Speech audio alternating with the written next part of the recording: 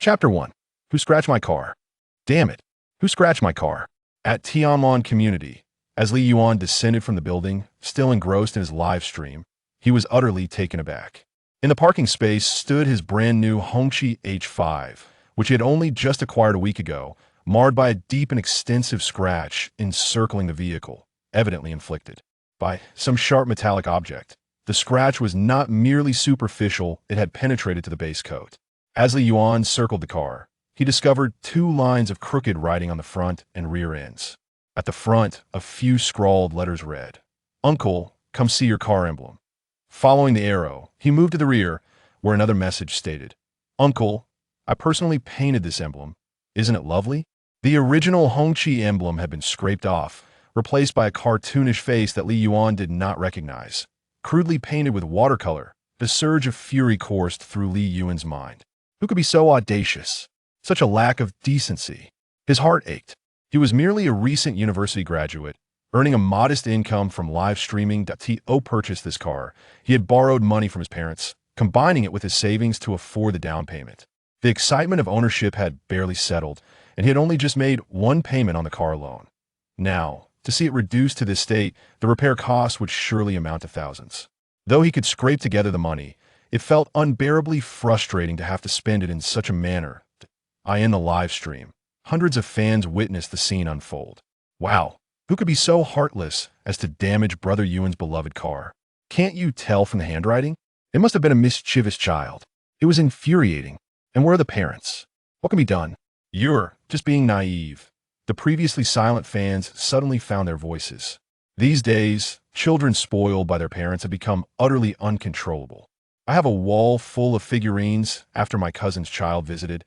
At least half of them were broken. And you can't even get angry if you dare to scold. It's even worse.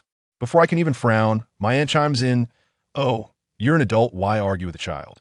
What can you do? You just have to swallow your anger. Exactly who hasn't dealt with a few unruly children? Just the other day, I had my makeup done and was headed to a date.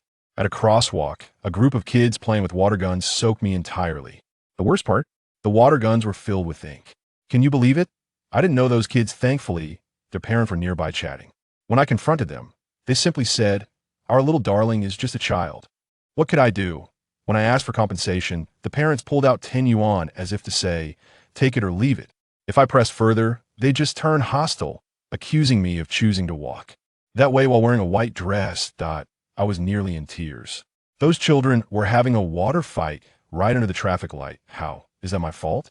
The barrage of comments continued, revealing that it was not just Li Yuan who felt this way. Countless viewers shared his disdain for unruly children, having suffered similar experiences. The most frustrating part was being unable to seek redress for the damages incurred. By this time, Li Yuan had walked to the security office to check the surveillance footage installed in the parking area. Unsurprisingly, the culprit was a 7 or 8-year-old boy wielding an outrageous Li Yuan's own car emblem. I can't believe this. Li Yuan was infuriated. This was beyond contempt.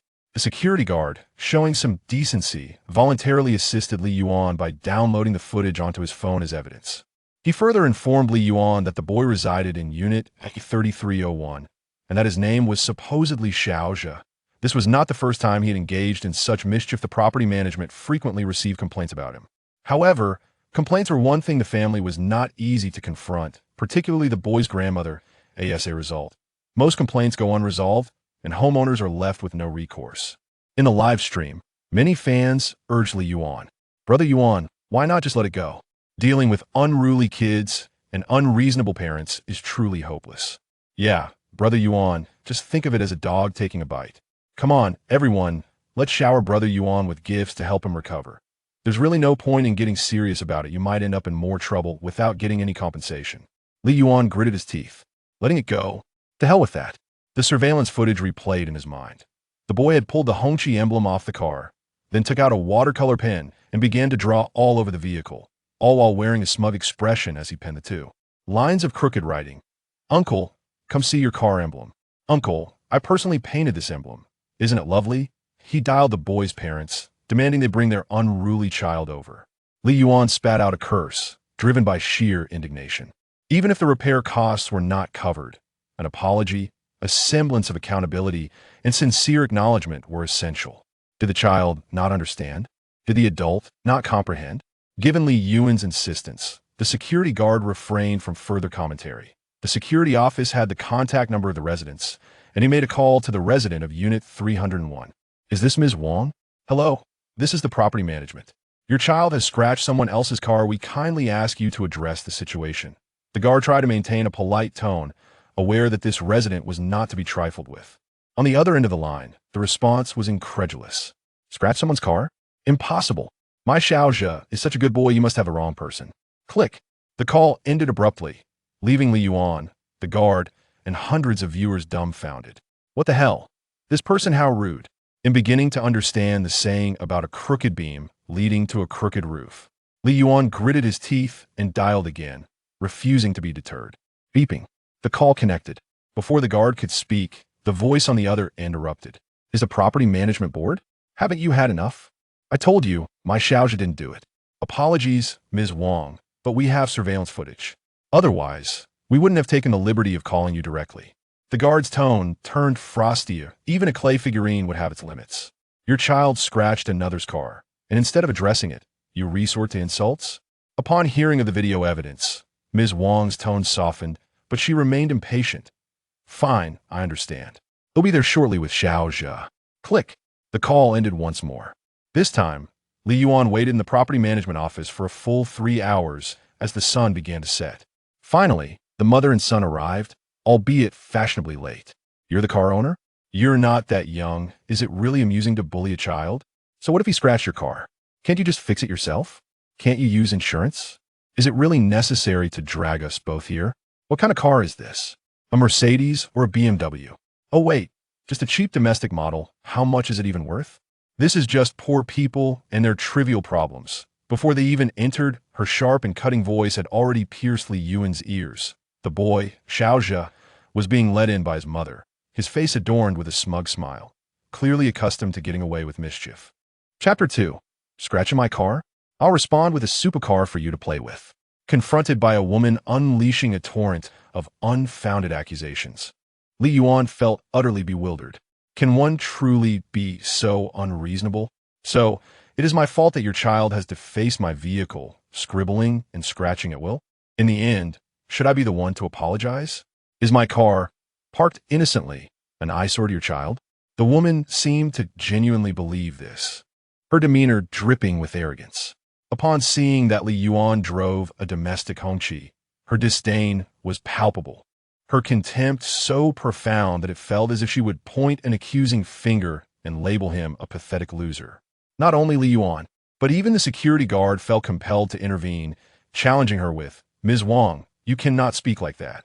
What does the type of car he drives have to do with you? Your child has damaged his vehicle, and the owner is merely seeking a discussion with the parents to resolve the matter. Is that also wrong? In the live stream, the security guard's words resonated with everyone's sentiments. Engaging with such individuals is futile.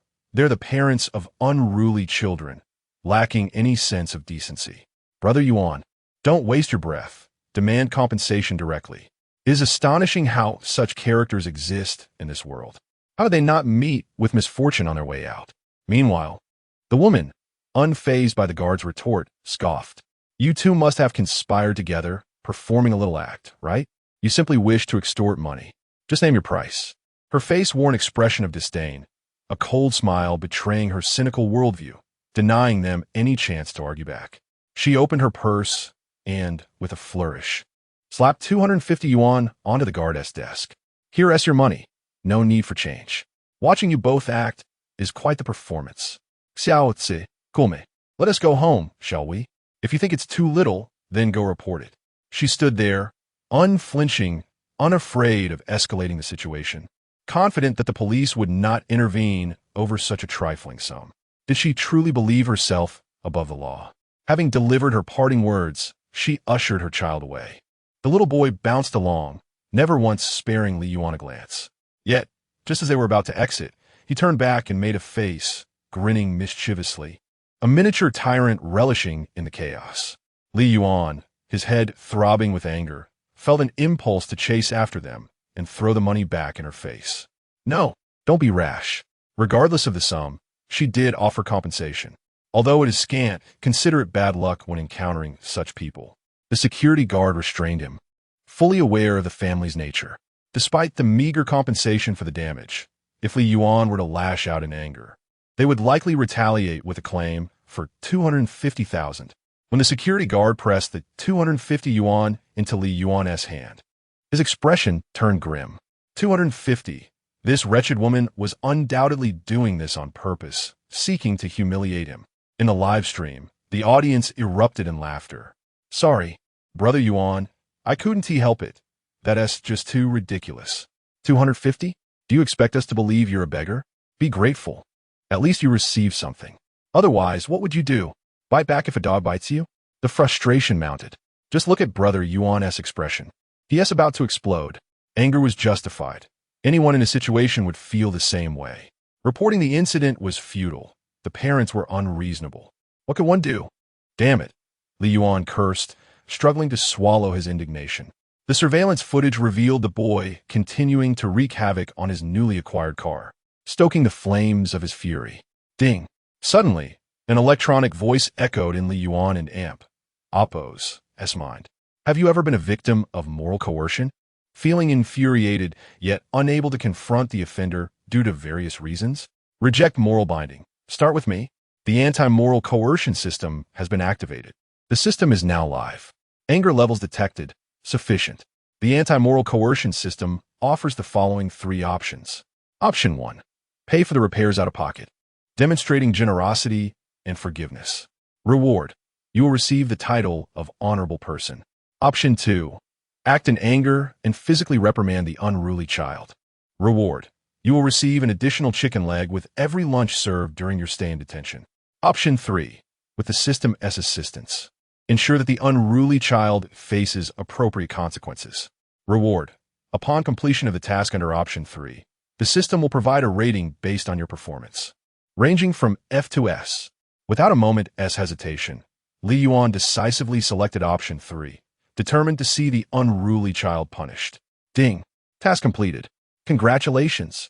You have received a system task item, a Lamborghini supercar valued at 39,999,000. The reward has been stored in the system warehouse and can be claimed at any time. Note: the system has kindly ensured that all rewards received are legally obtained by the host. Li Yuan felt a surge of exhilaration, a bold idea forming in his mind. He picked up his phone and addressed the camera. Brothers, I'm temporarily signing off. Honestly, I cannot swallow this indignation. Don't try to persuade me otherwise. This matter will be paused for now, but I will update you on any developments as soon as possible. Until then, goodbye. With a click, the screen went dark. In a live stream, viewers were electrified. Whoa, Brother Yuan, don't act impulsively. What is happening? Please tell me you're not planning to hit someone. Please don't. I don't want to see you live streaming from jail. Yet, countless messages flooded in, unable to be sent as the live stream had ended, leaving hundreds of viewers staring at the darkened screen in contemplation. This is bad. Something significant is about to happen. Will Brother Yuan end up on a legal broadcast? At that moment, Li Yuan had exited the security office and found a secluded spot devoid of cameras. Boom! In the next instant, a magnificent supercar appeared out of thin air. Luxurious, opulent, cutting-edge, and breathtaking. Roar! As the engine roared to life, the car shot forth like an arrow, drawing gasps and screams from onlookers. In that moment, Li Yuan had become the most striking figure on the street. The supercar re-entered the community, flawlessly parking in the space originally occupied by the Hongqi H5. After stepping out, Li Yuan glanced at the property management's camera, feeling a twinge of insecurity. Minutes later, he retrieved another camera from his home, along with the car and Oppo's built-in dashcam. 3 surveillance devices were now operational.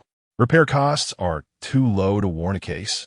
A supercar worth tens of millions, with even a minor scratch costing hundreds of thousands to repair. Is that sufficient to meet the threshold for legal action? Li Yuan Smirka, awaiting the fish to take the bait.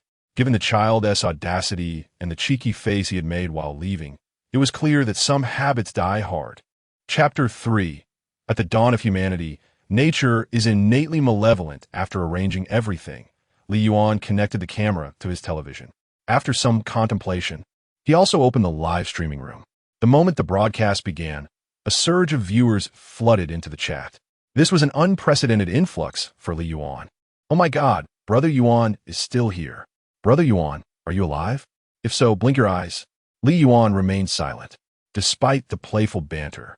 He was merely a small streamer, treating his fans as friends. The fans were quite supportive, affectionately calling him Brother Yuan. To illustrate his point, he mentioned that his car had been scratched by a mischievous child, and his loyal fans spontaneously showered him with gifts to help him recover. Although the amount was not substantial, only a few thousand yuan, the sincerity was palpable. Li Yuan did not hide his plans, sharing them candidly. I borrowed the car from a friend. Does this count as entrapment? I hope that child learns a lesson, at least indicating that the parents value moral education for their unruly child. If everything goes well, we can all pretend nothing happened and be content. However, he made it clear that if the child remained unrepentant and was caught again, he would not extend any courtesy to the parents this time. His tone was cold, bordering on ruthless. Some might argue that his actions were excessive, and even more scathing remarks could be made. Yet, Li Yuan was indifferent. He had already given the other party a chance. His car was scratched, the emblem pried off, and he was compensated a mere 250 yuan, accompanied by a slew of disparaging remarks. Li Yuan accepted his misfortune, swallowing his grievances. Now his supercar was parked neatly below, occupying his designated spot without obstructing anyone. Under these circumstances, if the mischievous child dared to cross his path again, it could only be described in two words: well-deserved. Under the camera and amp, Oppos, SK's hundreds of fans immediately focused on the screen, their eyes fixed on the multi-million yuan supercar. In an instant, the chat exploded. What the hell? A supercar, the latest Lamborghini. No way, Brother Yuan. Is this truly a borrowed vehicle? Fans shed tears of envy. What a friend. I want to meet him too. I can be both accommodating and assertive. I could be affectionate and warm. I could do anything. I suspect Brother Yuan is actually a rich second-generation heir, pretending to be poor to fool us all. Just yesterday, I donated over 100 yuan to Brother Yuan. That was my dinner money. The chat erupted with demands for refunds. Return the money. Return the money. Li Yuan remained unfazed. Refunds are impossible. You can't regurgitate what you've already consumed. That called rumination. Time slipped away amid the laughter and chatter of the fans. As the afternoon wore on, nothing transpired in the parking lot. The sun dipped below the horizon, and the number of people strolling in the community increased. Adults, children, and the elderly. Look, that mischievous child, Xiaozhe, has come out. Someone exclaimed in the chat. Indeed, the little rascal rode a toy car, bursting out of the elevator like a wild stallion, racing ahead. Charge! Despite being a toy, the car moved swiftly, reaching speeds of around 20 miles per hour. Pedestrians were startled, scrambling to avoid the reckless child. Whose unfortunate child is this? Be careful, don't get run over. Not everyone shared Li Yuan and Amp, Oppos, as patients. Many mothers, hands on their hips, began to scold him.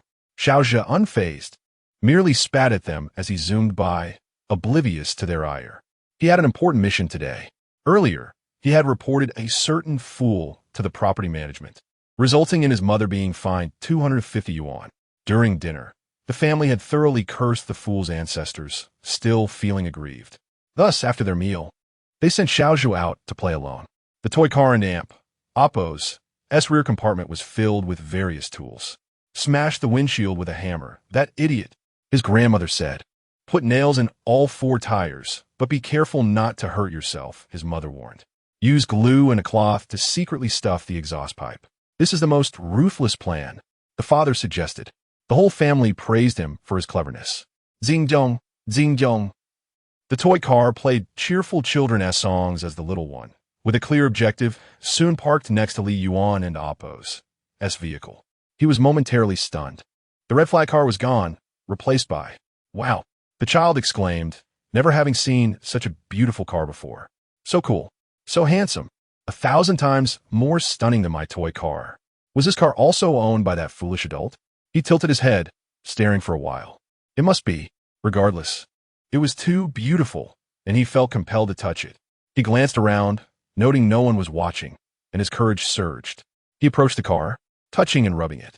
Soon, feeling unsatisfied, He clambered onto the roof with his child-sized toolbox. Thud, thud. After jumping a few times, several footprints appeared on the roof. Bang!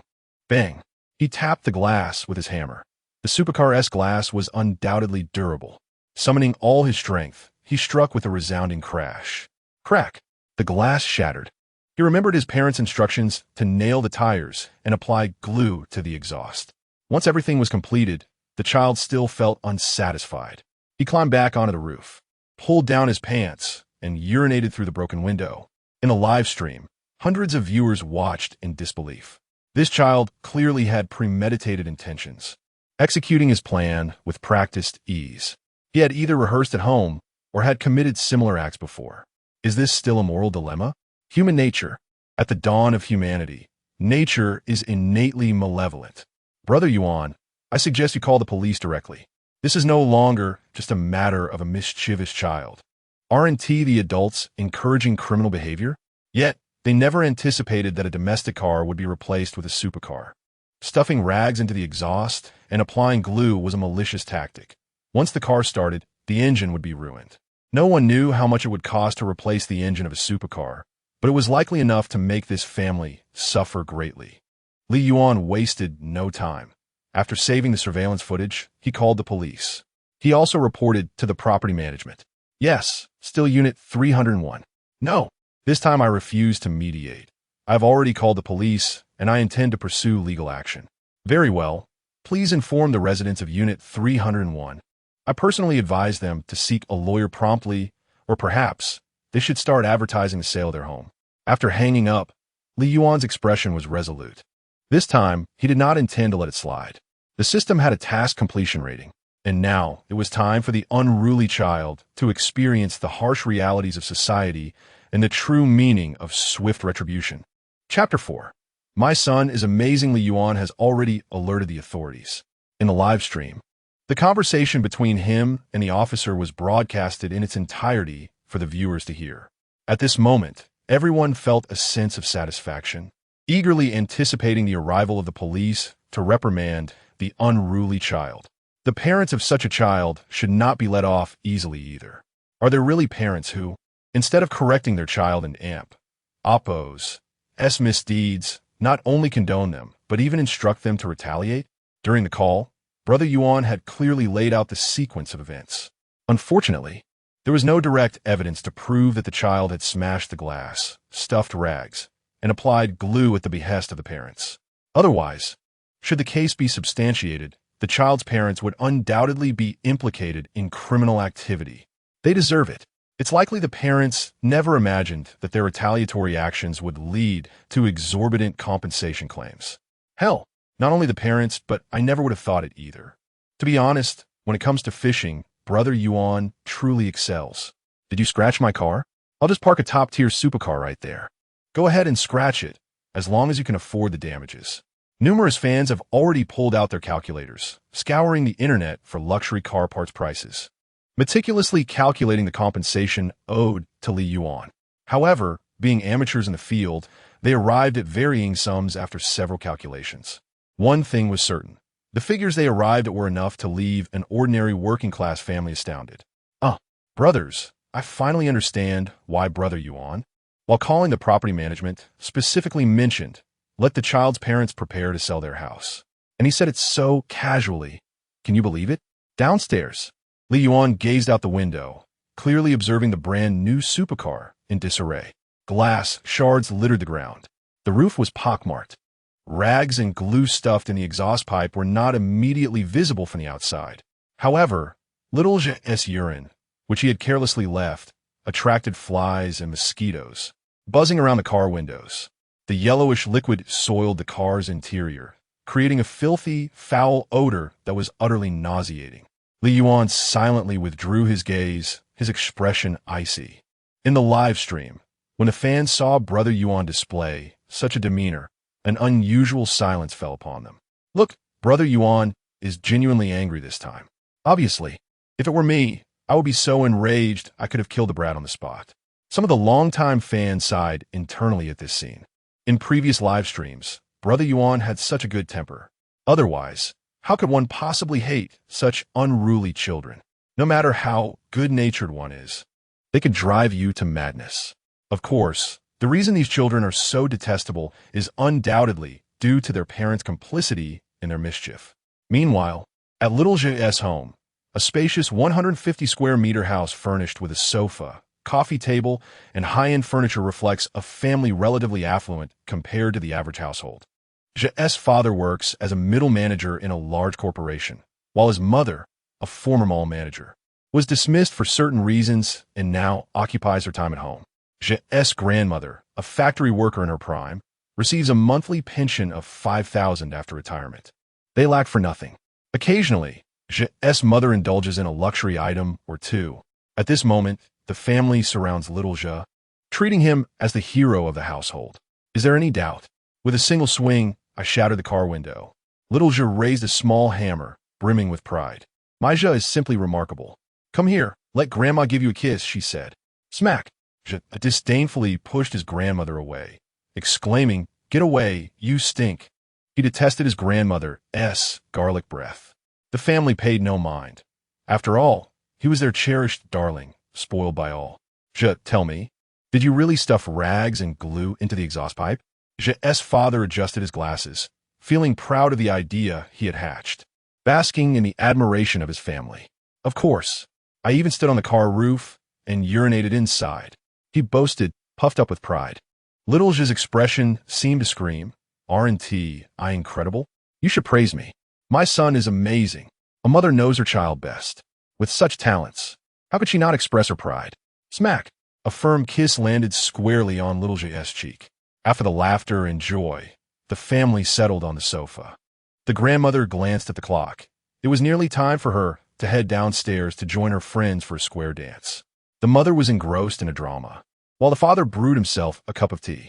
After a while, he signaled to J.'s mother, who understandingly approached to massage his legs. After all, he was the mastermind behind this brilliant plan. He was the family's great contributor. Honey, we've been so caught up in our joy. Little J just mentioned that the car in that parking space is different from the previous one. What if he smashed the wrong one? What's there to worry about? Our parking spaces are personal. Even if the car changes, the owner remains the same. Besides, even if it was indeed the wrong one, what then? J.'s mother pondered, and this reasoning made sense. Every time I think of that scoundrel, I get furious. Little J is so young. He merely scratched his car, and he is already running to the property management. I suspect he has gone mad from poverty, driving a shabby domestic car, and he is acting all high and mighty. ISNT, he asking for over 200 from us? Whatever he swallows, I'll make sure he spits it out. J.'s grandmother interjected. Let it go. What is done is done. Don't let it bother you. Just treat it like a dog biting you. Can you bite back? 200 is merely a pittance to toss to a beggar. Besides, we didn't let him off easily either. J.'s mother still wore a disgruntled expression. She felt it was a loss. Over 200 wasted, and the thought angered her. J, I have a task for you. Next time you encounter that scoundrel while playing outside, just spit at him. If he dares to curse at you, come back and tell me. J.'s father was taken aback. What if he hits our son? Dare he? J.'s grandmother shot him a fierce look, radiating authority. He wouldn't even dare touch a single finger of my precious grandson.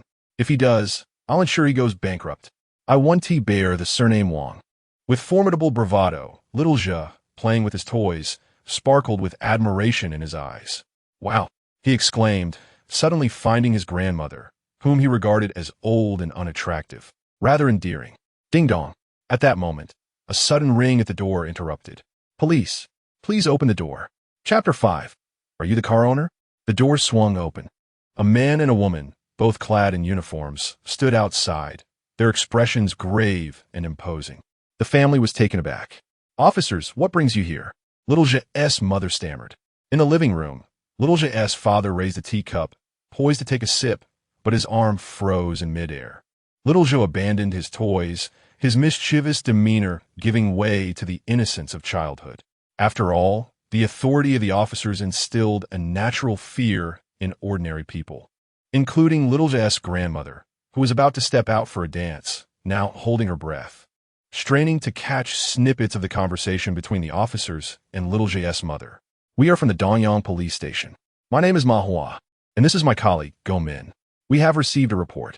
Your child has violently damaged someone else's car, causing the owner substantial financial loss. We kindly ask that you and your spouse, Mr. Feng, cooperate with our investigation. The officers, adhering strictly to protocol, presented the case documents and summoned little J's parents to accompany them to the station for questioning. Prior to that, the guardians were required to visit the scene of the incident for evidence collection and damage assessment. Thud. In the living room, little J's face turned pale with fright as he collapsed into a heap of toys, utterly stunned. Officers, are you going to arrest my mom and dad? He wailed, his cries echoing with desperation, the remnants of his earlier bravado vanishing. In contrast, little J's parents, though momentarily shaken, quickly regained their composure. Officers, could there be a misunderstanding? Little J's grandmother cautiously inquired. Upon hearing this, little J's father and mother reacted in unison. You must have made a mistake. Yes, I admit that our little J did scratch another person's car, but we settled it privately with the owner. He accepted our money. Why would he report us? Is he even human? Little J's mother blustered, though her heart quaked with uncertainty. After all, this was not the first time little J had caused trouble. Officers, perhaps there has been some misunderstanding. Please, come inside and rest for a moment. Little J's father, with a quick flicker of thought, stood up to invite the officers in, casually grabbing a pack of Yushi cigarettes from the coffee table and offering one to Officer Mahua. Did they truly believe that the officers were oblivious to their blatant attempts at distraction? The officers exchanged incredulous glances, nearly laughing at the absurdity of the situation. If we didn't possess irrefutable evidence, we wouldn't have come here to summon you. The complainant has provided video footage, and it is undeniably your child in the act of vandalism. Furthermore, we have already taken statements from the property management.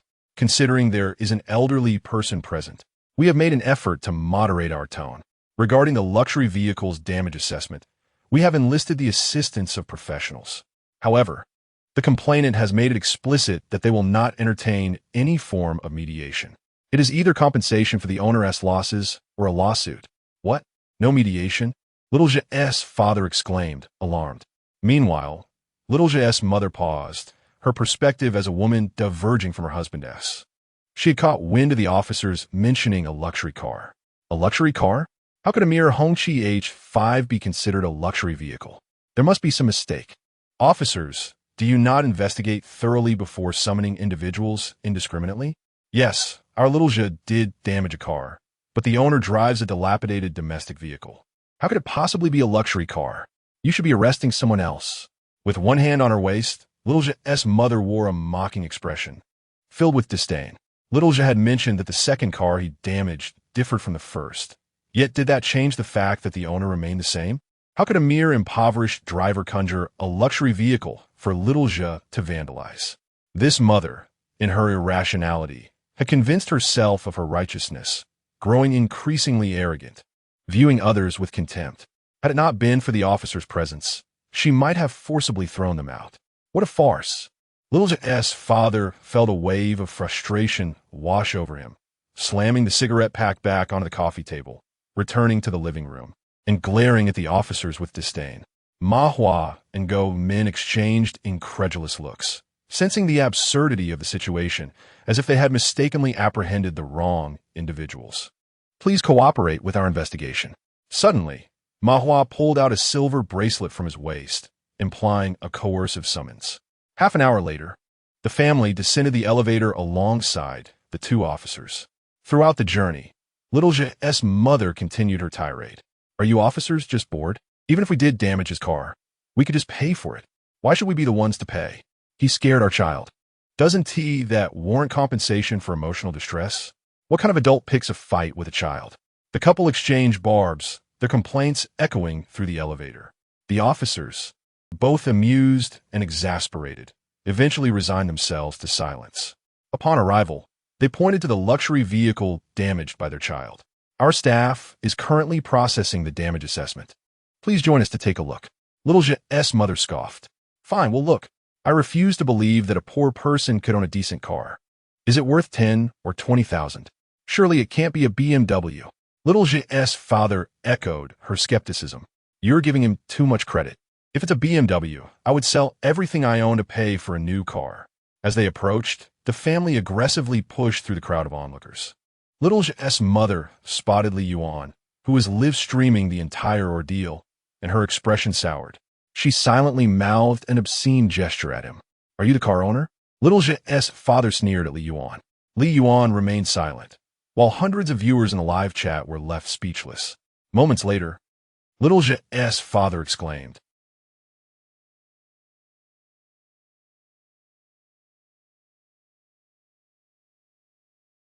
The onlookers' reactions were hardly more favorable than those of Xiao's family. Goodness, this is indeed a top-tier supercar, worth tens of millions. How could it have sustained such damage? Many male neighbors expressed their dismay. To see such a luxurious car in ruins is a sheer waste. Just then, Xiao's mother let out a blood-curdling scream. Following this, Xiao's father exclaimed, "What the hell?" and promptly fainted, eyes rolling back, collapsing straight backward. Fortunately, a kind neighbor was quick to catch him before he fell. As the crowd pondered the identity of the car and damp, Oppo's owner, two police officers approached the scene and exchanged a few words with the staff responsible for the damage assessment at the dealership.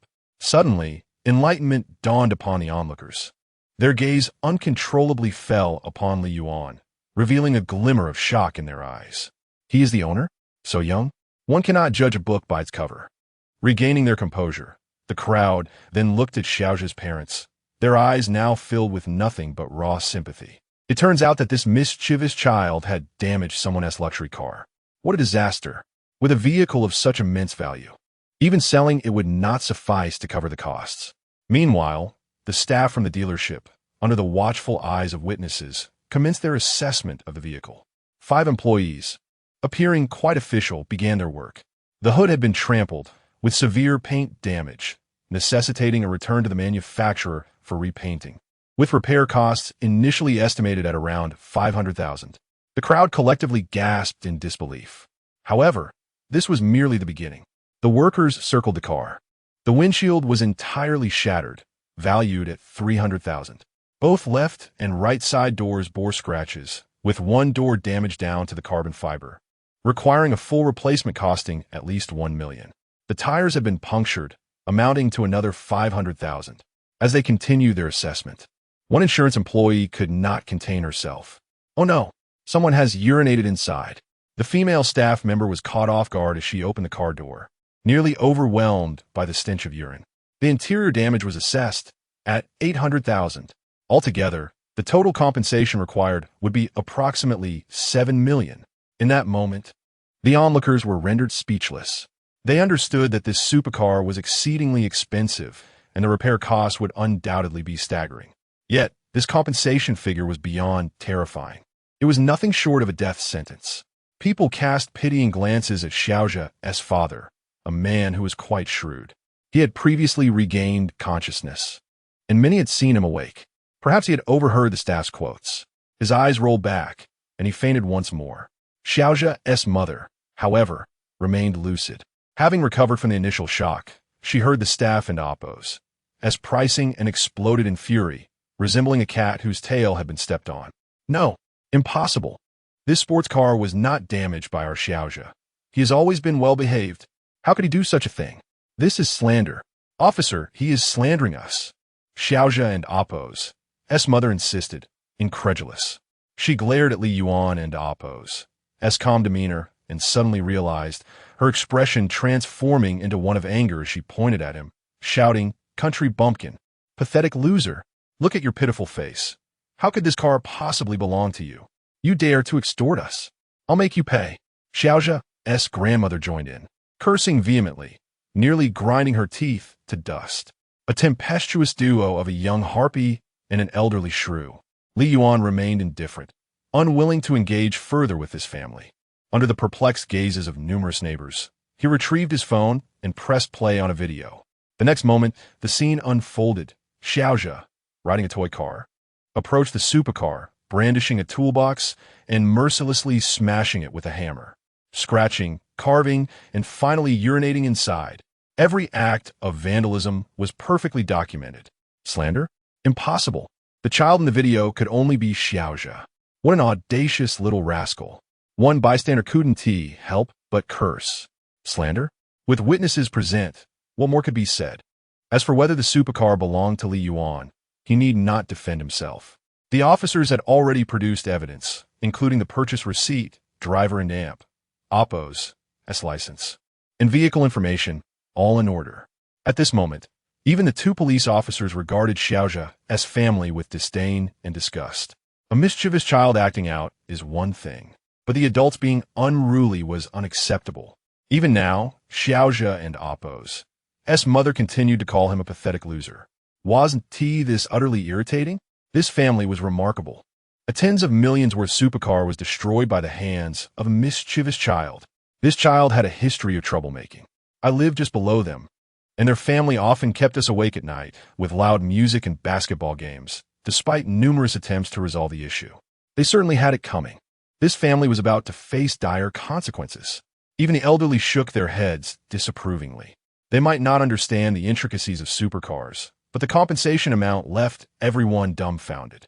All eyes were on Xiaozha's family, a myriad of expressions filling the air.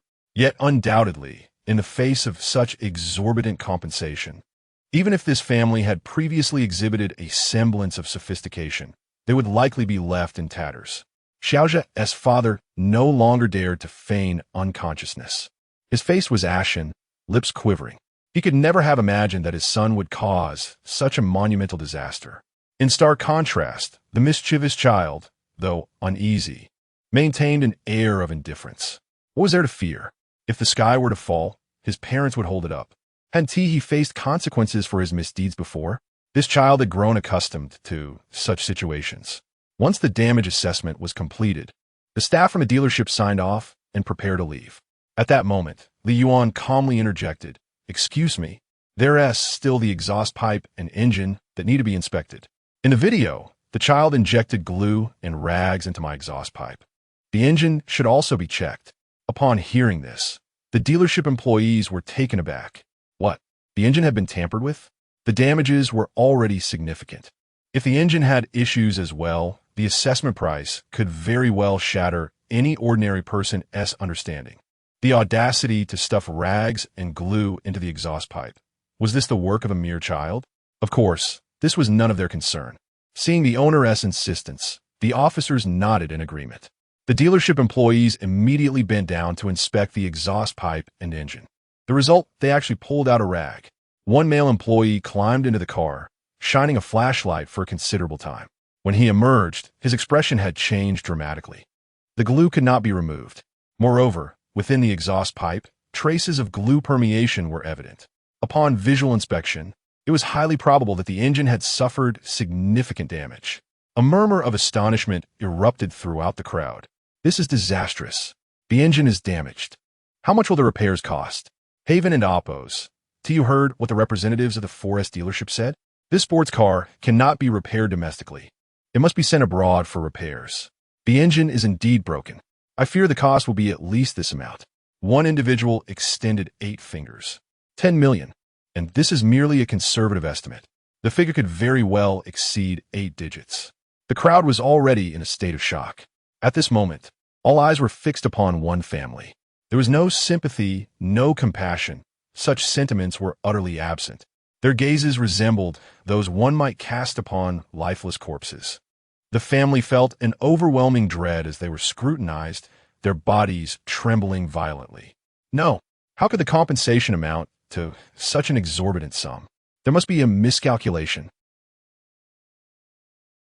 Even if they sold all their properties and mortgaged their vehicles, borrowing every conceivable loan, it would be impossible to cover this amount.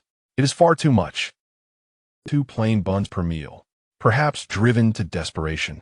Little Zhe and Oppo's grandmother suddenly had a moment of clarity. In the next instant, she collapsed to her knees before Li Yuan, crawling towards him. As she moved, she wept uncontrollably. The onlookers were taken aback. What was this elderly woman attempting to enact? Chapter 7. Kneeling and pleading with a thud under the gaze of many. Grandma Xiaozha knelt before Li Yuan. "Young man, our Xiaozha knows he was wrong. I, an old woman, apologize to you and say I and Oppo's am sorry. You, being magnanimous, We are neighbors after all. We see each other often, and considering he and Apos, as still a child, could you please spare us the financial burden? As she spoke, Grandma Xiaozhi covered her face and wept bitterly, evoking a sense of pity for the elderly. Nearby, many neighbors felt their hearts ache, hesitating as they glanced at Li Yuan. Since ancient times, proximity has been more valuable than distant kin. Where could the Xiao family procure over 10 million? Wasn't this akin to driving them to their demise?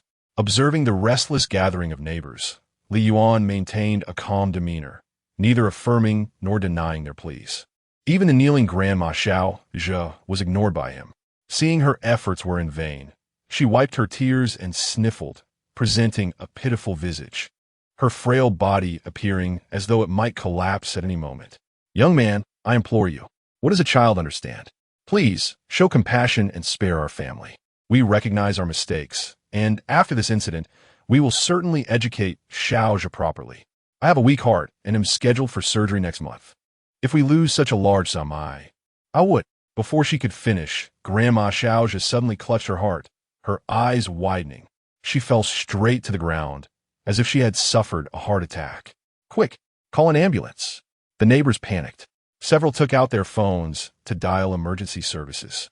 At this moment, a policewoman, witnessing the situation, rushed forward and applied her first aid training to revitalize the elderly woman.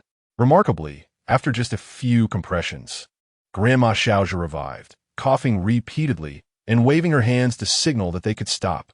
As she stood up, she shot a glare at the policewoman, seemingly annoyed by her presence.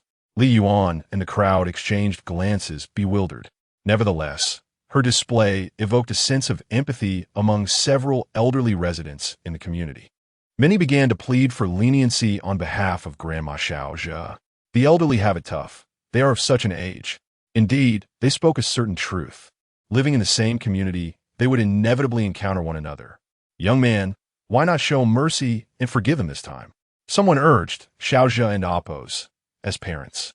Bring your child over and apologize to the car owner. Although the number of those pleading was small, their voices were not insignificant. They had their own rationale. Li Yuan was wealthy, so why not let them pay a nominal sum and later properly educate their child, avoiding further conflict? A few spoke out, and their words were almost unbearable to hear. What do you mean, if you're rich, you shouldn't care? Are the elderly not facing hardships? What about our Li Yuan's struggles? The audience in the live stream erupted in anger. How dare they? This group has no shame. As someone trained in first aid, that elderly woman clearly faked it. If it were a genuine heart attack, her body would have gone rigid, and she couldn't have revived so easily. Li Yuan, stand firm. You can't let this slide. The viewers were filled with righteous indignation, having witnessed the entire incident unfold, including the arrogance displayed by the mischievous child and his parents. Now, when faced with the prospect of compensation, they resorted to feigned pity and moral coercion. How utterly shameless! As the commotion continued, despair faded from the eyes of Xiaozhi's parents, replaced by a glimmer of hope, as if a new world had opened before them. Thud! The second to kneel was Xiaozhi's mother. Xiaozhi's father, though reluctant to kneel, scooped up Xiaozhi, his face contorted in anger as he stripped the child of his pants and spanked him soundly. While doing so, he earnestly apologized to Li Yuan. Mr. Li, I am truly sorry. It is our failure in education. I beg you to give us a chance. After returning home, we will certainly educate him properly and ensure he doesn't trouble you again. Xiaozhi, stop crying. Apologize to the gentleman. Xiaozhi, with his bottom red and swollen, wailed in response. Apologizing was out of the question. He was utterly bewildered by his parents' actions. Why should I? He sobbed, his mouth covered by his father's hand. In a fit of frustration, Xiaozhi bit down hard on his father's arm, drawing blood. The audience watching felt a wave of sympathy for the family, urging Li Yuan once more. Young man, perhaps you should let this go. Everyone has their struggles, and their apology seems sincere. The elderly cannot withstand such shock. We wouldn't want anything dire to happen. Yes, since you are wealthy, consider it an act of charity. The crowd spoke in unison, as if a sum of 1 million or more was merely equivalent to a bowl of noodles for them. Li Yuan's expression darkened. In the live stream, fans were outraged. Why should the Yuan and Apos' wealth concern you? I can and Apos, to believe this. You were the same ones who mocked him for being poor before. Now you resort to moral coercion? So he should just accept this? Our Li Yuan's car was ruined, and that's acceptable? The viewers rallied together, asserting that if they chose to kneel, it was their decision, but Li Yuan should disregard them entirely. As tensions escalated, both police officers felt overwhelmed. Li Yuan shook his head in resignation and sighed. I am sorry, but not a single cent of the compensation will be reduced. Li Yuan was resolute. With that, he pulled out his phone and quickly located the video of his Shao family's earlier arrogance, amplifying the volume to its maximum. Holding up his device, he declared, You're no longer young. Is it amusing to bully a child? It was merely a scratch on your car. Must you go to such lengths? What kind of car is it anyway? Just a cheap domestic model. Poor people always have so many issues. Finally, the video concluded with a clear shot of the 250 yuan bills. Before anyone could speak, Li Yuan calmly stated, This is the second time. When this child first scratched my car, I waited for 3 hours. Upon the parent's arrival, I was met with verbal abuse. At that time, I shared your sentiments about letting it go, for he is just a child. But now, upon hearing this, those who had previously urged Li Yuan to reconcile fell silent. In the video, Xiaozhe and Appo's mother was portrayed as arrogant and haughty, while Xiaozhe himself was unruly. As they departed, he even made a face at Li Yuan. As for the 250 yuan compensation, it was evident that this sum was intended to provoke annoyance. At this point, several elderly neighbors felt too embarrassed to speak up. Having scratched the car once was already forgiven. Once was not enough. They wanted to do it again. If they were in Li Yuan's shoes, they certainly wouldn't have endured such behavior and would have directly confronted that unruly child. Reconciliation? Not on my watch. Li Yuan's intentions were unequivocal. He would not entertain reconciliation or any form of pleas. His sole objective was monetary compensation. Nothing more, nothing less. Had they foreseen such an outcome, they would have acted differently from the outset. With Li Yuan steadfast in his stance, Xiaozhe and Appo's family found themselves in utter despair. Do you truly intend to push this matter to the brink? Xiaozhe's mother trembled with rage, her finger jabbing accusingly at Li Yuan's nose. He is but a child. I have already punished him. What more do you seek? Are you forcing us into a corner where we must consider desperate measures? Xiaozhe and Appo's grandmother, too, had abandoned her earlier humility, her aged visage darkened by an ominous expression. As for Xiaozhe's father, he declared, Enough of this kneeling. Rise. You think that just because you possess a modicum of wealth, you can disregard your true nature? Rest assured, I was prepared for your tactics. Xiaozhe's father rose from the ground, shedding his previous submissiveness. He regarded Li Yuan with an innate sense of superiority, as if he were gazing upon a fool. With a swift motion, he retrieved his phone and dialed a series of numbers. Moments later, he spoke. Hello, Lawyer Zhang? What? You're on your way? Splendid. After hanging up, a triumphant smirk adorned his face. Just wait. My lawyer will arrive shortly. You think you can extort us, taking advantage of our ignorance of the law? I may not be well versed in legal matters, but I know enough people. Is it not merely a case of a child's mischief resulting in damage to a vehicle? My son is a minor, which law states that a minor must bear legal responsibility for their actions. At this proclamation, the crowd erupted in chaos. Goodness, this Xiaozhe's father is quite audacious. Just a moment ago, he was pleading for mercy, and now he has already contacted a lawyer? The realization dawned that the vehicle owner might find it challenging to secure compensation. What is a lawyer? If not someone who can turn the dead into the living and the black into white, they possess a profound understanding of the law. One might think the law bends to their whims, but perhaps when a lawyer arrives, the tables will turn against them. As the crowd murmured in speculation, Li Yuan found the noise unbearable, akin to a swarm of flies buzzing incessantly around him.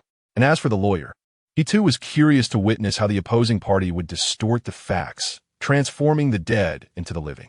Observing Xiaozhe and Appo's father brimming with self-satisfaction made it apparent that this lawyer was no ordinary figure. 20 minutes later, a sleek black sedan halted not far from the gathering.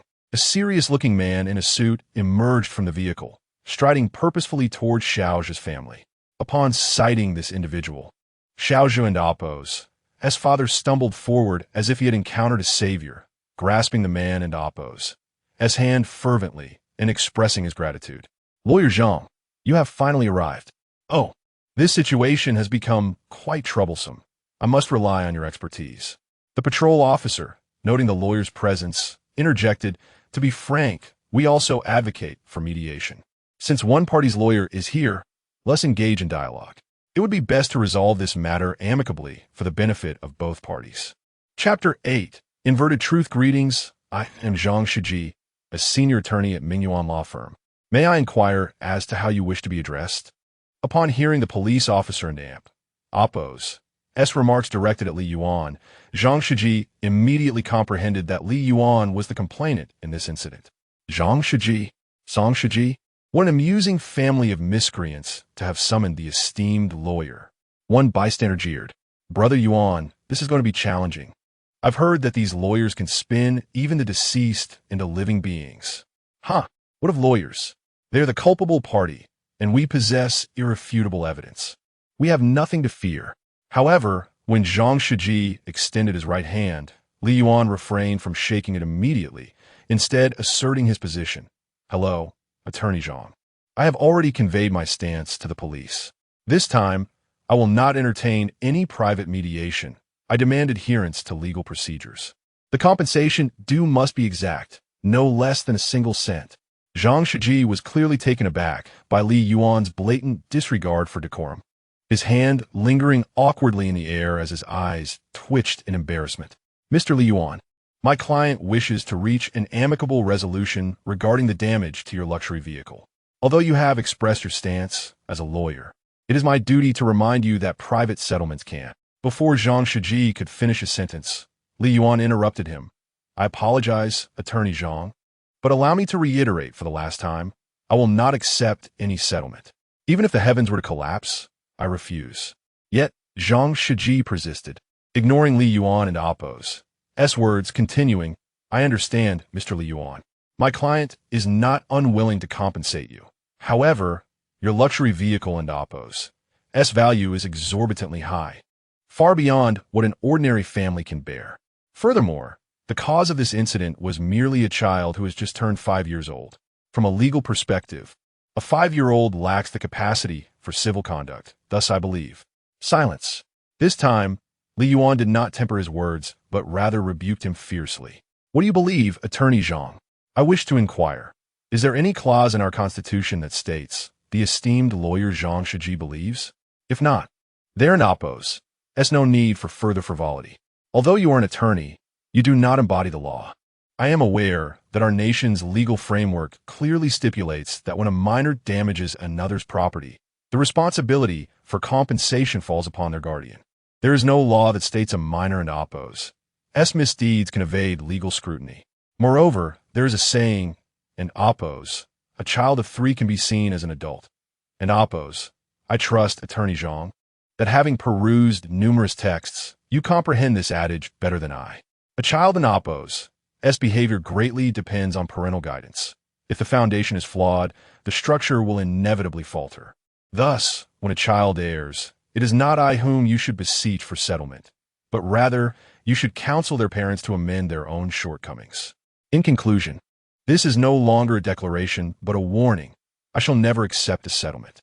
If you persist in your harassment, I will pursue legal action against you.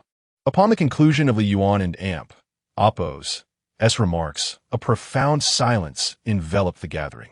How cruel you are! Must you insist on quibbling with an innocent child? Cried Xiaojin and Oppo's mother, breaking free from her husband and Oppo's grasp, pointing an accusatory finger at Li Yuan, unleashing a tirade of insults. Yet, Li Yuan responded not with anger, but with a sardonic smile. As you can see, Attorney Zhang, it is they who are at fault. Yet they continue to launch personal attacks against me, branding me as a loser, a country bumpkin, among other unrefined epithets. I hope you might advise your clients that if this behavior persists, I cannot guarantee that I will refrain from employing legal means to safeguard my own legitimate rights. Zhang Shiji shot a glare at Xiao's father, signaling him to silence his boisterous spouse.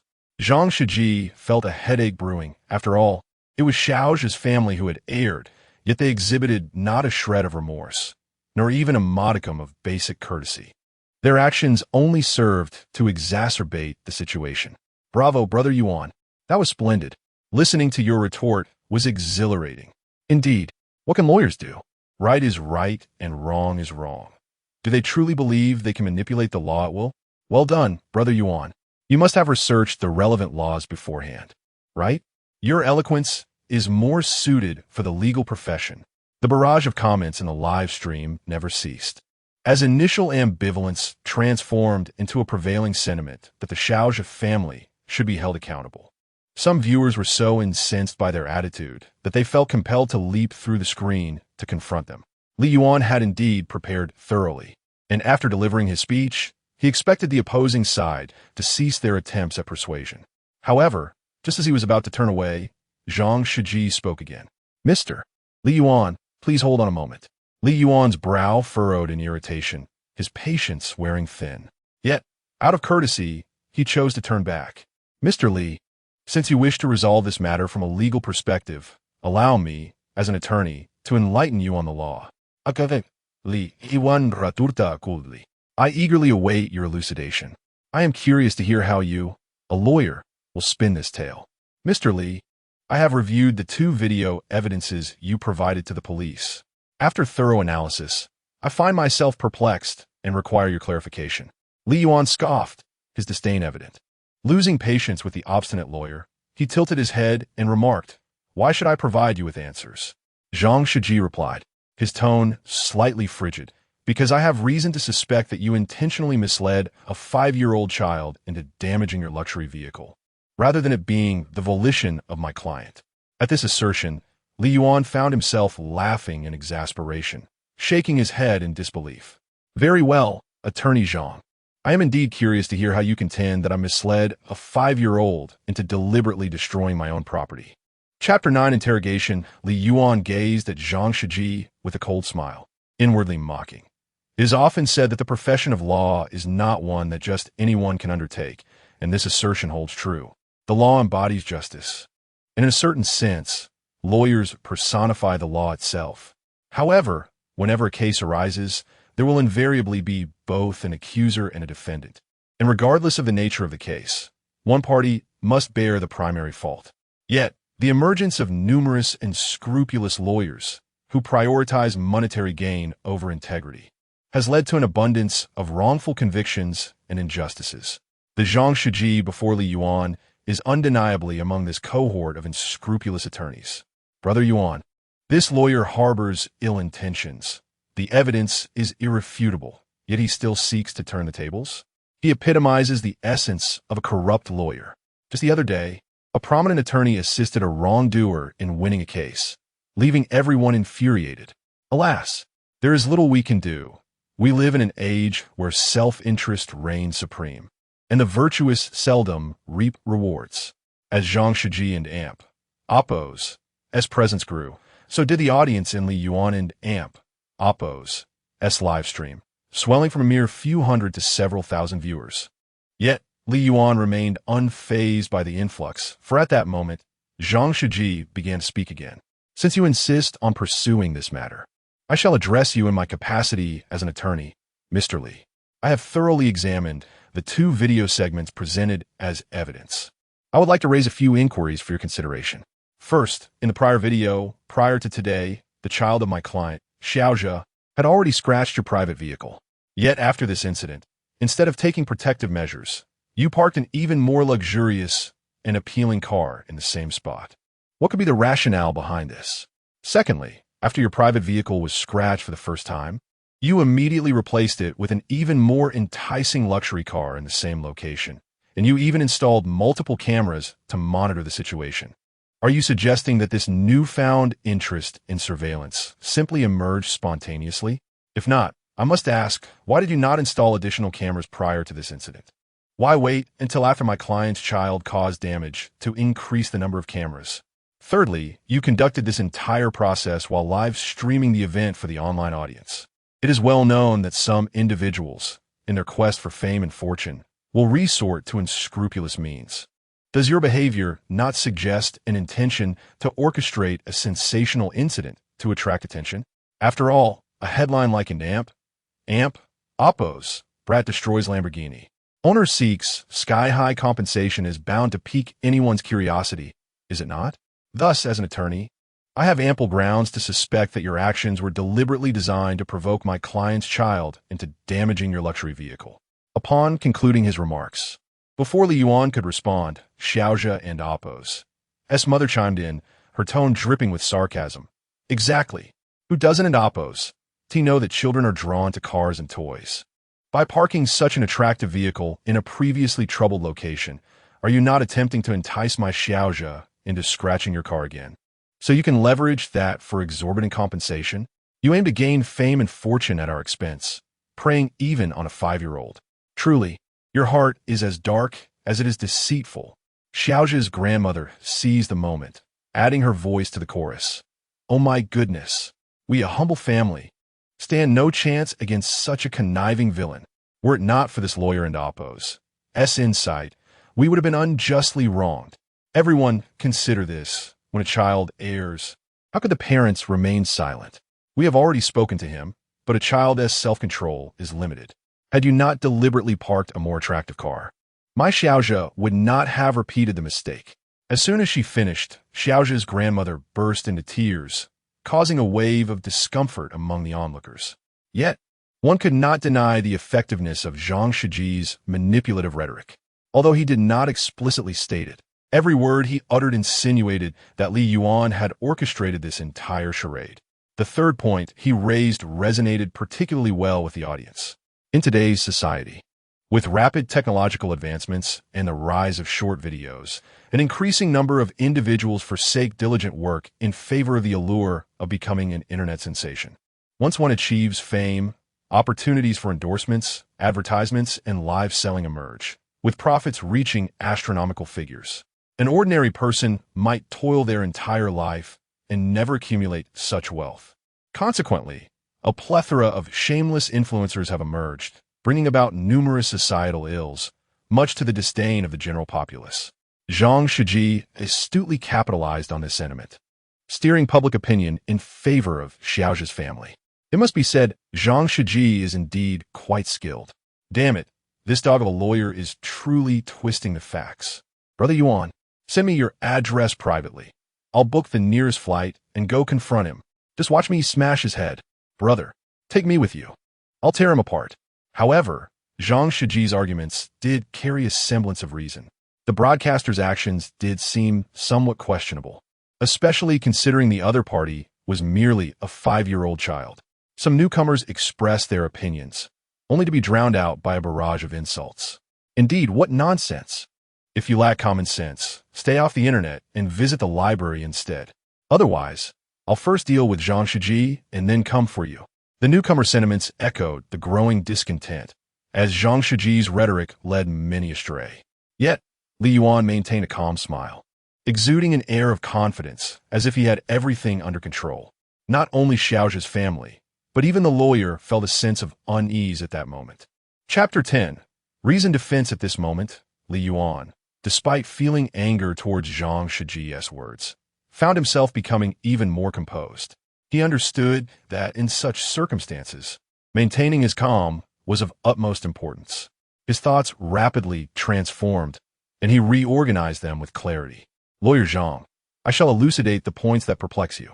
Firstly, regarding why I parked my more valuable car here after my first vehicle was scratched, it's simply because I own only 2 cars, and this is my designated parking space. The higher value of this vehicle means I use it infrequently, relying instead on my other car for daily travel. Now that my other vehicle is at the repair shop due to damage, I have no option but to utilize this car for transportation.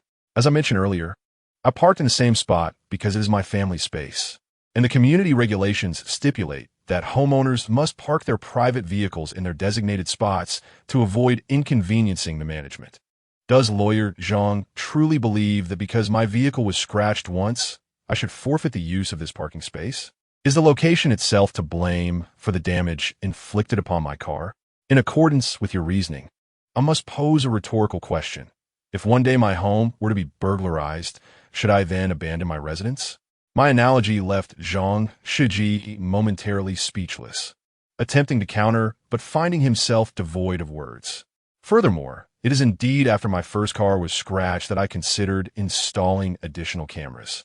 The initial absence of extra surveillance was due to the community already having monitoring in place. However, as you're likely aware, the value of my vehicle necessitates precaution.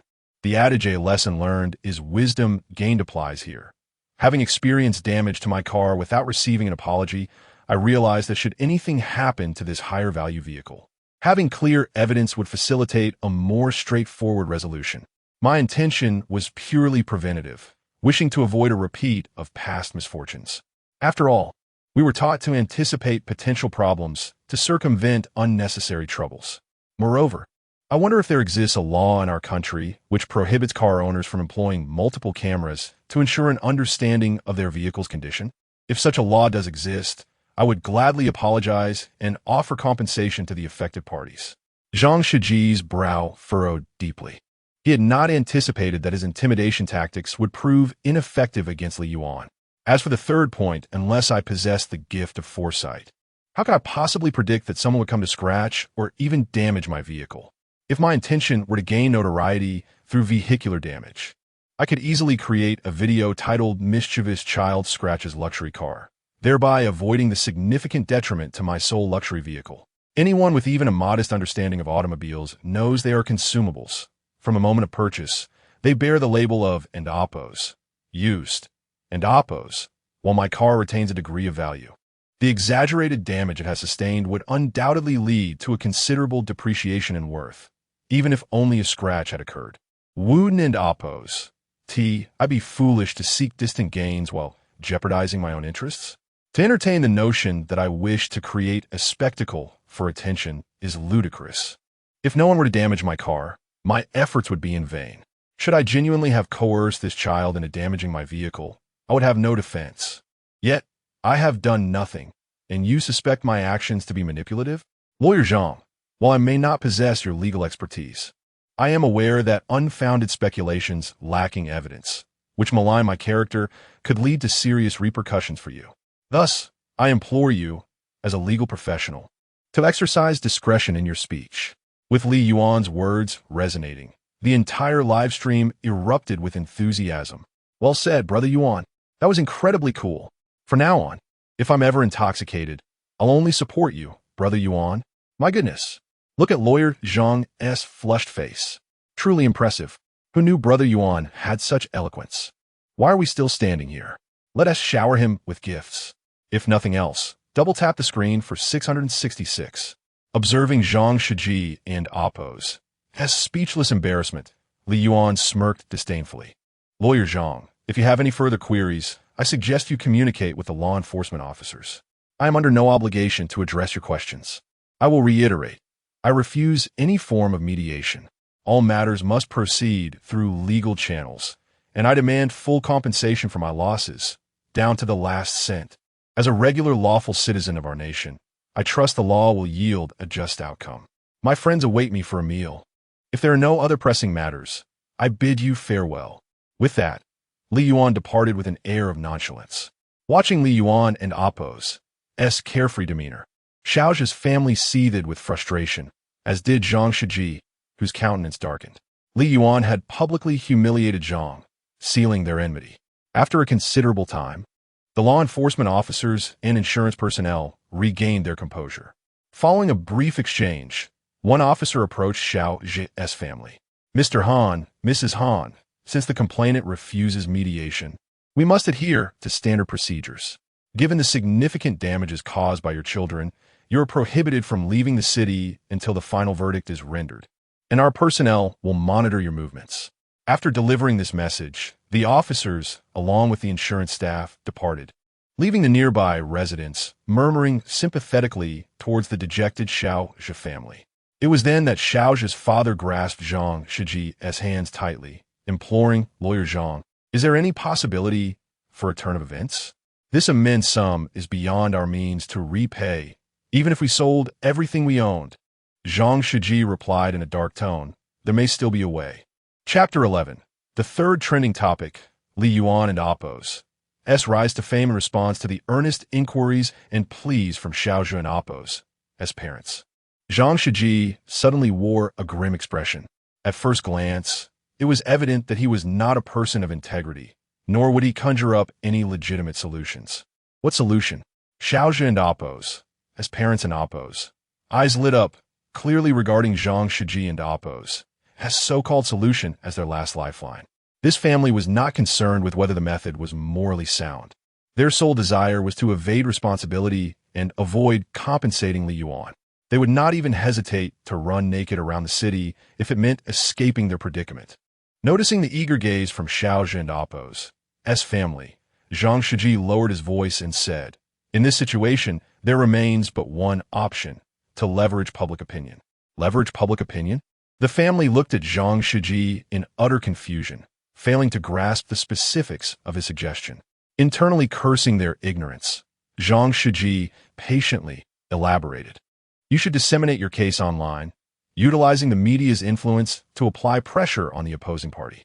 However, do bear in mind that you are at fault in this matter, and this approach can at best reduce the compensation amount. Achieving complete absolution from liability is unattainable."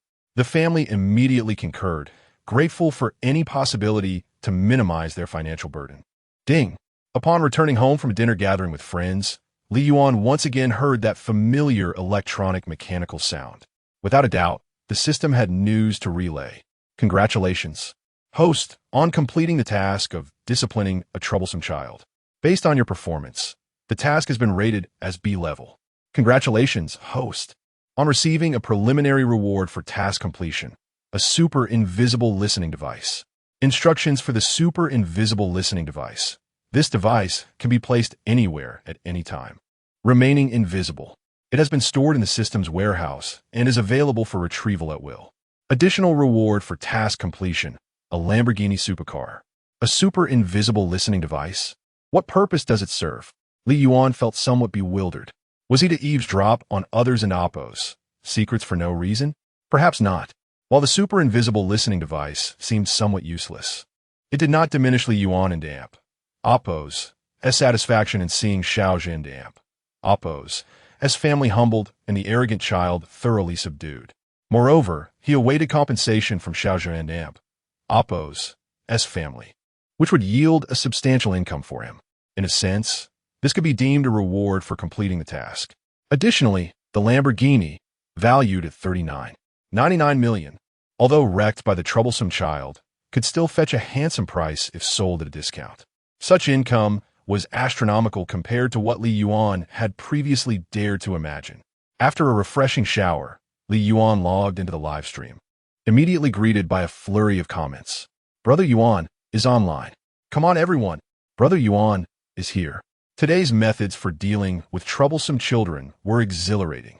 Yes, if I ever encounter a troublesome child again and their parents are unreasonable, I will follow Brother Yuan's example. Huh, brother, if you want to learn from Brother Yuan, you must first own a Lamborghini.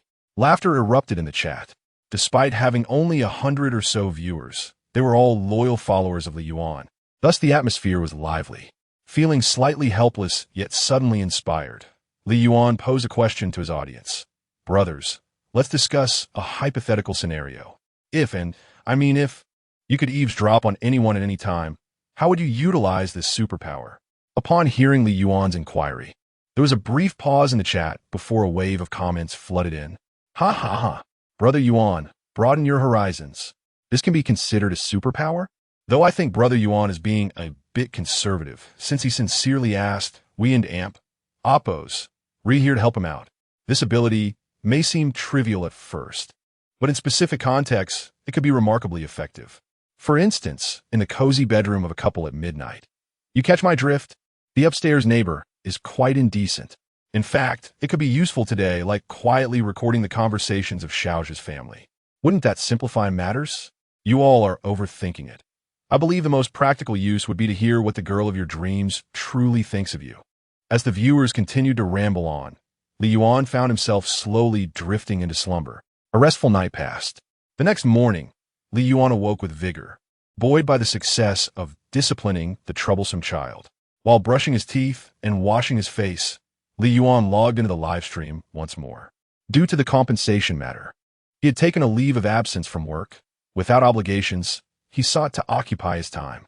However, upon finishing his morning routine and preparing to eat breakfast while live streaming. The barrage of comments in the chat left him stunned. Brother Yuan, you finally made it. Go check online. That family is utterly revolting. Is this really Li Yuan? I never expected someone so genteel would bully an entire family of the weak and elderly. Are you even a man? Exactly. A scoundrel like you.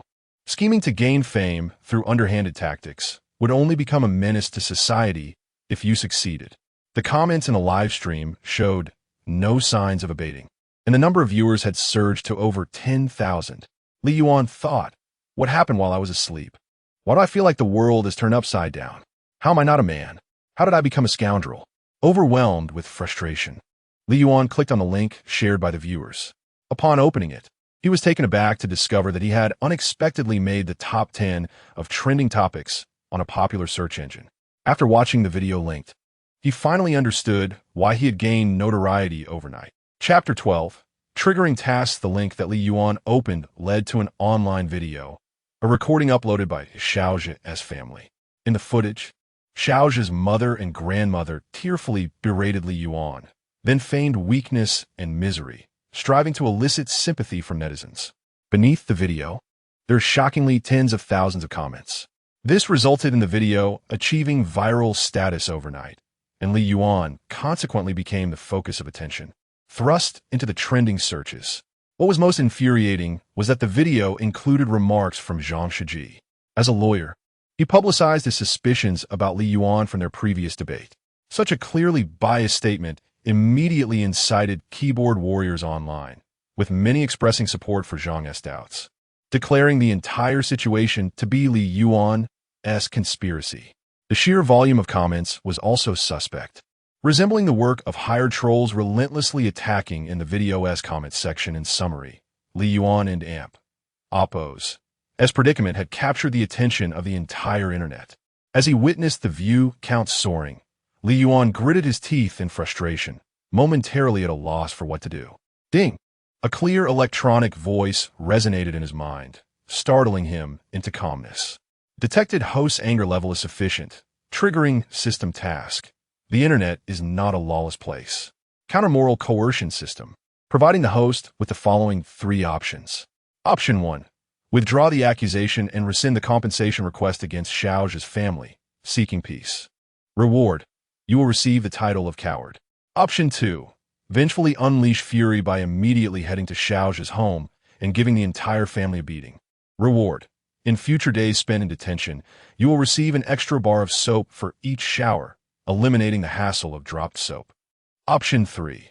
With the system's assistance, ensure that the Xiaozhi family and lawyer Zhang Shiji, who distort the truth and deceive the public, receive their due punishment. P.S. Upon completion of Option 3, the system will assess the completion level and assign a rating, graded from F, E to S. The rating will be aligned with the system rewards. I choose Option 3. If they do not receive the punishment they deserve, I, Li Yuan, will write my name backwards. Initially, Li Yuan believed that Xiaozhi's family would learn their lesson and cease their antics, living a humble life and properly educating Xiaozhi. However, it was unimaginable that they not only showed no remorse, but escalated their actions to such outrageous extremes. Li Yuan felt an overwhelming urge to shout, "Never have I encountered such shameless individuals." Ding! Task complete. This task does not include system task items. After a brief silence, Li Yuan took several deep breaths, finally managing to regain his composure. He now understood that individuals like Xiaozhi and Oppo's family existed in this world, selfish, harmful to others, devoid of any moral compass, utterly lacking in values. To deal with them, one must completely crush them, never again harboring the foolish notion of mercy that could grant them a chance to retaliate. Fortunately, he encountered a person as resilient as himself. Had it been someone weaker, they might have been driven to despair. With that thought, Li Yuan calmed himself entirely. If he was to obliterate Xiaozhi's family, he needed to carefully consider each subsequent step. Should he record a video to clarify his side? That might come off as defensive. Should he upload the previous evidence video, or wait for the final judgment? Unable to make a decision, he returned to the live stream. Brother Yuan, don't back down. We all know the truth. We support you. Hey, do you know this, Li Yuan? Don't let your kindness become a weapon for the wicked. Shut up. The entire process is documented on video. People like you, self-righteous keyboard warriors, know nothing yet think you're right. Brother, don't you realize that videos can be edited now? Since Li Yuan is a streamer, editing is a piece of cake for him. Brother Yuan, ignore these people. Maybe they're just hired trolls from that disgusting family. If only there really were a superpower like you mentioned last night, that Xiaozhe family must be reveling in delight at home. Upon reading the last comforting comment, Li Yuan's eyes suddenly lit up. Indeed, now was the perfect time to employ the super invisible listening device. Given that public sentiment regarding his situation was shifting in favor of Xiaozhe's family, they would undoubtedly be gloating and could provide valuable information. With that thought, Li Yuan promptly attempted to activate the super invisible listening device. Ding! Does the host confirm the use of the super invisible listening device? Confirm. Deny. Li Yuan chose to confirm. The system then prompted, does the host confirm deploying the super invisible listening device to Xiaozhe's family? Confirm. Deny. Again, Li Yuan chose to confirm. The system has deployed the super invisible listening device to the target location. To retrieve it, simply think the word retrieve. Before he could marvel at the efficiency of the countermoral coercion system, he heard sounds from the super invisible listening device. Xiaozhe's father, come quick. The internet is supporting our family. According to Lawyer Zhang, we might be able to leverage public opinion to significantly reduce the compensation amount. Hearing this, Li Yuan clenched his fists and gritted his teeth, saying, it truly is that Lawyer Zhang. Since you delight in stirring the waters, just wait and see. He silently resolved, simultaneously activating the recording function of the super invisible listening device. These fools think that by staging a performance and uploading it online, they can garner pity. The mere thought of these imbeciles feeling sorry for us makes me feel nauseous. Patience, my dear. Once the case is resolved, we shall mock them thoroughly. Just wait. In his mind, the conversations of Xiaozhe's family continued, their laughter unchecked and boisterous. Chapter 13. The court hearing, however. The more audacious Xiaozhe's family laughed now, the more heart-wrenching their cries would be when the recordings are presented. Li Yuan contemplated this. He understood that he must remain composed. Exposing evidence too soon would merely grant Xiaozhe's family another opportunity to counterattack. This time, Li Yuan was determined to strike them down decisively. That afternoon, both the insurance company and the police station contacted Li Yuan, conveying a unified message. They informed him that Xiaozhe's family was unwilling to accept the assessed compensation for their losses. If Li Yuan persisted in his refusal to mediate, the matter would have to be resolved through legal avenues, ultimately leading to a court appeal. Without a moment and oppose's hesitation, Li Yuan promptly went to the courthouse to file a lawsuit against Xiaozhe's family. Subsequently, the court issued a summons to Xiaozhe's family, demanding their presence in 2 days for the trial. In the blink of an eye, 2 days had passed. During this time, Xiaozhe and Oppo's family uploaded another video online, claiming that Li Yuan was aggressive, leveraging his wealth to bully them, and now falsely accusing them, leading to an impending court showdown. Naturally, Xiaozhe's mother and grandmother showcased their talent for evoking sympathy once more, swaying public opinion in their favor.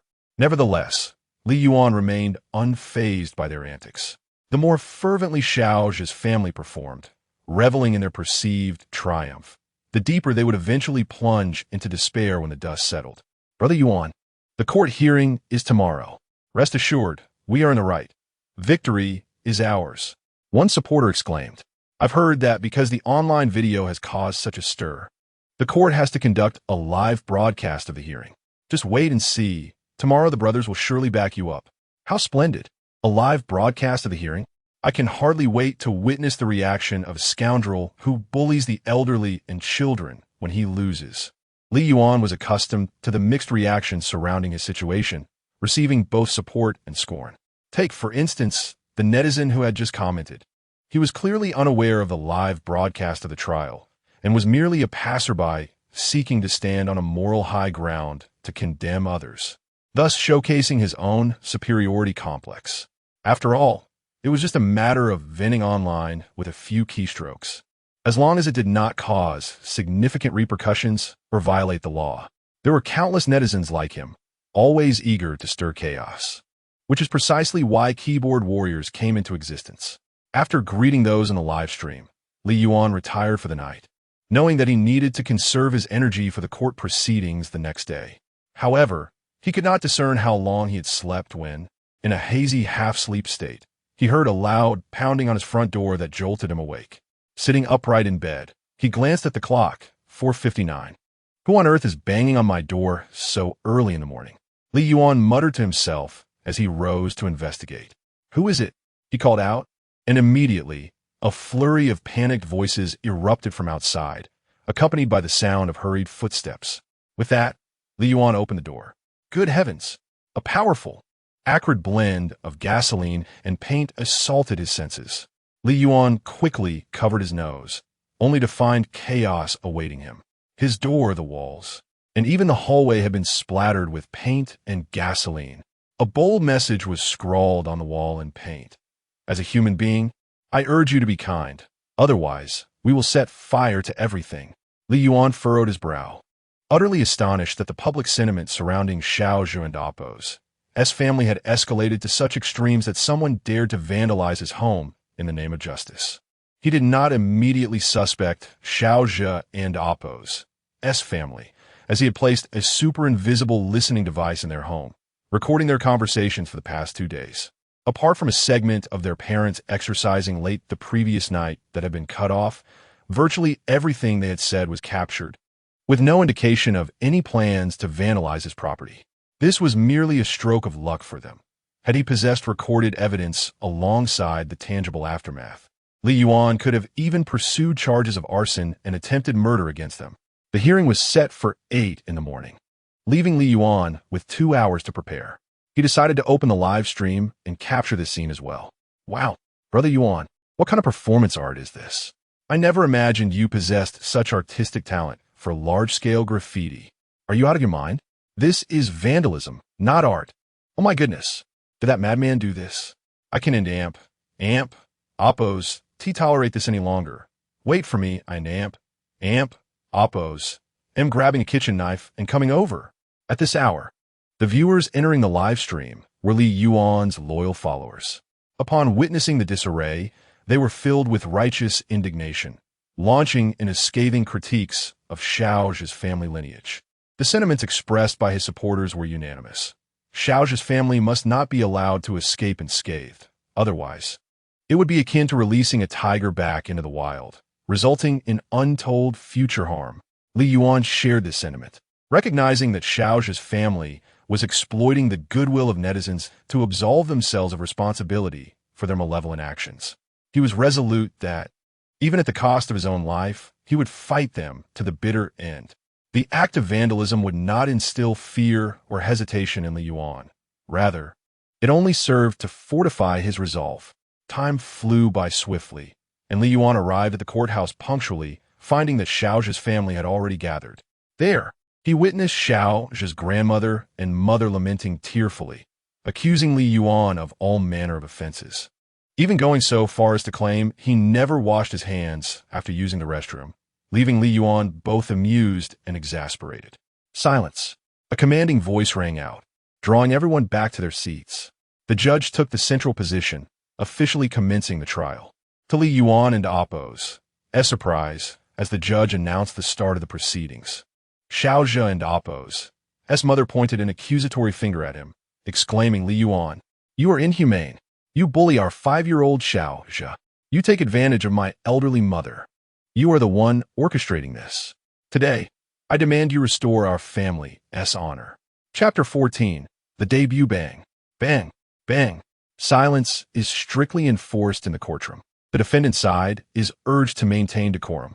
The judge immediately struck the gavel forcefully in response to the sudden outburst of Xiao Zhu's mother, signaling the family to quiet down. According to our nation's laws, the process of civil litigation comprises 2 principal phases: the preparation for the hearing and the court investigation. Summoning the parties involved and announcing courtroom decorum fall under the preparatory stage.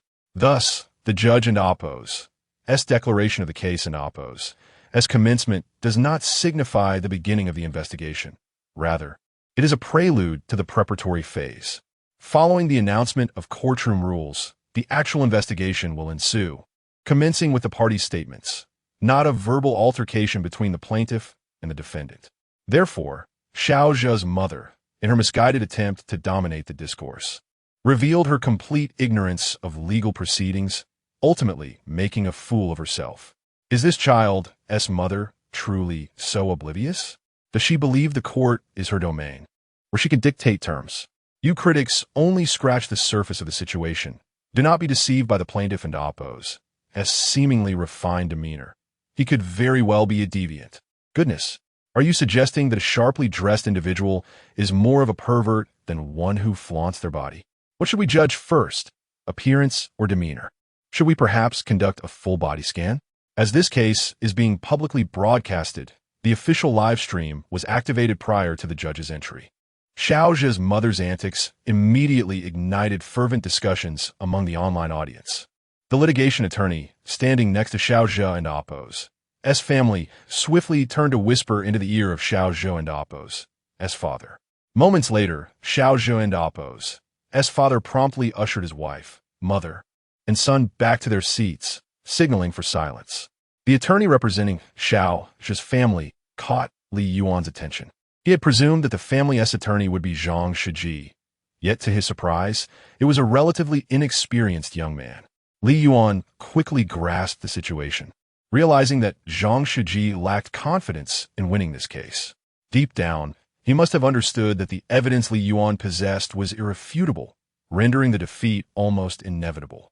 Consequently, any loss would tarnish the young lawyer and Oppo's career, and Zhang Shiji would not be foolish enough to let this ill-prepared family jeopardize his professional future. Even this young attorney, newly embarked on his legal journey, comprehended the gravity of the situation. He was acutely aware that he was merely a pawn pushed forward by Zhang Shiji, hence his despondent demeanor and reluctant expression. With the courtroom rules now established, all participants and observers are required to comply. We now proceed to the court investigation phase. The plaintiff is invited to make their statement, starting with Li Yuan. As the judge and Oppo's words resonated, Li Yuan rose to his feet but was interrupted by Xiao Zhe's grandmother. Why should he speak first? We are the victims. We should have the floor first. My dear grandson is only 5 years old. How could he bang? Bang, bang. The judge once again struck the gavel, warning the defendant's side that further disregard for courtroom decorum would result in their removal from the proceedings. With a look of grievance, Xiao Zhe's grandmother finally fell silent, while the young attorney, exuding exasperation, admonished in a hushed voice, "Didn't we agree to follow the courtroom instructions? Can you please refrain from interrupting?" The absurdity of the scene sparked an uproar in the live stream. This elderly woman truly tests one's patience. At her age, does she not comprehend basic civility? Does she believe she can interrupt others at will? Such an elderly person is merely leveraging her age, and one can only imagine her behavior outside the courtroom. She might even lie down and claim someone pushed her. Indeed, what kind of decent upbringing can an impolite grandmother and mother instill? This family of 3 generations seems to embody a lack of virtue. It is not that the elderly have turned bad, but rather that the wicked have merely aged. Those who persist in watching the courtroom livestream possess a certain degree of relevant expertise compared to the general populace. Thus, they are inclined to form judgments based on objective facts and tangible evidence, swiftly discerning the irrationality of Xiao Zhe's grandmother's behavior. The judge, somewhat helpless, glanced at her before turning to Li Yuan and stating, "Please continue with your statement." "Thank you." Li Yuan, impeccably dressed, nodded an acknowledgement to the judge. Compared to the earlier conduct of Xiao Zhe's mother and grandmother, his composure was markedly more favorable. He began, "Good day, Your Honor, esteemed judges and all attendees. I am Li Yuan, a resident of Unit 702, B15, Tianlong Community. On September 3rd, 2022, merely 4 days ago, I parked my red Hongqi H5 in my designated spot, only to have it scratched all around and its emblem damaged by the 5-year-old son of Mr. Han, a resident of Unit 301, a 3 in Tianlong Community, who also carved words into my vehicle. At that time, Mrs. Han displayed a rather poor attitude, launching a personal assault before tossing me 250 yuan and departing. After some persuasion from the community security, I reluctantly accepted this sum as a form of private settlement. Consequently, my Hongqi H5 was sent for repairs. Since I require a vehicle for work, I took out my other car, a Lamborghini, the following day. However, having learned from this experience, I decided to enhance security by installing an additional camera in my parking space to avoid similar incidents in the future. Yet on that very day, my newly taken out vehicle was once again vandalized by Mr. Han and Oppos, his 5-year-old son, who caused severe damage. The insurance company has already prepared a detailed report on the damages. I hereby formally request that Mr. Han and Mrs. Han, as guardians of Xiaozhi, compensate for my losses through the proper legal channels and extend a public apology to me. Before Li Yuan could finish his statement, the live stream was inundated with comments condemning Xiaozhi's family. Chapter 15. The Misery Act fails 250 yuan? Is this not a blatant attempt to belittle us? Let her give a try. I swear I would slap her across the face. At just 5 years old. So audacious. What will happen when she grows older? Murder and arson. If she dares to scratch my car, I would not hesitate to mar her face. A crooked tree bears crooked fruit. This entire family is no good. This young man speaks with clarity, reason, and a clear narrative. I support him wholeheartedly. After listening to Li Yuan's account of the incident, most of the online audience erupted in righteous indignation, vehemently condemning Xiaozhi's family. Li Yuan had successfully regained some favor in the online realm. Your Honor, I have completed my statement, Li Yuan said, bowing to the judges and audience, earning their goodwill once more. The judge nodded and then addressed Xiaozhi and Oppos as family. Now, the defendant and Oppos' side may present their statement. However, after the judge and Oppos' words, a long silence ensued without any response. Finally, even the young lawyer looked back in confusion and muttered in frustration, "Speak up, present your statement. Didn't I provide you with a script?" At that moment, Xiaozhi's mother finally realized what was happening, rummaging through her pockets in panic, exclaiming, "Huh? Is it our turn? Didn't you say we should wait until you called us to speak?" The young lawyer could hardly contain his disbelief, wishing he could disappear into the ground. He had seen foolishness before, but nothing compared to the utter ignorance of this family. Nevertheless, their antics prompted a wave of laughter in the live stream. "Ha ha! Oh dear, I can't and Oppos. Take it. My stomach hurts from laughing. This family is utterly ridiculous. Why even have a trial? Like father, like son. A mouse begets a hole-digging offspring. With such parents, what good child could possibly emerge? The troublesome child is a foregone conclusion." The analysis from the audience was astute and profound. A tiger cannot father a dog. This Han family is a bunch of cowards, letting the woman speak on their behalf. The court proceedings had barely begun, yet Li Yuan had managed to recover the public opinion he had lost in previous online videos through his exceptional performance. After all, anyone with even a modicum of legal understanding or common sense could perceive the substance behind the superficiality of events. Only those devoid of insight stood on their moral high horse, spouting self-righteous nonsense. Esteemed judges and audience members, I am Han Yueme, a resident of Unit 301, Building A3 in Tianlong Community. On September 3rd, 2022, merely 4 days ago, my son, Han Xiaozhi, in a moment of mischief, scratched the car of Mr. Li Yuan, the resident of Unit 702 in Building B15. After negotiation, we compensated Mr. Li 250 yuan, a fact verifiable by the community property manager. As soon as Han Yueme finished her statement, Xiaozhi's grandmother chimed in, "This is true. The security guard at the community can indeed testify for us. It has all been resolved. He even took money from my daughter-in-law. It was just a minor scratch from a child's mischief. Is 250 yuan not enough? I believe he is simply trying to extort money from us." Xiaozhi's grandmother attempted to continue, but the judge interrupted. "Please have the defendant's legal counsel clarify who will present the statement. Others should remain silent." The young lawyer quickly apologized, turning to Xiaozhi's grandmother and impatiently saying, "Annie, it is your daughter-in-law's turn to speak, not yours. I will let you know when it is your turn, all right?" To the young lawyer's dismay, Xiaozhi and Oppos' grandmother began to complain, "One moment we can speak, Another moment we cannot. Please clarify, when we can speak. The young lawyer was left speechless. Once silence returned to the room, Han Yueme continued. The following day, Mr. Li Yuan employed his luxury vehicle to engage in entrapment, unscrupulously luring my son into damaging his expensive car. Seemingly fearing disbelief or misunderstanding, Han Yueme embellished her account. Do you know what a luxury car is? It is a car that looks exceptionally beautiful, stylish, and alluring.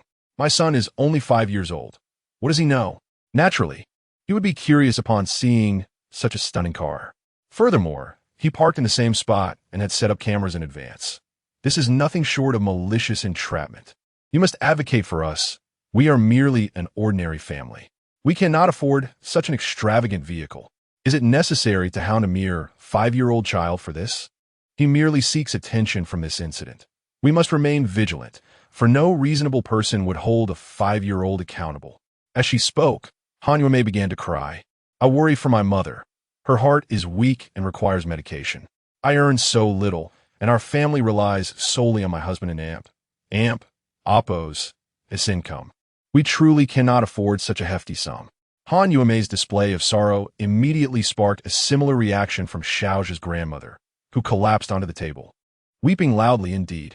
My health is poor, and I constantly spend money on medicine. We are such a pitiful family. Can't we forgive a small child for an innocent mistake?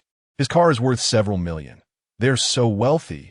Why not just repair it themselves? The lamentations of Han Yueme and Xiao's grandmother did garner some sympathy from certain viewers in the live stream, with comments advocating for Mr. Li to reduce the compensation, suggesting leniency. However, the majority felt that since Mr. Li claimed to possess evidence, it was prudent to await its presentation before letting Xiao's family evade accountability. Yet, the two women's performance had interrupted the normal proceedings of the trial. The judge interjected, due to the chaotic nature of the defendant's statement, we will recess for 1 hour. I hope the defendant and Oppo's side will identify the speaker before continuing. Thus, the originally orderly court investigation was forced to halt. The young lawyer representing Xiao's family was left feeling overwhelmed and utterly helpless. Meanwhile, Zhang Shiji, who had been watching the live stream, slapped his forehead in frustration, muttering, truly foolish. Why not just read the prepared script instead of embellishing it? We're doomed, absolutely doomed. Chapter 16. A heartfelt vindication an hour later. The court proceedings resumed, with the young lawyer representing Xiao's family making statements as a third party. Following a lengthy narrative, the young lawyer presented the defendant and Oppo's claims. In summary, we have reason to believe that Mr. Li Yuan maliciously lured a 5-year-old child, who possesses no civil capacity, to intentionally damage his luxury vehicle, thus seeking to engage in entrapment and gain notoriety. Therefore, we earnestly request the judge to consider our case regarding the destruction of Mr.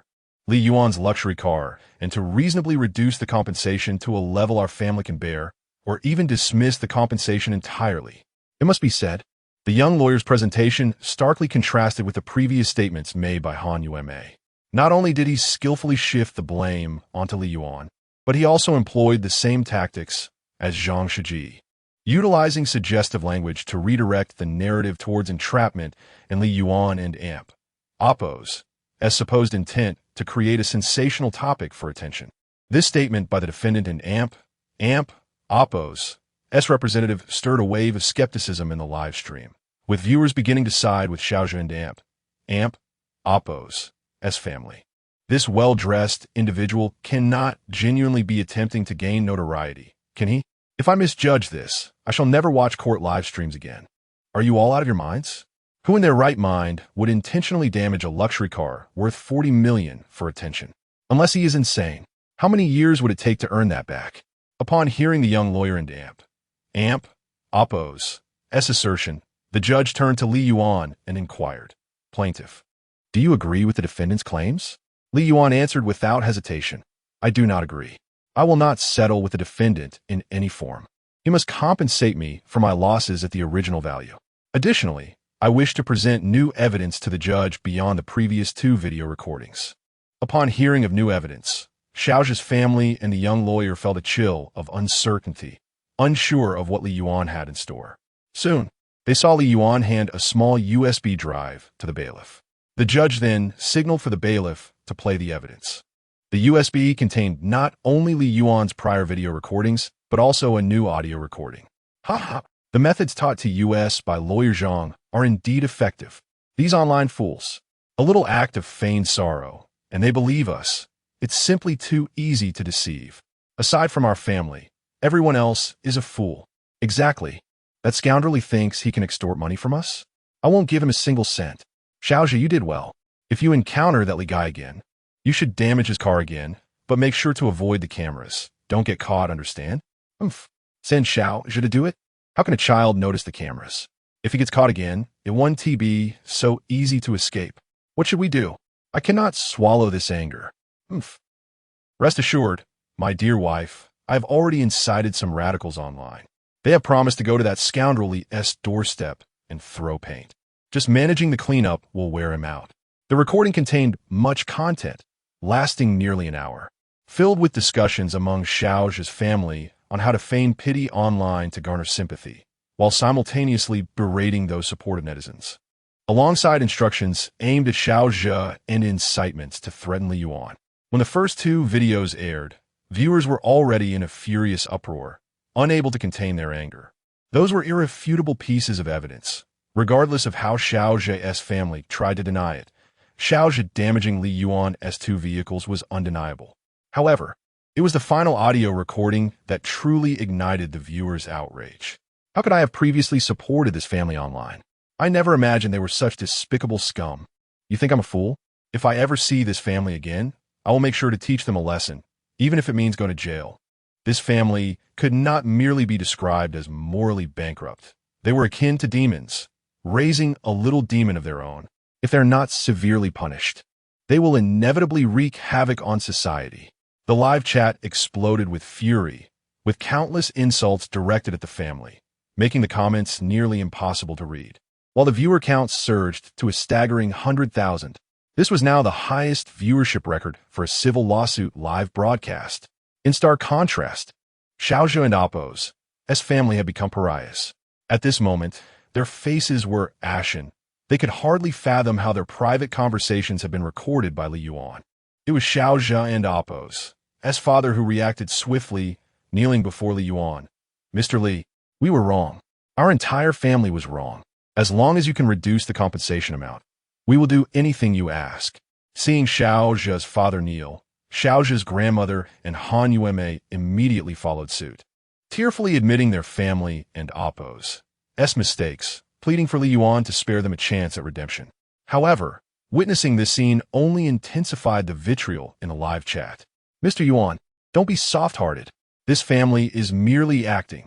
They're only seeking your mercy because they see no path to victory. Do not show them any pity. Indeed, Mr. Li, these lowlifes will never sincerely admit their faults. Unless you teach them a memorable lesson, they will never reflect on their actions and will likely continue to appeal. This entire family is utterly disgusting, truly the epitome of deceit. They pretended so convincingly before, yet they are nothing but trash. Li Yuan could not see the supportive comments flooding the live chat, but he coldly remarked, crocodile tears. I afforded you 2 opportunities, which you squandered. After the first incident of scratching my car, I had video evidence. My decision not to sue was an opportunity extended to you. Yet, you failed to recognize your faults and continued to misguide your child. After the second incident, had you sincerely apologized, I would have considered a settlement. Instead, you escalated your actions and fabricated public opinion online. The outcome you now face is of your own making.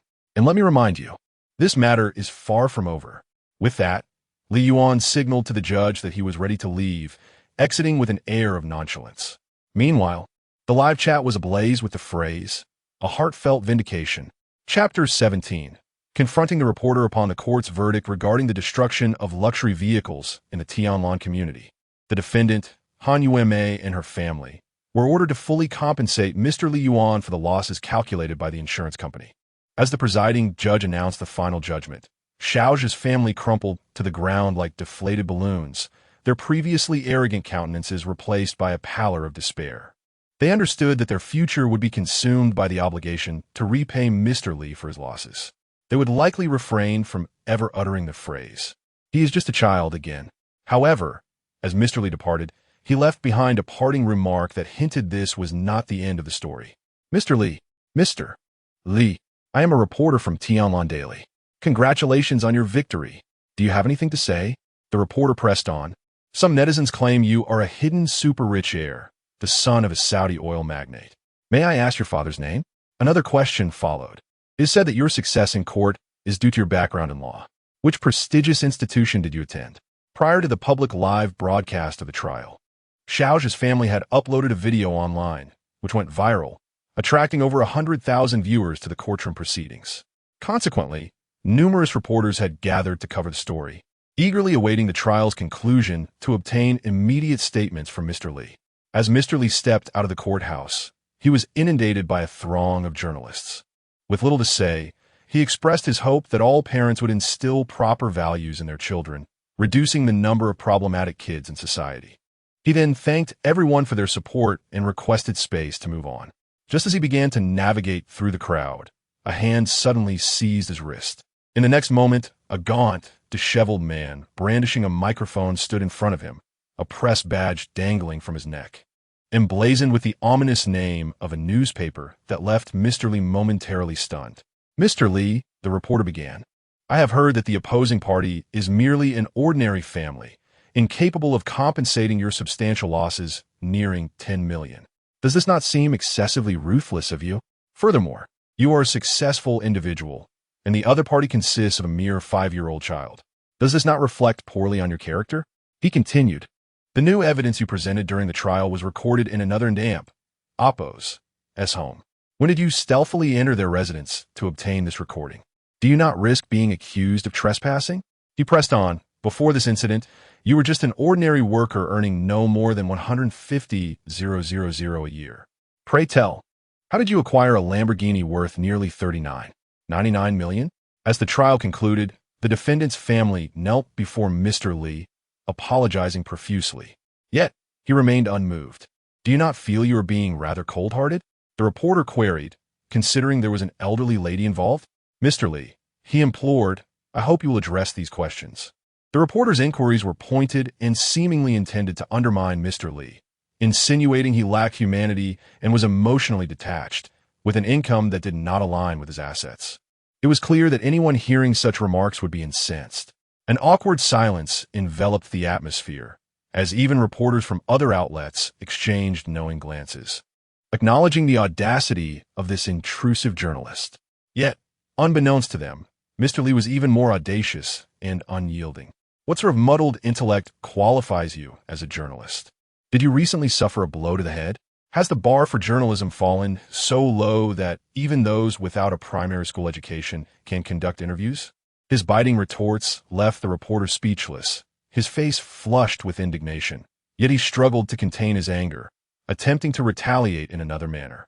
Mr. Lee, I must insist you choose your words carefully.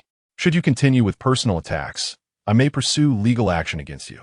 Mind your language. Mr. Lee shot back. As a journalist, you ought to disseminate factual information rather than fabricate sensationalist narratives that infringe upon my rights. You imply I trespassed, or that I am devoid of empathy. I have not sought revenge, so why are you making a fuss? Confronted with Mr. Lee's fierce rebuttal, the reporter found himself at a loss for words. Mr. Lee took the initiative to continue. Though you may be a journalist of questionable caliber, to deter others like you from pestering me, I shall answer your inquiries briefly. First, the recording was sent to me by an anonymous hacker who left no contact information. I take this opportunity to extend my gratitude to that individual. Second, the vehicle in question is my legitimate asset. Had it been otherwise, my claim for damages would be invalid. Your suspicions are irrelevant, for I have acted lawfully and have nothing to fear from scrutiny. However, should you dare to slander me again, I shall not hesitate to file a lawsuit against you and your dubious publication. Finally, according to your logic, if a child or an elderly person makes a mistake, we should not pursue accountability. As a member of the public contesting your expertise in media, why should you be offended? The law exists to maintain order, not to grant privileges to the elderly or children.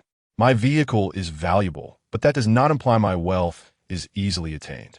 Someone has damaged my property, and I am merely utilizing the law to protect my rights. Most importantly, the entire trial was recorded, and audio evidence will attest to the malicious intent behind the actions that led to my losses. Therefore, I ask you, what reason do I have to forgive them? Chapter 18. The new function of a listening device. It must be said that Li Yuan and Oppo's vehement reprimand, followed by a well-reasoned retort, was truly remarkable, prompting spontaneous applause from all those present. The sleazy reporter was left speechless, and it is believed that this interview will make it exceedingly difficult for him to continue his career in journalism, even if other reporters tolerate him. The unscrupulous newspaper he works for will certainly not allow him to remain. This scene was captured by countless journalists and swiftly uploaded to various newspaper websites and forums, igniting a wave of fervor. Brother Yuan is awesome. You should confront that scoundrel like this. Some reporters and media outlets, prioritizing traffic over integrity, are not afraid to stand up to them, while we, however, will not shy away. That unscrupulous newspaper is notorious for sensationalizing news and misleading the public. Frankly, it deserves to be set ablaze. We should all learn from Brother Yuan, reject moral coercion, and legally defend our rights. From today onward, Brother Yuan shall be our role model. The videos of Li Yuan's courtroom appearance and his fierce confrontation with the sleazy reporter continued to gain traction after the case concluded, with the number of viewers surging beyond 10 million in just 3 days, securing the top spot on trending searches.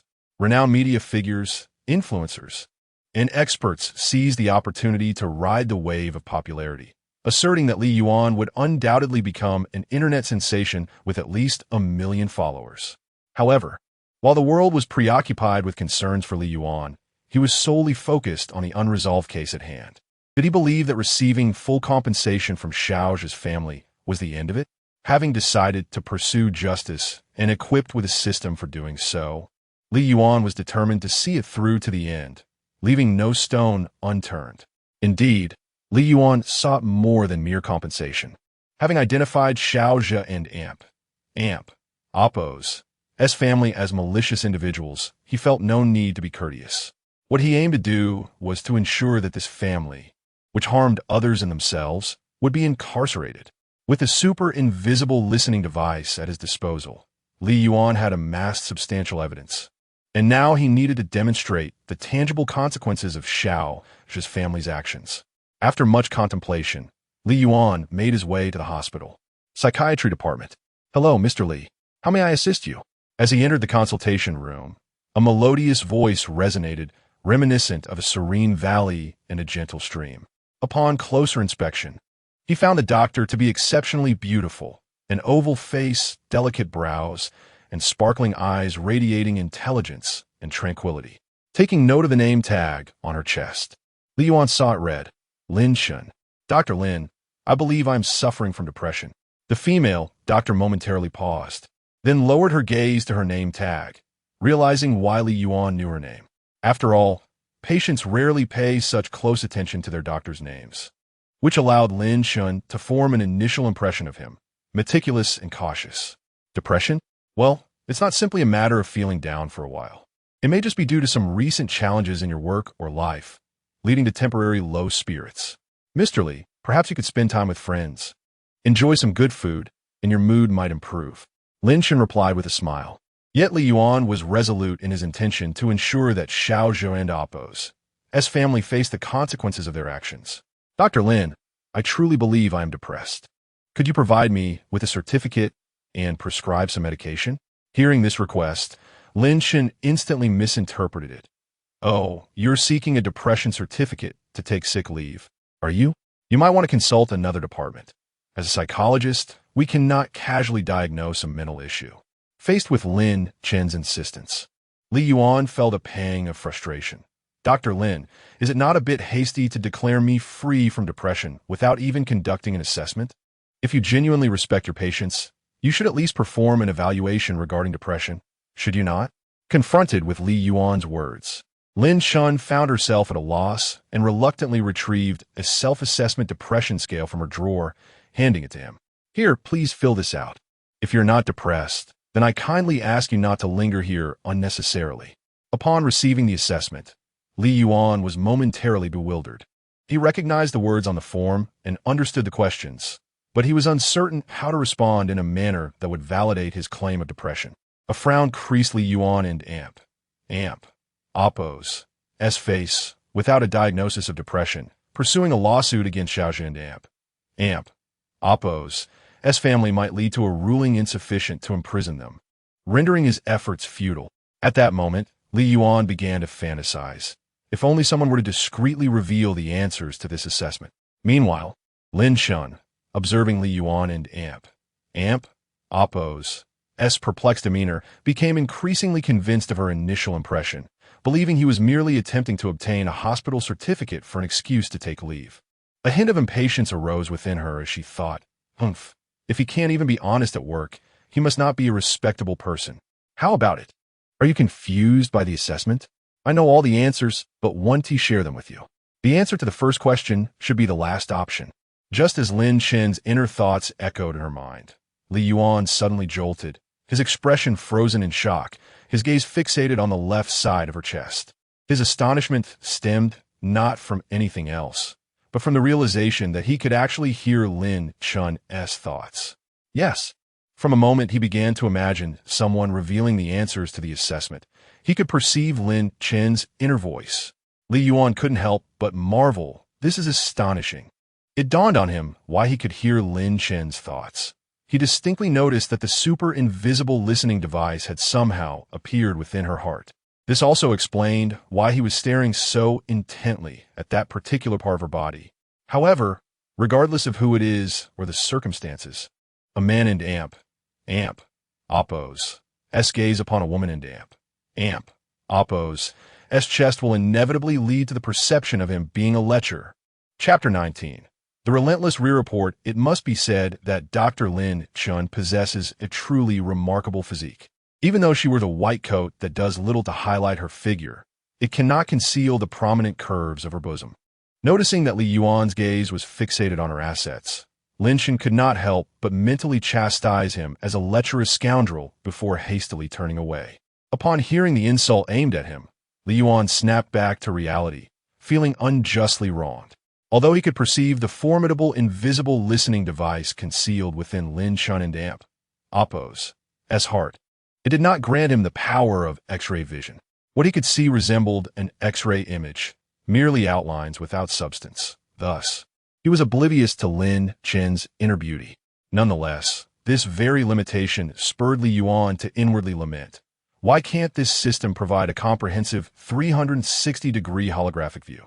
This half-seeing is even more torturous. Mr. Li, please expedite filling out the questionnaire so that I can proceed with your diagnosis. There are other patients awaiting my attention, Lin Chun stated politely, while inwardly cursing Li Yuan as a vile pervert, warning him that if he continued to stare, she would gouge out his eyes. Startled, Li Yuan quickly redirected his focus to the questionnaire, contemplating how he might extract answers from this doctor. It seemed the only way was to prompt her to think about it. Was it merely a matter of guiding her in that direction? Li Yuan earnestly analyzed this in his mind and decided to give it a try. Thus, he turned to Lin Chun, inquiring, "Dr. Lin, I find the second question rather unclear. Could you provide some clarification?" His question was designed to prevent Lin Chun from misinterpreting him as a lecher. However, upon hearing Li Yuan and Oppo's inquiry and noting his seemingly tentative demeanor, Lin Chun felt it resembled the guilty conscience of someone who could not meet her gaze, prompting another wave of disdain within her. At least he understands the importance of modesty and recognizes that staring at women is impolite. Yet, could he be attempting to deceive me, seizing the opportunity to take advantage of me? No, I must maintain my distance. Lin Chun and Oppo's inner voice was crystal clear to Li Yuan, leaving him utterly disheartened. Alas, how unfortunate it was to be mistaken for a wolfish predator despite having done nothing. His frustration stemmed not from being labeled a lecher, but from the fact that he had done nothing to deserve such a title. If he had acted inappropriately and been called a lecher as a result, he would have felt less aggrieved. Lin Chun returned to her seat, retrieving another questionnaire from her drawer. You mean the second question, right? The second question inquires whether you have experienced any of the following situations recently. Li Yuan understood Lin Chen's need for distance, but no longer felt compelled to criticize her for it. He discovered that whenever Lin Chen's thoughts were on the questionnaire, she would inadvertently reveal which answers indicated what, how many points they garnered, and which answers should be selected to determine a potential diagnosis of depression. It was as if her familiarity with the subject caused her mind to uncontrollably showcase all that she knew, with no conscious control over it. Having established the reliability of this method, Li Yuan continued posing questions to Lin Chun, obtaining the desired answers one by one. When Lin Chun reviewed the results of the completed questionnaire, her expression grew serious.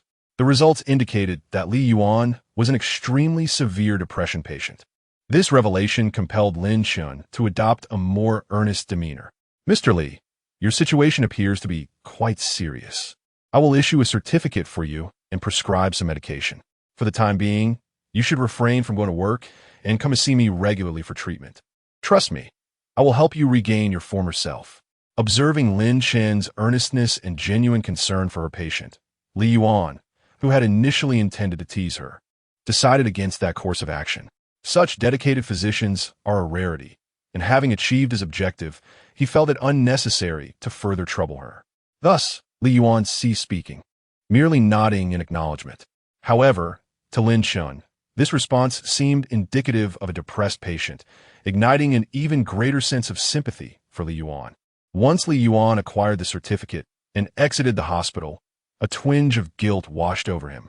After all, with the presence of the formidable invisible listening device, he had truly heard Lin Chun's genuine concern for him as her patient. Lin Chun was indeed a compassionate doctor devoted to the field of psychology. Nevertheless, Li Yuan had no time to dwell on such thoughts. With the doctor and Oppos as certificate in hand, he promptly hailed a taxi to the police station, intent on filing another report. This time, he aimed not only at Xiao's family, but also at the previous lawyer, Zhang Shiji. By sheer coincidence, the officers handling his case were the same two policemen who had previously addressed the report at Tianlong Community.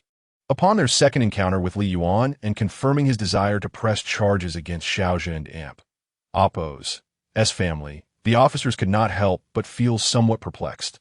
I wish to file charges against Mr. Han and his family, as well as lawyer Zhang Shiji, for inciting online violence, disturbing the peace, endangering public safety, and inciting others to vandalize my residence with paint and gasoline, leading to my psychological distress.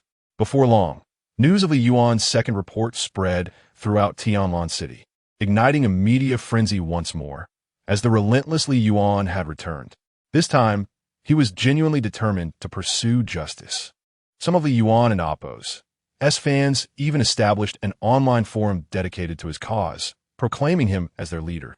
3 days later, when Xiao's family once again stood in the defendant's seat at the courtroom, they could only feel one overwhelming sensation: utter despair. Chapter 20. The litigious maniac, oh my goodness. The illustrious Li Yuan is suing that wretched family of rascals. How thrilling. Ha ha ha. Evil begets evil. Such scum ought to be imprisoned. Master Xin stands for freedom, rejecting moral coercion. Following the previous case involving the destruction of a luxury vehicle by the mischievous child, Li Yuan has garnered a solid fan base and has attracted the attention of numerous netizens. Consequently, at the moment the court and Oppos' second live-stream session commenced, many viewers flocked to witness the extent of the Smallja family and Oppos' misfortunes. Li, you have already been awarded full compensation. What more do you desire? Are you a devil, intent on destroying our family? Upon seeing Li Yuan, Han Yueme unleashed a torrent of vitriol. Her eyes, filled with a desire to flay him alive, conveyed a hatred so deep it seemed to permeate her very being. Is he still so arrogant? Has he not yet reflected on his own wrongdoings? Well done, Brother Yuan. Indeed, look at this shrew. She shows no sign of remorse whatsoever. She must be imprisoned. If Brother Yuan were to let this family go unpunished, retaliation would surely follow. After the previous trial, the online community had largely formed a decisive stance regarding the case. Even newcomers, swayed by the overwhelming consensus of seasoned netizens, quickly grasped the situation's intricacies and promptly joined the ranks of Li Yuan supporters. The Smalja family had become a quintessential example of a cautionary tale, a pariah, reviled by all. Bang, bang, bang. The judge in Appo's gavel struck, and he sternly admonished Han Yuanmei, "Please adhere to courtroom decorum." The next moment, a shocking scene unfolded as Han Yuanmei's husband slapped her across the face, seething. "Will you not silence that foul mouth? How did I end up marrying such a wretch? Day after day, you bring nothing but trouble." A hush fell over the room, but soon Han Yuanmei, like a deranged creature, retaliated, pulling hair, scratching faces, and biting, employing every means possible. "Oh, let go. Are you a dog? You heartless wretch. Is this all you're doing? Now you shift the blame onto me? Not a chance." As the couple clashed, the live chat erupted with laughter. "Look, a dog fight. Come and witness it. A female dog attacking a male dog. Truly, they are not of the same breed. When mad, even a rabid dog turns on its own. This is what they call reaping what one sows." Society needs more individuals like our master Exen, fierce in their opposition to evil, unwavering in their convictions.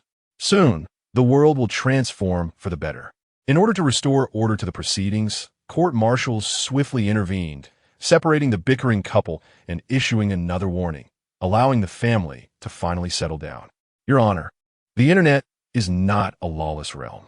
The Han family has maliciously incited online violence, instigating others to commit unlawful acts that endanger public safety. I leave the verdict to your discretion. As the plaintiff, I shall only present a few recorded pieces of evidence. Additionally, this is a certificate of depression issued by my physician after the incident.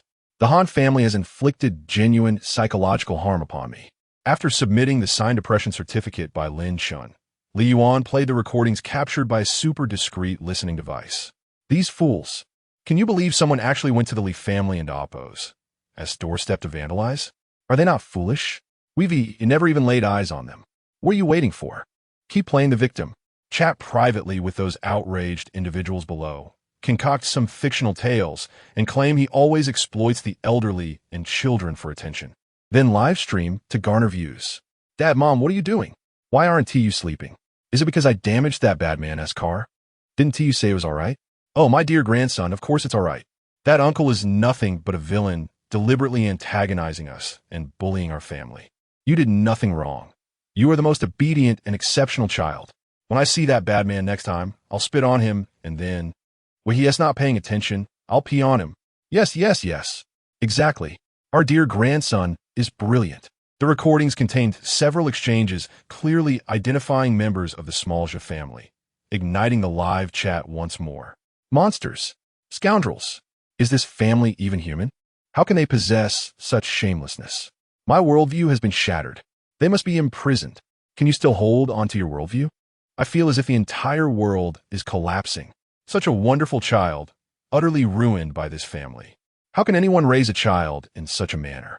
Some dogs are indeed dogs, but some people are truly less than human. If it weren't for Brother Yuan, how could we ever glimpse the true nature of this family? The internet is fraught with risks. One must tread carefully. This trial not only reflected a unanimous public sentiment, but, armed with the depression certificate and these recordings, the judge delivered an immediate verdict. Smalja's parents and grandmother were all sentenced to prison. Meanwhile, Smalja was temporarily placed in the care of relatives until his parents and grandmother were released, with spirits shattered and tears streaming down their faces. The Smalja family received no sympathy from anyone. Li Yuan didn't even spare them a glance as he exited the courtroom. In this world, it's not about who cries the loudest. Many do not warrant compassion. Click, click, click. As Li Yuan stepped out of the courthouse, he was once again besieged by a throng of journalists, clamoring for interviews. Each reporter strained to get closer, eager to speak with Li Yuan. However, one reporter, having finally pushed to the front, extended their microphone to Li Yuan, only for him to pause momentarily. In the next instant, Li Yuan unexpectedly turned back, leaving the journalists bewildered. What was he up to? Was there something amiss from the trial? No, he was heading toward the litigation window. Heavens! Did the mischievous family commit yet another transgression? Was Li Yuan planning to sue them for a third time? The astute reporters immediately began concocting wild theories. But Li Yuan and Appo's words left them astounded. Is this man truly addicted to litigation? Chapter 21. The responsibility to combat trolls. Greetings. I wish to initiate a lawsuit. Indeed, a lawsuit against several online trolls. The clarity of Li Yuan and Appo's voice resonated nearby. Instantly, a cadre of reporters hailed him as a litigious zealot. However, Li Yuan was not genuinely inclined to sue everyone. After all, the system tasks required him to pursue higher task ratings for superior rewards. Thus, he could not shy away from complications. Moreover, Li Yuan had ascended to the status of an internet celebrity, with every word and deed attracting considerable scrutiny from netizens. Striking against online trolls, or even cybercrime, could contribute to the purification of societal morals, elevate national quality, and cultivate a favorable online environment for the populace. Why not achieve better system task rewards while also aiding in the betterment of the world? It was a win-win situation. 3 days later, when the 3 trolls Li Yuan had summoned were called to court, one of them appeared utterly bewildered, unable to fathom why a few online comments had led to a court summons. The individuals Li Yuan had pursued were 3 notorious trolls named Zhang Yang, Hu Che, and Fei Hua. One could not help but formulate phrases just upon hearing their names. Zhang Yang's ramblings were sheer nonsense. In truth, the online trolls implicated in this incident extended beyond just these 3. However, for the sake of convenience in litigation, Li Yuan had utilized a super stealth listening device to ascertain that they were all local residents and quintessential trolls. If not them, then whom to target? Zhang Yang, how many times must I tell you? Do not spout nonsense online. And look where we are now. Summoned to court. A young woman, Chun Ping, chastised Zhang Yang. Go away. I merely typed a few words. What can they do, imprison me? Zhang Yang retorted defiantly. Son, what have you done to warrant a court summons? Hu Che and Appo's mother inquired anxiously upon hearing the news of her son and Appo's predicament. Mom, it's nothing serious. I just joined in the conversation. It shouldn't Appo's be grave. Just relax. He reassured her. This Li Yuan is merely seeking trouble, wanting to use us as stepping stones. Fei Hua muttered to himself dismissively. Really, what is the fuss about? Just a few comments online. It ain't Appo's. That's no big deal. Who has teammade a few remarks online these days? Once all parties were assembled, a court official stepped forward and surveyed the crowd. Since some of you may not fully understand the situation, we must first ascertain whether there is an intention to settle before the trial begins. If not, we shall proceed with the court hearing. At that moment, Li Yuan was about to declare his refusal to settle when Zhang Yang interjected. Settle? What settlement? I merely posted a few comments online. Are you going to execute me for that? This Li Yuan is just seeking attention, trying to become an internet celebrity. Who does he think he is? Zhang Yang's arrogance was palpable, yet Li Yuan found amusement in his bravado. The more boisterous Zhang Yang became, the louder he would lament when judgment was rendered. Meanwhile, before Hu Che could voice his thoughts, his mother hurriedly proposed settlement. If Mr. Li is willing, we can apologize and even offer compensation. However, Hu Che interrupted her, exasperated. What settlement? I don't Appo's to even know what crime I committed. Is it illegal to express oneself online? If countless others have done so, why am I being singled out? No settlement. He wasted my time. I demand compensation. Li Yuan stifled a laugh, thinking, all right, just wait and see. You may win this case, but I would gladly wager my life on it. Fei Hua, with a disdainful expression, remarked to Li Yuan, He,'s right. If you aspire to be an internet celebrity, you must be prepared for comments. Controversy only adds to your appeal. You should treat us to a meal. Without us, your videos would garner no views. How else would you become famous? After listening to the trio's remarks, Li Yuan shrugged at the court official and said, As you can see, this only solidifies my decision not to settle. The official sighed and shook his head. Very well, since we have no other cases today, prepare yourselves. The hearing will commence shortly. With that, the official turned away, while Zhang Yang, Hu Che, and Fei Hua continued their reckless banter. Court? Who are you trying to scare? I, Zhang Yang, am unafraid. If I don't receive a death sentence today, I will look down on you, Zhang Yang boasted. Hu Che, looking perturbed, added, is it truly necessary to hold a hearing for a few type comments? Is the court so idle? There are far graver cases to attend to than this trivial matter. Fei Hua chimed in, Li Yuan, you're already a public figure. Why bother with us minor netizens? It's just a few casual remarks. What do you hope to achieve with this lawsuit? Aren't you being a bit petty? Faced with the trio and Oppo's incessant banter, Li Yuan chose to ignore them. It was evident that engaging with such individuals only prolonged the discussion. They would only comprehend their transgressions when faced with real consequences. Otherwise, all efforts would be in vain. However, the viewers in Li Yuan's livestream were incensed by the antics of Zhang Yang, Hu Che, and Fei Hua. Online trolls are a detested group among netizens, often misguidedly believing themselves to occupy a moral high ground. Yet confronting them directly often consumes an inordinate amount of time and energy. Li Yuan's lawsuit against the trolls further enhanced his positive public image. It is indeed a collective responsibility to combat trolls. Chapter 22. Monsters and Demons. These three individuals are simply extraordinary, truly bizarre, and quintessentially provocative. We stand firmly behind Brother Yuan. Such people must be made to comprehend the societal norms that govern us. Fear not. Once I unearth their true identities, we shall repay their malice in kind, engaging in a collective online retribution against them. After a fervent discussion in the live stream, the trial finally commenced. To everyone's astonishment, as soon as Li Yuan finished presenting the statements of the parties involved, Zhang Yang, Hu Che, and Fei Hua immediately cowered. Yes, they simply capitulated. When Li Yuan referenced actual legal statutes, the trio realized, to their dismay, that they had indeed broken the law. What followed was a remarkably theatrical turn of events. The two who had previously been obstinate, Hu Che and Fei Hua, suddenly sought reconciliation with Li Yuan. Mr. Li, great godly, Brother Yuan, Hu Che and Oppo's abrupt change of heart was utterly shocking. I was blind to your greatness. I spoke thoughtlessly, unaware that my words were unlawful. Please consider my elderly mother, who will care for her if I am imprisoned. I implore you to show mercy and release me. I would be eternally grateful to your ancestors. Li Yuan, however, merely smiled coldly and replied indifferently, Oh? Who was it that claimed I was merely seeking trouble out of boredom? You suggested I sought to use you as stepping stones to fame? Do I possess such capabilities?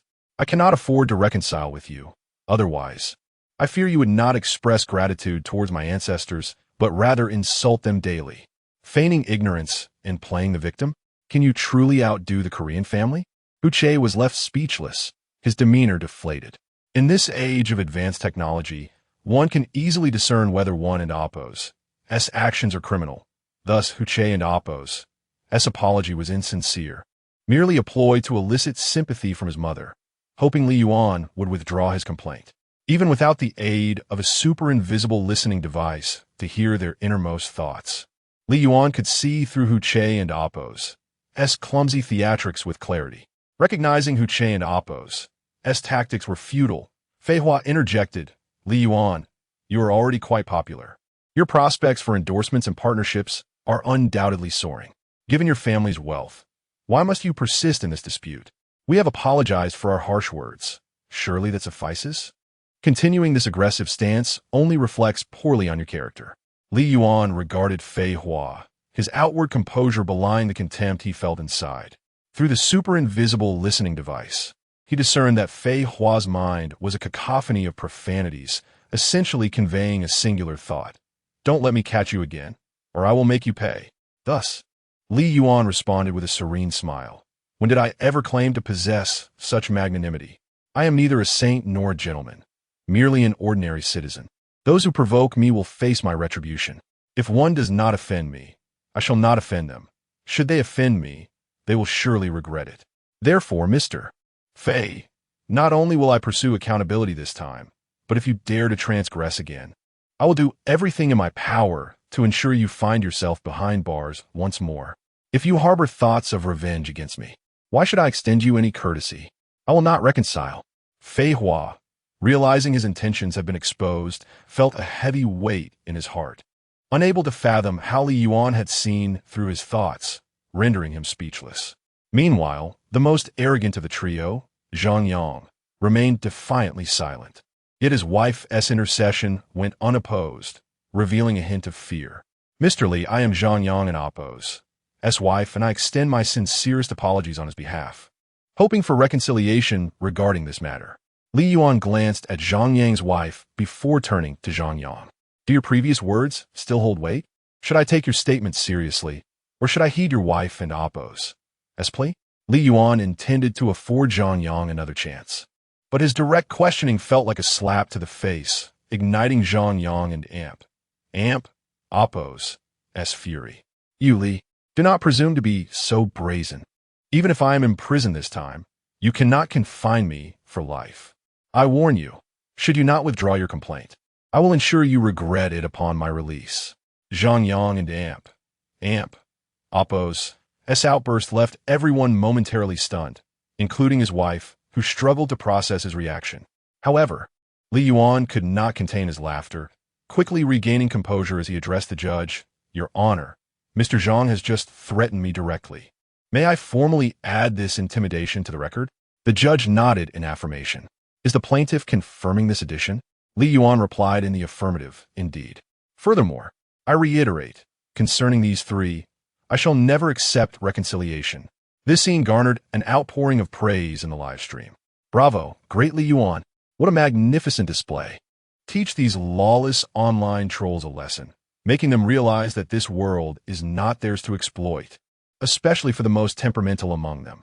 How can he be redeemed without a stint in reform?" Witnessing Li Yuan's stanza, both Zhang Yang's wife and Hu Che's mother felt a sense of helplessness.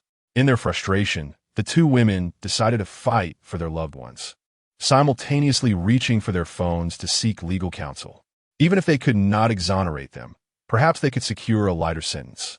At that moment, Fei Hua, devoid of allies, became the center of attention, appearing particularly pitiful while the livestream audience relentlessly teased him, leaving him with feelings of deep frustration and sorrow. The verdict determined that Zhang Yang, Hu Che, and Fei Hua were guilty of committing acts of online harassment, resulting in severe consequences. They were required, at Li Yuan and Appo's behest, to issue a public apology online for 1 month, compensate for emotional damages, and undergo a month of reformatory education. The three defendants were dissatisfied and chose to appeal. Chapter 23. Return to the village. Zhang Yang, Hu Che, and Fei Hua, dissatisfied with the verdict of the first trial, each retained lawyers to appeal once more.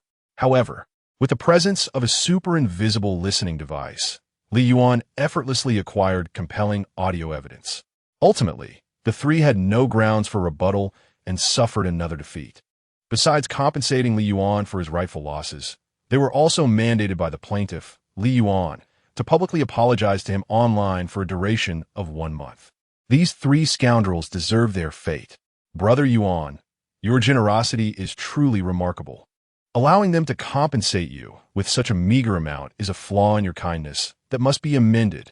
Indeed, Brother Yuan, in this era, our benevolence must carry a hint of sharpness. Otherwise, others may perceive us as easy prey. As for these three online trolls, your compassion is excessive. Alas, our Appo's, Jiao Jintang and Appo's, leader is commendable in every aspect, save for his excessive kindness. The litigious man triumphed once more, igniting a frenzy online and attracting countless followers. Ding! Congratulations, host, on completing the system task. The internet is not a lawless realm. Assessing the host and Appo's completion of the system task. The host and Appo's completion of the system task is rated as A grade. Congratulations, host. You have received a reward, the equivalent wealth of various related matters during the task, totaling 40,200,000. The rewarded wealth is entirely legal. Please use it with confidence. Ding! In the blink of an eye, as the metallic voice of the system resonated, Li Yang and Appo's phone buzzed with a notification. Li Yuan, Bujlat, unlocked his phone to discover a message. Your account ending with 5,818 received 40,200,000 yuan on the 11th of this month at 11:10. Current balance, 40,000. 328. 790 yuan. XX bang what?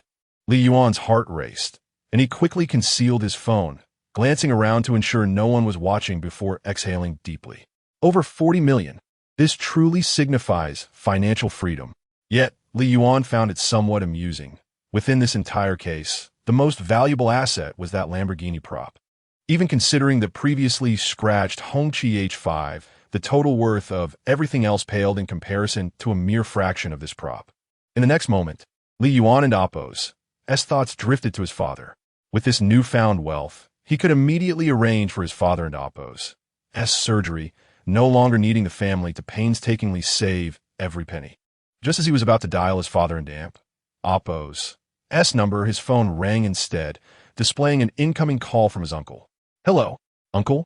Li Yuan answered the call, cautiously inquiring.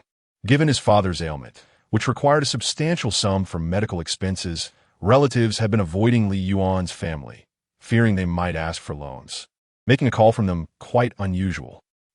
Yes, it and Appo's. That's me, your uncle." Upon hearing Li Yuan recognize him, his uncle seemed quite elated, cheerfully exclaiming, "I always believed you were clever, and indeed, in our village, you Xiao Yuan are the most promising." His uncle's sudden flattery left Li Yuan bewildered. Pondering internally, what is going on? Is the sun rising in the west today? Uncle, is there something you need to discuss with me? Li Yuan, uncertain of his uncle's intentions, directly posed the question. "Oh dear, what do you mean by that? Can't your uncle call you just to chat? Have you forgotten? I watched you grow up, and you even urinated in my lap when you were a child." The bond between his uncle and nephew is indeed very close. Li Yuan, hearing this, felt increasingly confused. His uncle and Appo's behavior was exceedingly abnormal, since his father and Appo's illness. His uncle and Appo's family had treated them as if they were invisible. Why the sudden warmth today?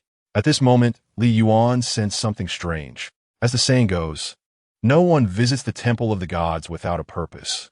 And Li Yuan felt that his uncle must be concealing something, speaking in a roundabout way, reminiscent of a weasel wishing a chicken a happy new year.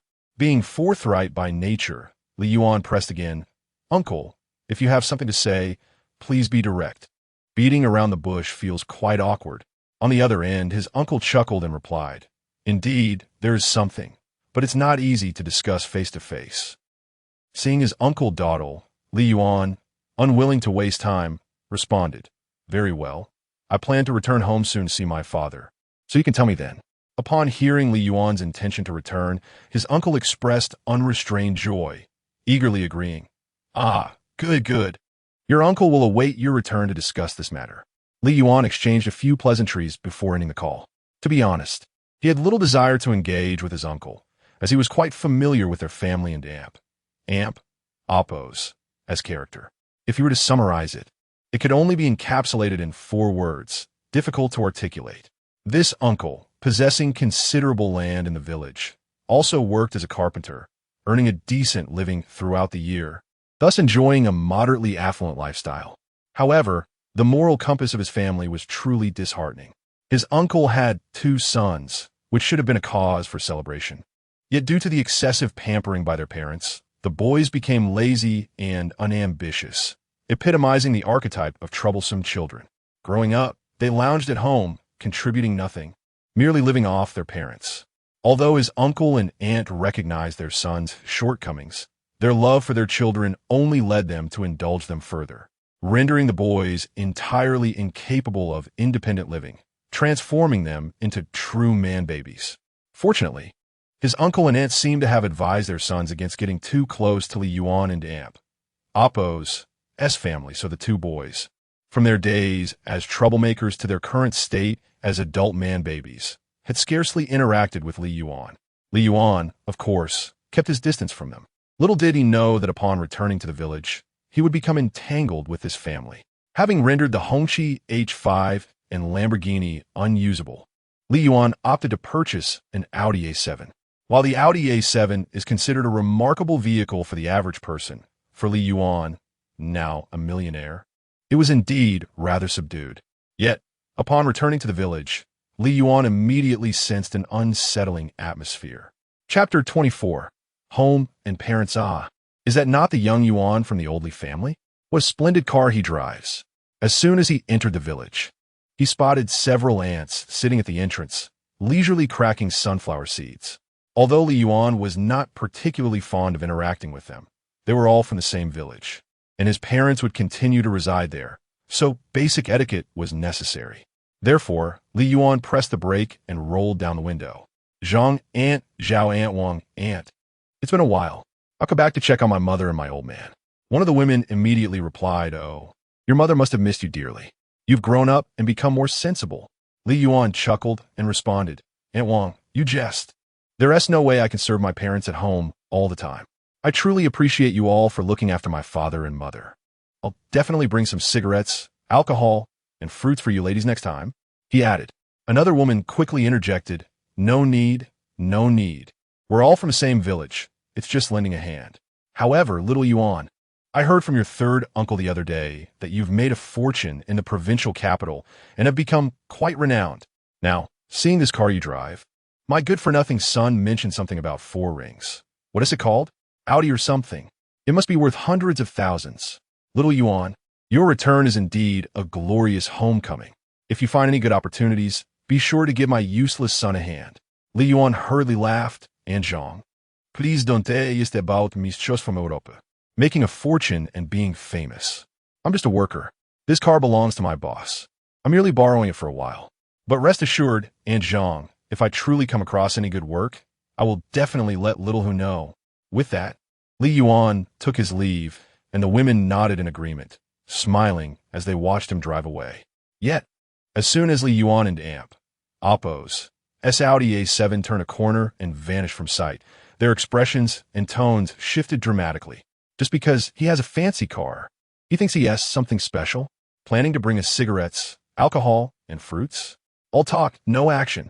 Bah, didn't you hear the third uncle say that Li Yuan's money comes from winning lawsuits? What kind of decent person would get entangled in legal troubles? That money can't be clean. Oh, please, does he have any real money? Didn't he say himself that the car belongs to his boss? What is he flaunting for? His own father is waiting for money for surgery, and he has all this wealth, but doesn't he use it to save his father? What a pretentious show. Throughout the journey, Li Yuan encountered fellow villagers who greeted him with smiles and pleasantries. Yet as soon as they turned away, they began to mock him with thinly veiled sarcasm, perfectly embodying the art of duplicity. Although Li Yuan could not hear their whispers from afar, he could glean from their expressions and eyes that their words were far from kind. Nonetheless, Li Yuan remained unfazed. After all, gossip is a staple in such remote villages.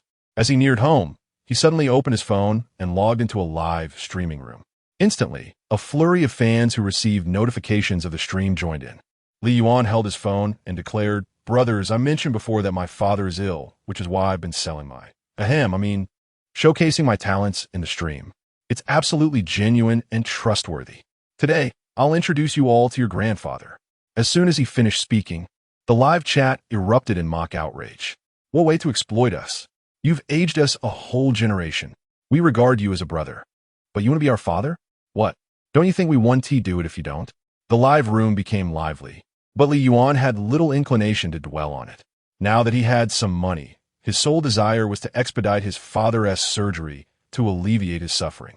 With a gentle hum, the engine quieted, and Li Yuan and Oppo's Audi A7 came to a stop in front of his house. Immediately, a middle-aged woman clad in a simple floral dress opened the door. Li Yuan and Oppo's mother, Zhou Haixia, was a quintessential rural woman, simple, kind-hearted, and honest. Mom, Li Yuan exclaimed, realizing it had been several months since his last visit. Why, young Yuan? Zhou Haixia's expression shifted from confusion to surprise, and she hurriedly approached him. What brings you back? Aren't you busy today? Li Yuan smiled and replied, Mom, let us not dwell on that for now. Where's Dad? Isn't it time for his surgery? Upon hearing Li Yuan mention the surgery, Zhou Haixia's joy instantly evaporated, replaced by a cloud of worry. Noticing her distress, Li Yuan anxiously asked, What's wrong, Mom? Dad hasn't had any setbacks, has he? Zhou Haixia's brow furrowed, her face etched with concern, Your father is, well, he is still the same. It's just, seeing her hesitation, Li Yuan pressed, just what? Under his persistent questioning, Zhou Haixia finally responded, it's just that. The money for your father's surgery. It's gone. How can the money be gone? Li Yuan exclaimed, bewildered. I told you before, I would take care of the remaining funds, and, with what you all had saved, it should be enough for Dad's surgery. How could it just vanish? Zhou Haixia continued to explain, your third uncle and the others heard about you online, saw you driving a luxury car, and thought you had struck it rich. They all came to borrow money. Initially, we tried to refuse, but they became increasingly aggressive, making it impossible for your father to rest. We had no choice but to lend them that money. We had agreed they would return it before the surgery, but they've broken their promise, claiming they have no money, and even suggested we ask you for more.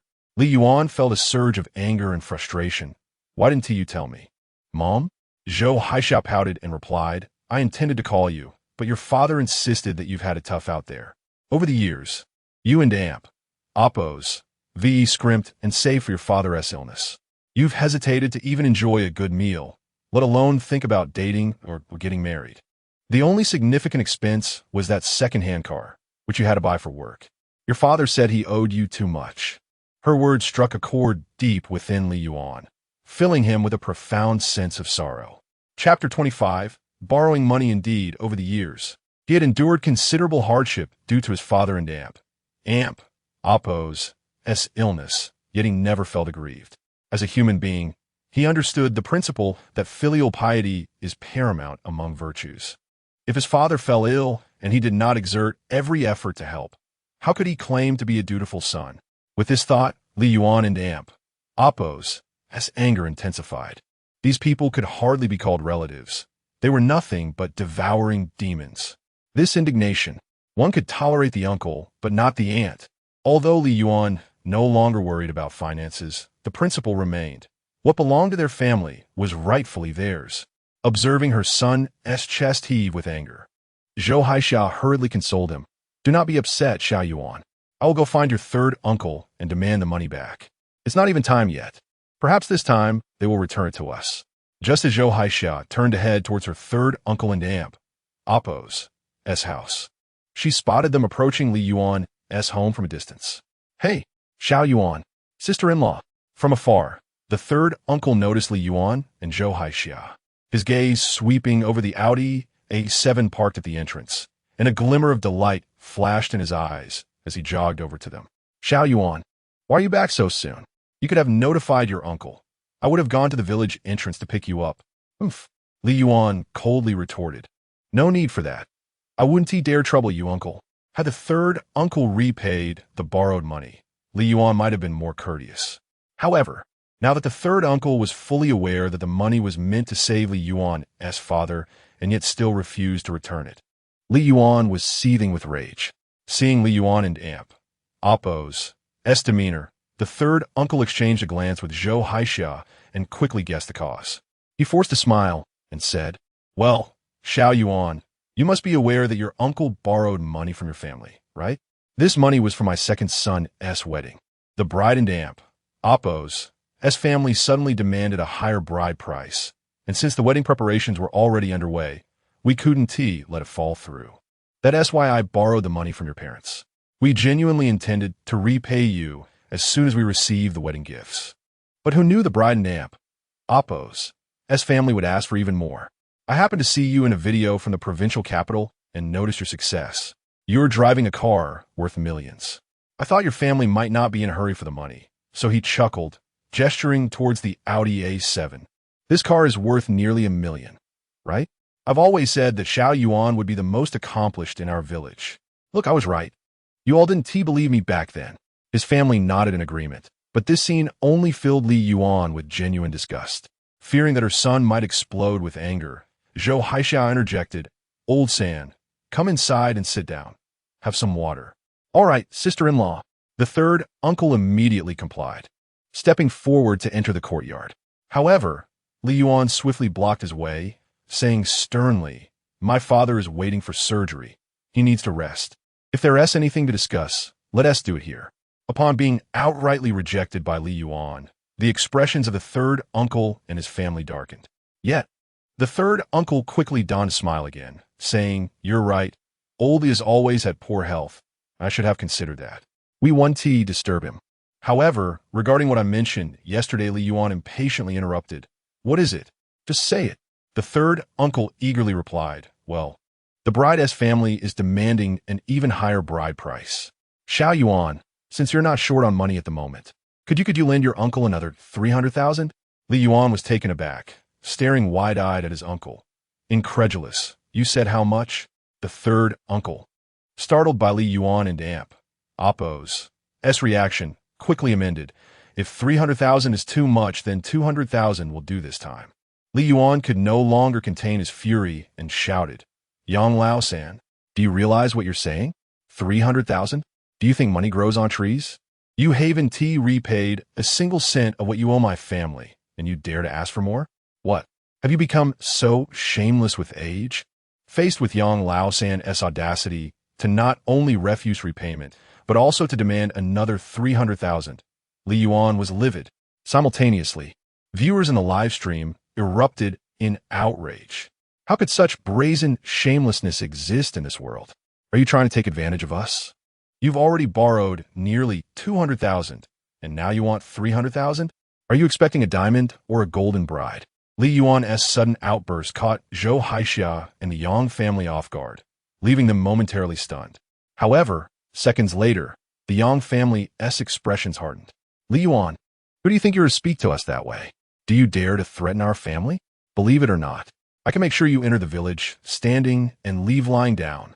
Yang Lao-san's eldest son retorted angrily. "Go ahead and try." As tensions rose, both sides were restrained by Zhou Haixia and Yang Lao-san. "Xiao Yuan, don't be like this. We're all from the same village. We can't resort to violence." Though Yang Lao-san held back his son, his face remained dark as he issued a final ultimatum to Li Yuan. "Li Yuan, I'm asking you one last time. Will you lend me the 300,000 or not?" Li Yuan's anger flared even more at Yang Lao-san's attitude, and he pointed a finger at him, shouting, "I wouldn't give you a single cent. You shameless scoundrel. I warn you, if you don't repay my family's money within 3 days, don't blame me for being rude." Chapter 26. Childhood friends. Upon hearing Li Yuan and Oppo's words, Yang Lao-san undoubtedly realized that the facade between their families had been irrevocably shattered. With the prospect of borrowing money vanishing, Yang Lao-san cast aside his pretense, and, raising an eyebrow with a look of disdain, retorted, "Li Yuan, one must possess a modicum of conscience. When your family faced difficulties, I, Yang Lao-san, extended my hand to assist you. Now that you and Oppo's achieved some success, with millions at your disposal, you cannot even lend 30,000 for an emergency? Are you still human?" Li Yuan, already flushed with anger, erupted further upon hearing Yang Lao-san and Oppo's words. "Do you even have the audacity to mention that? When I was hospitalized at the age of 5, my father borrowed a mere 1,000 from you for urgent needs. What did you do? Did you not lend it to my father? If it weren't and Oppo's, for my father and Oppo's borrowing from you, perhaps I would not be here today." Yang Lao-san faltered momentarily at the mention of the past, stammering, "What do you mean? Did I not lend it to your father? If it weren't and Oppo's for me, you might have been lost." His chest swelled with self-importance, as if he were indeed the savior of Li Yuan and Oppo's life. "Yes, you lent it, but you counted 800 as 1,000, and that's not all. You demanded an additional 30 per day in interest. Why don't you just go rob someone?" Li Yuan continued, his voice rising in indignation. "When you borrowed my father Namp, Oppo's motorcycle at 15 and crashed it into a tree, you nearly totaled it. That was a vehicle my father had saved for years to purchase. Yet you not only refused to repair it, but also blamed my father for the motorcycle's issues, demanding he cover your medical expenses. Yang Lao-san, such reasoning is utterly nonsensical." Li Yuan and Amp Oppo's words reignited the fervor in the live stream. "Damn it, if it were me, I would have confronted him directly. How shameless can the Yang family be? How can they even dare to ask for money from Brother Yuan? If we didn't chase them away with a broom, it truly shows Brother Yuan's restraint." Observing Yang Lao-san rendered speechless, Li Yuan reiterated, "It is said that one should borrow and repay with ease. You are well aware of your own reputation. The Li family will not lend you another penny. Moreover, let me reiterate, if you do not return the previous funds within 3 days, we shall meet in court. With Li Yuan and Appo's words firmly established, the Yang family ceased their entreaties, leaving while grumbling in frustration. As they watched Yang Lao-san and his family retreat, Zhou Haixia sighed and remarked, Xiao Yuan, it's not that I'm criticizing you, but we are neighbors after all. Must we escalate matters to such a degree? Li Yuan, his anger gradually subsiding, patiently replied, Mother, I understand the importance of kindness, but it depends on whom one is dealing with. Yang Lao-san has bullied our family for years. Are we to endure this injustice for life? They are in the wrong and shameless. What is there to discuss? Zhou Haixia was about to offer further counsel when a melodious voice, clear and delightful like the song of 100 birds, interrupted. Xiao Yuan Ge. Zhou Haixia and Li Yuan turned toward the sound to see a lively figure bouncing toward them from the other side of the gate. Instantly, the live stream erupted in excitement. Wow, this girl is the pinnacle of purity, beauty that transcends time, like a lotus shy of its own elegance. Lita Xian is indeed not deceiving me. Who knew Brother Yuan had such a charming companion back home? The youthful figure was a girl, just 20 years old, named Su Jinjin, who could be considered Li Yuan and Appo's childhood sweetheart. Jinjin, you arrived just in time. Your Xiao Yuan Gu is back. Aunt Zhou will prepare some delicious dishes tonight. You should invite your mother over to dine with us, Zhou Haixia exclaimed, beaming like a blooming flower. However, Li Yuan appeared somewhat surprised and even a bit reserved. Great, Aunt Zhou, I can't wait to taste your cooking, Su Jinjin replied, then turned her gaze to Li Yuan, asking, Xiao Yuan Gu, we were chatting yesterday. Why didn't you tell me you were coming back today? Upon hearing Su Jinjin's inquiry, Li Yuan evaded her gaze, akin to a child caught in wrongdoing, and responded, It was a last-minute decision to return. I just got home. Zhou Haixia, observing the two, smiled with her eyes squinting in delight. Xiao Yuan, Jinjin and Amp, Appo's house is a bit far. Since you're driving, why not go pick up your Aunt Sue as well? I need to hurry and prepare the vegetables. Before Li Yuan could respond, Zhou Haixia turned and walked away, seemingly fearful of being refused. Mother. Faced with his mother and Appo's disregard, Li Yuan felt a profound sense of helplessness. This scene did not escape the notice of the viewers in the live stream.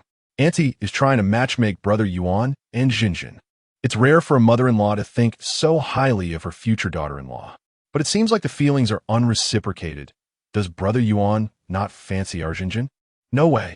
Is Brother Yuan and Appo's standard that high? No wonder he is still single. Hey, you're being quite shameless. When did Jinjin become yours? She belongs to my family. Draw your sword. If Brother Yuan is not interested, then I shall seize her. Xiao Yuan Ge. Do you not wish to see me? Su Jinjin furrowed her brow, gently biting her lip as she questioned. No, Li Yuan responded, flustered. It an Appo's. That's not that I don't want to see you. Upon hearing his response, Su Jinjin broke into a smile. Then do you mean you don't want my mother to come to your house for dinner? Li Yuan clarifia. No. Of course not. It's just, I must have been a bit tired from the long drive, so I was a bit distracted and slow to respond. Since Aunt Sue has always genuinely supported my family, how could I not wish for you to visit? Let us go. We shall fetch Aunt Sue. With that, Li Yuan took out his keys, unlocking the car, and gallantly opened the passenger door for Su Jinjin, showcasing his gentlemanly demeanor. Meanwhile, the onlookers, too, began to sense the underlying tension. Chapter 27. A new task. It seems that our dear Yuan Gu harbors a fondness for our beloved Junjun. The air is thick with an intoxicating ambiguity. What ambiguity, you ask? It is the unmistakable scent of budding romance. As he sat within the confines of the car, Li Yuan noticed the incessant barrage of comments flooding the live stream. He quickly adjusted his phone's angle, deliberately evading Su Jinjin and Appo's gaze. Consequently, the viewers in the live stream missed the chance for a close-up of the goddess, Su Jinjin. Immediately, the chat was inundated with lamentations and curses. Yuan Gu, you are being unfair. I protest. I wish to behold the goddess Jinjin. Indeed, I second that. Though you are the leader, you cannot deprive us of the right to admire the leader's wife. I too protest. Report this broadcaster for prioritizing beauty over the fans. Li Yuan shot a fierce glare at the screen, attempting to intimidate the commenters into silence. Of course, such an effort was futile. Xiao Yuan Ge, is this car yours? It's stunning. Su Zhanzhan exclaimed as she scrutinized the interior of the Audi A7, unable to suppress her admiration. Yes, it is my car. I just purchased it. For reasons unknown, Li Yuan, who had previously intended to downplay his acquisition, found himself admitting it openly in the presence of Su Zhanzhan, as if some underlying desire to boast had taken hold. This car is so beautiful. It must have cost a fortune, right? Just the other day, Yang Lao, Sam mentioned in the village that you've struck it rich out there, and it appears to be true. That's right. Xiao Yuan Ge. Does this mean that Uncle Li's illness can finally be treated? Li Yuan nodded enthusiastically, responding yes. I return to take my father to the provincial city for surgery. Once the operation is complete, he and Appos, LL recover. After that, I plan to have my parents move in with me in the provincial city. The previously joyful Su Zhanzhan and Appos' expression suddenly dimmed as she lowered her head and asked, Xiao Yuan Ge, are you saying you will bring uncle and aunt to live in the provincial city? Does that mean you want to be coming back? Sensing the abrupt shift in Su Zhanzhan and Appos' mood, Li Yuan hurriedly reassured her, I'm not sure yet. I need to consult my parents and see what they think. Su Zhanzhan's demeanor brightened slightly, but the topic had irrevocably altered the atmosphere, halting their conversation. Fortunately, as the driver, Li Yuan was spared the potential awkwardness that might have arisen had they been walking together. Subsequently, Li Yuan picked up Su Zhanzhan's mother, and the three quickly returned to Li Yuan's home. Upon awakening, Li Yuan's father, aware of the earlier altercation with Yang Lao San, refrained from commenting. The two families shared a joyful dinner, basking in merriment. However, the following morning, while Li Yuan remained in bed, Su Zhanzhan hurriedly roused him. Xiao Yuan Ge, something terrible has happened. Yang Lao San is spreading rumors throughout the village, claiming that you have engaged in illegal activities and earned ill-gotten gains, and that you have returned to help Uncle Li and Aunt Zhou escape. What? Li Yuan sprang upright, his eyes aflame with fury. I'm going to confront him right now. He hastily grabbed his clothing, ready to storm out, only to notice Su Zhanzhan's astonished expression, her eyes wide with disbelief. Su Zhanzhan shrieked, realizing that in his rage, Li Yuan had rushed out of bed without fully dressing. My apologies. My apologies. Li Yuan stammered, flustered as he scrambled to put on his clothes. I was so anxious that I completely forgot. I'm so sorry. Su Zhanzhan quickly turned away, covering her eyes, her cheeks flushed with embarrassment. Yet, her racing heart stirred an unfamiliar anticipation within her. This intimate moment elicited a chorus of excitement from the live stream viewers. Ha ha ha, what is there to be shy about? You'll be family soon enough. Our Yuan Ge has quite the physique. Look at those six-pack abs. Oh, the future sister-in-law is blushing. With a lack of entertainment options, Li Yuan had inadvertently left the live stream running while he slept the previous night. Now, as he hurried to confront Yang Lao San, he grabbed his phone and continued streaming, neglecting to turn it off. However, just as they reached the door, Li Yuan's father and Zhou Haishao intercepted them. Xiao Yuan, knowing how intense your argument with Yang Lao San was yesterday, he certainly won and Appos. T let it slide. However, they have bullied us for far too long. You are young and might escalate things unnecessarily, so you need not go today. Your mother and I will handle it and retrieve the money they owe us. Li Yuan's father's earnest tone made Li Yuan serious. But Dad, before he could finish, his father interrupted. Listen to me. You stay home. Once I have the money, we will head to the provincial city. Li Yuan frowned, still feeling anxious. But the gravity of his father and Appos' words compelled him to acquiesce with a nod. Once Li Yuan and Appos' parents departed, only he and Su Zhanzhan remained, and the earlier awkwardness swiftly returned. Zhanzhan, what are your plans moving forward? He inquired. Previously, you didn't continue your studies because Aunt Su couldn't afford the fees. Actually, if you wish to pursue your education now, I can cover that expense. Li Yuan suddenly recalled how Su Zhanzhen had sacrificed her studies for her family and Appo's sake, and with his newfound financial stability, he felt compelled to assist her. Upon hearing his offer, Su Zhanzhen and Appo's eyes sparkled momentarily before dimming again. Having harbored feelings for Li Yuan since childhood, she hesitated to accept his help, perceiving it as charity rather than genuine support. Li Yuan seemed to sense her discomfort and quickly clarified, "Oh, think of it as a loan. You can repay me after you graduate." While Su Zhanzhen genuinely wished to continue her education, the thought of being supported by Li Yuan created a knot in her heart. Finally, after some hesitation, she replied, I need to think about it." Li Yuan intended to continue persuading her, but before he could speak, a voice from outside the courtyard made him erupt with fury. Chapter 28. The Wrath of Li Yuan. Yuan Go. Uncle Li has been assaulted, and Zhou has also been doused in scalding hot oil. The sudden outcry from outside the courtyard plunged Li Yuan into despair, and Su Zhanzhen was taken aback as well. Hot oil. That could be fatal.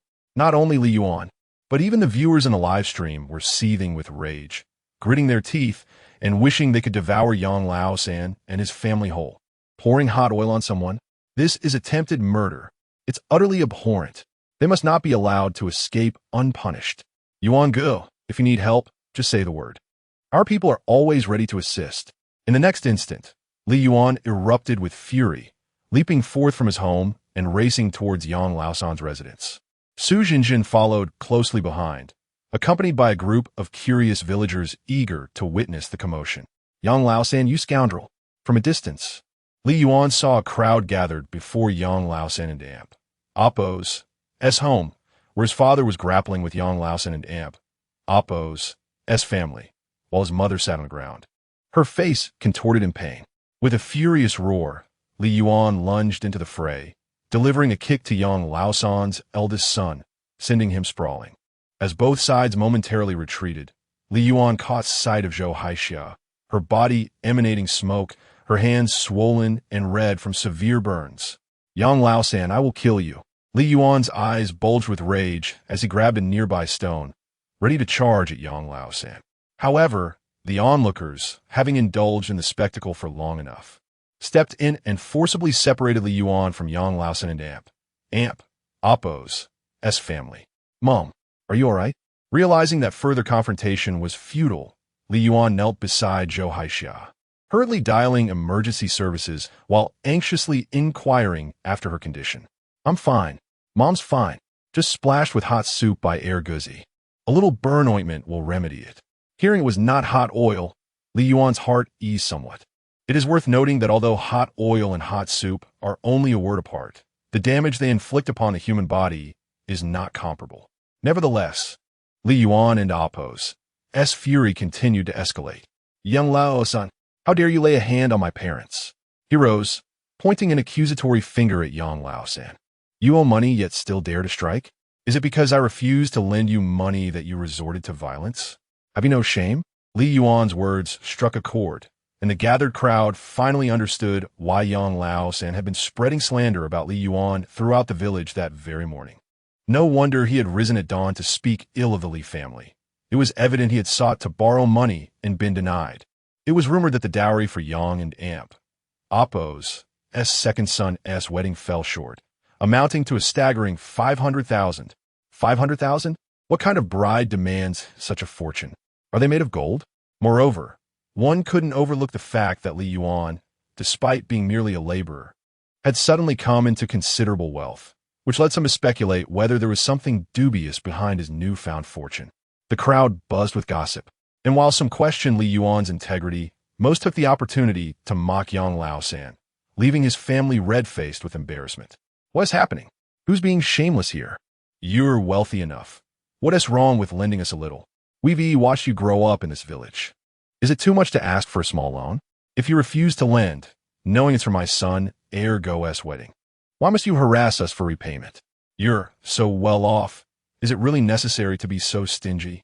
Yang Lao-san and Appo's wife retorted sharply at Li Yuan, but her arguments were utterly baseless, mere expressions of petulance and unreasonable obstinacy.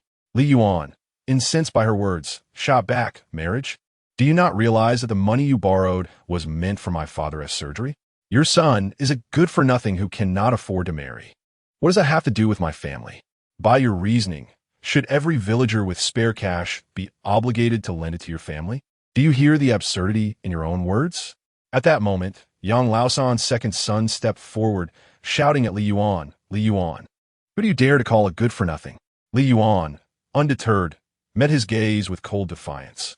Talking about you, a slothful, uneducated layabout who can't afford a bride and resorts to stealing from others. Li Yuan, I'll kill you today. I'll tear that filthy mouth of yours apart. Li Yuan smirked, come on, air guzzi.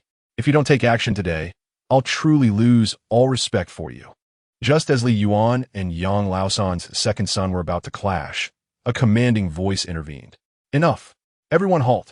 The villagers turned to see the speaker was none other than the village chief, Chen Daqing. What on earth is happening? We're all from the same village. Must we resort to violence to resolve our issues? Arriving late, Chen Daqing noticed Zhou Haixia seated on the ground and hurried over to inquire about the situation. After gathering the facts, he continued, what is so grave that it requires fighting? Can't we resolve this through conversation? Everyone, take a moment to breathe. If anyone dares to instigate violence again, they'll have to answer to me first. As the village chief held a degree of authority in the community, the previously brazen Yang family quickly subdued their bravado. They recognized their culpability and fell silent, possibly at a loss for words. Yang Laosan, you have nothing to say, do you? Now, Xiao Yuan, how can we reach a resolution to minimize this conflict?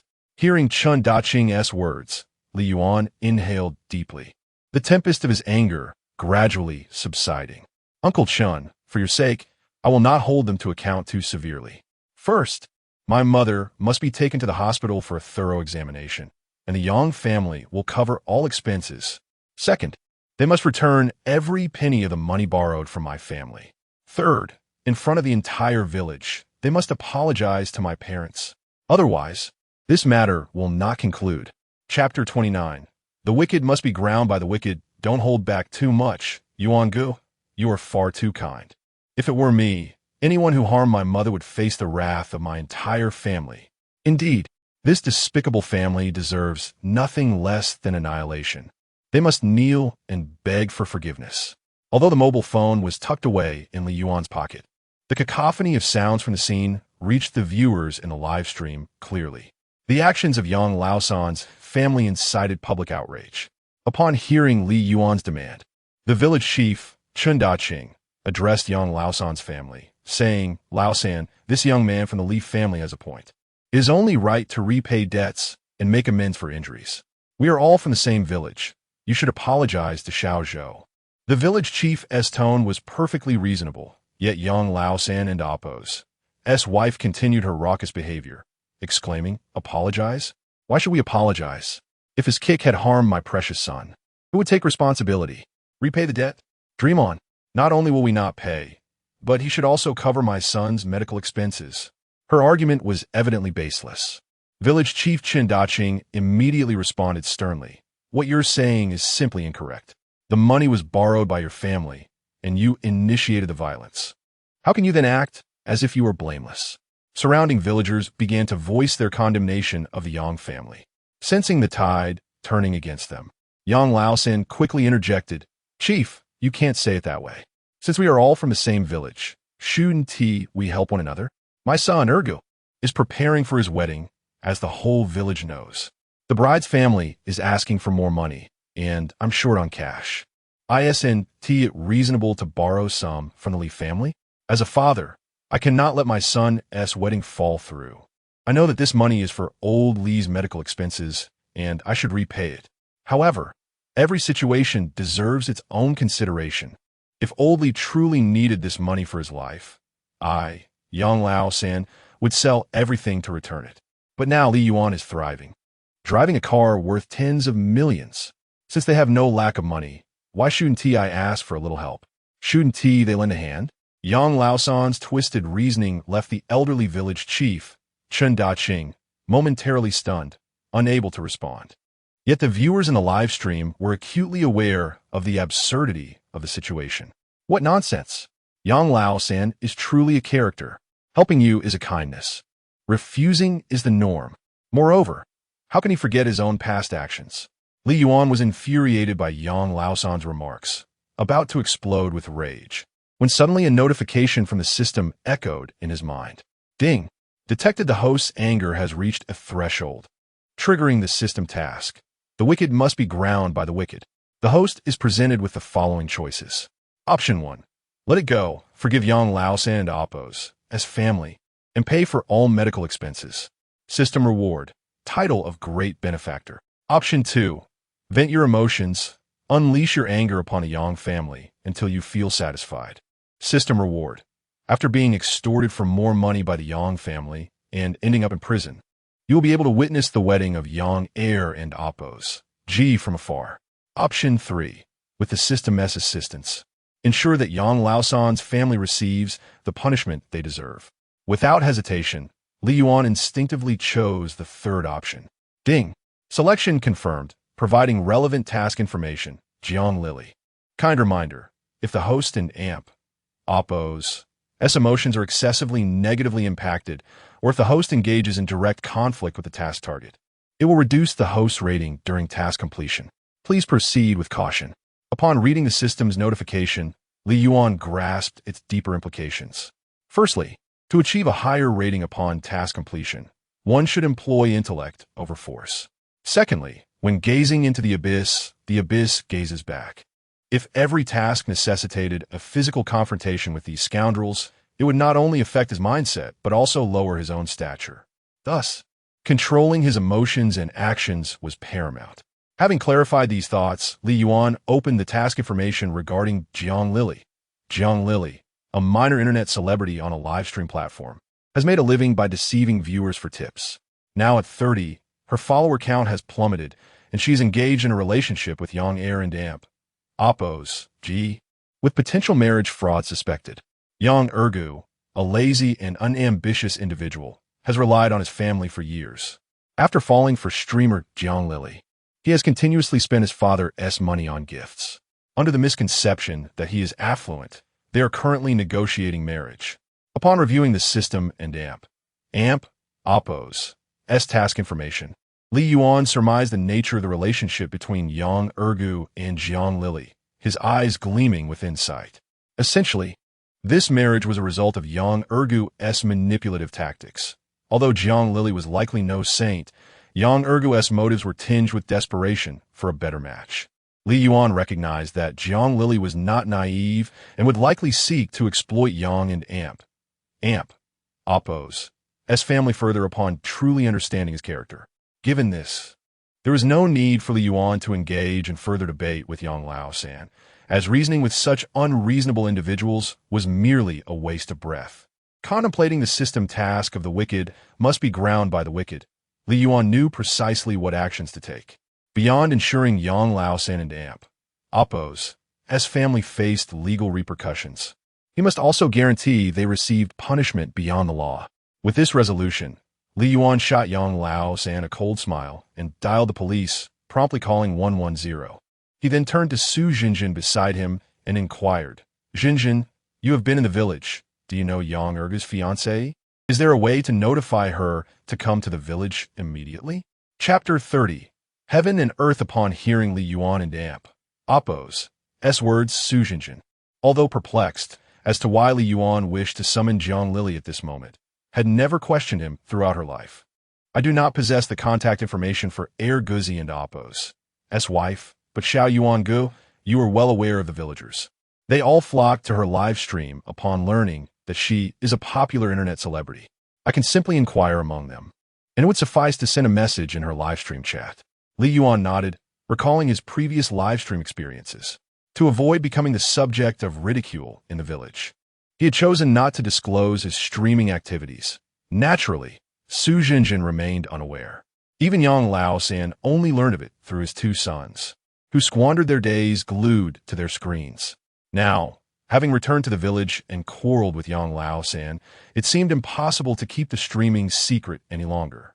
Most importantly, Su Jinjin was aware that Li Yuan had intentionally concealed this from her.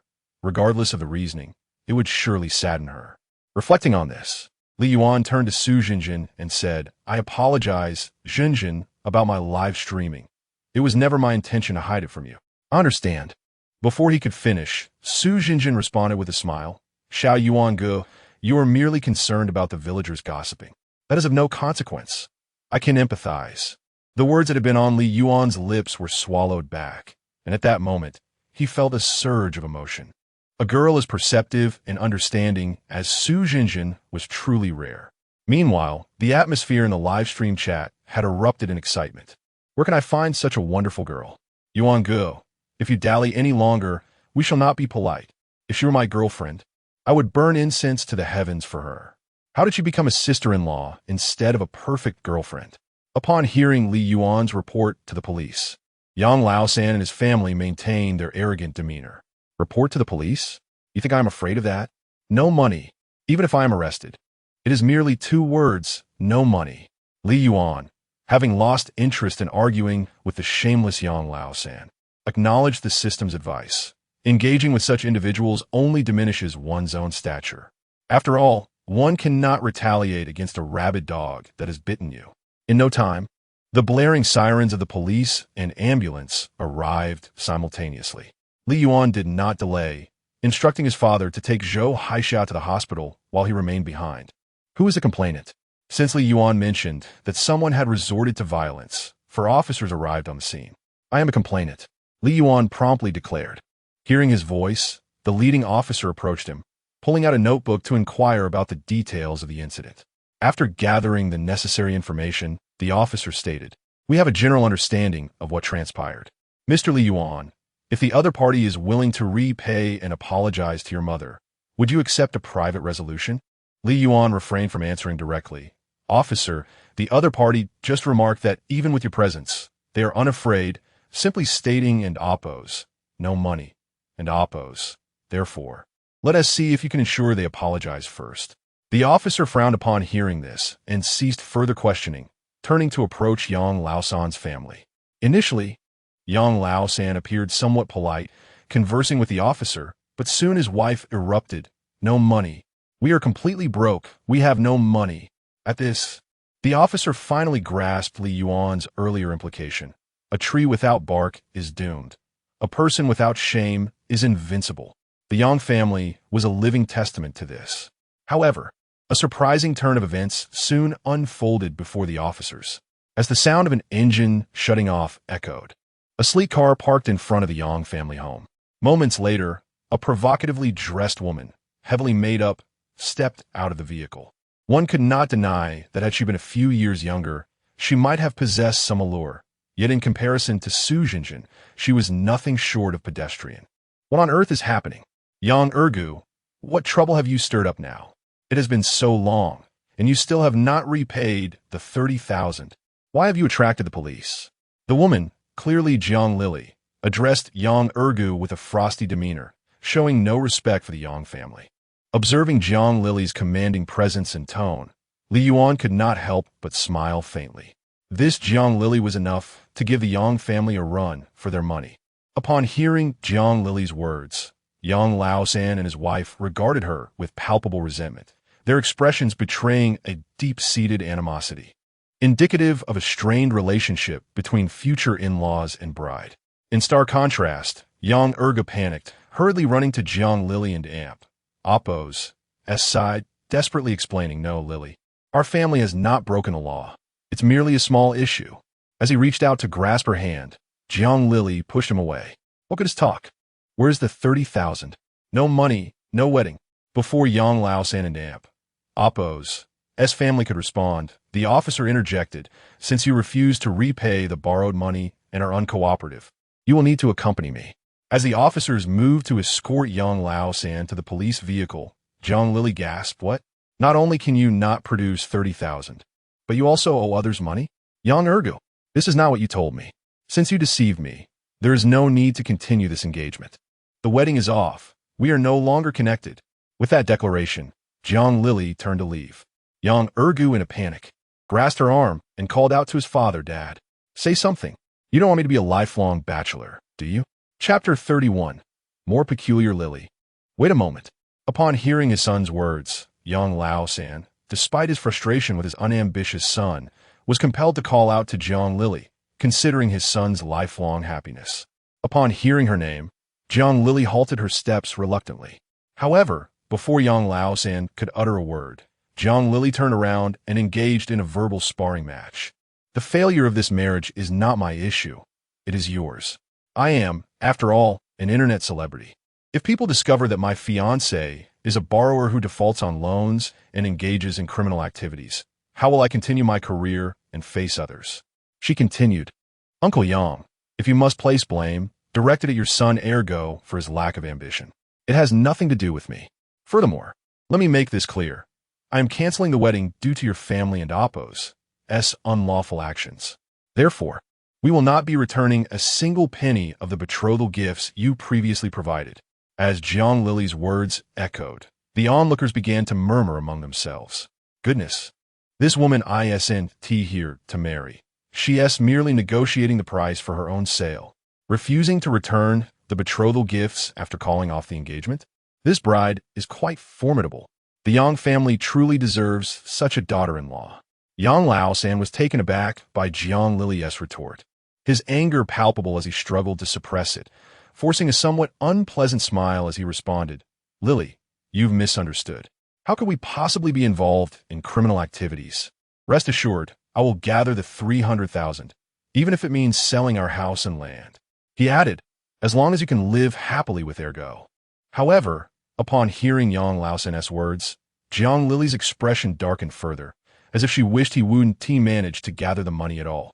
While she stood there, contemplating, the back door of a nearby SUV swung open, revealing a middle-aged woman, approximately in her 50s or 60s.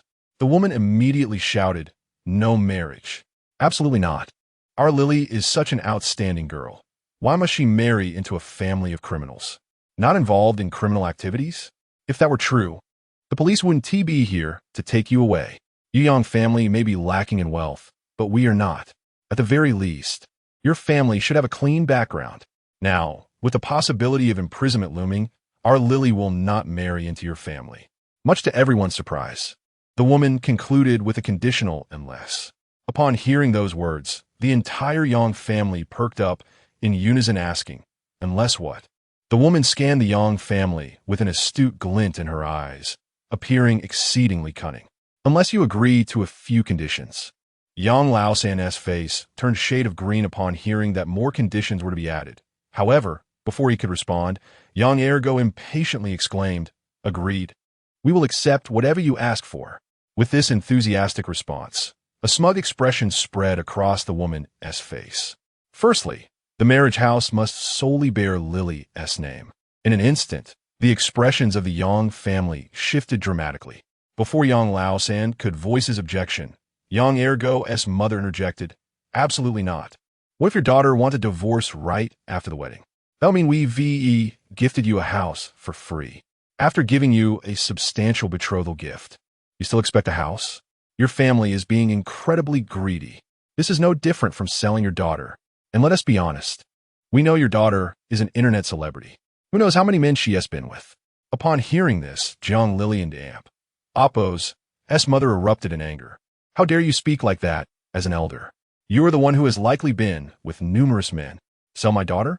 If I were to sell her, I wouldn't even consider your Yang family. She added, just take a look at your two sons. Do they even resemble men? For my Lily to take an interest in your family is a stroke of luck for you. Yang Ergo's mother attempted to retaliate, but was silenced by Yang Lao San's commanding shout, Enough. Must we continue to embarrass ourselves? The house will be under your daughter's name. I agree. What other demands do you have? Seeing Yang Lao San concede her demands, Jiang Lily and Oppo's mother ceased her verbal assault, coldly responding, Humph. Secondly, the first child born after the marriage, whether a boy or girl, must carry the Jiang surname. If the firstborn is a girl, the second child must also be named Jiang until a boy is born. This second demand left the onlookers and even Li Yuan utterly astounded.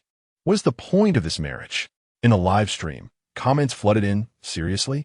They want a house, then a child? What did the Yang family gain from this? This is a case of shameless person meeting a more shameless one. They're getting what they deserve. Young Lao San and Appo's expression darkened further.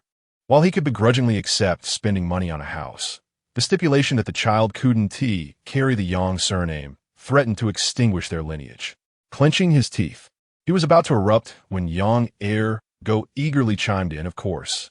Just a child? We can always have more. What other conditions do you have, mother-in-law? Please, share them all." Watching Yang Go's subservient demeanor, not only the villagers but even Li Yuan couldn't help but chuckle. Chapter 32. Boundless depravity. Upon witnessing the Yang family acquiesce to her conditions like obedient lapdogs, the middle-aged woman felt a sense of satisfaction. However, she pondered that having finally birthed a daughter, it was utterly unacceptable not to extract a substantial sum from such a peculiar and contemptible family. With a shrewd glint in her eye, she resolutely declared, "The third condition is that after Guzzi marries my daughter, he must provide me with a monthly allowance of 3,000 yuan. Impossible. You old hag, you must be dreaming." Young Go and Appo's mother was on the verge of exploding with indignation. She knew her son and Appo's circumstances all too well. Not only had he never earned a single cent since birth, but this old woman expected 3,000 yuan, ultimately relying on her and Yang Lao San to scrape together the funds. Jiang Lily impatiently interjected, "Is 3,000 yuan too much? I can easily earn more than that in a single live stream." Upon hearing Jiang Lily's assertion, Li Yuan's fans became agitated, entering into a mode of enlightenment. Although live streaming is indeed a burgeoning industry, it is predominantly the top-tier broadcasters who reap the rewards. For someone like Jiang Lily, a fading internet celebrity, to earn a few hundred yuan from a live stream would be an overestimation. I concur. I just visited her live stream room, and the viewership was dismal. Her current follower count is barely under 10,000, which includes a portion of inactive accounts. With such numbers, earning 3,000 yuan in a month is a tall order. Perhaps her live streams are not even legitimate. How ridiculous. "Bro, can we have a word?" As the conversation veered off course, Li Yuan chose to focus entirely on the unfolding drama, enjoying the spectacle of canines at each other's throats. Yang Go was evidently lost in his infatuation, momentarily forgetting the plight of his parents, and boldly proclaimed, "Lily, rest assured, as long as you marry me, I will ensure you receive 3,000 yuan every month without fail." Yang and Appo's mother attempted to voice her concerns, but was silenced by a glance from Yang Lao San. Their silent communication conveyed a shared understanding. "Let us get her into the family first, and then we'll find a way to deal with this new bride." "Very well. We of the Yang family accept this condition. In-laws, do you have any further demands? Please state them all at once." With a flicker of her eyes, the middle-aged woman contemplated for a moment before responding, "For now, this will suffice. Remember, you have 3 days to gather 300,000 yuan before you come to propose to our Jiang family." Having stated her terms, she and her daughter departed in their golf, leaving the onlookers in a state of chaos, openly discussing the outrageous demands they had just witnessed. Good heavens! Is Jiang's daughter some celestial being? To marry her will cost 50,000 yuan, not to mention the house, which must be solely in her name. And the child must bear the Jiang surname, along with a monthly stipend to her mother. This is not merely marrying off a daughter. This is ensnaring a gullible fool. Little six, you are unaware there are many such women in the city who, after indulging in revelry, return to the village seeking an unfortunate soul to bear their burdens. Unable to tolerate the villagers and Appo's gossip, Yang Go and Appo's mother transformed into a maternal tiger, unleashing a torrent of foul language that silenced the crowd. The officer in charge of the situation, exasperated, said sternly, "Madam, please watch your language. One must speak with civility." At the officer's admonishment, Yang Go and Appo's mother reluctantly subdued her outburst, muttering, "What in Appo's? That's the big deal about a few harsh words?" The officer, weary of her unreasonable behavior, furrowed his brow and stated, "Your family owes money to others and is provoking trouble. According to the law, we must summon you." Just as it seemed that her father would be taken away, Yang Go, who had been engrossed in his phone, suddenly shouted, Wait. On what grounds are you arresting him? Do you have a loan agreement? Though young Ergo was lazy, he was not foolish. It dawned on him that for a loan to exist, there must be a written agreement. He distinctly recalled that when his father borrowed money from the Yang family, no such document had been created. Without a written agreement, did that not mean they owed nothing? As the crowd oppose, as attention fixated on him, young Ergo took a deep breath and declared, "Officer, I believe my father has committed no crime. You should be arresting the Li family instead." Li Yuan was amused by this audacious counterattack, curious to see how the Yang family would respond. For the first time in his life, young Ergo felt a sense of prominence as the onlookers and officers turned their gazes toward him. With renewed audacity, he proclaimed, "Officer, we have never borrowed money from the Li family. They must be desperate and are attempting to extort us." The crowd gasped, and even the officers were momentarily taken aback. The officer urged, "What is happening? Speak clearly and do not keep us in suspense. The Li family has claimed we owe them money, but where is the evidence? Is there a written agreement?" Young Lao San and Damp, Oppo's face lit up with excitement as he shouted, "Yes, the Li family has been saying I owe them money, but where is the proof?" Li Yuan's parents were stunned. Being simple folk, they had never anticipated that their relative would default on a loan. When young Lao San had approached them for money, they had lent it without a second thought, trusting their familial bond. Now, with the Yang family denying the debt, they were left without evidence to support their claim. The viewers in the live stream were equally aghast at the Yang family and Oppo's shamelessness, their outrage palpable. To think such unprincipled people exist. This is outrageous. I cannot contain my frustration any longer. This family is truly absurd. It is only right to repay debts. This group is shamelessly evading their obligations. Li Yuan, please share your address. I will come to teach this disgraceful family a lesson. Some level-headed viewers analyze the situation, expressing concern. The reality is, uncle and aunt cannot produce a loan agreement, and without further evidence, legally speaking, it is challenging to hold this shameless family accountable. The lead officer, furrowing his brow, inquired, "Mr. Li, did young Lao San ever establish a written agreement for the loan?" Li Yuan and Oppo's father sighed. "At the time, we thought, being neighbors and relatives, they would not default on a loan.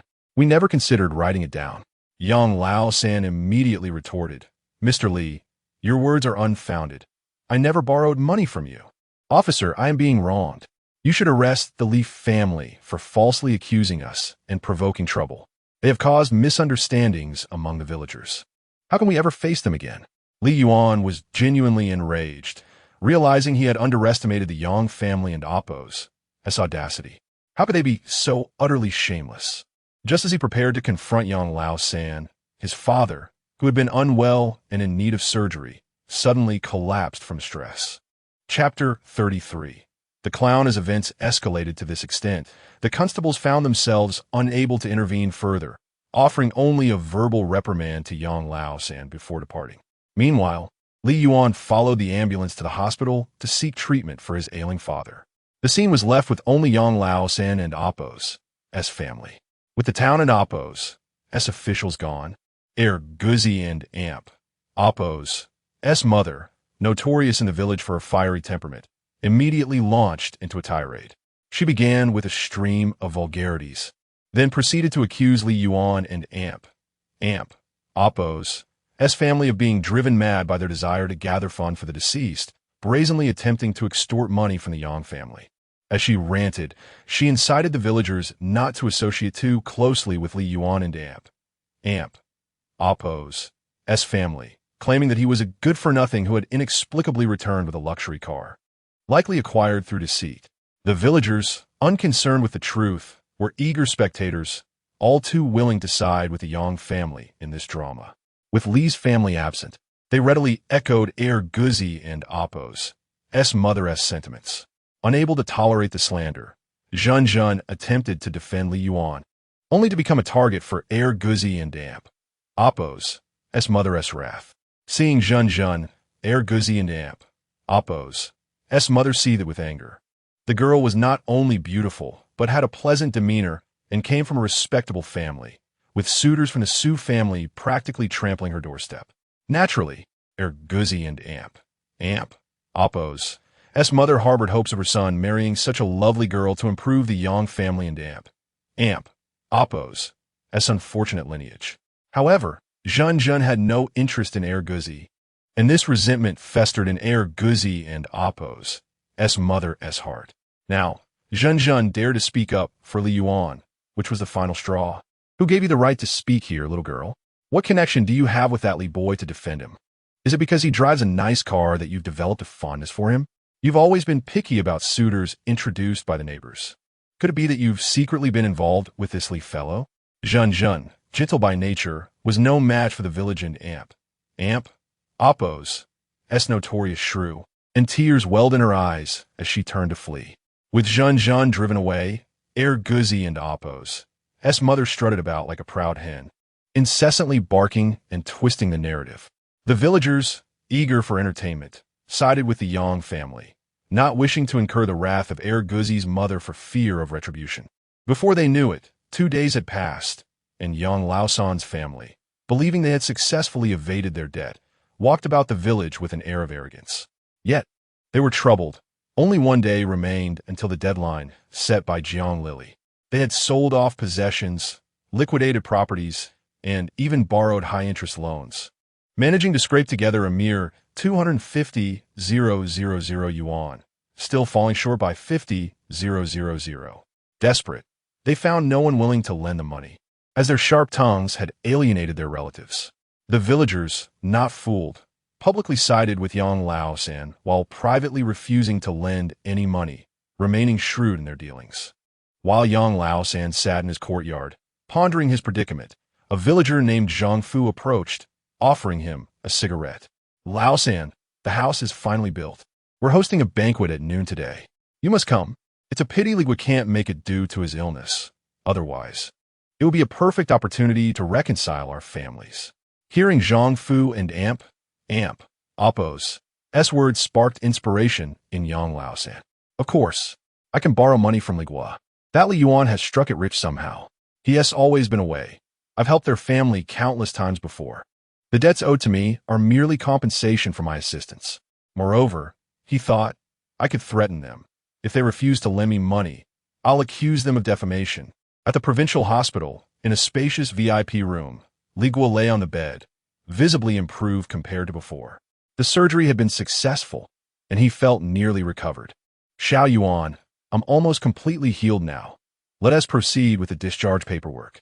He had inquired about the VIP room, which spanned approximately 300 square meters and included a master bedroom, a reception room, a kitchen, and a study equipped with a computer, along with 3 accompanying rooms. Such a suite cost an astounding 3,000 yuan per day. Dad, the doctor has advised that you need rest and are not yet fit for discharge. We should heed the doctor's recommendations and leave when he says you're ready. As for the room expenses, there's no need for concern. These rooms rarely have occupants, so I found a connection to secure it at only a slight premium over the standard. Li Yuan understood his father's concerns. Accustomed to a frugal life, the thought of spending 3,000 yuan daily was troubling for him. Thus, he assured him it was through a connection that they were able to afford the room. Zhou Haixiao chimed in. Our Xiao Yuan has made quite a name for himself. You should focus on recuperating, dear. Once you're well, we must start planning for Xiao Yuan's marriage. With Li Gua's health improving and his spirits lifted, he recognized it was indeed time for Xiao Yuan to settle down. I think Zhun would make a fine match. I watched her grow up, and she has both a lovely character and appearance. Mom Li Yuan was at a loss for words regarding such topics. Xiao Yuan, you need to feel shy. I'll discreetly inquire about Zhun's feelings. As the family enjoyed their harmonious conversation, an untimely knock interrupted. Li Yuan opened the door, and, upon recognizing the visitor, he coldly remarked, What are you doing here? You're not welcome. As he attempted to close the door, Yang Laosan, akin to a pesky monkey, squeezed his way in, brandishing 2 bottles of unlabeled liquor. I heard about your father's illness, so, as a brother, I came to check in. Li Yuan retorted, Heard? You know full well who is responsible for my father's collapse. Xiao Yuan, don't be so harsh. Although you found success in the city, you still lack social grace. Here I am, making a long journey to see you, and you don't even offer me a seat. Li Guo and his wife were kind-hearted, but this incident had deeply saddened them, and they remained unmoved by Yang Laosan's smooth words. Seeing Li Guo's silence, Yang Laosan cursed inwardly. So what if you've earned a few bucks through deceit? You're still no one special. He pointed at the bottles of liquor in his hands, grinning. Brother Guo, I know you enjoy a drink. I specially brought you 2 fine bottles. A bottle of liquor costing only 10 yuan hardly warranted such bravado, Li Yuan thought with a cold smirk. If there is nothing else, please leave. The doctor has advised that my father needs peace and quiet. With the dismissal clear, Yang Laosan hurriedly insisted, there is certainly a matter at hand. I came primarily to ask you, Xiao Yuan, for a loan of 50,000 yuan. Chapter 34. Treat it as interest. Li Yuan was astonished. How could this fellow utter such words? Both families had already reached a breaking point, and this old scoundrel had the audacity to come and ask for money. What a disgrace. Among all the shameless individuals he had encountered, Yang Laosan undoubtedly ranked among the top 3. Even the usually good-natured Zhou Haishao was taken aback by Yang Laosan and Appo's audacity. She finally recognized the true nature of this family and wished to sever any ties with them. Furrowing her brow, she stated, Laosan, the money you borrowed before was my family's life-saving funds, and you want to renege on that. Now you come asking for more. Do you truly believe our family is easy to bully? Li Yuan was concerned that arguing with such a beast might agitate his father and affect his recovery. Coldly, he said, you come with me. Yang Laosan knew full well that Li Guo and his wife were out of money. If he wanted to borrow, he had to approach the right person. He smirked at the couple and followed Li Yuan outside. Li Yuan cast a disdainful glance at him, thinking that if hitting someone were not against the law, he would gladly turn this old fool into a swollen mess. Xiao Yuan, Uncle San is truly at his wit's end and has come to you for help. Don't worry. In a couple of days, when his funds are in order, he will certainly repay you. Li Yuan scoffed, oh. So this time, you won and Appo's. Leave a written acknowledgement, only to default later? Come now, Xiao Yuan, don't say that. I and Appo's. I'm not the kind of person to do such things. The previous situation was all a misunderstanding. If you lend me the money this time, we can remain good neighbors. And we are still relatives, after all. When you're not home, I can help take care of your parents. You know how hard it is in the village without mutual support. That and Appo's. That's unnecessary. When I return home, I will take my parents away, and we will have no further association. That's quite all right. You lend me some money, and I can help manage your family's affairs back in the village. Engaging in conversation with such a shameless scoundrel was raising Li Yuan's blood pressure. He had already devised a plan to deal with this man and had begun to set it in motion. No matter how much you bark, you will not get a single cent from me, you old deadbeat. Yang Laosan, who was not known for his patience, had been holding back his anger and was now infuriated. He retorted, Xiao Yuan, don't think I don't know how you earn some money through lawsuits. That money is tainted. If you lend me the money today, Uncle Sam will pretend not to notice. Otherwise, I will spread rumors in the village and ruin your reputation. This old dog truly had no shame. Since his parents had lent money to this scoundrel without leaving any evidence, pursuing legal action was futile. Li Yuan was frustrated, having hoped for an opportunity to settle the score. Seeing Yang Laosan tread dangerously close to slander and defamation, he narrowed his eyes and said, bark all you want. You want an amp? Appo's, to get a dime from me. If I recall correctly, tomorrow you are supposed to pay the bride price to the Jiang family, right? I'm curious to see how you will manage to gather the money. Who would want to marry Yang Ergu? You little brat. How cruel-hearted you are.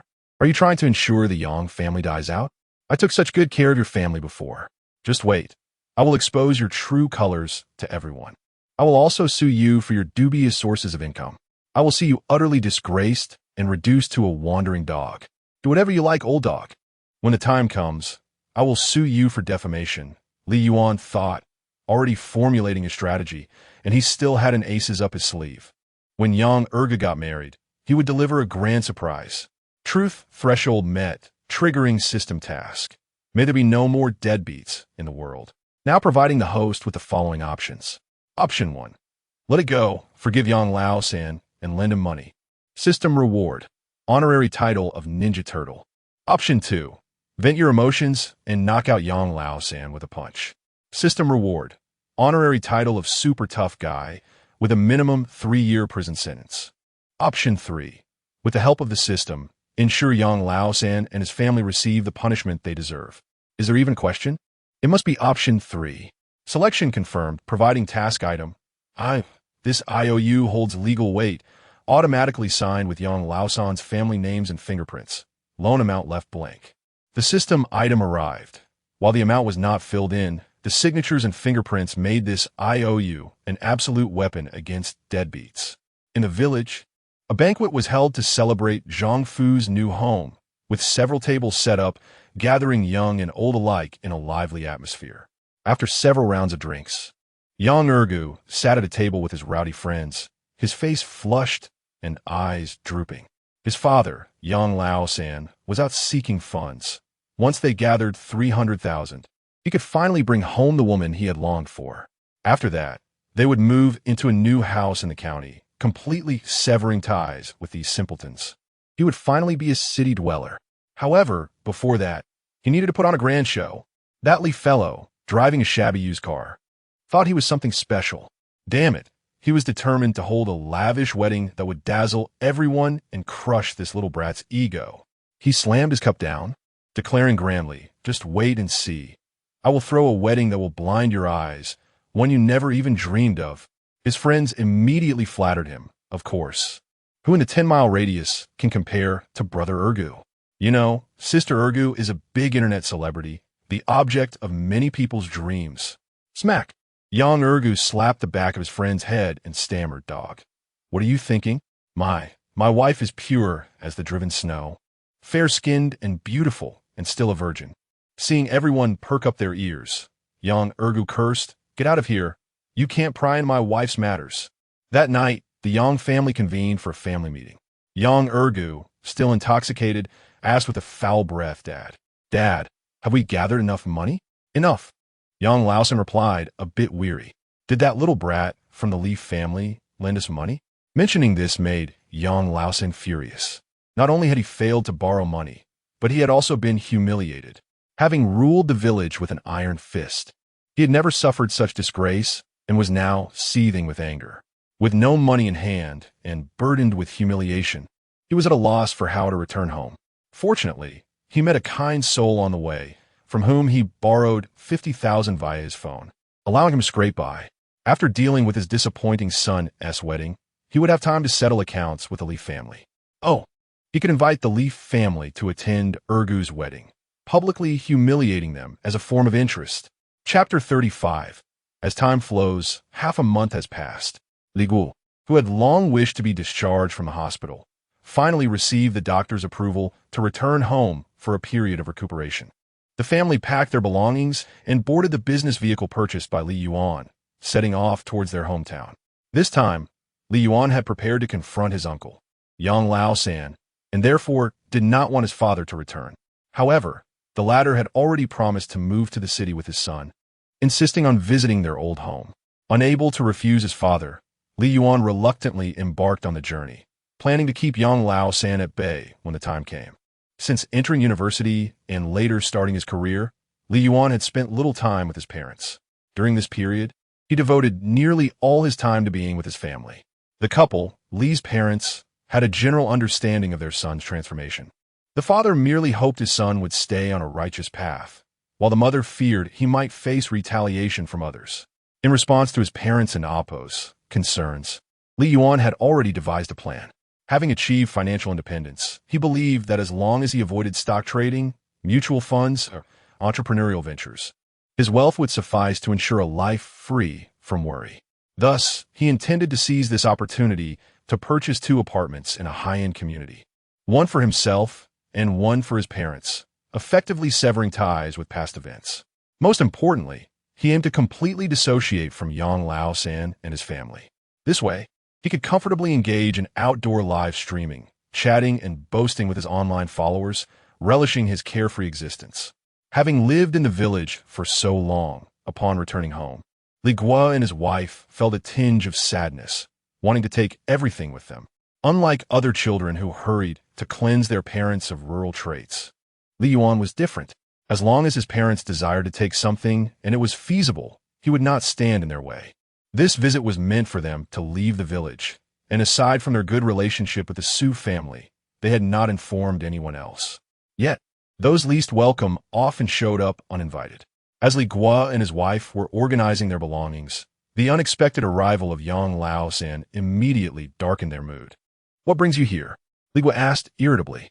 Yang Lao-san, wearing a forced smile, replied, "I heard that Brother Guo has been discharged from the hospital, so I came to pay a visit. Besides, my son Ergo is getting married tomorrow. As the uncle, you cannot miss it. You know my temperament. If the children are willing, money is of no consequence. We are using 10 luxury cars for the wedding, and we and Oppos, V hired the best ceremonial team in the county. The banquet will be held at the finest restaurant in town." Li Yuan, who was interacting with his fans online, stepped outside upon hearing Yang Lao-san and Oppos' ruckus. "Dear nephew, you must come too. The more people, the merrier." Even if Yang Lao-san hadn't invited him, Li Yuan intended to show up. "Of course, not only will I attend, but I shall also prepare a generous gift, a delightful surprise to celebrate." In the live stream, the fans expressed their confusion. "Brother Yuan, what's going on? Why attend the wedding of that scoundrel? Has he threatened you?" "Exactly. If you're being coerced, just blink. Brother, there's no need to associate with such people. Treat them like the filth they are." The concern expressed by his fans warmed Li Yuan and Oppos' heart. He reassured them, "Don and Oppos, don't worry, my friends. I will live stream the event, and I need your support." Seeing Li Yuan agree to attend the wedding, Yang Lao-san and Oppos' face broke into an exaggerated grin. His intention in inviting Li and Oppos' family was to publicly humiliate them at the wedding, making them understand that opposing him would lead to dire consequences. Both parties had their own agendas, eagerly awaiting the spectacle to unfold the next day. After Yang Lao-san departed, Zhou Haixiao expressed her worries. "Xiao Yuan, I fear Yang Lao-san has ulterior motives. It would be best if he didn't go. We can simply send a gift." "No, we shouldn't even send a gift. Our family has no ties with the Yang family anymore," Li Guo said, genuinely upset and unwilling to see Yang Lao-san again. Relieved by his parents and Oppos' sentiments, Li Yuan felt a weight lift off his shoulders. He had initially feared they would cling to old ties, but it seemed Yang Lao-san and Oppos' shamelessness had truly hurt them. Thus, he resolved to ensure Yang Lao-san and his family received the punishment they deserved. As the saying goes, evil begets evil. Yang Lao-san's family, barely scraping by to meet Jiang Lily and Oppos' demands, was busy plotting their next move. "Lily, remember, never get emotionally involved with the Yang family and Oppos' fools. Once they become destitute, we shall file for divorce immediately. Don't worry, Mom. I've checked. As long as we wait a year after the marriage to file, we won't have to return the bride price. That 50,000 will belong to us." "You're absolutely right, my good daughter. We mustn't be idle during this year. I and Oppos' help you find your next match. So we want an Oppos' waste any time after this is over." The next day, the wedding of Yang Ergo and Jiang Lily proceeded as scheduled, with a scale that was indeed remarkable in the region. At the venue, villagers applauded enthusiastically, lifting the spirits of Yang Ergo's family. However, when the bride was brought to the venue, a complication arose. Jiang Lily adamantly refused to exit the car unless given 20,000 yuan. This left Yang Lao-san frantic, like a monkey on a hot pan, jumping around in desperation. He had borrowed extensively to fund the wedding, and he had lost count of how much debt he owed. The cost of the wedding had drained his family's resources, leaving him entirely empty-handed. In a panic, he wondered where to find 20,000 yuan. Spotting Li Yuan among the guests, he thought he might be the only one capable of handing over such an amount without hesitation. At that moment, he abandoned his earlier plan to ridicule Li's family, rushing over like a dog, tears nearly spilling from his eyes. "Xiao Yuan, please help your uncle. It was all my fault before. You are magnanimous. Don't hold it against me." Li Yuan, well aware of Yang Lao-san's true nature, frowned and replied, "What are you doing? Please lend your uncle 20,000 yuan.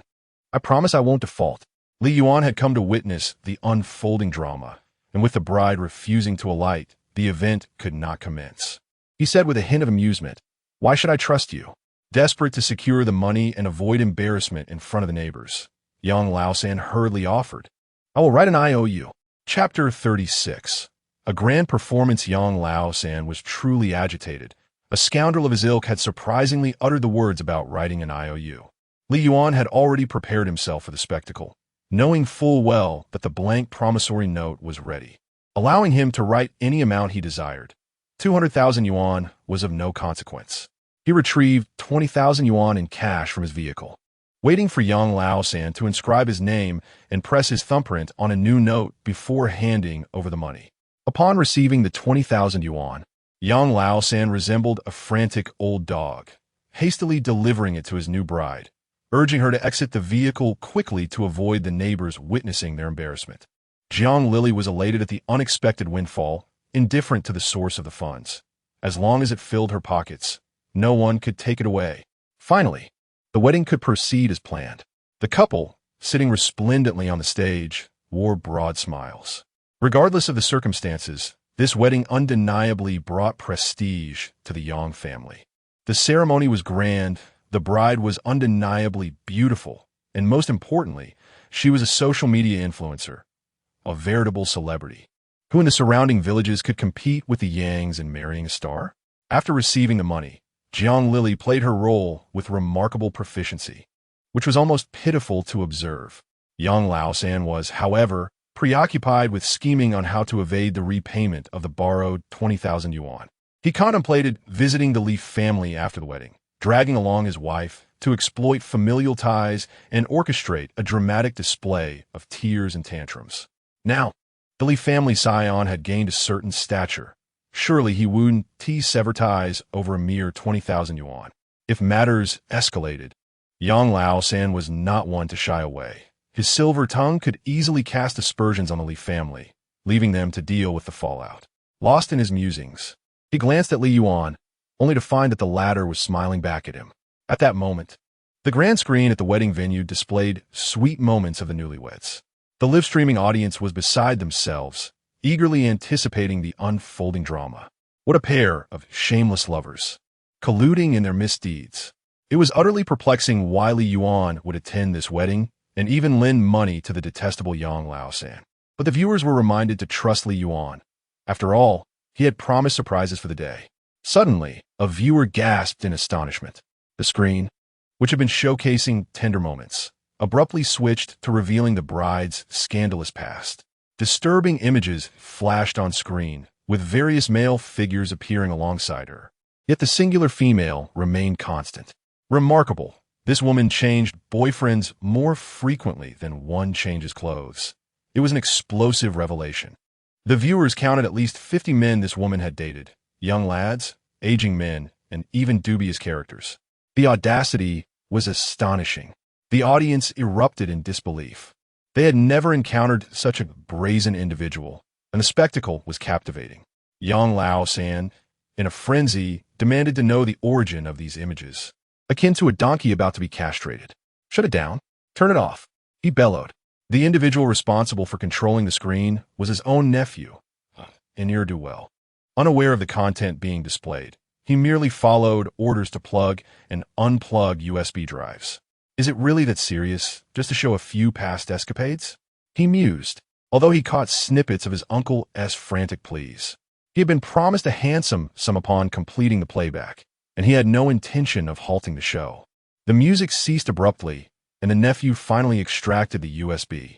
At that moment, the gathered crowd not only knew the number of the bride's former lovers, but could also count the moles on her body. On stage, Yang Laosan and his wife were embroiled in a fierce argument with Jiang Lily's mother. "Enough. This wedding is off. Your daughter is a disgrace and cannot enter the Yang family," Yang Laosan shouted. Jiang Lily's mother, equally fierce, retorted, "You should take a good look in the mirror. Your family is not worthy of my daughter. She came to your home out of kindness, and you dare to insult her. Get your shameless daughter out of here and return our betrothal gifts." Yang Laosan Tundiret.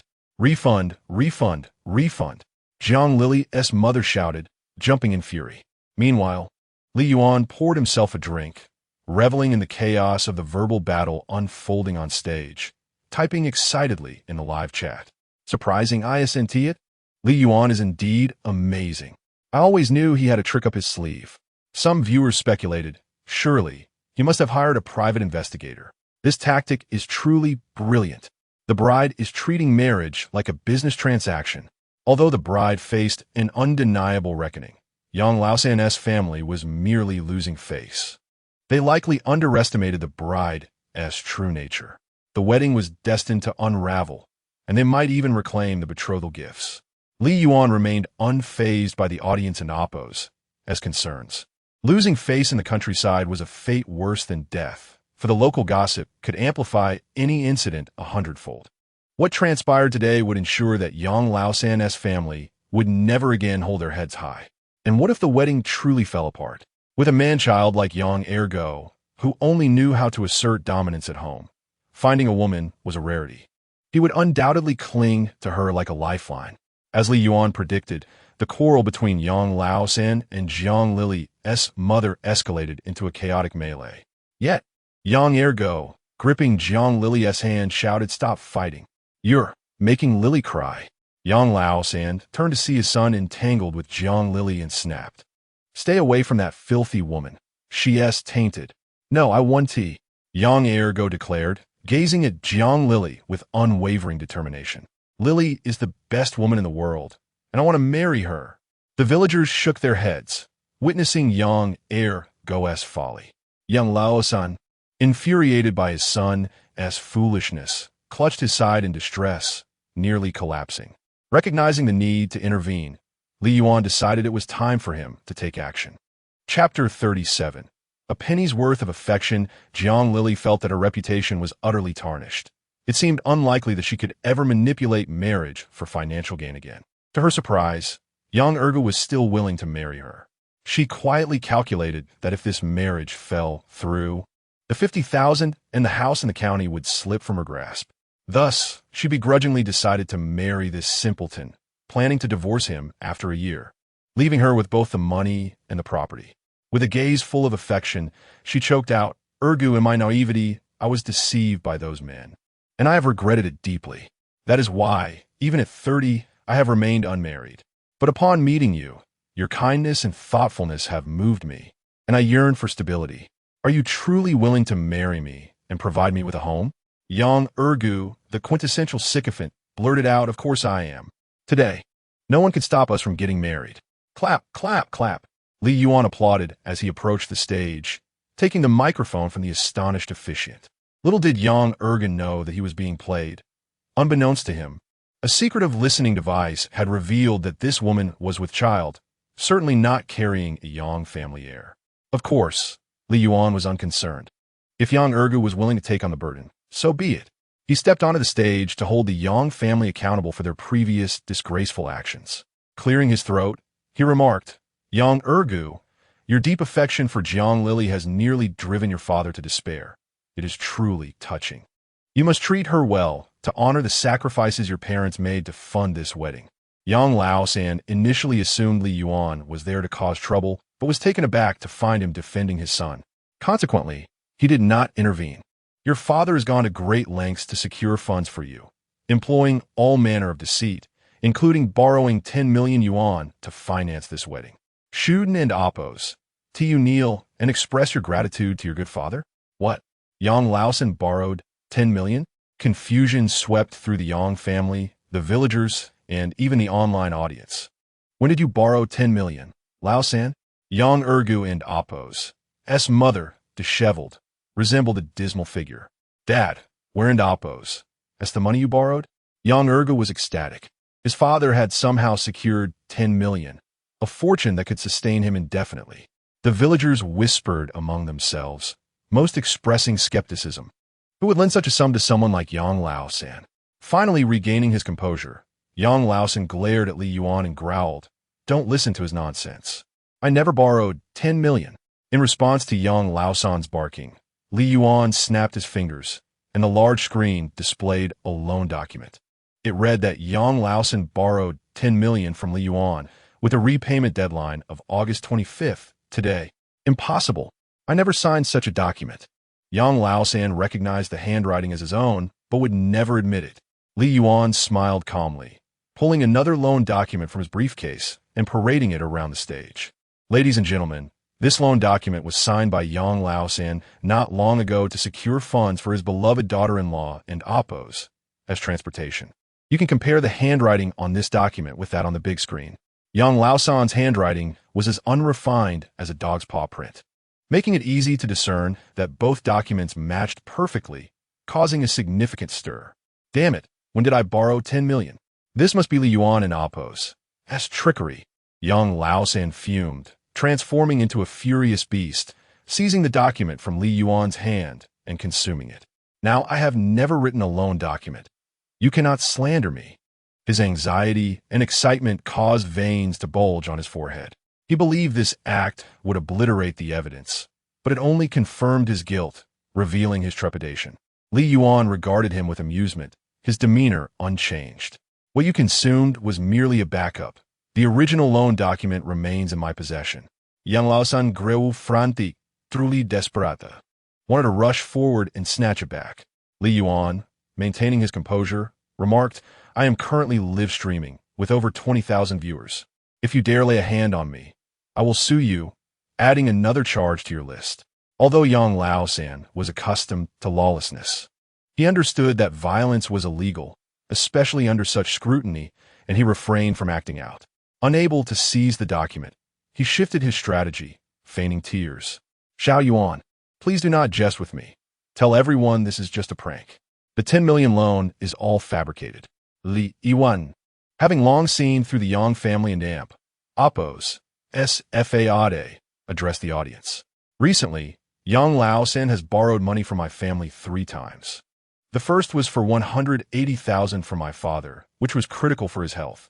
Yet this shameless man managed to avoid repayment by claiming there was no loan document. The second time, he sought 10 million, and I was willing to lend it because he provided a loan document. I wanted to see how he would evade that. The last instance was just moments ago when he asked me for 20,000. Ladies and gentlemen, I'd already lent him 10 million. Where did that money go? Yet he still dares to ask me for more? This family is utterly devoid of shame. Yang Laosan, you have borrowed money from my family 3 times.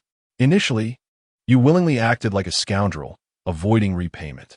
For the second and third loans, you borrowed a total of 10,002,000, and this is all documented with your signature.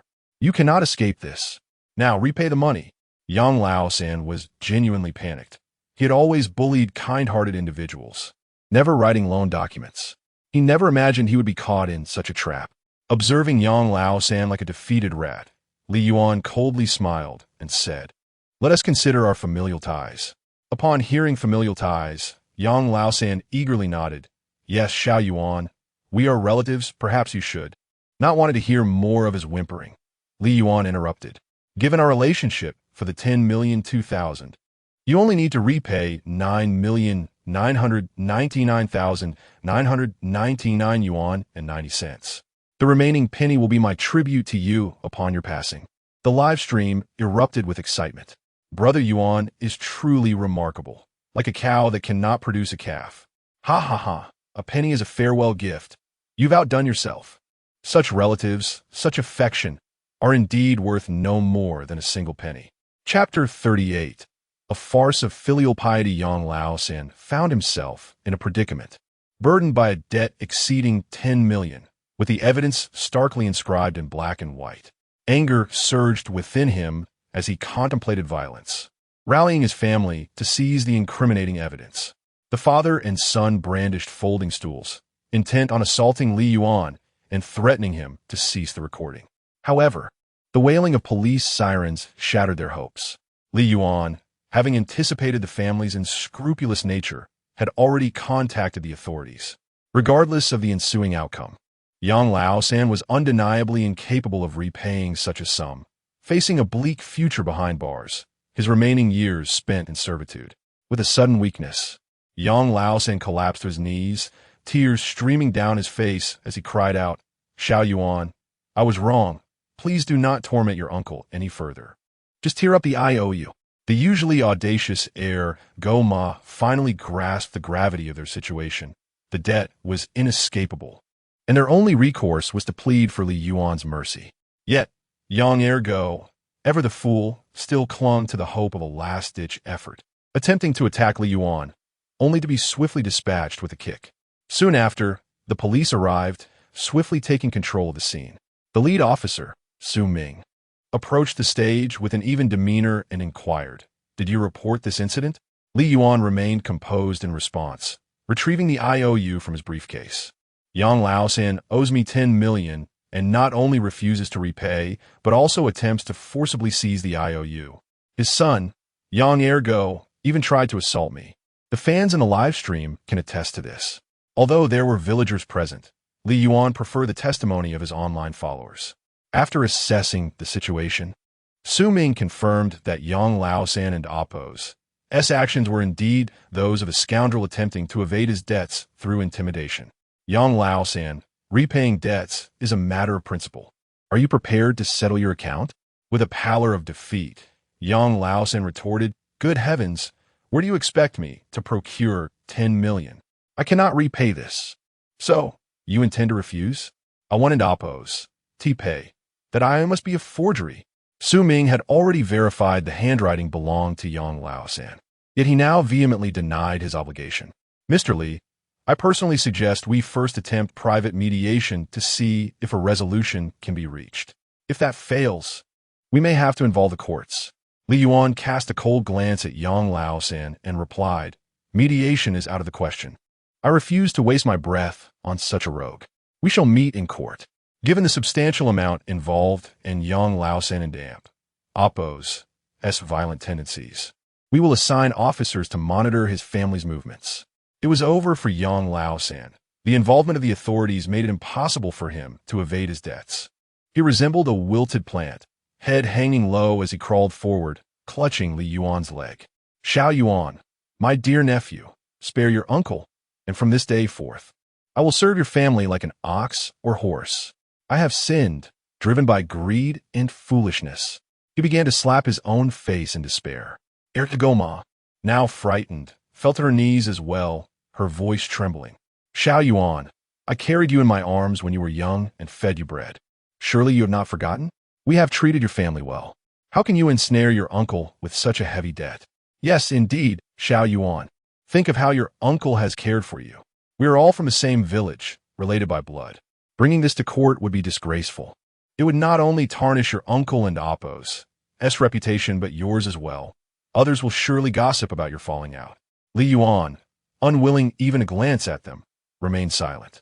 Among the crowd, Li and Appo's mother, unable to bear the sight any longer, stepped forward and glared at Yang Laosan and Appo's family. "How dare you speak? Over the years, how much have you swindled from my family? Not to mention the life savings of 180,000 that Li Yuan's father painstakingly saved. That money was earned with great difficulty, and you dare to abscond with it. You truly have a heart of stone. If not for Xiao Yuan's success, his father might have. And you, he shunned you. How can you claim that my son has eaten your bread? You had the audacity to demand 100 yuan for a single piece of bread. Your family's conscience has truly been devoured by dogs. This time, we must pursue legal action. We are in the right. Such ungrateful relatives are better off without." Li Yuan descended from the stage, standing beside his mother in astonishment. He had not expected her, usually kind-hearted and peace-loving, to take such a stand against Yang Laosan's family. "Mother, do not worry. I will handle everything." The villagers, though entertained by the spectacle, were acutely aware of the truth in Li and Appo's mother and Appo's words. Yang Laosan's family was indeed despicable. You Yang family are truly repugnant. The Jiang family will never associate with you. Jiang Lily's mother, ever the opportunist, had realized Yang Laosan and Appo's family was overwhelmed by debt and would likely never recover. She refused to let her daughter, a source of income, be ensnared by them. Grabbing her daughter, she attempted to leave, only to be stopped by an officer. "Officer, what is the meaning of this? Are you suggesting we join the Yang family in repaying debts? My daughter's wedding to Yang Ergo was not completed. They're not married." Jiang Lily's mother sought to distance herself from the Yang family, planning to escape and abscond with the bridal money after the chaos subsided. According to our investigation, Lu Huixiang, You and your daughter Jiang Lily are suspected of marriage fraud and engaging in improper livestream activities. You are required to come with us for questioning. Meanwhile, the audience in the livestream transformed into a frenzied mob, reveling in the unfolding drama. Wow, the police are here. This woman really is disreputable. Absolutely, with her looks. If she wearing and oppos. T engaging in illicit activities, who would pay attention? Ha ha, young ergo and oppos. S fiancé, he is a gold digger, and his family is deep in debt. This is truly poetic justice. Such parasites and scoundrels deserve this fate. Though oblivious to the online commentary, young ergo was unraveling, overwhelmed by the chaos. Damn it, how'd it come to this? My beloved wife is gone, and my money is lost. He seethed with anger, blaming his father for their predicament, which had driven his wife away. In a fit of rage, he lunged at young Lao San, knocking him down and raining punches upon him. You incompetent old fool. You bear the debts you incurred. Do not ruin my life. Damn it, it's all your fault. You've caused Lily to end up in prison. Witnessing this display of paternal affection, Li Yuan could only stare in disbelief, realizing Yang Ergo was such a fool he would turn on his own father. Truly, it was a spectacle that drew laughter from all. Chapter 39, Farewell. No one anticipated that the dutiful Yang Ergo would resort to violence against his own father. As events escalated to this extent, the constables had no choice but to temporarily detain the Yang father and son to prevent a familial tragedy. With her husband, son, and even her daughter-in-law being taken away, Ergo and Apo's mother found herself utterly distraught, collapsing to the ground, tears and snot streaming down her face. She cried out, Xiao Yuan, I know you have suffered, and dear sister, our family has indeed wronged you over the years. Look, Ergo can't even get married now. And Lao San has also been taken away by the constables. He has already faced punishment. I beseech you both, please spare our family. Zhou Haixia sighed and replied, Had I known this would be the outcome, why did you make things so absolute? No matter what you say today, I will not believe it. This money must be returned, not a single cent less. Otherwise, we shall meet in court, and I trust the law will justly measure good and evil. If you seek forgiveness, you must appeal to the law. Please, dear sister, our family has indeed erred, but look at the situation now. Lao San and Ergo are on the verge of imprisonment. Can and Apo's, do you show some leniency? Do you truly wish to see our family utterly destroyed? Seeing her pleas fall on deaf ears, Ergo and Apo's mother decided to invoke moral coercion, hoping to elicit sympathy from the villagers to pressure the Li family into leniency. Among the villagers, some were overflowing with compassion and immediately began to plead, Indeed, Haixia Xiao Yuan, no matter how wronged Lao San is, he doesn't in Apo's. He deserve to go to prison. I believe it in Apo's. It's best if you both negotiate privately. The repayment can be gradual. Of course, Xiao Yuan, you are sufficiently wealthy now. 10 million is simply excessive. The Yang family are farmers who could never earn such a sum in their lifetime. Let them return what they can. Do not force them to repay in full. Li Yuan coldly retorted. When a Yang family defaulted on my father and Apo's life-saving money, where were you to seek justice? Now you merely want me to let it go with a few words? Will you repay that money on Lao San's behalf? The man hastily waved his hands. You shoot in amp, Apo's. Speak to your uncle Wufu like that. Xiao Yuan, do not think I am unaware of the good deeds you and amp, Apo's, done over the years. I've heard tales of your exploits. You are merely a small streamer, hardly earning substantial money, and have grown wealthy through lawsuits. Such means are not honorable. I advise you to let the Yang family be. Consider it an act of virtue. Is it that seeing your old flame in such a state makes you feel pity? The man named Guofu and Apo's expression shifted drastically as he quickly countered, You little brat, do not slander me with such accusations. I merely find it intolerable that you flaunt your wealth without knowing your place. Li Yuan, uninterested in further banter, had previously commissioned a private investigator to look into Jiang Lily and also inadvertently gathered information about the Yang family. He discovered an affair between Ergo's mother and Li Guofu. He produced a photograph and held it aloft, stating, You two certainly know how to find comfort, but the sorghum is innocent. The image depicted Li Guofu and Ergo and Apo's mother in an intimate embrace amidst the sorghum fields. Upon this revelation, there was no need for further words from Li Yuan. Guofu's wife immediately rushed forward, intent on confronting the adulterers. As Li Yuan and his mother departed, the sympathetic villagers shook their heads, lamenting, "What is wrong with today's youth? They lack any sense of compassion." Another person chimed in, "This is what we call being wealthy yet unkind.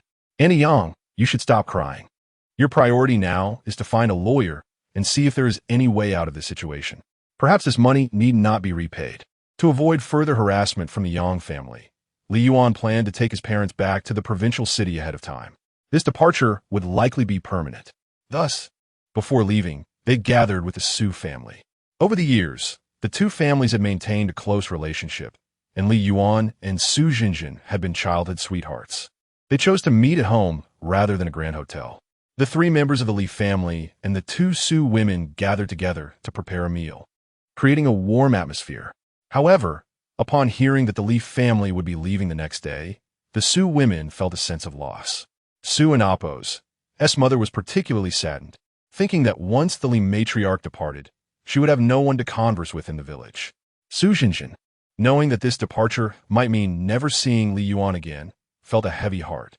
As she absent-mindedly peeled potatoes, her fair and delicate face was clouded with sorrow. After much contemplation, she resolved that she would pursue her studies in the city. With this decision, her frown transformed into a warm smile. Meanwhile, Su and Appo's mother engaged in hushed conversation with Li and Appo's mother.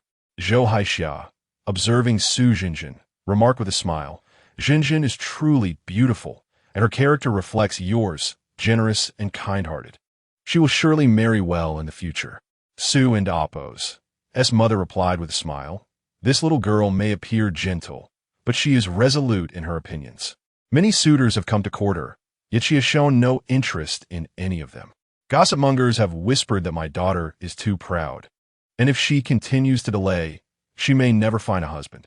As her mother, I cannot abide such talk. I will never force her into marriage." "What do you think of Xiao Yuan?" Li's mother asked. "Xiao Yuan is a child I have watched grow. He is handsome and possesses a fine character, truly commendable. Sister Haixia, I genuinely envy you. Xiao Yuan can now stand by your side against Li Guofu. Look at the notorious Yang family. They are notorious rascals, yet even they have been subdued by Xiao Yuan. Both women harbored hopes of uniting their families through marriage, yet remained considerate of their children and Appo's feelings, opting to let the young couple develop their relationship organically. Li's mother then shifted the conversation, her tone tinged with melancholy. Once he moves to the city, it will be far different than living at home. He may find himself without a single friend to converse with. Su's mother reassured her, "Sister Haixia, your sister will occasionally visit you in the city, and with communication being so advanced now, we can video chat every day." Li's mother laughed, "You said it. Just be sure I am not a nuisance. By the way, you need to teach me how to use this smartphone." "Absolutely, no problem at all."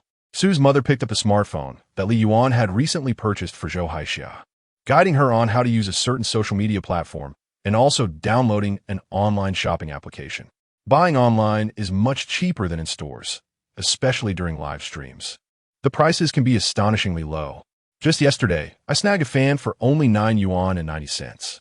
Once it arrives, I will video call you to show you. In the realm of parental conversations, there are adult exchanges, while children engage in their own interactions. Standing beside Li Yuan, Su Jinjin observed as he interacted with viewers in a live stream. Seeing the screen filled with comments praising her as sister-in-law caused her cheeks to flush.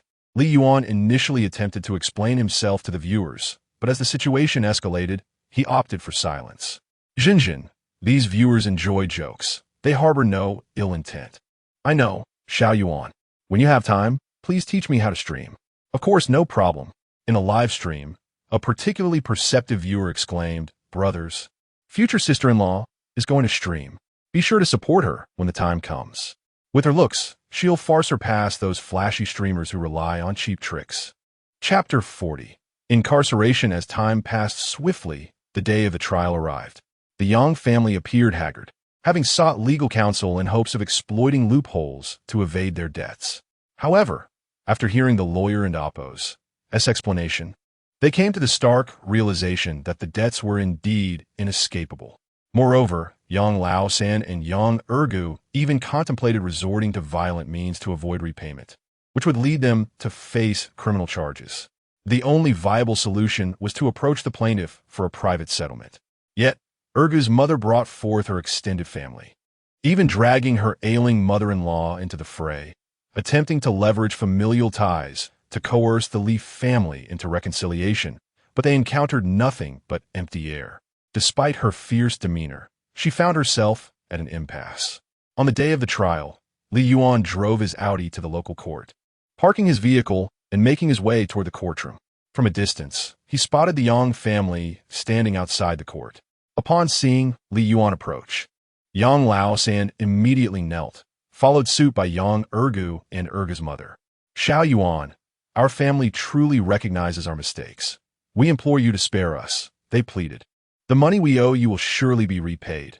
Please, withdraw your lawsuit. Yang Lao-san was genuinely frightened. Although he had no idea how to repay the debt of over 10 million, he was even more terrified of imprisonment. The thought of being confined was unbearable. He feared for his life within those walls. Yang Ergu, too, was filled with dread. Young and with a promising future ahead, he did not wish to end up in jail. Xiao Yuan, please, I beg you, do not prosecute me. My father owes you money, but I have not touched a single penny. I do not know what he spent it on, he wept. I know he's a scoundrel. He borrowed 180,000 from your family and evaded repayment through deceitful means. He truly is a despicable creature, unworthy of existence. If you must pursue someone, let it be him alone. Indeed, Xiao Yuan, all this debt was incurred by Yang Lao-san. My son and I are innocent. I implore you, spare my son. Yang Lao-san was left speechless, shocked to find himself betrayed by his own flesh and blood. The family began to quarrel, with Yang Lao-san striking Ergu and Oppo's mother and growling. Wretched woman, are you trying to send me to prison so you can run off with your lover? You dare lay a hand on me? I shall fight back. She retorted, you beast, how dare you hit my mother? The family, like a pack of feral dogs, nearly came to blows until staff members arrived to intervene. Xiao Yuan, see how Yang Lao-san is attempting to cast us out. You should pursue him alone. Let this old scoundrel rot in prison. Only then will he repent. Spare my son. He is still so young. If he goes to prison, what will become of his life? Xiao Yuan, remember, do not pursue my son any further. Li Yuan regarded the Yang family with cold detachment, replying calmly, justice will prevail. I shall not spare any who deserve to be prosecuted. With that, he strode into the courtroom. Having failed to plead their case, Ergu and Oppo's mother regained her true colors, shouting, you heartless brat, mark my words, this is not over. Nearby, the staff tasked with maintaining order admonished her. Silence is required here. Once all parties were present, the trial commenced. The judge, with a serious expression, declared, we are now hearing the case of Yang Lao-san and Yang Ergu regarding overdue debts and violent attempts to evade repayment. The complete account of events and related evidence had already been submitted to the court by Li Yuan. Now the staff distributed the case files to both parties. Yang Lao-san and his son stared at the documents in their hands, beads of sweat streaming down their faces. It was over. They would never recover from over 10 million in debt and might face imprisonment. The evidence presented by Li Yuan was overwhelming, with witnesses and material proof. Even if Zhou Xingxing himself were their attorney, the Yang father and son would inevitably face defeat. Defendant Yang Lao-san, do you contest the overdue debt? And no, but I truly have no money. I cannot repay it, and I ask the judge for leniency. Defendant Yang Lao-san, do you contest the violent debt evasion? And no, but I was simply too anxious. I merely attempted to seize a promissory note and push Li Yuan a few times. That cannot be considered violent evasion, can it? Furthermore, our families are related. We can resolve matters privately. I believe Xiao Yuan acted impulsively in bringing this to court. Your Honor, I hope you will allow me to negotiate privately with Xiao Yuan. It was both infuriating and laughable. Li Yuan looked at Yang Lao-san's expression and felt nauseated. Xiao Yuan, regardless of your perspective, we remain relatives. I plead with you, withdraw the lawsuit. Li Guoga, Hai Xia, you must persuade Xiao Yuan. He is young and does not understand the value of kinship. Surely, you comprehend this. No amount of money can outweigh familial bonds. Faced with Yang Laosan's pleas, Li Guo and Zhou Haixiao remained unmoved, having been deeply wounded by this unscrupulous family. Zhou Haixiao's hand, burned by hot soup, still throbbed painfully. Li Guo was filled with resentment, having lost his life savings to Yang Laosan and Amp. Oppo's deceit, leaving him unable to afford surgery. Without Xiao Yuan and Amp, Oppo's success, he feared. Li Guo, Haixia, I implore you. Silence. The judge banged his gavel, continuing, debtors who aim to extinguish their debts through robbery, theft, fraud, or seizing legitimate and effective loan documents, which serve as the sole proof of the creditor-debtor relationship, may be prosecuted for robbery, theft, fraud, or extortion. This court hereby pronounces its verdict. Yang Laosan, having utilized violence to seize the promissory note, has violated the law and, due to the severity of his actions, is sentenced to 3 years in prison. Yang Ergu, on the same charges, is sentenced to 2 years. Upon hearing the verdict, Yang Laosan and Yang Ergu turned pale, realizing their fate was sealed. Ergu and Oppo's mother trembled, collapsing to the ground. Oh heavens, with over 10 million in debt and my son imprisoned, how am I to live the rest of my life? The wicked received their due punishment, and Li Yuan felt a sense of relief. He rose and left the courtroom with his parents, unwilling to share the same space with the Yang family. Where is everyone? Where have they gone? Ergu and Amp, Oppo's mother, regaining her composure, sought Li Yuan's whereabouts. With both husband and son imprisoned and facing enormous debts, she blamed Li Yuan for all her misfortunes. How could he, with all his wealth, still cling to us? I shall ensure he pays. Having brought along her elderly mother-in-law, her intention was to utilize her as a pawn should they lose the case, hoping to provoke Li Yuan into a physical altercation, allowing her to extort him. This scheme was not her own, but rather the brainchild of her nephew, currently in college. She believed her nephew's cunning would have ensured Li Yuan's capitulation. However, with no one in sight and no idea where he was, her plans were thwarted. Suddenly, her phone buzzed incessantly in her pocket. Agitated, she pulled it out to discover a flood of messages threatening to overwhelm her device. What on earth is happening? Shock and disbelief washed over her face. After a brief respite of about 10 minutes, her phone finally became operable. She opened a text message, only to discover it informed her of an outstanding debt that had already surpassed its due date, followed by a series of menacing threats. How could I owe money? When have I ever borrowed? She pondered, convinced it must be a mistake. Yet, a sudden thought struck her. Could it be the mischievous Li who was behind this? Surely, it must be him. In a moment of realization, she understood that she was being threatened and intimidated. Was this not a criminal act? Ecstatic, she raised her phone high and shouted toward her nephew, who was hailing a taxi. That scoundrel Li Yuan is threatening me. He is using intimidation tactics against me. We must hurry to the police and have him arrested. Her nephew, taken aback, took her phone and skimmed through the messages. After a moment, he replied, "Aunt, it appears you have taken out an online loan and are now being pursued for repayment." An online loan? What on earth is that? It's a form of borrowing money via the internet. I recall hearing Uncle mention it before. He borrowed money through his phone to assist Ergo with his bride price. I thought it was just his personal debt, but it turns out he used your entire family and Oppo's identification to secure this loan. How much did he borrow? 50,000 in principal, and with the accruing interest. It has now ballooned to 200,000. Yang Lao-sun, Yu Skoendrel. Chapter 41. The shameless ancestor after his parents moved to the city. Li Yuanfang finally felt a sense of home and belonging in this urban landscape. The figures in his bank account provided him with immense security. As long as his desires remained modest, he would never have to worry about money in his lifetime. With a light and joyful heart, he engaged in live streaming, chatting with his online friends, and spending leisurely moments with his parents. His life unfolded in a blissfully relaxed manner. In the initial days, he still heard news about the Yang family from his parents. Yang Laosan and Yang Ergu had been imprisoned, while Ergu's mother was ensnared by online loans. Overwhelmed by her inability to repay, she fell victim to relentless harassment and threats, ultimately leading her to a nervous breakdown and a failed suicide attempt. saved only by her nephew. Though her life was spared, she succumbed to madness, unable to care for herself, residing with her family, and occasionally lashing out, becoming a nuisance to those around her. Rumor had it that her nephew regretted ever intervening, lamenting the burden he had taken on.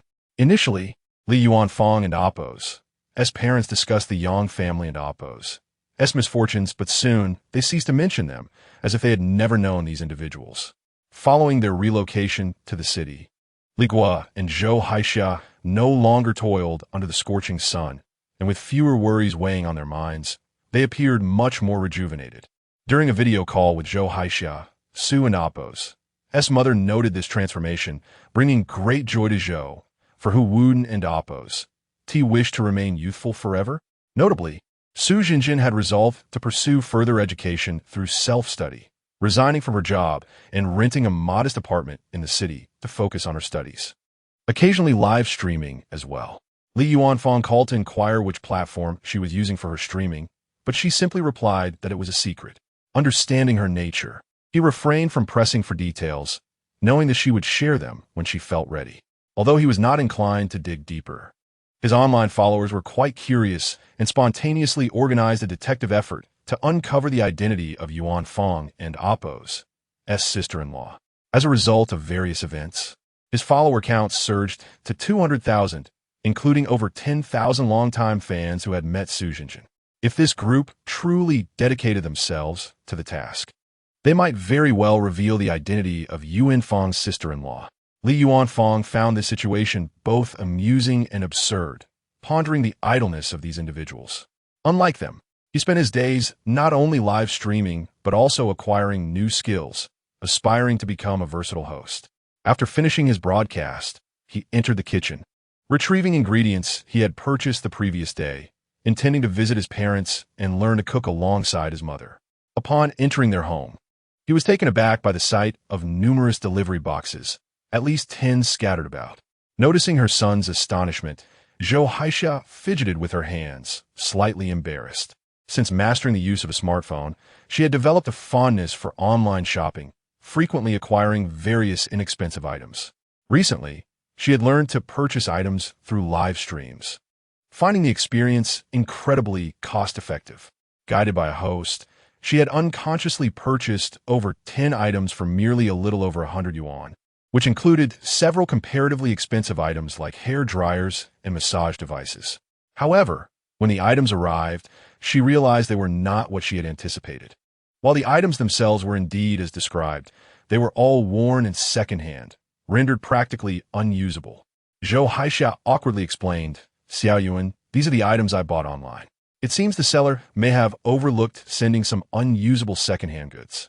They've all piled up here. I haven't had the chance to sort them out." Secondhand goods from an online purchase? Although counterfeit goods abound in today's online marketplace, it seemed improbable that they would send used items. After listening to his mother recount the events, Li Yuanfang suddenly understood that these items had been bought during a live stream. In recent years, the live streaming industry had soared, with prominent hosts amassing great wealth, luring countless opportunists into the realm of selling products through live broadcasts. As the saying goes, in a vast forest, one finds every kind of bird. Within this realm of sales, some hosts had clearly lost their integrity, capitalizing on people in Appo's inclination for discounted items. These sellers employed enticingly low prices and exaggerated claims, supplemented by hired supporters in the chat, accumulating considerable profits. They understood human nature well. Most individuals would not escalate matters over a mere 100 yuan. Li Yuanfang had always held disdain for such behavior, refusing to associate with these individuals. Yet, to his astonishment, his family had fallen victim to their deceit. Placing the ingredients on the table, he declared, "Mom, hand me your phone. I will seek redress." Zhou Haixia passed her phone to him, and he opened a live streaming commerce app to locate the seller through the purchase history. Coincidentally, the seller was currently live streaming, so he joined the broadcast. The scene shifted to a flamboyantly made-up man, shrieking about massive discounts and clearance sales, even employing a few passers-by to impersonate manufacturers. The absurdity of the performance was reminiscent of certain outrageous programs. Watching for too long could induce nausea. Li Yuanfeng exited the stream and directly contacted the seller. Hello. The items I purchased from you are all secondhand and unusable. He proceeded to photograph each of the damaged items and sent the images to the seller. Expecting some response, he was taken aback when he received none, a veritable silence. Growing frustrated, he clicked on the shopping link and initiated a return request for all items. Ding-dong, ding-dong. The seller has rejected your return request. To his chagrin, it seems someone was indeed present. Customer service, come out. The items you sent are all defective goods, seriously infringing on buyer rights, and you refuse to allow returns? Dear customer, all the items we sell are sourced directly from reputable manufacturers. It is impossible for them to be unusable. We suggest you follow the instructions provided. Frustrated, he retorted, these are all unusable secondhand items. Where are the instructions? Look at the photos I sent. Do these items appear usable? Dear customer, we have received your pictures, but these do not resemble the products we sell. The items we dispatched are all brand new and unopened. What you sent appears to be secondhand goods. Are you perhaps attempting to return them maliciously for a refund? Li Yuanfeng was bewildered.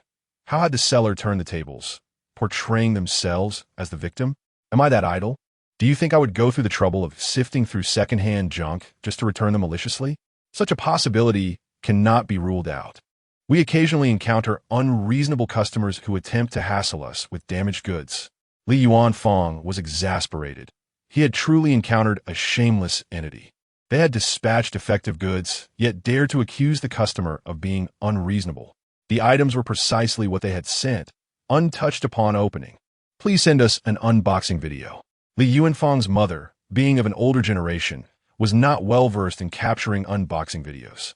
Moreover, even among younger shoppers, it was rare to film such trivial purchases. If you truly wish to return the items, please provide an unboxing video, ensuring to include the new products we sent. Do not attempt to substitute with inferior items, or we reserve the right to protect the seller's interests. I advise you not to engage in unreasonable disputes. Chapter 42. The compulsory purchase. Alas, the audacity of this seller is astounding. He boldly claims to defend his rights despite clearly sending out defective goods. A purveyor of counterfeit merchandise seeking legal recourse? Is this the courage bestowed upon him by Liang Jingru? However, at this moment, there is indeed no unboxing video, and the other party stubbornly refuses to acknowledge their wrongdoing. Shopping in a live-streaming environment is distinctly different from online shopping on established platforms, where one could appeal to customer service in the event of a dispute. When the other party denies responsibility, there truly seems to be no alternative but to compel them to issue a refund to safeguard one's rights. Yet, relinquishing the pursuit of justice leaves him unsatisfied, and scrupulous merchants must face consequences. Ding! The integrity gauge is full, triggering the unscrupulous merchant incident. Choice 1. Endure humiliation, withdraw the refund request, apologize to the other party, and send a red envelope to seek forgiveness. Task reward, title of coward. Choice 2. Hire a private investigator to ascertain the other party's true address, confront them, leading to a physical altercation. Task reward, 15 days of free vacation in detention. Choice 3. Strike against unscrupulous vendors. It is everyone in Oppo's responsibility to send the purveyor of counterfeit goods to prison. Task reward, mastery of advanced combat techniques. Choice 1 is a display of sycophantic behavior. Undoubtedly, I shall opt for choice 3. Ding! Congratulations to the host for making the correct choice. Reward task item, 1 million in online shopping credits, applicable only to this incident. Upon seeing the credit of 1 million, Li Yuan was instantly inspired. A mere 100 or so for a refund would hardly affect that detestable host.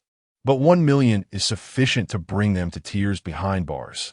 By lavishly purchasing a multitude of the charlatan's products, he could accumulate enough to warrant a prison sentence and then send them off to jail. With a plan in mind, he immediately set his machinations in motion. First, procuring numerous online accounts to surveil the live streaming room discreetly. He also rented several warehouses to store evidence of the crimes. The next day, Mu Hao arrived at the studio, his eyes shadowed with fatigue, and summoned his staff. Everyone, I have gathered you today primarily to discuss our future development plans. As you all know, in our line of work, we cannot become overly fixated on a single platform. Diversification is essential for significant profit. Today marks the conclusion of our current batch of goods on this platform. Regardless of the profits, we must withdraw.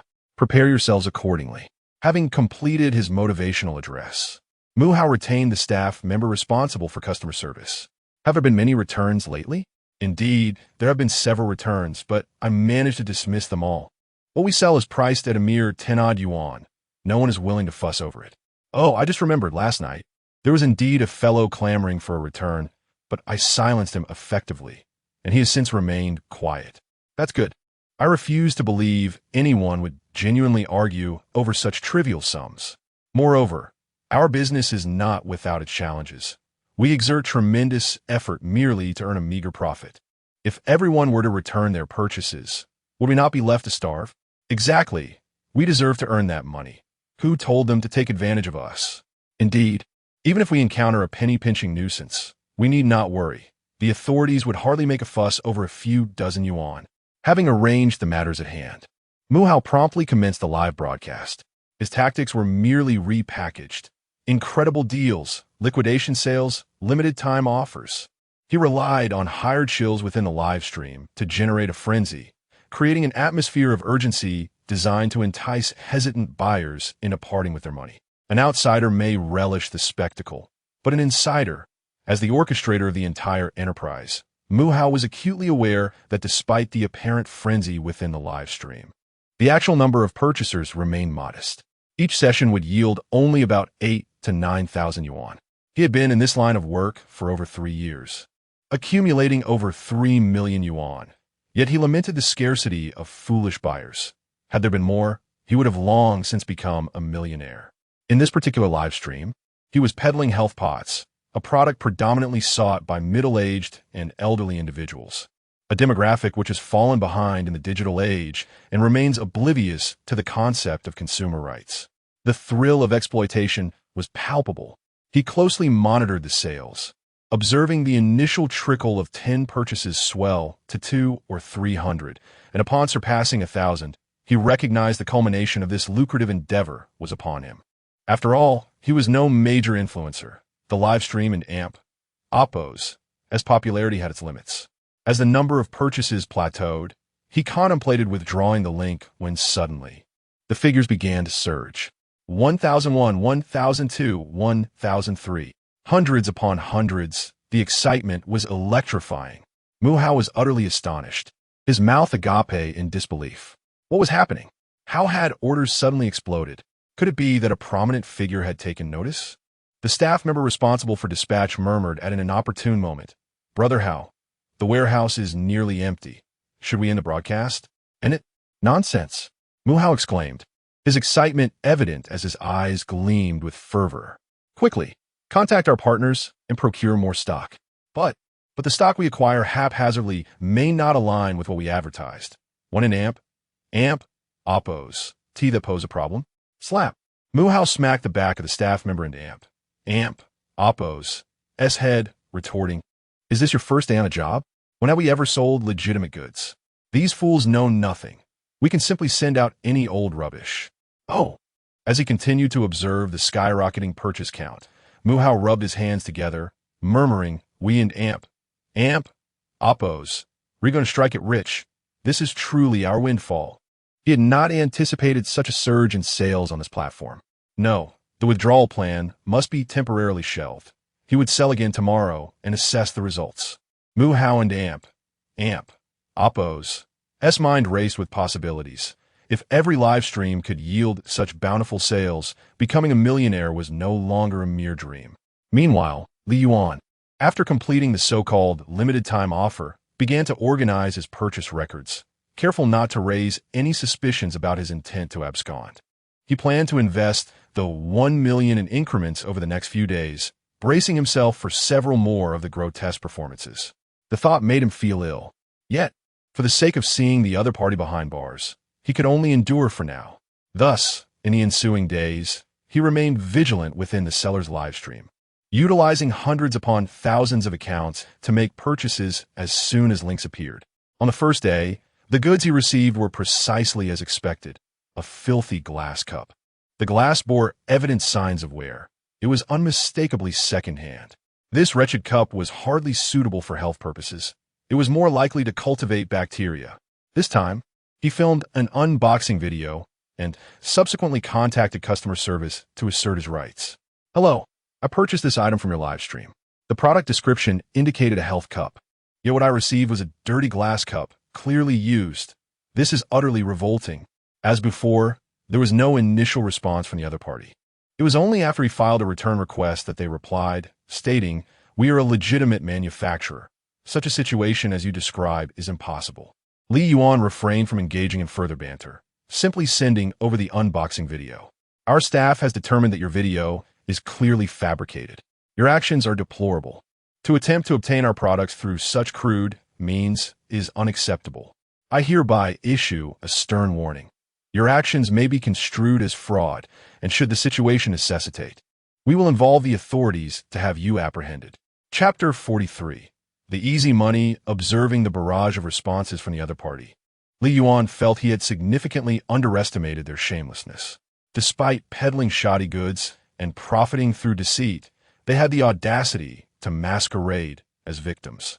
This was utterly intolerable. Those unscrupulous merchants had little time left to revel in their misdeeds. Li Yuan closed the shopping interface and began organizing his recent purchase records, taking screenshots of the conversations with the other party for documentation, preparing to file a report. Brother Hao is truly formidable. We have sold out in all 3 sessions. We are genuinely making a fortune. Ha ha ha. The total sales across the 3 live streams reach 1 million. It feels absolutely exhilarating. It's these foolish middle-aged and elderly individuals whose money is so easily swindled, and they lack any awareness of their rights, allowing us to manipulate them at will. Howsy, has anyone approached you for returns these past few days? Speaking of which, it's amusing, just moments ago, a fool came with an unboxing video demanding a return, but what could they do? I had them speechless. If we're making this much money, it's all thanks to Brother Hao, with his sharp insights and keen business acumen. Hearing his subordinate's flattery, Mu Hao blushed with excitement, waving his chubby hands. Brothers, this platform is where we will amass our wealth. Tonight we shall feast, and tomorrow we'll roll up our sleeves to continue swindling those old folks out of their money. After all, they're nearing their end. What do they need all that money for? They might as well spend it all on us. Brother Hao, you're absolutely right. We are all destined to prosper. Indeed, let us all become wealthy together. After a night of indulgence, Mu Hao's team decided to keep the momentum going, intensifying their efforts for today's live stream by hiring more shills to create hype. They aimed for a spectacular event to ensure every session would be a sellout, hoping to even bring in caskets for the elderly. Sticking to their usual tactics, they crafted a script rife with logical fallacies featuring exaggerated amateur actors, all while creating a frenzied shopping atmosphere. Today's offering was self-heating thermal clothing for the elderly, advertised at an official price of 599 yuan. After a heated debate, the host managed to negotiate the price down to 199. To further entice new and returning customers, the host dramatically slashed the price to a mere 99 yuan, limited to 10,000 sets. The shills in the live stream promptly made their purchases and kept the excitement going. Mu Hao stood nearby, a smug grin plastered on his pudgy face, his beady eyes glinting with cunning. Come on, let us explode those sales. These thermal garments cost less than 10 yuan to produce. If we achieved the sales of the previous days, we could rake in a hefty profit, surpassing daily sales of 100,000 yuan. However, after waiting nearly an hour, the explosive sales he yearned for did not materialize. What on earth is happening? Could we be throttled? Sweat beaded on his forehead as a sudden sense of foreboding washed over him. Surely, no one would report him over a few dozen yuan. Yet, he realized that the recent sales figures were alarmingly abnormal. Perhaps he had indeed fallen into a trap laid by competitors. Overcome with fear, he felt weak in the knees, nearly collapsing. I must escape. He glanced at his still busy subordinates and stealthily made his way towards the studio's exit. As fate would have it, before he could reach the door, it swung open. Don't move. We're here to apprehend you. The arrival of law enforcement left Mu Hao and his cohorts pale with fear. Despite their bravado when confronting buyers online, threatening them with counter-reports of defamation, they were now like mice caught in a cat's gaze, nearly losing their wits. Mu Hao crouched on the ground, hands on his head, his eyes darting around for an escape. Officers, may I inquire why you are here? The lead officer, Captain Jining, shot Mu Hao a disdainful look before replying. We received a report indicating that your live streaming team is involved in false advertising and defrauding consumers with inferior products. What? Mu Hao could hardly believe it. He had not anticipated that someone would actually report him over such a trivial sum.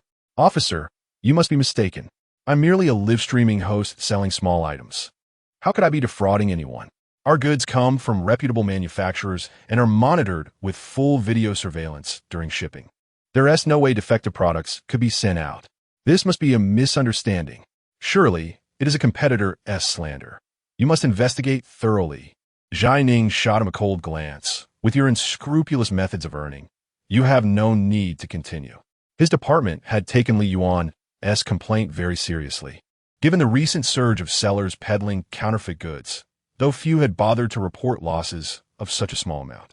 However, with complete evidence provided by Li Yuan, Jining led his team to apprehend Mu Hao. His contempt for those selling counterfeit goods was immense. Their existence tainted the live streaming industry and made it difficult for genuine sellers to thrive, especially upon learning that Mu Hao's group specifically targeted the elderly with subpar products. Jai's anger intensified as he observed the computer screen filled with sporadic purchasing activities and the nearby stacks of inferior garments. The foul odor emanating from the substandard fabric was almost unbearable. Jai picked up a piece of rotten clothing and tossed it at Mu Hao, exclaiming, "Is this the legitimate product you claim to sell?" Choking on the stench, Mu Hao stammered this. "This isn't for sale, and these are not yours." Jai presented the evidence submitted by Li Yuan, showing that all items purchased were unusable and constituted a clear case of fraud. One by one, he presented the evidence, unboxing videos, chat logs, transaction records. These pieces of evidence were sufficient to send Mu Hao to prison. Faced with undeniable proof, Mu Hao turned pale, realizing he had truly fallen into a trap. No divine intervention could save him now. He reflected bitterly on the recent spate of sales. Blinded by greed, he had failed to recognize the trap laid for him. If only he had halted his schemes sooner, he would not have faced this grim fate. Unwilling to accept his defeat, he cried out in desperation, "Officer, I was set up. I was baited." Any further words can be addressed to the judge, Jining declared, presenting the arrest warrant, taking Mu Hao and his accomplices into custody. Chapter 44. Is he short on cash? Upon seeing the officer present an arrest warrant, Mu Hao was instantly engulfed in despair.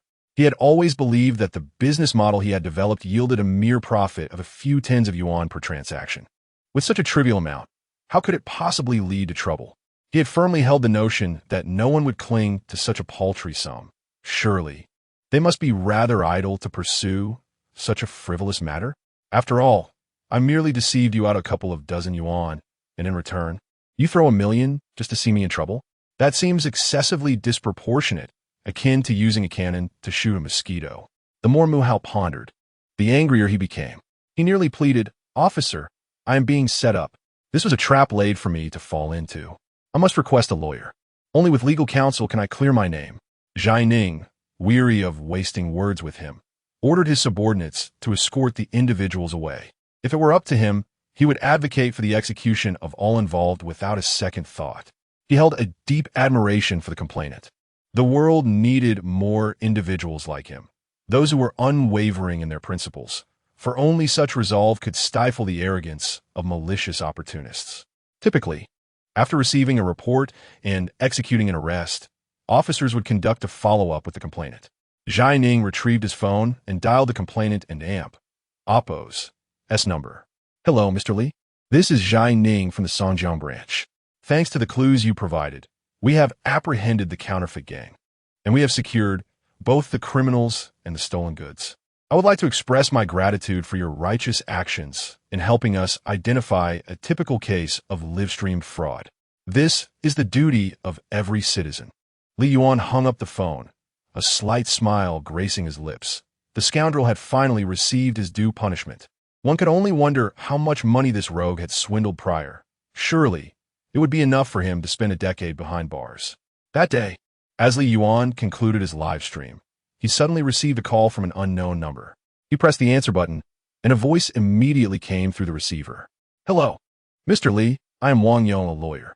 "Hello, what can I do for you?" "Well, according to our client and Oppo's instructions, the incident regarding your purchase of defective goods in his live stream was purely a misunderstanding. My client was unaware of the communication you had with customer service. Otherwise, he would have certainly arranged for an exchange. Would you consider withdrawing your complaint to resolve this misunderstanding?"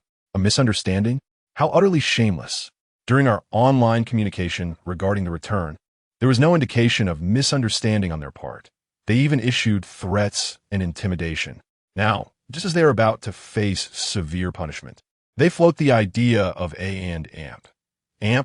Oppo's misunderstanding and Oppo's. "Mr. Wang, if you are here to exonerate a criminal, then we have no need for further discussion. I absolutely refuse to withdraw my complaint. Mr. Li, please do not be hasty. Let us discuss this calmly. As I understand it, you purchased goods from my client that were faulty and, subsequently, you spent nearly $1 million in total on his products. Do you realize that your actions are tantamount to deliberately setting a trap to entice others into criminality?" This lawyer Wang was truly shameless. For the sake of money, he could twist black into white. "Pray tell, Mr. Wang, which law in our country states that I cannot spend $1 million on online shopping? Surely, you have fabricated your own legal principles to intimidate me into withdrawing my complaint. Let me be clear, I will not withdraw it. Your client should prepare for prison. By the way, how did you acquire my phone number? I suspect it was not through legitimate means. Am I not entitled to sue you for the theft of personal information, Mr. Lawyer Wang?" Li Yuan and Oppo's barrage of questions left Wang Yong drenched in sweat. Regretting taking on this case, he understood that the evidentiary chain was robust, making it nearly impossible for the defendant to evade conviction. However, as a newcomer in the legal field, he had no choice but to accept whatever case was assigned to him. How unfortunate to encounter a resolute adversary. One could only blame Mu for his ill fortune. After all, how could this fool truly believe that a run-of-the-mill script could attract considerable attention? Now, he was left to await his fate in prison, likely to be picking up soap. The Songjiang District Public Security Bureau placed significant emphasis on the Mu Hao gang case, which had become a prime example of combating live-stream fraud. The Bureau mobilized substantial manpower and resources, diligently contacting victims involved in the case and gathering ample evidence. The Mu Hao gang was indeed despicable, engaging in the sale of counterfeit goods and defrauding customers while masquerading as an official entity, threatening buyers to refrain from causing trouble. Intimidation, threats, insults, and violence. These were the tactics mastered by this group. With the accumulated evidence, their crimes were bound to be exacerbated. Many victims, upon receiving calls from the Public Security Bureau, could hardly believe their ears. They had purchased only small items, hardly worth anything, and had never contemplated filing a report, simply accepting their losses as part of life. Who was this heroic figure, wealthy and idle enough to confront a fraudulent gang? Curiosity piqued.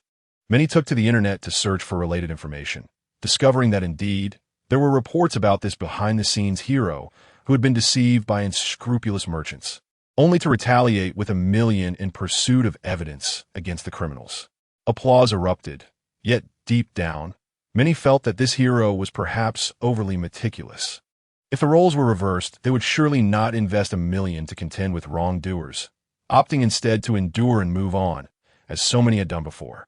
As the victims reached the end of the article, they learned that the trial of the Mu Hao gang would be broadcasted live online, intended to deter those who sold fakes through live streaming and to encourage the public to actively wield legal means to protect their rights. A collective shiver ran through them. They resolved to tune in to this live broadcast, eager not only to witness the criminals receive their just desserts, but also to uncover the true identity of the behind-the-scenes hero. In the temporary detention facility, Wang Yong despondently remarked, "Let go of the idea of reconciliation. The opposing party's stance is unwavering, and they have made it clear they will not withdraw their complaint. Dressed in prison garb, Mu Hao and Appo's once rosy complexion had turned a sickly yellow. "Mr. Wang, please do not abandon me. I will pay more. You must fight for me and prevent me from going to prison. Tell that kid I am willing to pay. 1 million, 2 million. I'll give him all the money I've earned." Wang Yong glanced at the anxious and irritated Mu Hao, feeling a surge of disdain. Had he known it would come to this, he would have chosen differently. Do you truly believe that someone willing to pay 1 million for counterfeit goods, merely to vent their anger, is short on cash? It appears you possess no common sense whatsoever. How did you come to be entangled with such a foolish employer? Chapter 45. Just want to see you in prison in Li Yuan and Appo's live streaming room. Netizens were playfully mocking his culinary skills when suddenly a message flooded the screen. "Brothers, I found Sister Yuan and Appo's live stream." Where? Yes, that platform and room number. Quickly send it out. Don't post it here. Message in our small group. Yes. Gather the troops. Privately message in the group to support Sister. New fans chimed in. What small group? I had no idea.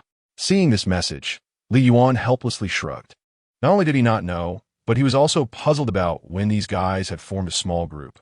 As he noticed the number of viewers plummeting, Li Yuan felt an urge to end the stream and join the netizens in supporting Jinjin. However, he truly had no idea what this small group was or how to find Jinjin's streaming platform. The new fans who had joined the old fans group were turning into sour grapes. A bunch of LSPs forgetting loyalty for mere appearances. Unlike us, who steadfastly hold the line and cheer for Brother Yuan. Brothers, if you want to join the small group, add me as a friend.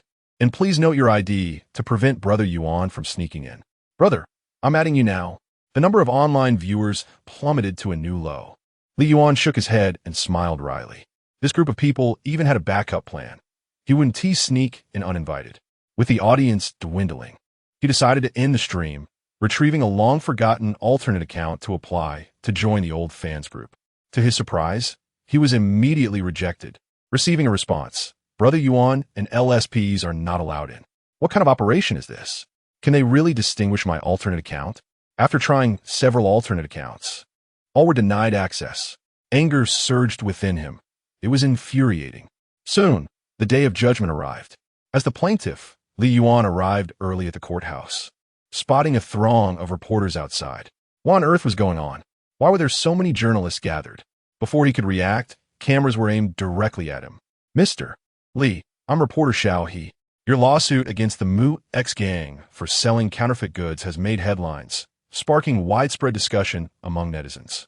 They refer to you as a hero in the fight against counterfeiting and have reported numerous counterfeit operations, effectively addressing the root of the problem. Today, the trial against the Mu X gang begins. Do you have any words for the netizens?" Li Yuan had indeed noticed the trending topic, surprised by the netizens' spontaneous reporting of counterfeit operations. He never anticipated that the situation would escalate this way. Having experienced online bullying, particularly after the incident with a mischievous child scratching his car, he had always thought that people should refrain from causing more trouble. Yet this time, public opinion was on his side, indicating that everyone was deeply opposed to counterfeiters. It was indeed how it should be. If everyone took it seriously, then the evildoers would surely retreat. "Mr. Li, some netizens are concerned that you may face retaliation for confronting such a gang. What are your thoughts on this?" Netizens revealed that the gang was willing to offer 2 million to compensate for your losses, should you agree to settle and withdraw the lawsuit. Thank you for the support. Everyone, please rest assured, I am safe and I have my principles. I firmly believe that if everything can be settled, then what purpose does the law serve? Those watching the live stream resonated with his words, and the comment section erupted with cool, filling the screen. Hello, everyone in the live stream. This channel will broadcast the entire trial process of the counterfeiting case.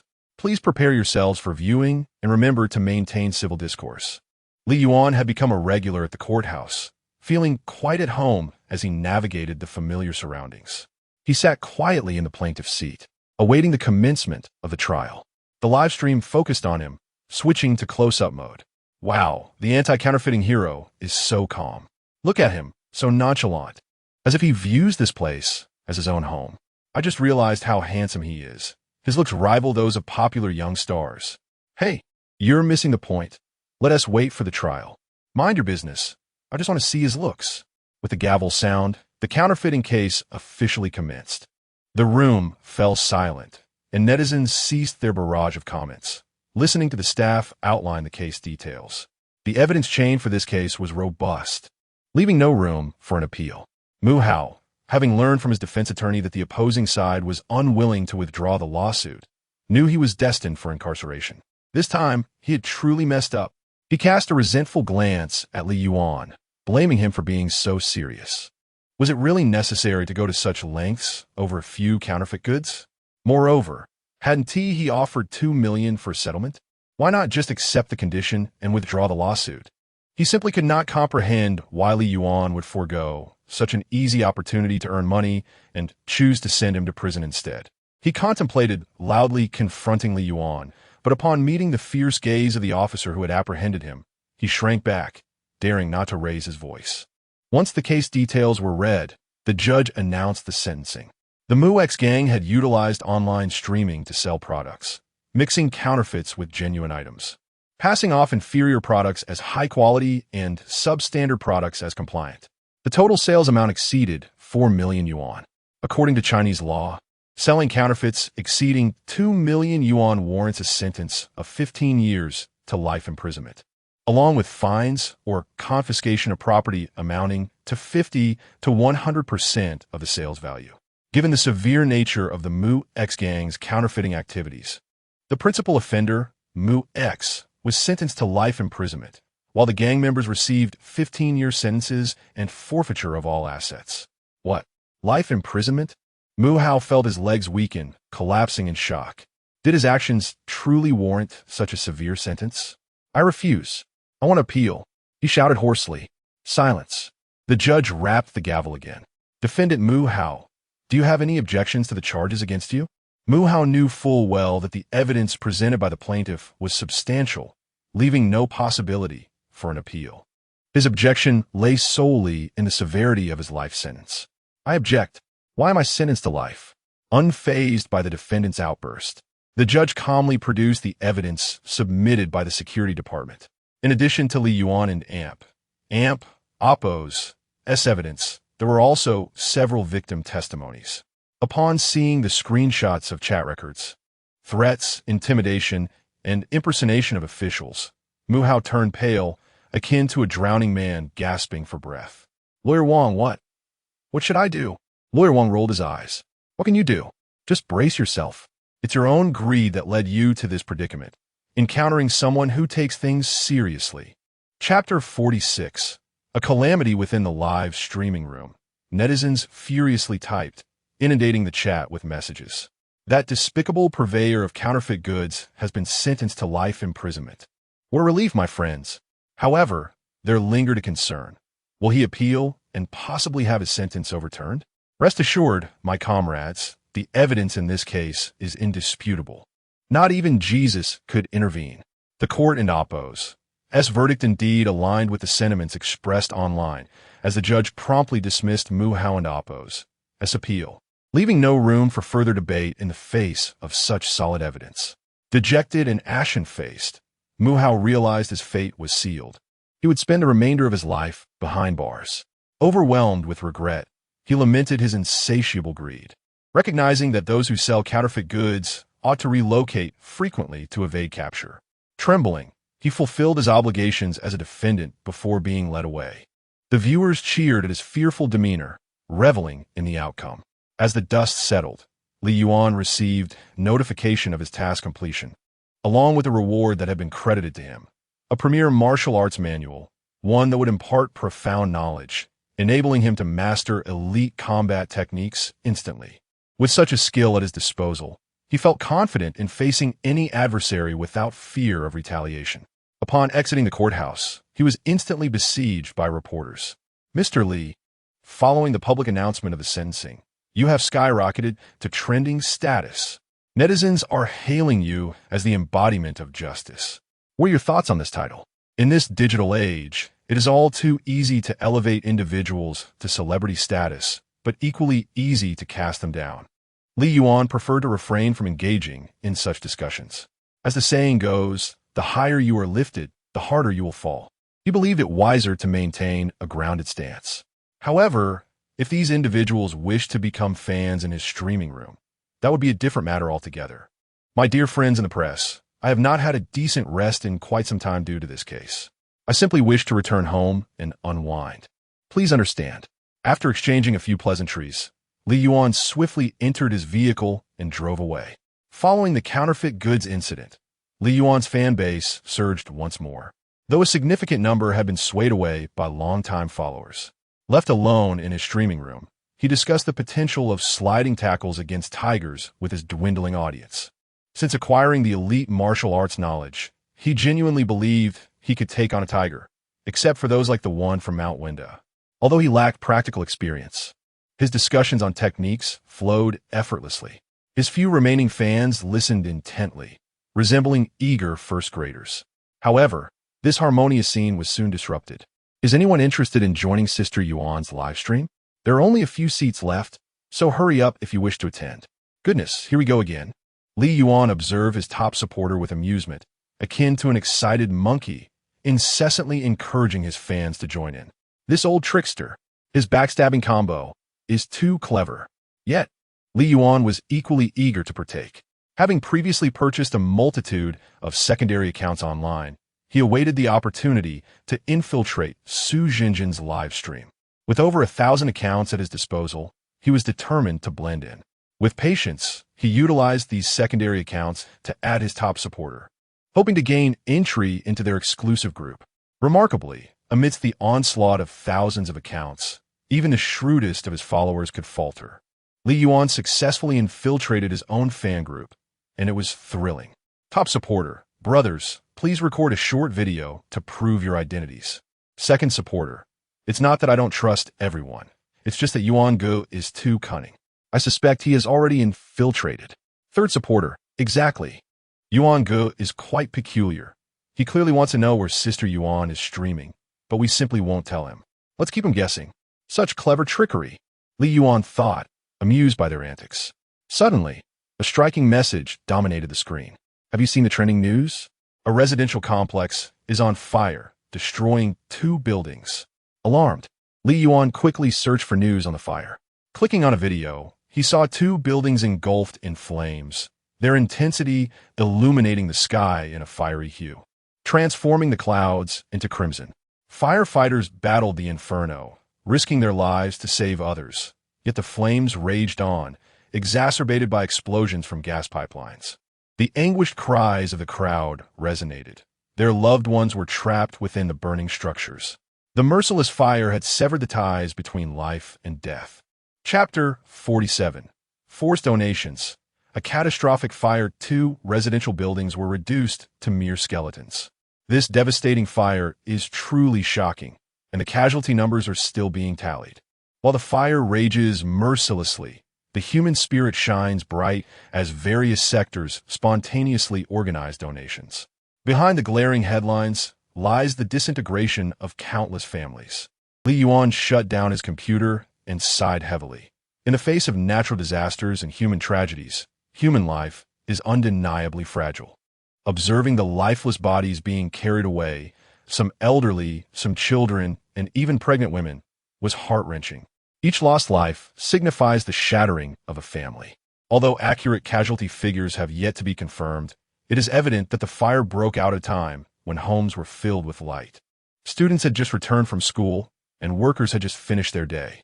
Except for a fortunate few who were outside, most residents were at home. This sudden inferno has extinguished countless families and hopes, and has taken away their pillars of support. In the effort to combat the flames, over a dozen firefighters sacrificed their lives, and the number of injured is unfathomable. They are true heroes, putting forth their utmost to save lives. Yet against the unyielding blaze, human beings are as fragile as moths drawn to a flame. In response to this unprecedented disaster, citizens have displayed remarkable solidarity, spontaneously organizing donations of both money and goods. Officials, civilians, office workers, students, and even elderly scavengers have generously opened their hearts and wallets. Online, netizens have initiated charitable fundraising campaigns themed whether much or little. Every donation is a gesture of goodwill. Let us unite in love to aid those in need. The live streaming platform where Li Yuan worked has also organized donation activities, with influencers of all calibers stepping forward to contribute. Top streamers have donated in the millions, providing urgent relief to the affected populace. News reports have lauded their actions, showcasing them as exemplary models of charity. Their fans, witnessing their idols and oppos' generosity, felt a sense of pride. In a short span, the popularity of these top streamers surged, transforming them into veritable magnets for followers. Observing this, some mid-tier and lower-tier streamers also displayed their donation receipts, eager to capitalize on the moment and gain followers. Regardless of their motivations, their contributions represented acts of kindness that offered timely assistance to the victims. Li Yuan felt that making a high-profile donation through a charity organization at this moment would be opportunistic and morally questionable. He resolved to visit the hospital the following day to grasp the true situation and ideally make a direct donation to those afflicted. Naturally, he would not draw media attention or stage a public display of giving. Su Jinjin, having watched the news coverage of the fire, felt an intense pang of sorrow. The tragedy was unbearable. How many parents had lost their children, and how many children had lost their parents? The survivors, those pulled from the wreckage, bore severe burns, their bodies marred and lying in ICU, clinging to life. In a bid to help those in distress, Su Jinjin donated nearly all her available funds, totaling 200,000. Of this, 190,000 was earned from her live streaming career, bolstered by her substantial fan base, commendable personal image, and the appeal of a rising star, making her a sought-after figure for endorsements. She understood that her 200,000 might only be a drop in the ocean for the thousands of victims. Genuine assistance required collective effort and shared compassion. However, she had no intention of coercing her fans into contributing. Rather, she aspired to earn more through diligent work and subsequently donate those earnings. After starting her broadcast, she noticed a considerable number of viewers tuning in. She silently encouraged herself to perform well, hoping to amass more followers and secure additional endorsements. However, the atmosphere in the live stream was not what she had envisioned. Please urge the streamer to donate quickly. Let us bombard the screen. Streamer, remember to contribute generously to assist the victims. It's the least you can do to atone for your rapid income. Please donate 1 million for each brave firefighter who sacrificed their life. They deserve it. Has the streamer donated yet? If so, please show the proof. Though I just started following the streamer, it's clear they possess a kind heart. Please be generous. Every penny you donate could save a life. At this critical moment, Yu Haven T donated anything. Have you? Su Jinjin replied, I have donated. I contributed 200,000. No way, is that all? Just 200,000? You are a major influencer. Come on, you can easily earn that with your singing and dancing. And you only donated 200,000? As a prominent figure with so many fans, you should have made a more substantial contribution. 200,000 is hardly sufficient. Does that amount even align with your status as a top influencer? 200,000. Do you look down on the people of our city? Look at Guan, a talented singer and dancer, who is also a female streamer with a similar follower count. She donated 500,000. No comparison, no difference. Exactly. Rock climber Xiao Chun, ever generous, donated 2 million. And here we have this streamer, merely 200,000. It's an insult to the influencer identity. Trash scum. With so many fans and ad revenue, how could you only donate 200,000? That's just stingy. Indeed, such a callous streamer deserves to be banned. Let us shut down her stream so she can never profit again. Agreed. This streamer is utterly despicable in the face of such a grave disaster. With so many lives lost, she continues to stream instead of finding ways to help the suffering families. It's truly heartless. Does she think that donating 200,000 allows her to sleep easy at night? Judgment complete. This streamer shows no compassion. She immediately jumps to attack others from a moral high ground. Indeed, if I had the means, I would donate at least 10 million. What a hypocrite. Demanding others act according to their emotions while contributing nothing themselves. Let us not rush. Perhaps she only donated 200,000 for now and plans to contribute more later. After all, She is a top influencer known for gaining followers. She would tell you to stop at this. Let us wait and see before we condemn her. We're just waiting for updates. This is a rationalist, but really just another moralist, both adept at emotional manipulation. What are we waiting for? Let us take to the internet and expose the streamer's behavior. Look, as soon as donations are mentioned, the streamer goes silent. She probably doesn't want to contribute at all. Perhaps her claim of donating 200,000 is fabricated. Watching the moral crusaders incite chaos in the live stream, Li Yuan's loyal followers were enraged. They understood Su Zhenjin's circumstances. Having just begun streaming, a donation of 200,000 might well represent her entire income. This kind-hearted, beautiful streamer was being unfairly maligned by these keyboard warriors and moralists, which was intolerable. Li Yuan's top supporter posed a question in the live stream. Excuse me, how much did you donate this time? I didn't donate anything. Mainly because my salary is low. 3,000 to 4,000 a month is barely enough to survive. I simply don't have spare funds. You haven't donated. Yet you think 200,000 is a meager contribution? Of course. She is a streamer. Her monthly income far exceeds 200,000, and she easily earns several million a year. Donating 200,000 is stingy. The top supporter was taken aback by this flawed reasoning. Who was this person? Let us consider this. If a streamer indeed earns 200,000 in a month, she has now donated her entire month into Oppos as salary. According to your rationale, asking you to donate a month in Oppos' wage, which amounts to 3,000, would not be unreasonable, would it? If I refuse to donate, what right do you have to compel me? My earnings are modest, and I must sustain myself. If all my income were donated, how would I afford my meals? Let us lower the expectations. How about donating 300 to a charity organization, equating to 1/10 of your salary? Surely that is acceptable. Yet that too is unfeasible, as 300 is my weekly food budget. Do you comprehend how challenging it is for me to earn that amount? I shall not donate. Since you cannot part with even 300, what gives you the authority to criticize someone who donates 20,000? I must question your sanity. You are an absurd purveyor of moral superiority, relentlessly pressuring me to contribute. Those who wish to donate may do so. Furthermore, you fail to grasp that my suggestion for the streamer to donate is in her best interest.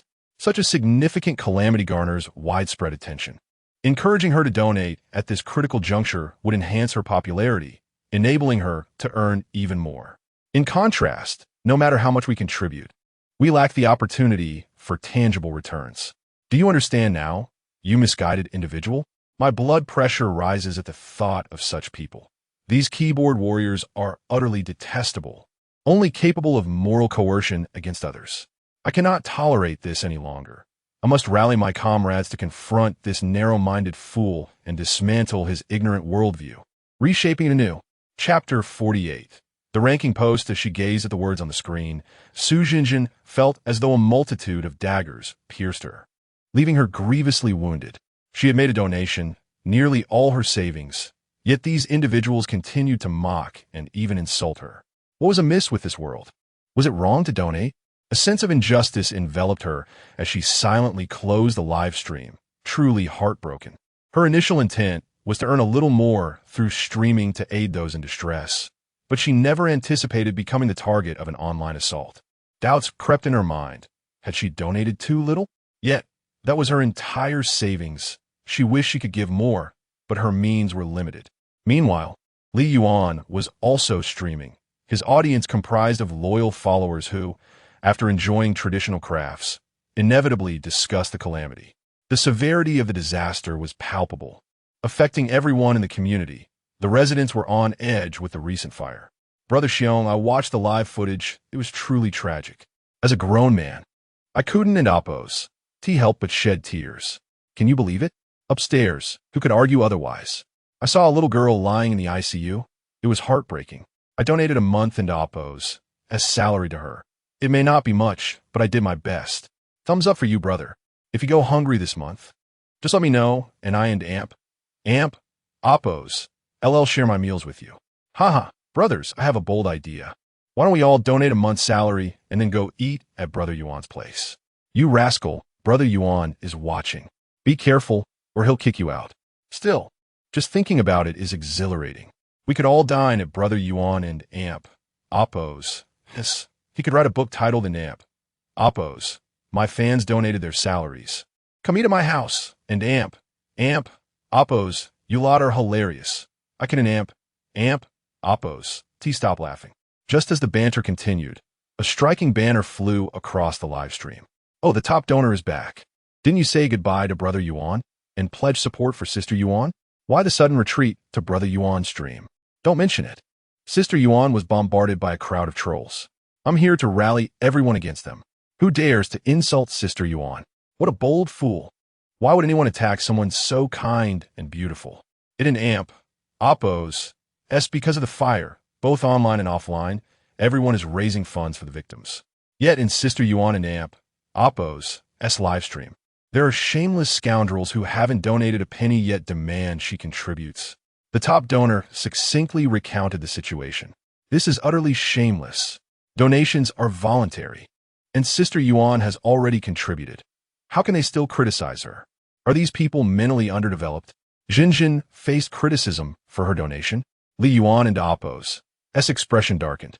He informed his fans briefly before ending the stream. He reached for his phone and dialed Su Jinjin and Amp. Oppos' number. Hello, little Yuan Ge. The young woman had clearly been crying, her voice altered by emotion. This was understandable. She was new to the world and genuinely kind-hearted, unaware of its treacherous nature. Taking a deep breath, he said, Jinjin, you need not pay any mind to those trolls. Simply put, they are scoundrels, akin to beggars from ancient times who forcefully solicit alms, attempting to coerce you into submission through moral intimidation. They bluster about your contributions being insufficient while contributing nothing themselves. These are the so-called moral hypocrites. You have done nothing wrong. The fault lies with them for their maggot-like mentality, presuming to judge others. Jinjin, if you and Oppos re-free tomorrow, would you accompany me to the hospital? Su Jinjin immediately asked with concern, Little Yuan Ge, are you unwell? No, I wish to visit the families of the victims to understand the hardships they face. All right, little Yuan Ge, I will accompany you. After hanging up, Su Jinjin felt considerably lighter.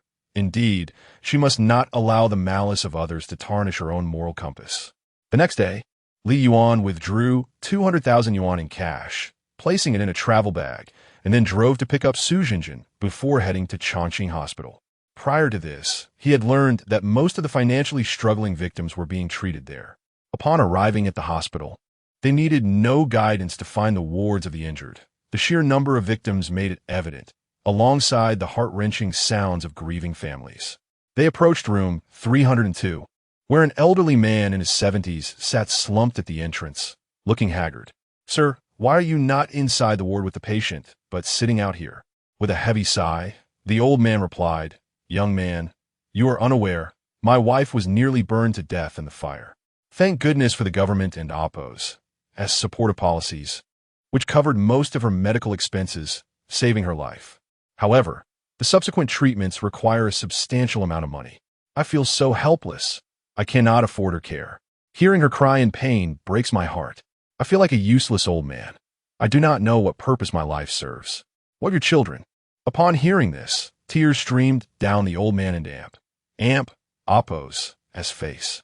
I have only one child who perished in that fire, along with my unfortunate daughter-in-law and grandson. If my wife were not alive, I would have ended my life long ago, joining them. Misfortune seems to seek out those who can endure suffering.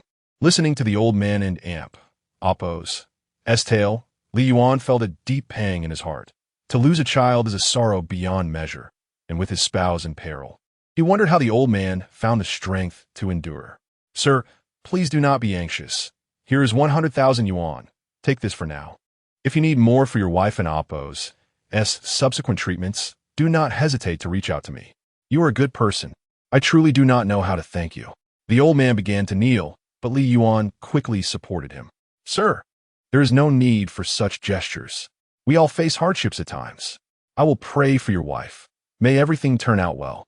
Such scenes unfolded numerous times throughout the day. Despite his mental preparation, the weight of human suffering bore heavily upon him. Upon exiting the hospital, He found himself unable to shake off the oppressive feelings. After sharing a simple meal with Su Jinjin and returning her home, Li Yuan drove around the city for a while before returning to his own residence. After a shower, he sat at his computer and opened the browser to follow up on the news concerning the fire. A particular post caught his eye. Statistical Emperor. The ranking of donations for the influencer fire disaster is out. Come see how much your streamer donated.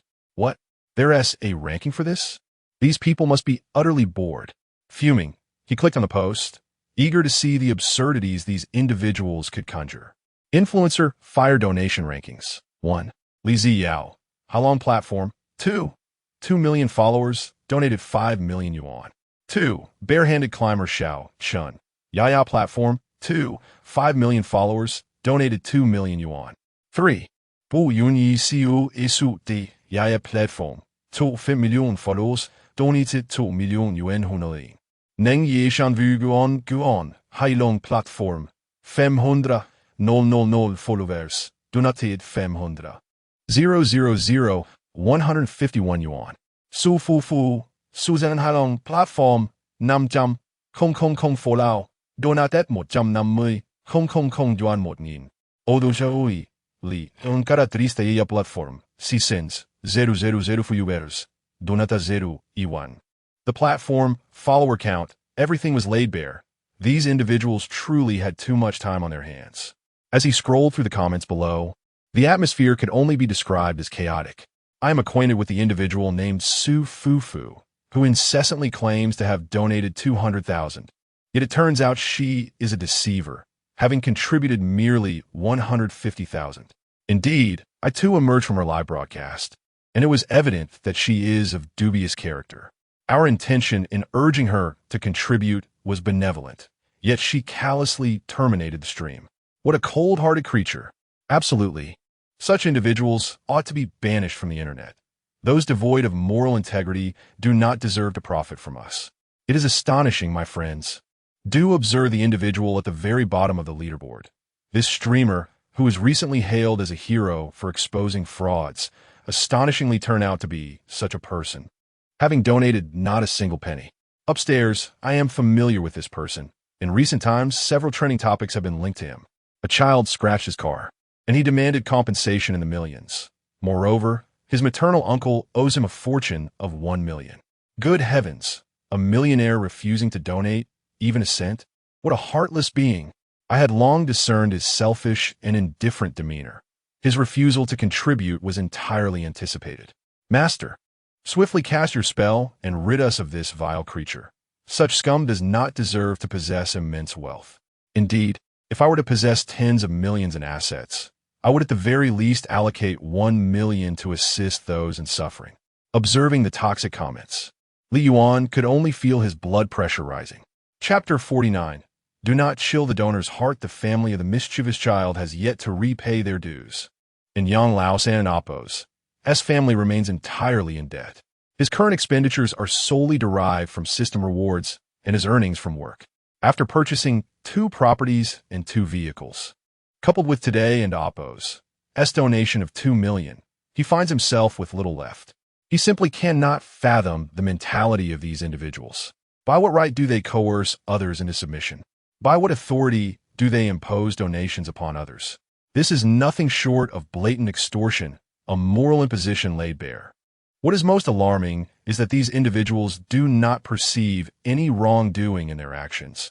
They consider themselves to be crusaders of justice, believing their deeds are solely for the benefit of the disaster victims. You, a wealthy individual with countless riches, are compelled to part with a portion of your wealth. You, a national enterprise, must contribute a significant sum when disaster strikes, and you must publicly disclose the amount across the internet. You, an internet celebrity, earn money effortlessly, yet your donation must satisfy the masses. You, a person of strength, are obliged to bear the corresponding responsibilities as a weaker individual. I am justified and you must yield to my demands. This is a quintessential display of rogue behavior, and the perpetrators consider themselves to be on the righteous side. Li Yuan could no longer tolerate the foolishness of these clowns and decided to close the post. Donations, which should inherently be acts of goodwill, are now marred by the antics of these self-proclaimed moralists, transforming altruism into a utilitarian endeavor, a coerced obligation. When the spirit of charitable giving becomes skewed, the initial intent of some donors fades, and the purpose of donations becomes tainted, either for profit or to seek personal gain. Such charity cannot endure. It fails to genuinely assist those in need. Li Yuan could not bear the antics of these buffoons any longer and prepared to step in, armed with facts to silence them. His primary supporter, Guan Wei, promptly shared a donation receipt. A group of internet trolls, be silent. This is Su Fufu and Appo's donation certificate. She indeed contributed 200,000. You brainless individuals should not spew venom without understanding the truth. It is utterly despicable. Moreover, these individuals were oblivious to the fact that Su Fufu had only recently entered the industry, and the earnings from her live streaming had barely reached 200,000. She had donated all her savings. An individual from above raised a question. I have a slight doubt.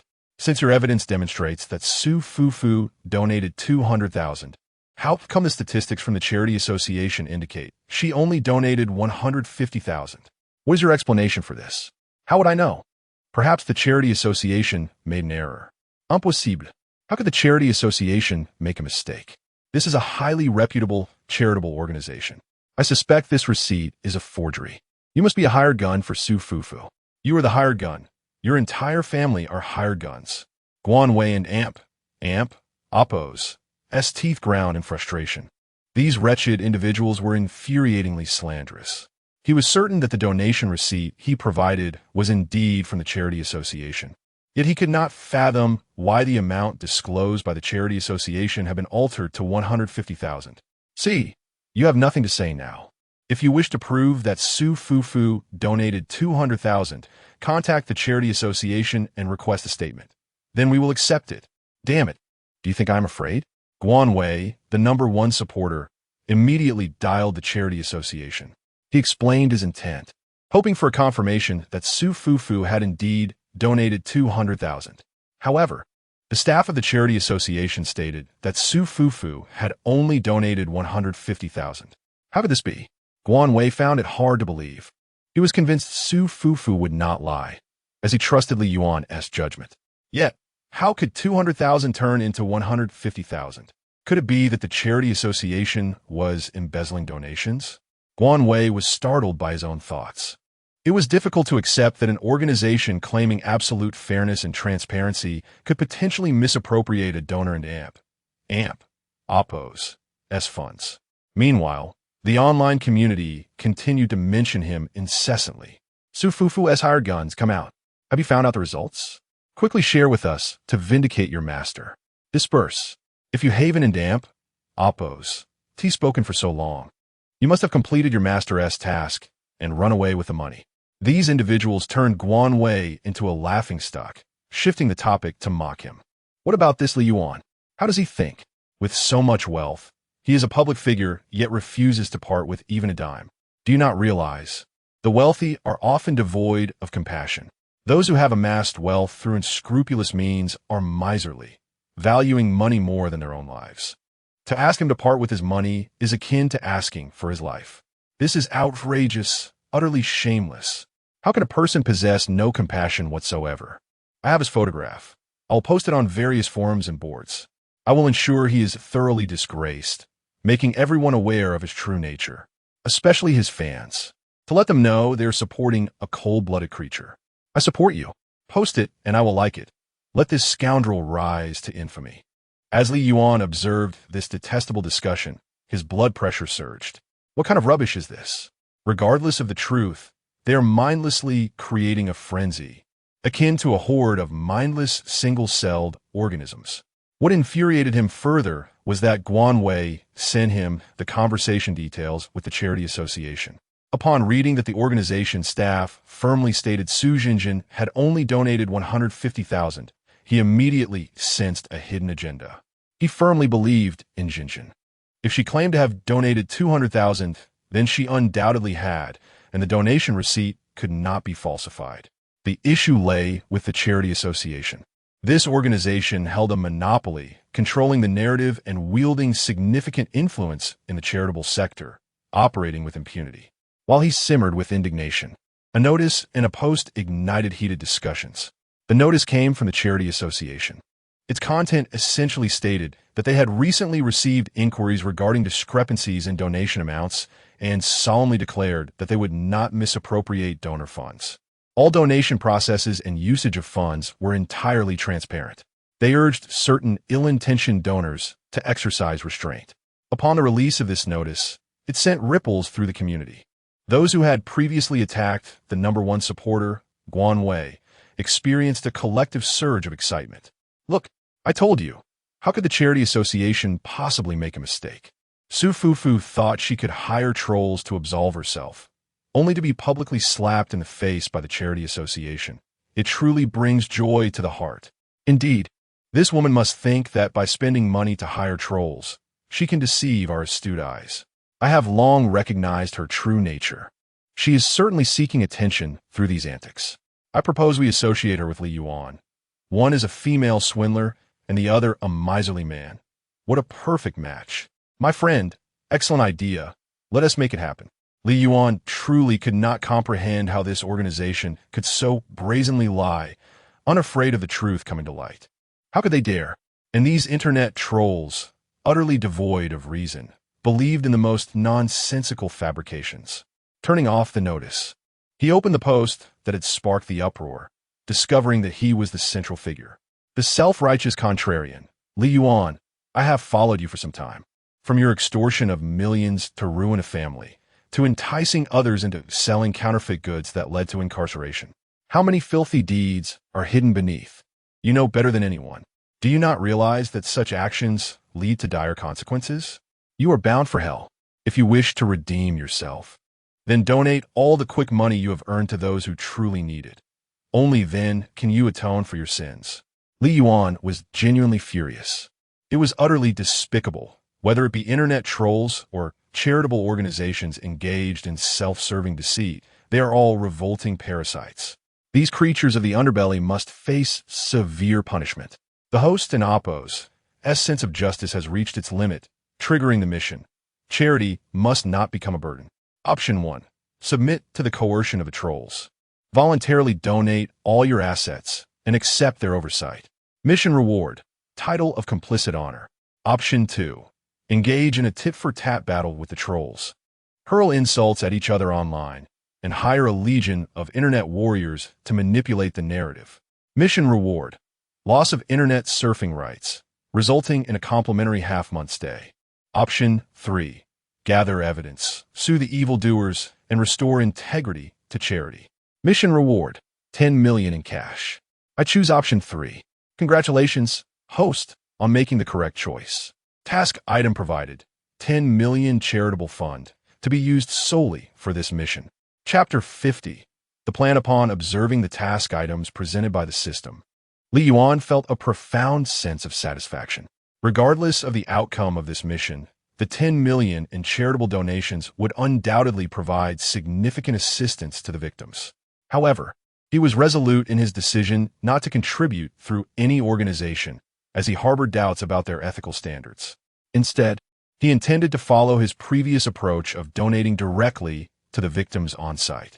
Meanwhile, several internet celebrities took to the field, eagerly sharing their donation receipts online, with amounts that matched those disclosed by the charity organization. This led to renewed discussions surrounding the rankings of celebrity donations. Among them was the talented and charismatic Guan, who posted a message condemning Su Fufu for his alleged false donations. Her post garnered a frenzy of likes and comments, quickly trending on social media and igniting a wave of outrage.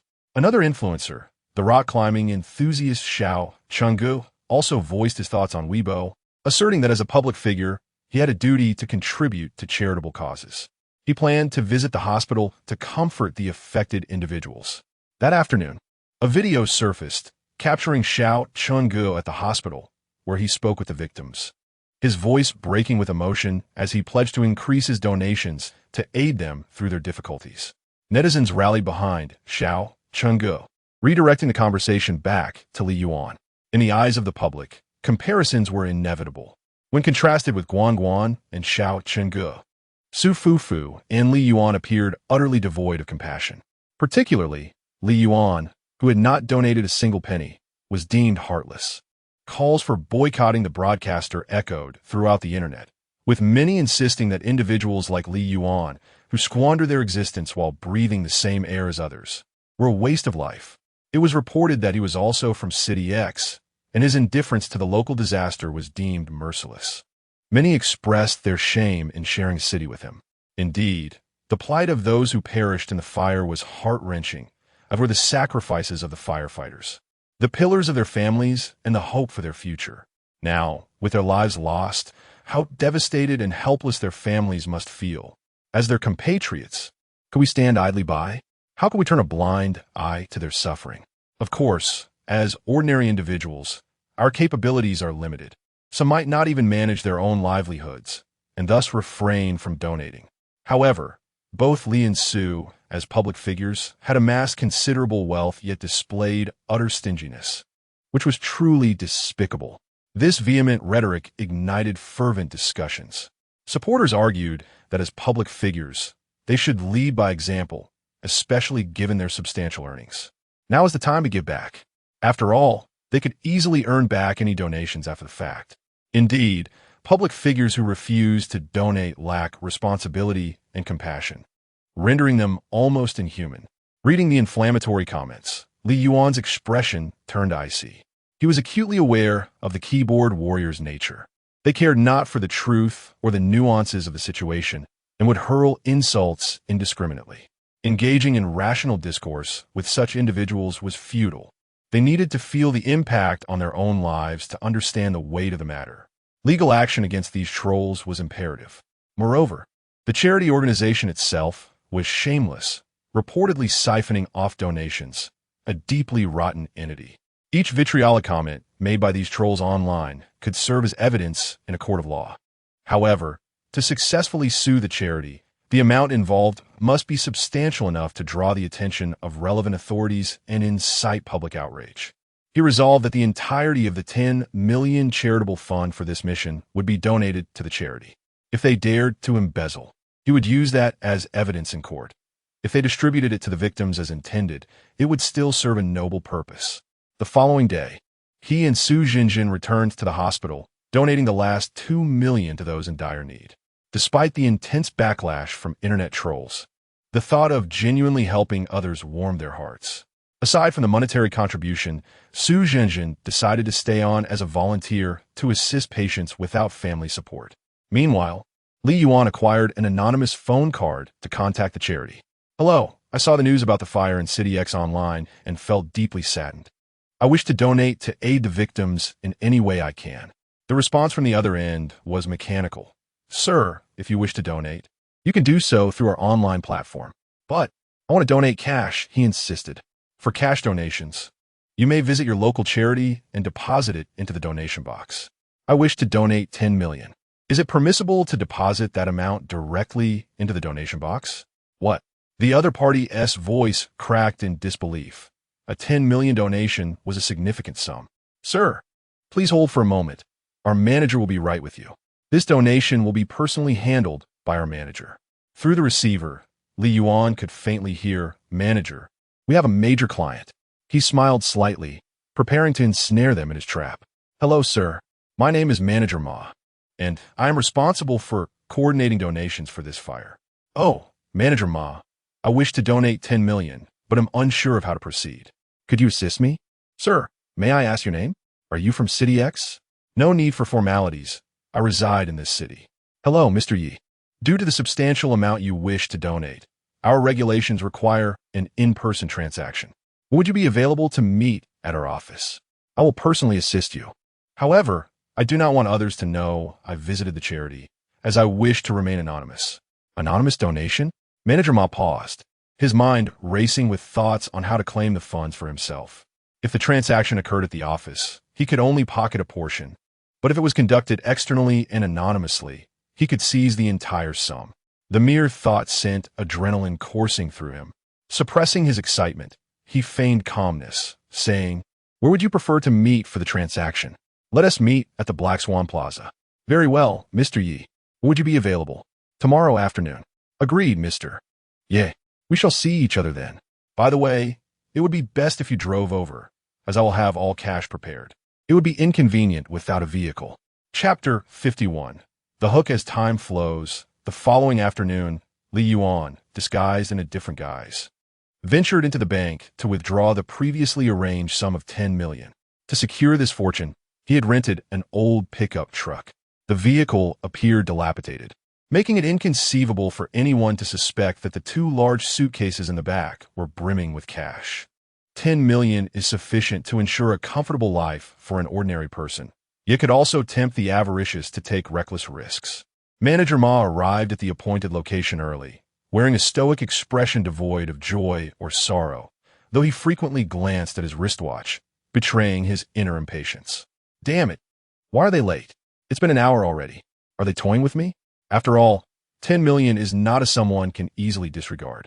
Those capable of such a donation typically seek recognition. Anonymity is a rare commodity in such transactions. This is absurd. They must be deceiving me. He fumed, regretting his naivety in believing the promise of a 10 million donation. If they don an amp, Oppos, T arrive in 5 minutes, I will leave. 5 tense minutes passed. Yet Manager Ma remained at the rendezvous, teetering on the brink of despair. Will they come or not? This is my 10 million. Suddenly, he heard 3 honks. An excitement surged through him as if he had stepped onto something unpleasant. He dashed towards the pickup, his voice echoing before he reached it.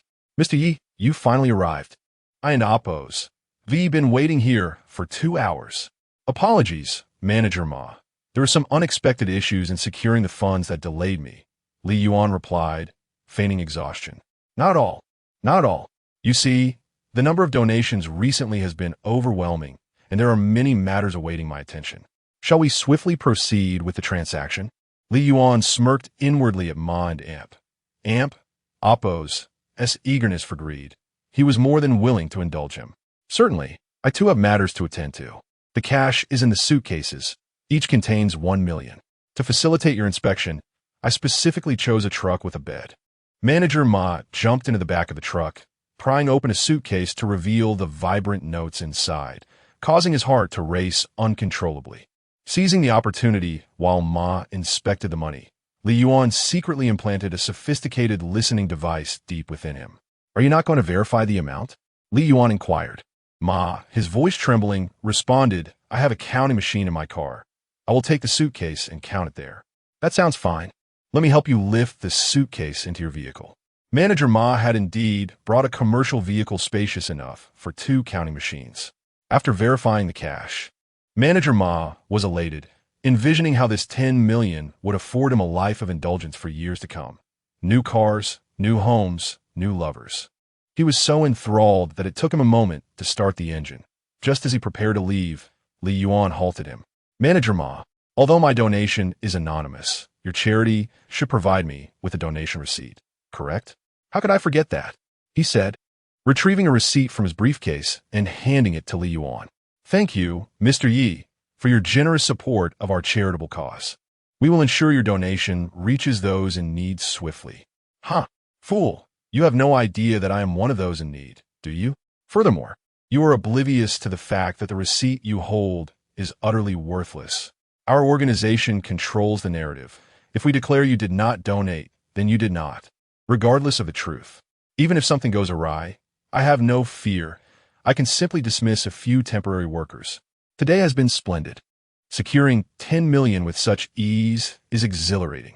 Manager Ma drove away in ecstasy, unaware that his inner thoughts had been meticulously recorded by the sophisticated listening device. These recordings would serve as evidence in future proceedings. To thoroughly dismantle the charity, Li Yuan had made comprehensive preparations, hiring the country and Oppos as top private detective to track this donation process. The footage of the cash exchange was already transmitted to Li Yuan and Oppos' phone. Manager Ma, now burdened with 10 million, did not return home. Despite having recently replaced his wife, their relationship had become stale after years of being mere lovers, and he had grown weary. Recently, he had taken up with a beautiful college student who captivated him utterly. During a moment of intimacy, he rashly promised to buy her a home. However, His funds were tightly controlled by his new partner, who understood that a man's wealth must be managed to retain his affections. Manager Ma was troubled by how to satisfy his new love's desires without appearing boastful. Now, with 10 million at his disposal, he felt reassured that he could easily impress her. That night, he spread nearly 8 million in cash across his newly acquired property, then invited his college sweetheart over. Upon learning that this luxurious apartment was a gift for her, she showered him with affection. Upon entering, she was greeted by a sea of cash, and upon being told that it belonged to them both, she eagerly demonstrated her appreciation, leaving Manager Ma completely entranced. In a moment of clarity, he lamented his own foolishness for exhausting all his tactics so quickly, leaving himself with nothing. The college student nestled against him, sweetly inquiring, "Darling, you are truly remarkable. How do you manage to earn so much money? It's driving me wild." Her sugary tone shattered his moment of clarity, reigniting his desires. "If I told you I earned this 10 million in a single day, you would truly lose your mind." "No way, darling. You can earn 10 million in a day? If that in Oppo's is true, I would be utterly in awe of you." Manager Ma and Oppo's heart swelled with pride. He longed to share the day's events, but retained enough sense to guard his secret. "Please tell me. I'm dying to know how you managed to earn 10 million in a day." As she clung to him, he found himself unconcerned about any potential consequences and divulged everything that had transpired. Then, the two succumbed to their desires, lost in fantasies of reaching the pinnacle of their lives, oblivious to the watchful eyes documenting every word they exchanged. Chapter 52. The net is cast, the fishing net has been spread wide, and the bait is set, merely awaiting the fish to swim in. Equipped with a sophisticated listening device and accompanied by the country's foremost private investigator to gather evidence, a dual layer of security is assured. Li Yuan felt as though he had become a mere bystander, content in the knowledge that all he needed to do was transfer the evidence onto a USB drive. During this time, he frequently visited the hospital, accompanying Su Jinjin in caring for patients without family support. In casual conversations with some patients, he uncovered disconcerting news. Although the charity had publicly announced the distribution of donations to the affected individuals, the amounts received by the people did not align with what the charity had reported. When some citizens inquired about this discrepancy, they were informed that due to internal issues, the funds were temporarily frozen, and they would be dispersed as soon as they were released. While the charity could afford to delay the distribution of these funds, the citizens could not afford to wait. Thus, Li Yuan resolved to take action and bring these unscrupulous individuals to justice. However, before proceeding, he intended to speak with the charity representatives, as the other management members were still unaware of Manager Ma and Oppo's embezzlement of 1 million. The spectacle of dogs biting dogs would prove to be most entertaining.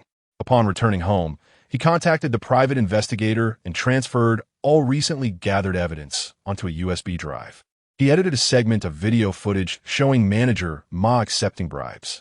This single clip would be sufficient to incite infighting among these despicable individuals.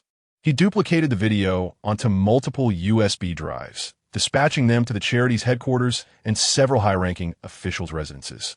The only regret he harbored was the inability to witness the ensuing chaos firsthand. After organizing all the evidence into a USB drive, he drove to the police station to file a report. Notably, the officer who had previously handled the Yang Laosan case, Officer Su Ming, had been reassigned to the station and was now under Zhai Ning's command. The very officer responsible for receiving Li Yuan was Su Ming. After Li Yuan briefly recounted the case, Su Ming and Oppo's expression grew solemn, indicating he would consult with his superior. Upon hearing Su Ming's report, Zhai Ning took the matter seriously. Given the implications of the disaster and the potential loss of life, he could not allow unscrupulous organizations to wreak havoc. Furthermore, there were the online trolls, those wretched keyboard warriors akin to rats in a sewer, who could never be eradicated entirely. This time, with an opportunity at hand, they must be dealt with severely. After reviewing the evidence Li Yuan provided, Zhai Ning felt confident that the case was nearly assured. He wholeheartedly supported Li Yuan and Oppo's decision to sue these scoundrels. Yet, as an official, he had to tread carefully with his words. "Mr. Li, We are already aware of the clues you have provided regarding the two cases. The embezzlement of donations by the charity is being taken very seriously, and we will immediately dispatch personnel to apprehend those involved. Additionally, concerning the evidence you provided regarding certain internet celebrities engaging in fraud, we will initiate an investigation forthwith. As for your claims of personal attacks through slander and defamation from internet users, I would advise pursuing mediation. What are your thoughts? Captain Zhai, you know me well. I will never accept a settlement. I must pursue legal action against these individuals. Bravo, Zhai Ning thought, secretly delighted that Li Yuan was determined to take on these scoundrels. However, he understood that appearances must be maintained. Since Mr. Li insists on filing a lawsuit, we will respect your wishes and proceed with the case.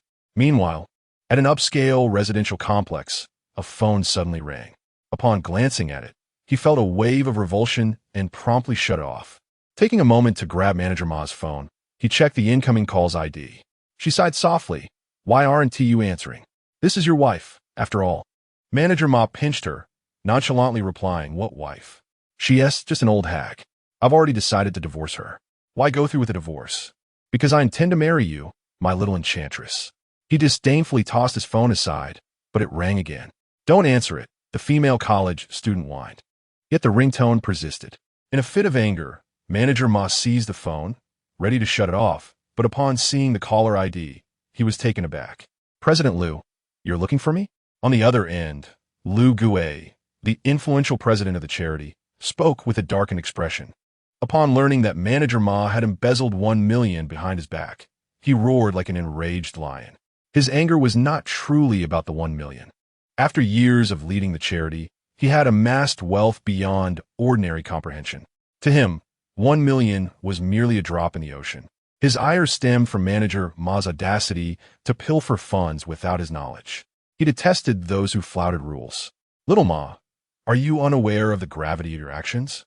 Hearing President Liu's tone, Manager Ma felt a chill run down his spine. Could it be that this old man had discovered his embezzlement? With a trembling voice, he stammered, Liu. President Liu, what are you talking about? I don't understand. Liu Gui was genuinely furious, shouting into the phone with spittle flying. Little Ma, you have truly disappointed me. For a mere 1 million, you dare betray me. You are remarkably bold. Manager Ma's face turned ashen, stuttering Liu. President Liu, how could I possibly do such a thing? It must be a misunderstanding. Nonsense. The video of you accepting bribes has already been sent to the authorities. The main officials of the charity are already aware of this matter. I must tell you seriously, if this information gets out, you will be in serious trouble. The line went dead, and Manager Ma was left in shock. What madness was this old man spouting? How'd he find out? Damn it, he's even threatening me. Talking about trouble. What kind of trouble could arise? Don't think I'm unaware. You old fossils have been pocketing money for years by skimming off the top. What do you want to threaten me for? Are you hoping to intimidate me into begging for your favor? Not a chance, old man. Times have changed. Put away your antiquated methods and go home to retire. As Manager Ma mulled over his thoughts, his anger grew, and he began plotting a power grab. In the next moment, he could only lament unfulfilled ambitions. Don't move. This is the police. The couple stood there, bewildered. What is going on? Are you here to arrest us? Police officers, we are here regarding other cases, but now we have an added charge. Illegal cohabitation. Su Ming picked up the phone left on the bed, and the caller ID read wife. Chapter 53. Has the lawyer and Oppos letter become a fashion trend? Dear netizens, what a calamity. I have unexpectedly received a lawyer's letter. The individual posted the letter online, instantly igniting fervent discussions. My goodness, brother, this is impressive. Insults, slander, personal attacks. This is truly excessive. Ha ha ha, my friend. You are indeed a seasoned internet troll. The aggrieved party stepped forward. You lot, take a closer look. See who it is that has filed the lawsuit against me. Upon hearing this, the netizens eagerly opened the larger image to scrutinize the lawyer's letter. The plaintiff, Li Yuan. No way. Could it be that cold-hearted streamer, Li Yuan? Who else could it be? Recently, he has been the target of my online criticisms. This is too much. Aren't we merely speaking the truth? He clearly hasn't made any donations, yet he allow anyone to say so? How petty can one be? Just for a few words of critique, he resorts to legal action. Surely, this individual must be quite unwell. Suing others at the drop of a hat. How utterly detestable. Absolutely, such pettiness embodies him perfectly. Our campaigns against him online are, in fact, for his own good, offering him suggestions to avoid being scorned by the public. This is utterly unreasonable. He should be the one facing a lawsuit. Nevertheless, dear brother who has been sued, do not fear. Our efforts are in pursuit of justice for the oppressed. I trust the judge will discern right from wrong. Yes, brother, we are your unwavering support. We shall stand by you. My goodness, brothers, I can no longer be your support. I, too, have received a lawyer and oppose this letter. I, too, have been served. In recent times, all those who have been vocal in the donation sphere and have been fervently criticizing have received lawyer and oppose letters as well. They seem to regard this as a badge of honor, proudly showcasing their letters online. Brothers, we can now fight side by side. Damn it, that despicable Li Yuan has actually sued so many people. Who does he think he is? Is the court his personal domain? We are many. United, he will surely lose. When the time comes, we shall countersue him for defamation. Yes, those who have received lawyer and oppose letters, rest assured, we will cheer you on from the sidelines. Meanwhile, the talented singer and dancer Guan Guan, along with the rock-climbing enthusiast Xiao Chun, have also received lawyer and oppose letters. Guan Guan, a single woman devoted to her streaming career, is quite attractive, particularly after makeup and enhanced by the platform and oppose beauty filters. She is undeniably a stunning beauty. However, the platform's audience is notoriously discerning. Upon discovering new options, they quickly abandoned her, causing her to hit a wall in her follower growth.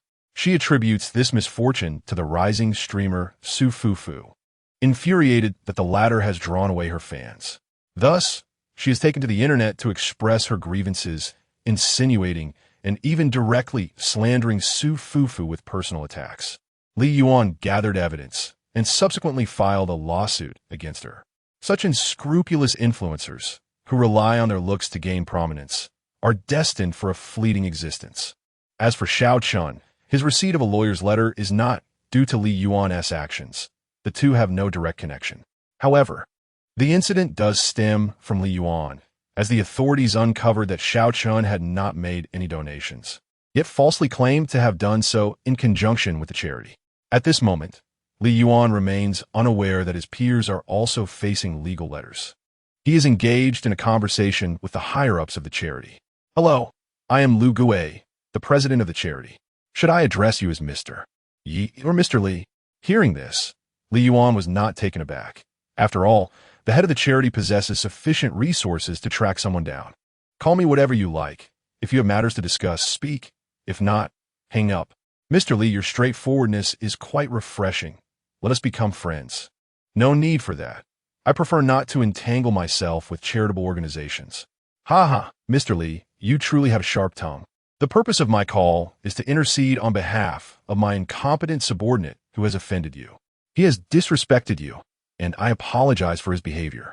I hope you can show leniency and let this matter slide, considering it a favor owed to me. That is unnecessary. Let me reiterate.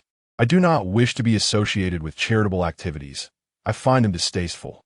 In an opulent mansion, Lu Gue nearly threw his phone in frustration. After years of navigating the underworld, he had always been the one receiving requests, never the one to plead for favors. This was his first time seeking something, and he was outright rejected. What audacity! Does this person not understand the intricacies of social relations and the dynamics of the world? Suppressing his anger, he raised his voice. Mr. Li, you jest. Our charitable endeavors are solely to assist those in need. How could they be tainted? You may be mistaken. My subordinate did not embezzle your donations. How about this? I will return the 20 million you donated if you withdraw your lawsuit. To offer $1 million without batting an eye indicates that this old man is genuinely desperate. It seems that Mr. Ma knows quite a bit of inside information, or else he wouldn't expend such effort to protect him. This charity is thoroughly corrupt. It must be excised. I merely donated $1 million. Why would Lu Gue offer to return $2 million? Mr. Li, you must have made an error. Our records clearly show that you donated 20 million. What a nauseating situation. The donations meant to aid the needy are merely figures that these bloodsuckers feel free to manipulate. Such unscrupulous organizations must be uprooted entirely. When the court convenes, Mr. Ma must be compelled to expose this old scoundrel. Until this old thief is removed, the thieves of charity will persist. There is no need for riddles. Let me be frank. I will absolutely not withdraw my lawsuit. Are you truly intent on opposing me? I stepped into this world at 18, weathered countless storms, and built a reasonably substantial foundation, knowing many from various fields. Many of them are my adversaries, tough characters who refuse to yield. However, I am magnanimous. I pay respects to their graves on their memorial days. You, being a clever individual, should understand that opposing me leads to an unfavorable outcome. The old man is genuinely desperate, resorting to various threats. First, consider how to avoid being bitten by your own dog. Chapter 54. Do not chill the hearts of the good in the High Court. The presiding judge, overseeing the case regarding donations for fire disaster relief, scrutinized the case files before him, his brow furrowed in concern. The audacity of those who would embezzle disaster funds was indeed astonishing. Furthermore, the accused netizens, who had contributed not a single penny, were audaciously stirring public sentiment, leveraging the power of public opinion to coerce donations, even resorting to vulgar language to vilify those who had contributed. Such coercive tactics in the realm of charity are akin to killing the goose that lays the golden eggs, fundamentally undermining the spirit of philanthropy and ultimately jeopardizing charitable endeavors. This behavior must not be tolerated. It is imperative to quell the arrogance of online trolls and rectify the moral compass of the internet. We must not allow this insidious trend to tarnish the positive social atmosphere, nor dishearten those with benevolent intentions. Given the unique nature of the cases being adjudicated, the proceedings were broadcast live online, allowing the entire internet to witness the trial. Viewers eagerly gathered in the live stream, awaiting the commencement of the court session. The camera panned once more to Li Yuan, igniting a frenzy in the chat room. A faction of netizens fervently fueled the momentum. Look at that cold-blooded streamer getting a close-up. Isn't he worried about freezing the lens? He appears so composed. Perhaps he knows he is destined to lose. If I were him, I would admit to causing trouble and promptly withdraw my case. Brothers, big news. It seems Li Yuan and Su Fufu are in a romantic relationship. Their pairing of a cold-hearted male lead and a deceitful female counterpart is simply perfect. This couple, in their pursuit of fame, exhibited a complete lack of ethics, evoking a sense of disgust. These individuals had come to support the netizens who received legal notices, as well as the two internet celebrities. Additionally, there were hired trolls attempting to sway public opinion, funded by the charitable organization. Li Yuan's and Su Fufu supporters could not abide the indiscriminate actions of these trolls. The internet is not a lawless domain. One must exercise caution in speech. To tarnish someone and Oppo's reputation without basis incurs legal repercussions. The vitriol spewed by these individuals was infuriating. Have they no common sense? The two opposing factions engaged in a fierce verbal battle, clearly treating the live stream as a battleground, obscuring the view for neutral observers genuinely interested in the trial. Yet, they showed no intent to silence the barrage of comments. Rather, they were thoroughly engrossed in the unfolding drama. It was only when the judge struck the gavel that the courtroom and the live stream fell into silence. The first case to be heard concerned the coercion of donations from netizens. The staff began by reading the case details aloud. Defendants Hao Huahua, Mu Yinguan, Guandavei, and others were accused of deliberately creating a public outcry online, pressuring others to donate, thus violating Article 4 of our nation and Oppo's charity law, which stipulates that charitable activities must adhere to legality, voluntariness, integrity, and nonprofit principles, and must not contravene social morals, endanger national security, or infringe upon the legal rights and interests of others. Through insults, threats, and slander, they engaged in personal attacks, violating Article 246 of our criminal law, which addresses public insults or defamation through violence or other means, with severe cases facing up to 3 years of imprisonment, detention, or deprivation of political rights. Hu Huahua and others, Do you have any objections to this? Hu Huahua and his companions were bewildered. They had always believed they were in the right, fighting for the rights of suffering victims, convinced they were performing a noble deed. How could this possibly be deemed a crime? Was it so unreasonable?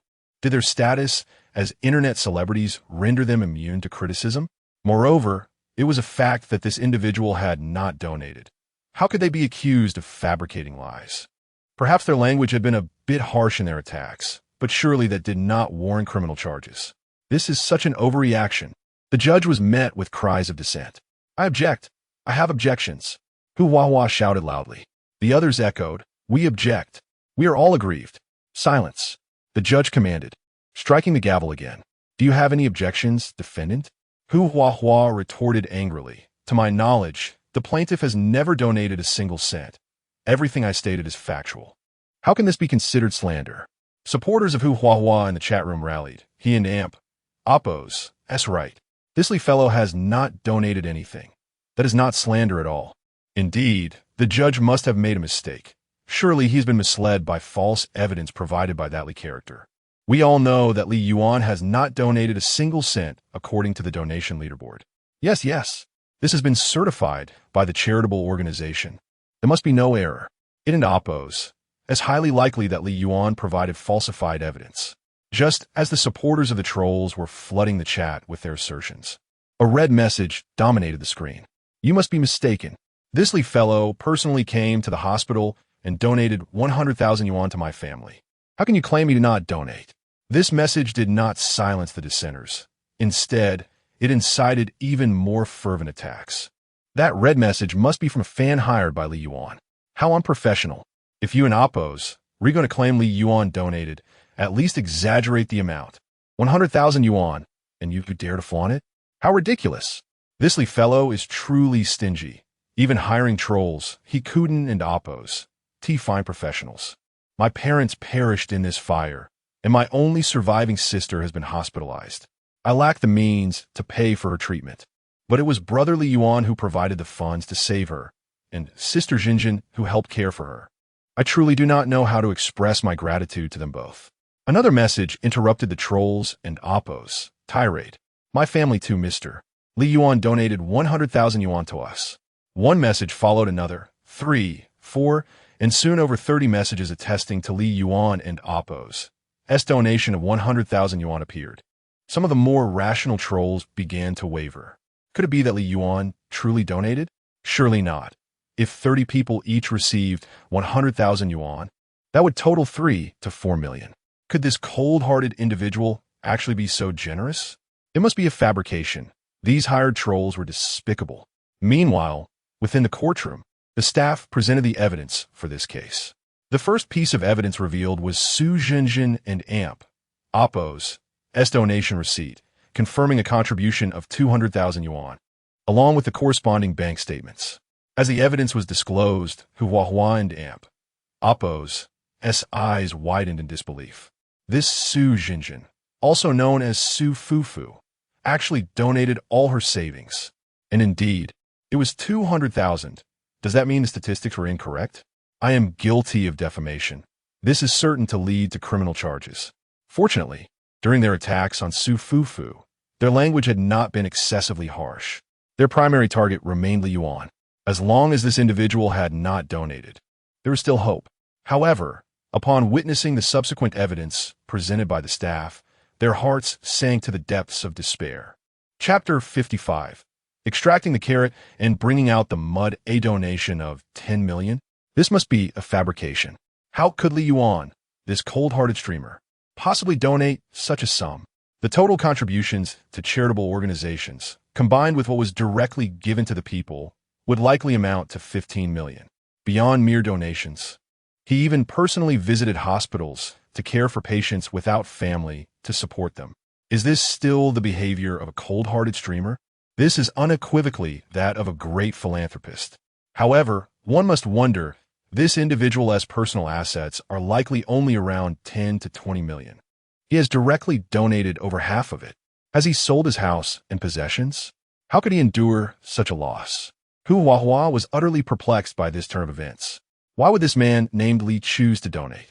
Does this not solidify him as the true perpetrator of the rumors? It's over. He is genuinely at risk of imprisonment. But surely, I only spoke a few words online in condemnation of others. Could this truly lead to incarceration? How could this be? I still have my entire future ahead of me. I am a university student, enrolled in a prestigious institution. How can I be subjected to imprisonment? Hu Huahua was engulfed in panic, feeling as though his very soul was fracturing. He had come to court with his parents, who had reassured him numerous times that he had merely expressed a few opinions online, that he was essentially acting in the name of justice, advocating for the rights of those affected by disaster. Surely, he would not be sentenced. They could rest easy. He never anticipated such a conclusion. He, a distinguished student of a prestigious university, a favored child of fortune, faced the prospect of imprisonment. He felt utterly helpless, casting a pleading glance towards his parents. Hu Huahua's parents were as anxious as ants on a hot skillet. Their beloved son, the hope of their family, their pride, now stood in a courtroom, likely facing a prison sentence. Oh heavens, could our son truly be sentenced? Huma's once graceful features were now marred by confusion. With the evidence so compelling, a conviction seemed inevitable, unless... Huba's face turned ashen as he uttered, "Unless the plaintiff withdraws the lawsuit." Huma seized this glimmer of hope, exclaiming, "I will speak to the plaintiff and plead for them to withdraw the charges against our son." She immediately called out, "Mr. Lee, my son has previous comments online were merely a misunderstanding. He is still a university student, and if he is imprisoned, it will ruin his future. Please, I implore you to withdraw your claims. Our family will regard you as a benefactor and offer you some form of compensation.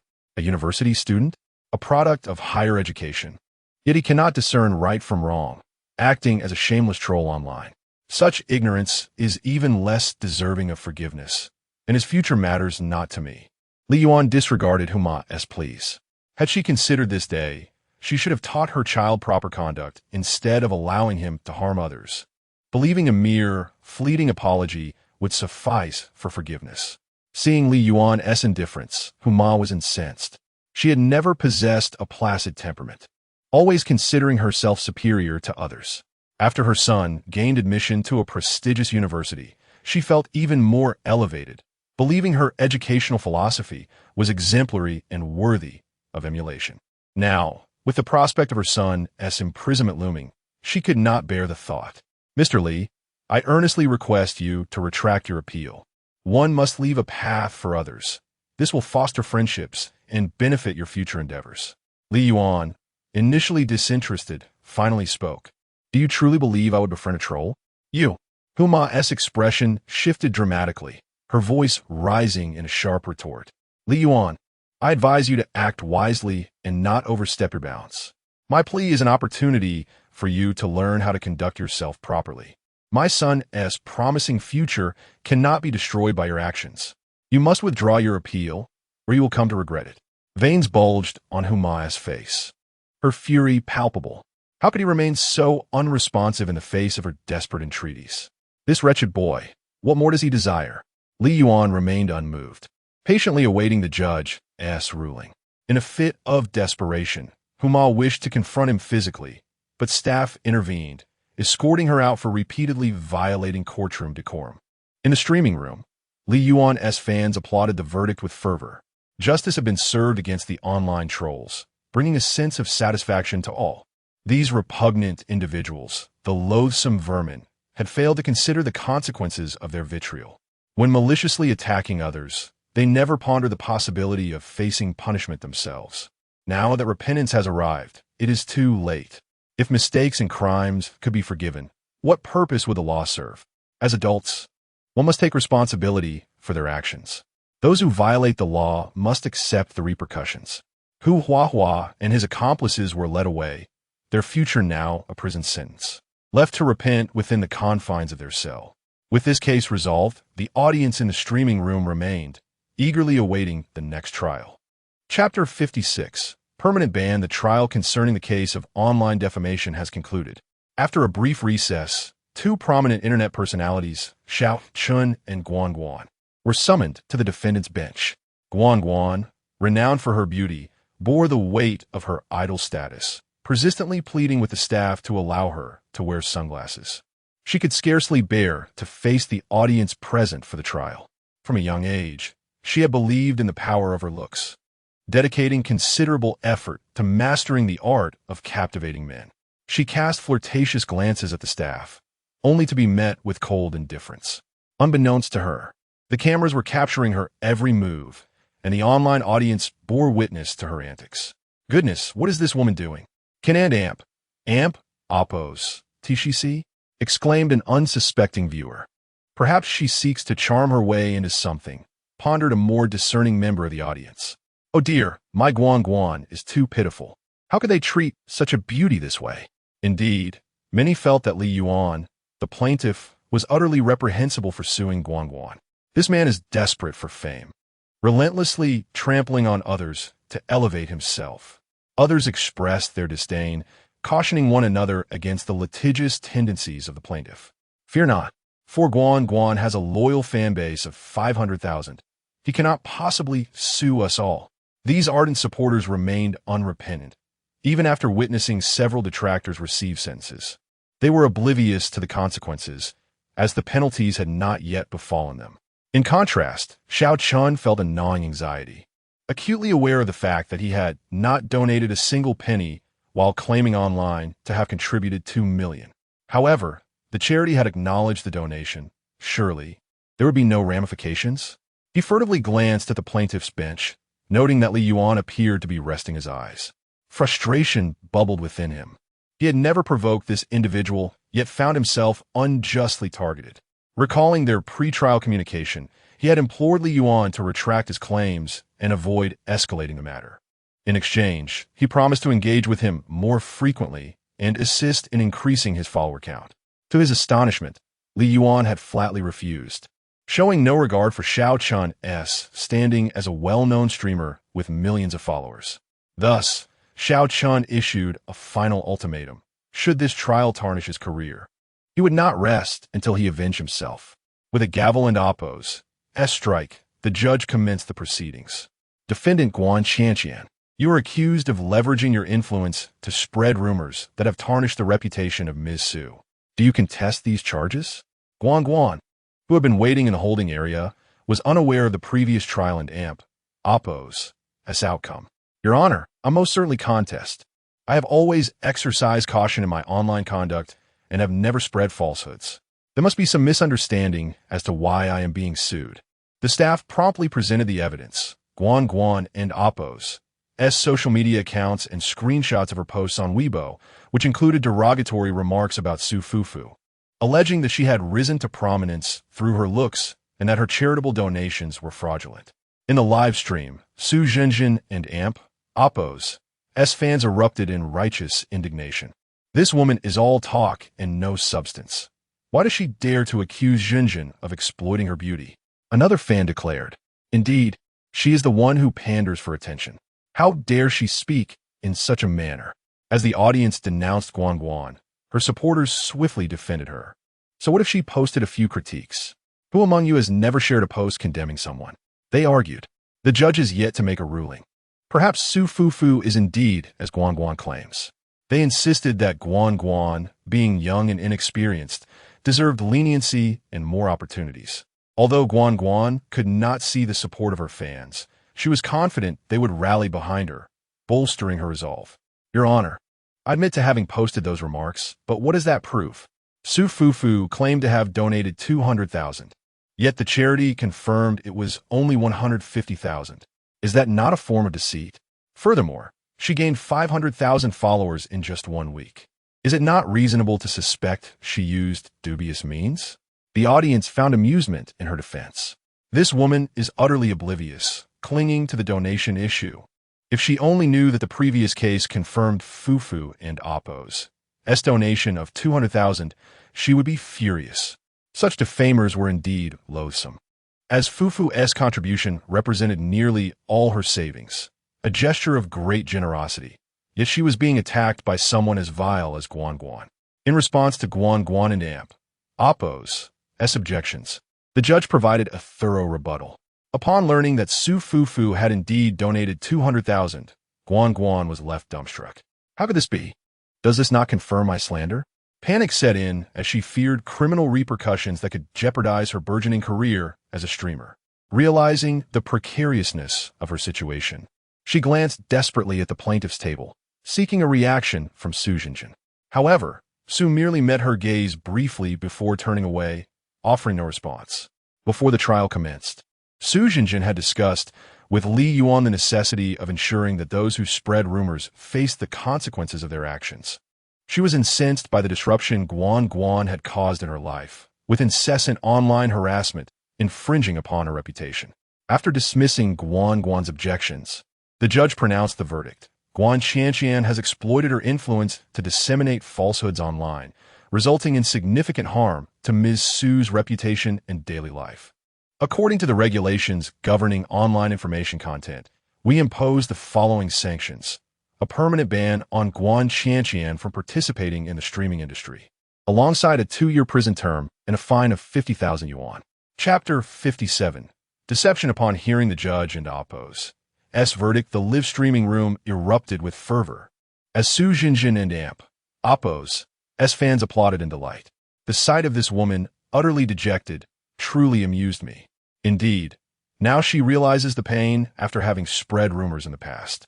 Had she not provoked matters, she would not be in such a predicament. This woman has brought her misfortune upon herself. Upon hearing the consequences she must face, her face turned ashen. She genuinely could not comprehend how her mere act of posting a few spiteful remarks, albeit venomous, could lead to such grave repercussions. Lacking any academic qualifications or skills, she relied solely on the live streaming industry for survival. A permanent ban would effectively sever her means of livelihood, not to mention the prospect of imprisonment. She was at a loss to understand why she faced such severe punishment. Now, she deeply regretted provoking Su Fufu.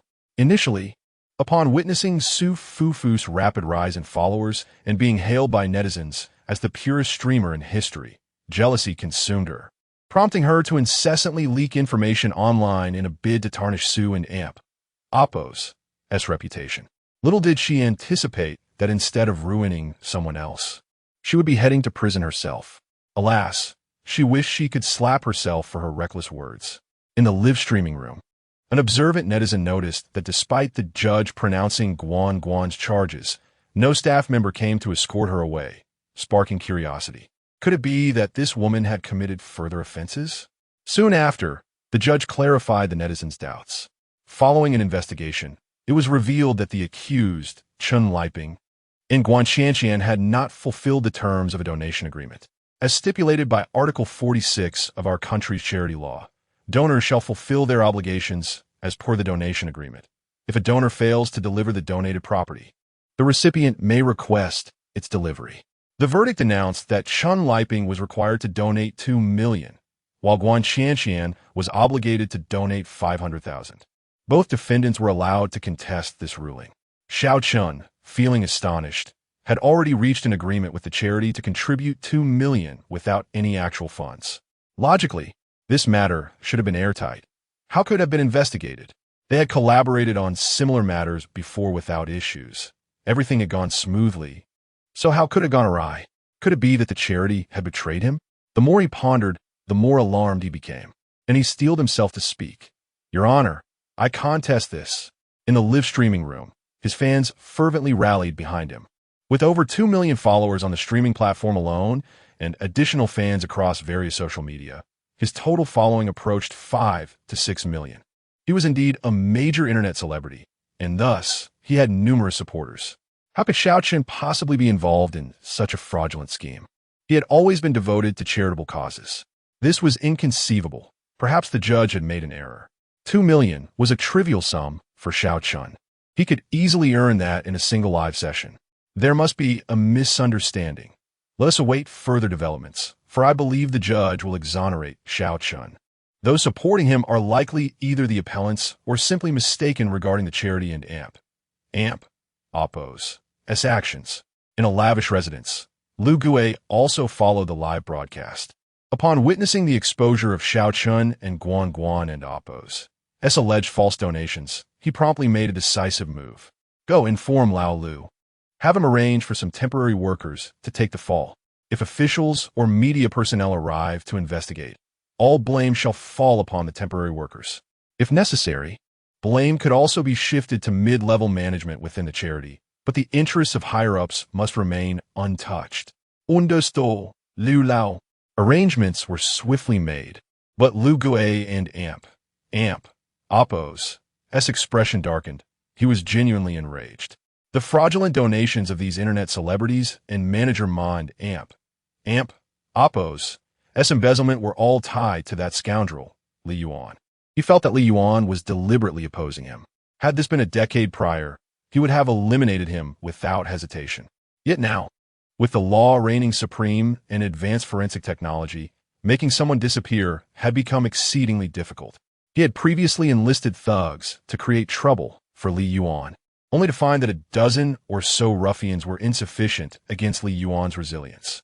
Encountering someone who was impervious to intimidation posed a significant challenge. However, he was relieved to have dealt with Manager Ma. As long as this individual did not lash out indiscriminately, this scandal would not undermine the foundation of the charity. In the courtroom, Xiao Chun took a deep breath and proclaimed with righteous fervor, "Your Honor, I possess donation receipts stamped with the charity and Appo's official seal. The $2 million I pledged has already been transferred to the recipient's account. How could I possibly be guilty of fraud? I have always been committed to philanthropic endeavors. Upon learning of fire in City X, I immediately contacted the charity to contribute $2 million. I am deeply concerned about whether the victims received timely medical attention. How could I possibly withhold the funds? Furthermore, I have taken time out of my schedule to care for the victims in the hospital, as the netizens are well aware. Of course, I do not say this to seek praise, but to express my genuine concern for charitable causes." Upon hearing Xiao Chen's impassioned declaration, his fans experienced a euphoric surge. What Xiao Chen said is entirely true. We can all attest to that. How could such a compassionate streamer be prosecuted? Your Honor, please investigate thoroughly. Support for Xiao Chen. Go Xiao Chen. Our fan club stands as your unwavering support. Seated among the audience, Li Yuan shook his head slightly upon hearing Xiao Chen and Appo's speech. Individuals like him never shed tears until faced with dire consequences. Only when the blade was at their throat would they shed their FAAs. Although Xiao Chen was not the one he had prosecuted, he understood the underlying cause. The root of the issue lay with the charity, this thoroughly corrupt institution. When he discovered through a super listening device that the charity had a list of fraudulent donations, he knew these two internet celebrities were doomed. In response to Xiao Chen's objection, the judge produced the agreement he had signed with the charity. This was a profit-sharing contract.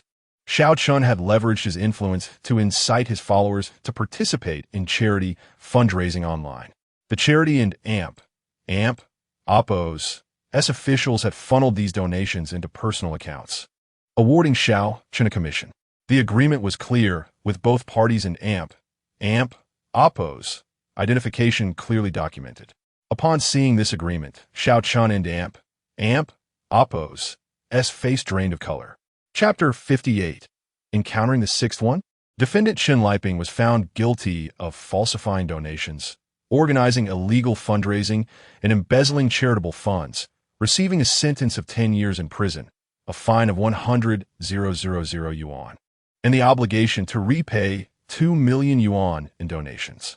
Defendant Guan Qianqian was also found guilty of falsifying donations and must repay 500,000 yuan. Upon hearing the judge's verdict, the online audience erupted with fervor. Wow, this is explosive. That Chun is truly despicable. Not only did he fake donations, but he also deceived his fans into donating, embezzling the charitable funds. How shameless. How can he even bear to visit the hospital and see the victims? Doesn't his conscience ache when he looks at those lying in hospital beds? I want to smash his face in, not just casual bystanders.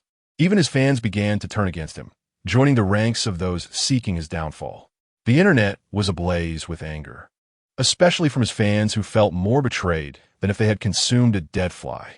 They had just defended him moments ago and now felt nauseous. Only a handful of die-hard fans remained, attempting to justify his actions with a logical reasoning. What? No one is perfect. Brother Chun just made a mistake that every streamer could make.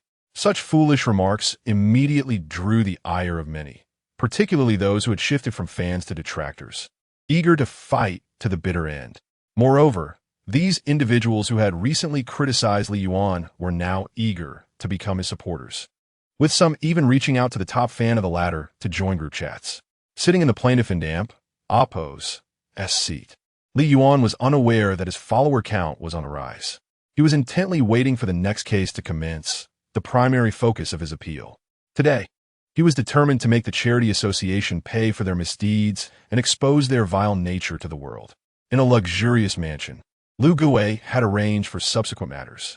Initially, he felt relieved, but upon seeing the judge present a list of fake donations that convicted Chun Liping and others, he could no longer remain composed. This list was classified information within the association, known to only a select few, 4 people including himself, his brother Lao Xiong, his son Lu Meng, and his trusted aide Lao Lu. Who could have leaked the list? His first suspicion fell on Lao Lu, prompting him to gather people to confront him. Manager Ma, brought to court by staff, was a repeat offender of economic crimes, shackled and disheveled, yet his spirits remained high. Before the trial, his boss Lu Gui visited him at the detention center, providing reassurance. Relations had been smoothed over, and a plan for his escape had been devised. As long as he didn't implicate others, he would certainly evade severe punishment. Although he looked down on the aging Lu Gui, believing him to lack decisiveness, he trusted his capabilities, knowing he had influence in both the underworld and the legitimate world of X City. Lu Gui had secured one of the nation and Oppo's top defense lawyers for him, boasting a near-perfect win rate to help exonerate him. Lawyer Huang advised that while the 10 million yuan donation was undeniable, it could be rephrased. After receiving the donation, he would need to temporarily use the funds for cash flow, but would soon return the money to the company account. The company had already prepared false accounts, ensuring that if nothing went wrong on his end, the embezzlement charge could be reduced to one of misappropriation. With a well-executed plan, even that charge could potentially be dismissed. Manager Ma believed that with Lawyer Huang and Oppo's help, he would certainly avoid prison time. Feeling confident, he no longer felt anxious and looked disdainfully at the plaintiff and Oppo's seat. Kid, your schemes to send me to prison won't work. Once this is over, I'll settle the score with you. I may even consult Lawyer Huang about filing a defamation suit against you. Who knows, you might end up owing me damages for emotional distress.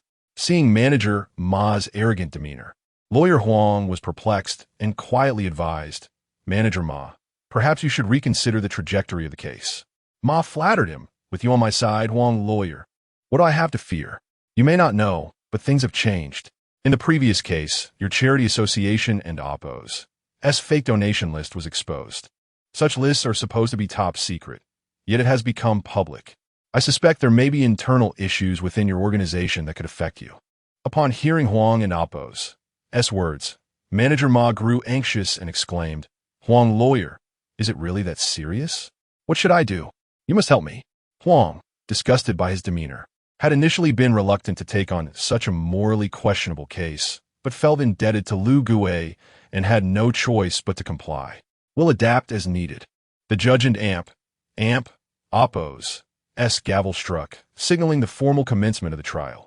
Defendant Ma Pifu, you have misused your power to embezzle 10 million yuan in donations.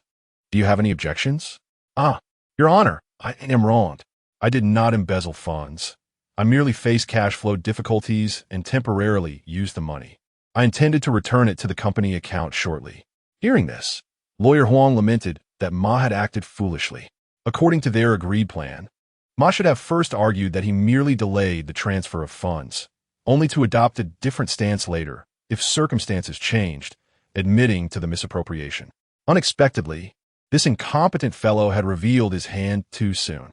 Huang was left with no choice but to present the evidence, which indeed demonstrated that Ma had transferred 10 million yuan to the charity's public account. In the live stream, viewers began to deliberate. The account showed that Ma had transferred 10 million yuan to the company's account before the lawsuit. Thus, it seemed impossible to charge him with embezzlement, as per regulations. At most, he could be charged with misappropriation of specific funds. Depending on the severity of the circumstances, Those with lighter offenses could receive less than 3 years of imprisonment or detention, while more serious cases could incur sentences of 3 to 7 years. This was significantly lighter than a charge of embezzlement. Li Yuan and Amp oppose, as fans express their disappointment. "Oh no, if it goes like this, won't this guy evade punishment?" The top supporter commented, "Don't worry, we must trust Brother Yuan's methods. He often has clever tactics up his sleeve." Chapter 59. The sixth one is actually me, the judge, after reviewing the evidence presented by lawyer Huang, deemed it impossible to prosecute Ma Pifu on charges of embezzlement. The plaintiff, Li Yuan, based on the evidence provided by the defendant, argued that the funds in question had merely been temporarily misappropriated. "Do you have anything to add to this?" Li Yuan had long anticipated that a person like Ma Pifu would not be easily defeated, as he was backed by the powerful charity organization, the Love Association.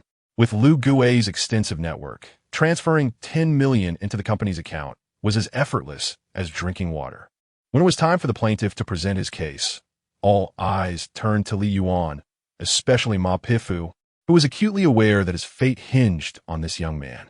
However, having already steered the matter toward the misappropriated donations, and with lawyer Huang and Amp oppose as supplementary remarks, he felt reassured that at the very least, he would not be charged with embezzlement.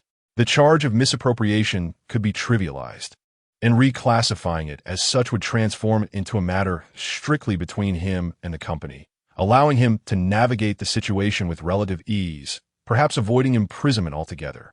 With this thought, a glimmer of smugness spread across his face.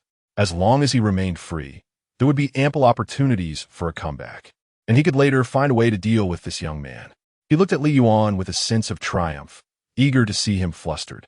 But to his surprise, the young man appeared completely composed, exuding an air of confidence. This made Ma Pifu and Amp oppose as heart race with unease.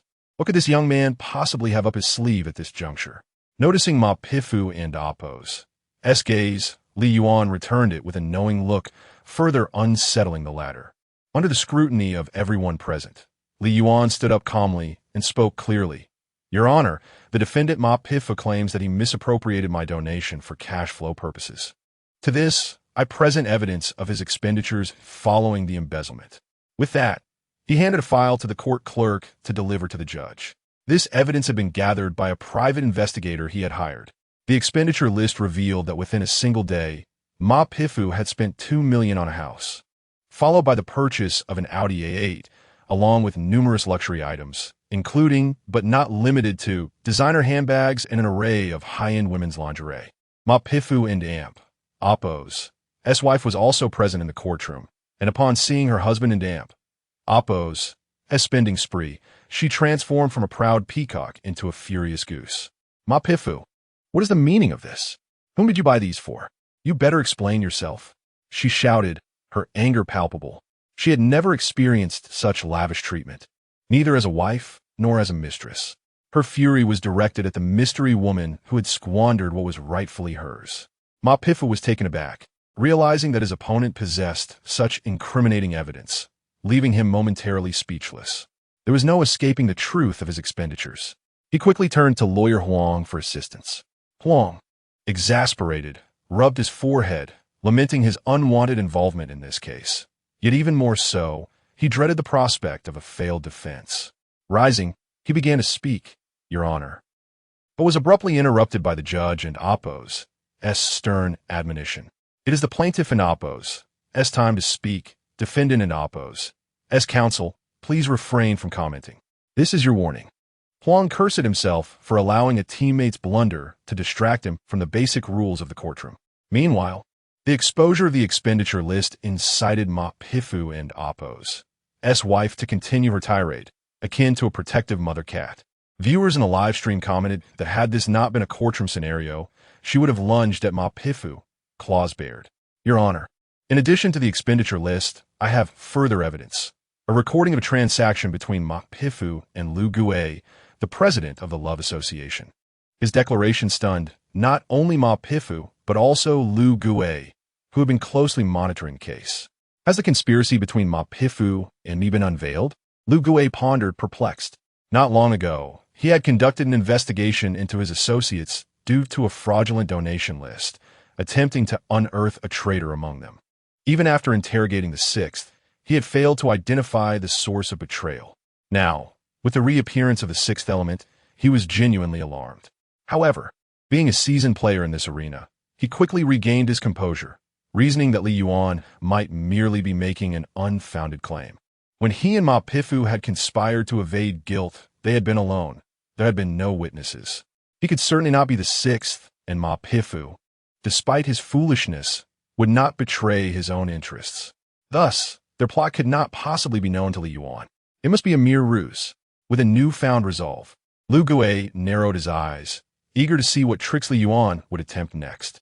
In the courtroom, Li Yuan wasted no time, producing a USB drive to hand over to the staff.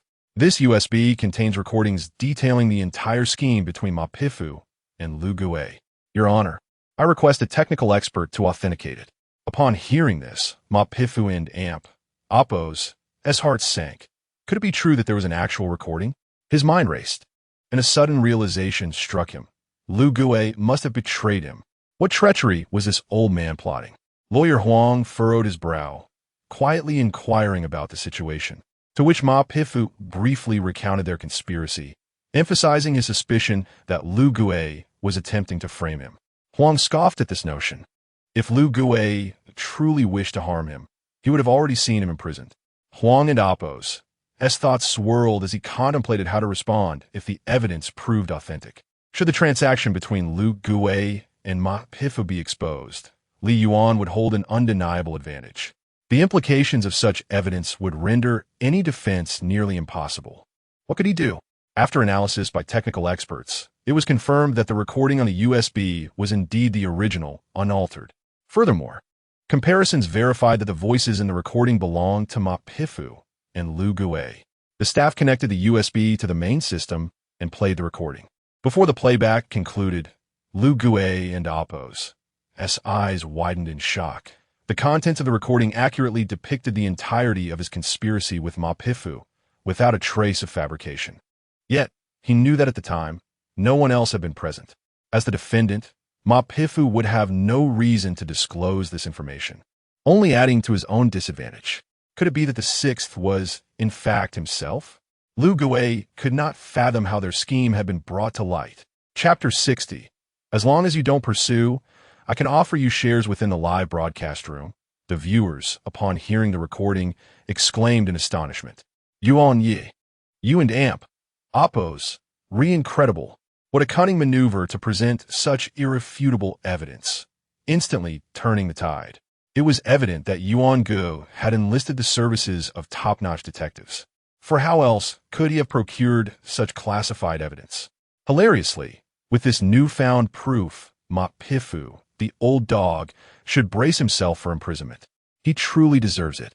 To embezzle charitable funds is an unforgivable crime, and such a person should be executed 100 times over without remorse. The public sentiment within the live stream had completely shifted, now rallying in support of Li Yuan, fervently wishing for him to bring this grand thief to justice. Lu Gui, observing the barrage of comments, was as restless as an ant on a hot pan. He knew that if Ma Pifu were imprisoned, he would be doomed as well, facing not only incarceration, but the potential dissolution of his hard-earned empire. What a damn situation! What am I to do? He paced the room anxiously, when suddenly a spark of inspiration struck him. He pulled out his phone and sent a text to Li Yuan. Dear Brother Li, with Ma Pifu surely facing prison time now, you have made your point. In my view, let us consider this matter resolved. As long as you refrain from further pursuit, I can offer you a position at the Charity Association as a nominal vice president, along with one of its shares. Upon receiving the message, Li Yuan cast a glance at the offer. The one shares of the Charity Association were valued at no less than 100 million yuan. This old dog was surprisingly generous, revealing his palpable panic. It was to be expected from Manager Ma, as this old dog's henchman held numerous secrets of the association and might betray his employer for his own benefit. Thus, this old dog was certainly desperate to avoid Manager Ma's imprisonment. Li Yuan replied with a text, Mr. Lu, I shall pursue this matter thoroughly. I wish to uncover the depths of darkness within such an organization. Upon reading Li Yuan's response, Lu Gui's pupils constricted. This young man was indeed insatiable. Was 100 million not enough to satiate his appetite? Gritting his teeth, he upped the ante, 10 shares. But this time, he received no reply. Among the audience were family members of fire disaster victims who, upon learning of Ma Pifu and Amp, Oppo's embezzlement of charitable funds, were seething with indignation. Such a person is utterly inhumane. To dare embezzle donations, he must face the wrath of fate. The sooner he is sentenced, the better. These sentiments reached Ma Pifu's ears, causing his legs to weaken, trembling as if besieged by thousands of ants. It's over. Completely over. I'm going to jail, and that place is no sanctuary. He felt as though 1,000 needles were piercing his heart, gripped by fear. He hastily sought help from lawyer Huang, but the latter had no solutions, only awaiting the judge and Amp, Oppo's verdict. With a clang, the judge struck the gavel. Defendant Mapifu. Based on the recording evidence provided by the plaintiff, you are charged with embezzling 10 million yuan in charitable funds. Following your arrest by the authorities, it was discovered that you conspired with Lu Gui to alter the embezzlement charge to one of misappropriation. The evidence is irrefutable, according to our laws. Embezzlement exceeding 5 million yuan warrants a sentence of no less than 20 years. Given the severity of your crime, particularly concerning donated funds, this court sentences you to 30 years in prison, with your assets confiscated to repay the embezzled 10 million yuan. Upon hearing the verdict, it was not Ma Pifu who first cried out in despair, but his wife, who, upon learning of the confiscation of their assets, was so furious she could hardly contain herself. She bore no benefit from the 10 million embezzled. Now the punishment fell upon her. It was utterly unjust. Li Yuan cast a piercing gaze at Ma Pifu, having witnessed the latter's disgrace. Within the live stream, viewers erupted in celebration. What relief! This man Ma, aged 40, will serve 3 decades in prison. Indeed, such scum deserves a lifetime of incarceration. Absolutely. Just look at how pale he has turned. I suspect this is a rather pungent trial. Huh, you made my day. Are you suggesting that Ma Pifu is so terrified he has lost control himself? Indeed. Did you not notice his lawyer next to him covering his nose? In a live stream, viewers speculated about the trial's unpleasant odor, while the audience at the scene detected a foul stench. They fanned their noses in disgust, casting disdainful glances at the crumpled Ma Pifu. The fact that this scoundrel had been so frightened as to lose control of his bodily functions was utterly unfathomable. How could someone with such fragile composure dare to engage in embezzlement? Lu Gui, watching the televised proceedings, wore a countenance as dark as thunderclouds. Ma Pifu's conviction signified the failure of all his previous machinations. He was not concerned about Ma Pifu's fate if the latter were to perish. It would serve Lu Gui and Amp, Oppo's interests. Rather, he worried that this incident might implicate him. This useless fool indeed possessed some secrets of the organization. Previously, he had orchestrated transactions to secure Ma Pifu and Oppo's safety, aiming to minimize his prison sentence in exchange for silence. Now, however, Ma Pifu was certain to face prison time, potentially even life imprisonment. To secure a lighter sentence, it was likely this dog would turn on him. The mere thought of it incited Lu Gui's ire. It was all that Li Yuan and Oppo's fault for relentlessly pursuing this matter. Why not settle for 1 billion yuan? Such a sum would be beyond the reach of an average person in 10 lifetimes, providing a lifetime of indulgence. At the trial, the audience stood and applauded, celebrating Li Yuan's triumph. This young man had single-handedly sent a notorious embezzler to prison, a true victory for justice. Most importantly, this lad had donated 10 million yuan to the victims of the fire disaster, a truly noble act. In stark contrast, the previous 2 fraudsters, such as Xiao Chun and Guan Guan, were akin to rats in the gutter, focused solely on siphoning off wealth without ever considering contributing to society. In this increasingly indifferent world, we need more genuine individuals like him who radiate positive energy. Such a young man deserves to rise to prominence and thrive. The audience resolved, upon returning home, to actively promote Li Yuan and support his streaming career. At this moment, Li Yuan remained blissfully unaware that this case would propel him into the limelight, establishing him as a renowned streamer. He was wholly focused on dismantling the charity association. Your Honor, I wish to file another lawsuit. Ma Pifu, now crumpled on the floor, shuddered at this proclamation. My heavens, I am on the brink of imprisonment, and you wish to pursue another lawsuit? Lawyer Huang was equally taken aback. Ma Pifu's case seemed concluded, so what further litigation could there be? The audience and viewers in the live stream were equally perplexed. What more could Li Yuan possibly wish to pursue? Chapter 61. An unyielding oath before the television. Lu Gui felt a chilling realization wash over him. Beads of cold sweat formed on his brow as he silently implored, "My dear ancestor, please show mercy and spare this old man." His days were already numbered, and he longed to enjoy a few peaceful years. I shall sue the charity association. This declaration ignited a frenzy in both the live audience and online viewers. I can't believe it. Is Yuan Shun really going to take on the charity association? The crowd buzzed with disbelief. Suing the charity association seemed excessive. Although the organization had its share of malefactors like Ma Pifu, it had also done a great deal of good. To target the entire institution was a reckless move, and many felt that Li Yuan was being overly bold. Yuan Shun, this is the period of criminal assessment. The individuals or entities you accuse must have committed an offense. Echoed the sentiments of the audience.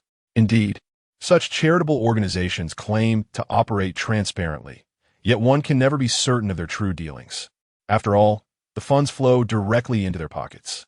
Who knows how they might be utilized? Particularly in the realm of online fundraising, the potential for misconduct is vast. It was only a few years prior that someone had sued the charity association, questioning the legitimacy of their financial dealings. However, lacking substantial evidence, the accuser was countered and labeled as a defamer. Isn't this a precarious situation for Yuanga? The charity association is formidable and without concrete evidence. He stands little chance of winning this case. Surely, he won't end up imprisoned. In the live stream, viewers expressed their concern for Li Yuan. Meanwhile, Lu Gui's complexion shifted from pale to ashen as he worried about the evidence in the hands of his adversary and the potential charges that could arise against the charity association. If secrets extracted from Ma Pifu were revealed, it could spell trouble, but perhaps not catastrophic. He was gambling, hoping that his opponent lacked irrefutable evidence. If he could withstand this trial, he would have ample means to retaliate once it concluded. From what he knew, this young man's parents and mistress resided in X city. If it came to that, he would not hesitate to sever ties entirely. However, these were desperate measures he had no intention of resorting to unless absolutely necessary. In this advanced society, even minor infractions could lead to dire consequences. The judge struck the gavel, calling for order.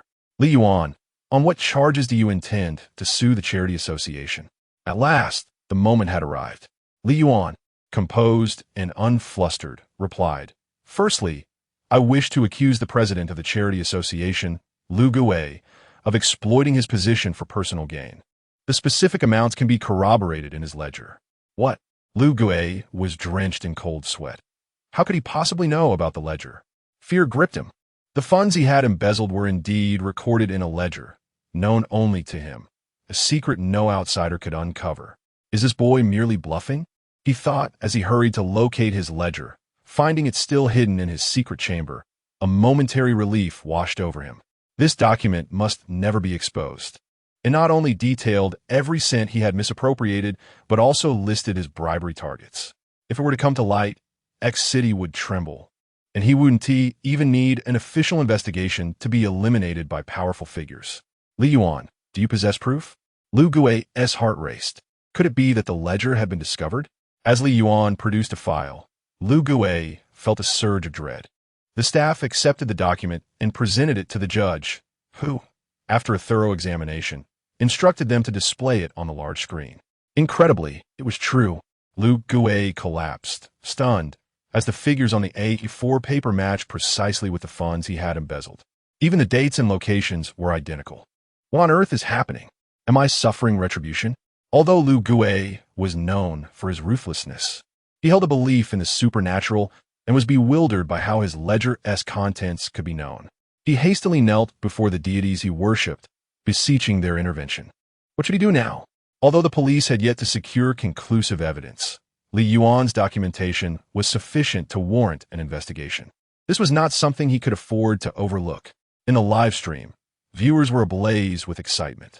See, I told you, Yuan Shun is the ultimate truth detector, revealing the true nature of Lu Gui, the president of the Charity Association. Nearly $1 billion in embezzlement. This is monumental. Brothers, I fear for Yuan Ge. Daring to offend such a villain could lead to personal retaliation. Quick, flood the screen with alerts, hoping the authorities can protect Yuan Ge and his family. Lu Gui was indeed a voracious parasite, feasting on charitable funds that were meant to save lives. Did he not fear for his own longevity? Absolutely, it's infuriating. Such a despicable character deserves to face the most severe consequences. The judge struck the gavel again. Based on the evidence presented by Li Yuan, this court has decided to collaborate with the Public Security Bureau to initiate an investigation into the Charity Association. Upon the judge's decree, Lu Gui was paralyzed with terror, fully aware that he could not withstand scrutiny and contemplating his escape.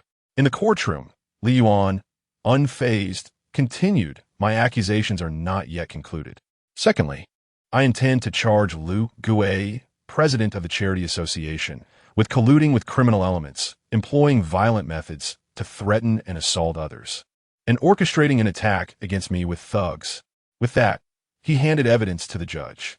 After some adjustments, the courtroom in Amp, Oppo's large screen displayed footage of a dozen thugs assaulting Li Yuan. Armed with knives, the assailants brazenly disregarded the law, launching their attack as if targeting mere practice dummies. As several daggers lunged toward him, Li Yuan remained calm, demonstrating remarkable composure as he countered their advances with fluidity and grace. In an instant, he dispatched 5 of the assailants, who, witnessing their comrades' defeat, rushed to assist. Unfortunately for them, they were met with a relentless onslaught, treated as playthings by Li Yuan. Initially apprehensive about Li Yuan's safety, the viewers soon found themselves concerned for the attackers' well-being as the video unfolded. The leader of the thugs, his head swollen and battered, pleaded for mercy under Li Yuan and Amp, Oppo's imposing presence, ultimately revealing the mastermind behind the assault. Lu Gui. The crowd erupted in outrage, rising in solidarity against Lu Gui and Amp, Oppo's egregious actions of conspiring with criminal elements and employing violence in broad daylight. Having watched the video, Lu Gui was left in a state of disbelief. He had indeed authorized the thugs to employ violent tactics against Li Yuan, yet they had inflicted no harm. Instead, they had been thoroughly beaten. Furthermore, how could this have been recorded? The mystery left him utterly confounded. Chapter 62. Lu Gui, your end is near arrogance indeed. It is astonishingly rampant that in this day and age, someone dares to openly declare their affiliation with the underworld. Ha ha, Lu Gui and Oppo's fate is sealed. Colluding with criminal forces, this single charge is sufficient to condemn him to incarceration. The crimes of embezzlement and collusion with organized crime are grave enough to warrant a severe sentence. Is the death penalty applicable? Perhaps a knowledgeable netizen could enlighten us. Embezzling nearly $1 billion in charitable funds already qualifies for capital punishment, and should his collusion with criminal elements be deemed particularly heinous, he may indeed face execution. It would be a delight to see him face the firing squad more than once. I propose corporal punishment for Lu Gui. I advocate for electrocution. I call for the sandalwood punishment. Netizens are fervently debating a myriad of potential fates for Lu Gui, utterly astounded that Li Yuan intends to file charges against him. Furthermore, I am suing Lu Gui for leveraging money and favors to procure a shield of protection. This revelation sent shockwaves through the live stream, igniting an uproar. Goodness, Yuan Shun has laid down the gauntlet. To accuse him of such matters indicates a point of no return. Shuden and Oppo's he reflect deeply and devise a foolproof strategy before proceeding with the lawsuit? Indeed, there is genuine concern for Yuan Shun and Oppo's safety. However, as some netizens have wisely noted, Li Yuan's decision to sue Lu Gui in court is, in fact, the most prudent choice. With billions of witnesses observing, Lu Gui and his associates must tread carefully should they contemplate any illegal reprisals. As one astute commentator articulated, Li Yuan and Amp, Oppo's courtroom accusation against Lu Gui was a thoroughly considered decision, with a vast audience serving as witnesses, making it exceedingly difficult for Lu Gui and his allies to act impulsively. The case was officially accepted in response to Li Yuan and Oppo's myriad accusations. The presiding judge offered merely 4 words, yet those words sent a chill down Lu Gui and Oppo's spine in the sweltering summer heat. As someone who has thrived in the gray areas of legality, he is acutely aware of the implications of these 3 charges, each capable of leading to his execution thrice over. Panic set in. He contemplated violent retribution against the plaintiff, but recognized that anyone who dared to harm the plaintiff at this juncture would surely meet their demise. Damn it, I cannot bear this fear alone. Let those who have taken bribes also taste this terror. The shield of protection. It is time to fulfill its role. Upon receiving the court in Oppo's approval to proceed, Li Yuan exited the courthouse, where he met with Zhai Ning, the captain of the Public Security Department and Oppo's external team, who had been waiting outside with evidence in hand. Rest assured, Mr. Li, I have requested undercover officers from the Bureau to ensure the safety of both you and your family, Zhai assured him. Li Yuan nodded in gratitude. Despite his mastery of combat, he knew that if his adversaries possessed firearms, he would still be at risk. No matter how skilled one is, firearms pose a formidable threat. After exchanging information with the security captain, Li Yuan stepped out of the courthouse, only to be besieged by a throng of reporters. The moment they spotted him, they surged forward like sharks, sensing blood. Among them was a strikingly attractive female reporter who somehow managed to push her way to the front. Mr. Li, you have triumphed in 3 consecutive lawsuits today. Did you anticipate such an outcome before the hearings? Mr. Li, regarding your lawsuit against Lu Gui, do you possess irrefutable evidence for the 3 charges you have listed? Mr. Li, we have received numerous calls from concerned netizens fearing you may face malicious retaliation for suing the charitable association. Do you have a plan to address this? Li Yuan typically shunned responding to reporters' inquiries, yet facing the barrage of questions from this particular journalist ignited a desire to reply. He took the microphone from her hand and faced the cameras. In response to the first question, I am no oracle. I could not foresee winning every case before the court. However, I firmly believed in my eventual victory. I have faith in the law and its capacity to uphold justice. Secondly, regarding the lawsuit against Lu Gui, due to the extensive implications of this case, I am not at liberty to disclose information at this time. However, I encourage you to await the court's ruling. Lastly, I appreciate the concern from netizens. I am but an ordinary person, and I too fear the possibility of retaliation, especially considering that my adversary is deeply entrenched in both legal and illegal realms, with resources beyond ordinary comprehension. However, should we live in fear of unjust treatment? It is human nature to seek safety, yet when faced with injustice, one must have the courage to resist. As he drove home, Li Yuan felt utterly drained. The series of court sessions had proven to be mentally taxing, and all he desired was to return home, savor a bowl of his mother's homemade noodle soup, and finally rest. To avert Lu Gui from resorting to desperate measures, such as orchestrating an accident to harm the plaintiff, the security department dispatched a vehicle to closely follow Li Yuan and Oppo's car, ensuring his safety. Once the protected individual ascended to his apartment, Li Qiuyu finally exhaled in relief. Officer Wei Wei pulled out a pack of snacks, her cheeks puffed like a hamster. Captain Li, would you care for some? Li Qiuyu glanced at her, shaking her head. No, you stay here and keep watch.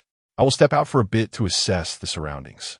Li Yuan and Su Jinjin returned to his parents and Oppo's home, and as they entered, his mother, Zhou Haixia, anxiously inquired, Xiao Yuan, Jinjin, you two haven't encountered any trouble, have you? Before Li Yuan could respond, his father interjected. Your mother learned that Lu Gui is a significant figure and fears that your lawsuit against him could provoke retaliation. She was terrified when she saw you surrounded by a dozen thugs, causing her great distress. "Look at this," he continued, while chopping vegetables. She even cut her finger. Upon hearing this, Li Yuan quickly inspected his mother and Appo's injury, discovering it to be quite severe, the wound deep enough to expose bone. Zhou Haishao waved her hand dismissively. "Don and Appo's, listen to your father's nonsense. After treatment at the clinic, my finger is not a major issue. People like Lu Gui, when cornered, can resort to anything. It and Appo's. It's entirely reasonable for your parents to worry."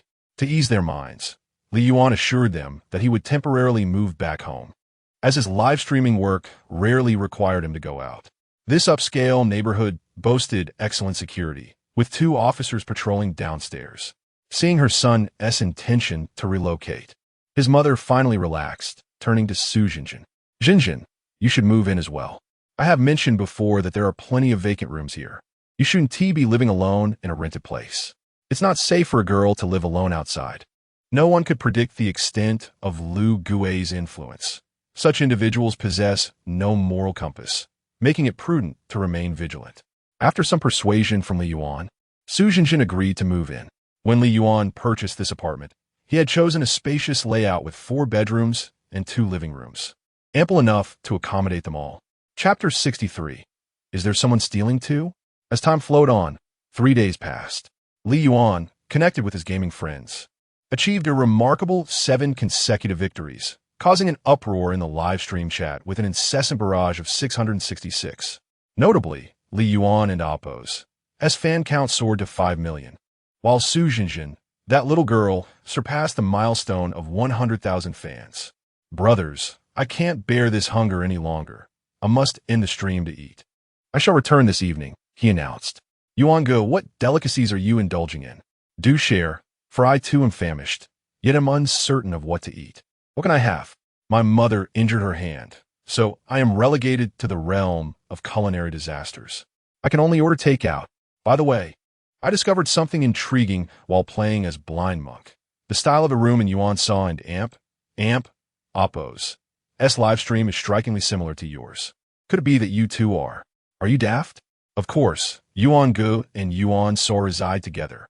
Indeed, I strongly advocate for a joint live stream featuring Yuan Gu and Yuan Saw. Goodness, you sharp-eyed folks. Jinjin and I are indeed living in the same apartment. Could the decor not be similar? Concerned that too much chatter might lead to complications, Li Yuan abruptly terminated the stream and switched off the camera. He then picked up his phone, just as the delivery person called. "Hello, please place the takeaway on the table outside. I'll retrieve it shortly." After a quick wash in the bathroom, he opened the door to collect his food, only to find the table completely bare. Confusion washed over him. Where has my substantial order gone? Surely it hasn't yet arrived? He dialed the delivery person back. "Hello, has the takeaway for room XXX not yet been delivered?" "It has indeed been delivered 5 minutes ago, and it's right there on the small table outside." "Did you not see it?" "I truly did not see it." The delivery person, now a bit flustered, responded, "Sir, I took a photo after placing the order. Would you like me to send it to you?" "No need. It's just a takeaway." Li Yuan hung up and ordered another meal, contemplating how the previous order had vanished. A meal meant for 4 people could hardly have been taken by a cat. It had to be a human. However, the residents here were generally well-mannered. It was unlikely anyone would steal another in Appo's food. Perhaps it was just a mischievous child from nearby. He had recently come across reports about similar incidents in other neighborhoods, where residents' takeout had been pilfered, and the lack of cameras made it impossible to catch the culprits. Li Yuan's parents had only recently moved in and had not yet installed any surveillance.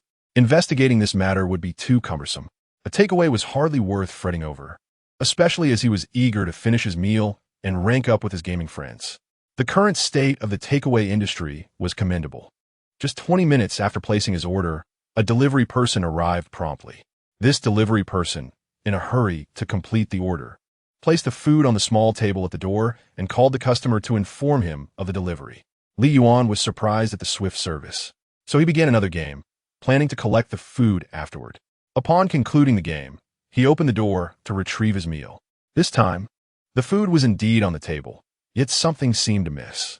Approaching with a puzzled expression, he observed that the takeaway bag appeared to have been tampered with.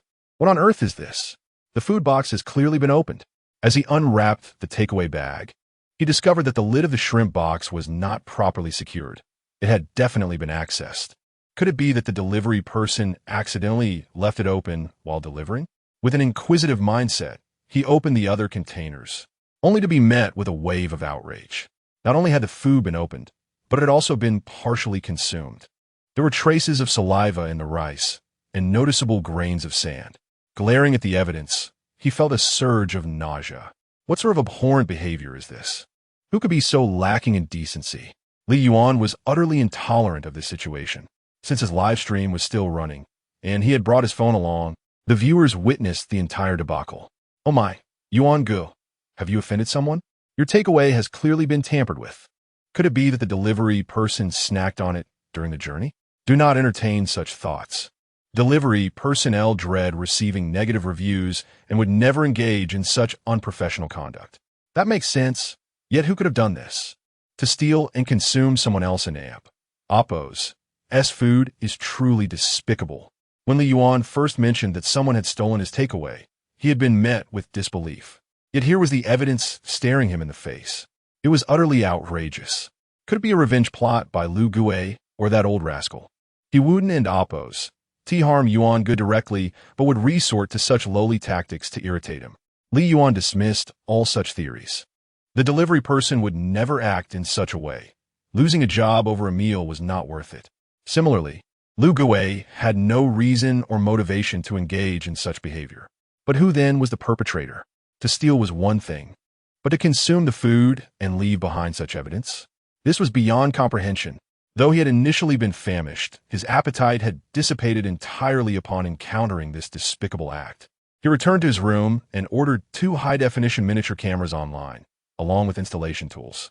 Tomorrow, once the cameras were set up, he would order takeout again and catch this vile individual red-handed.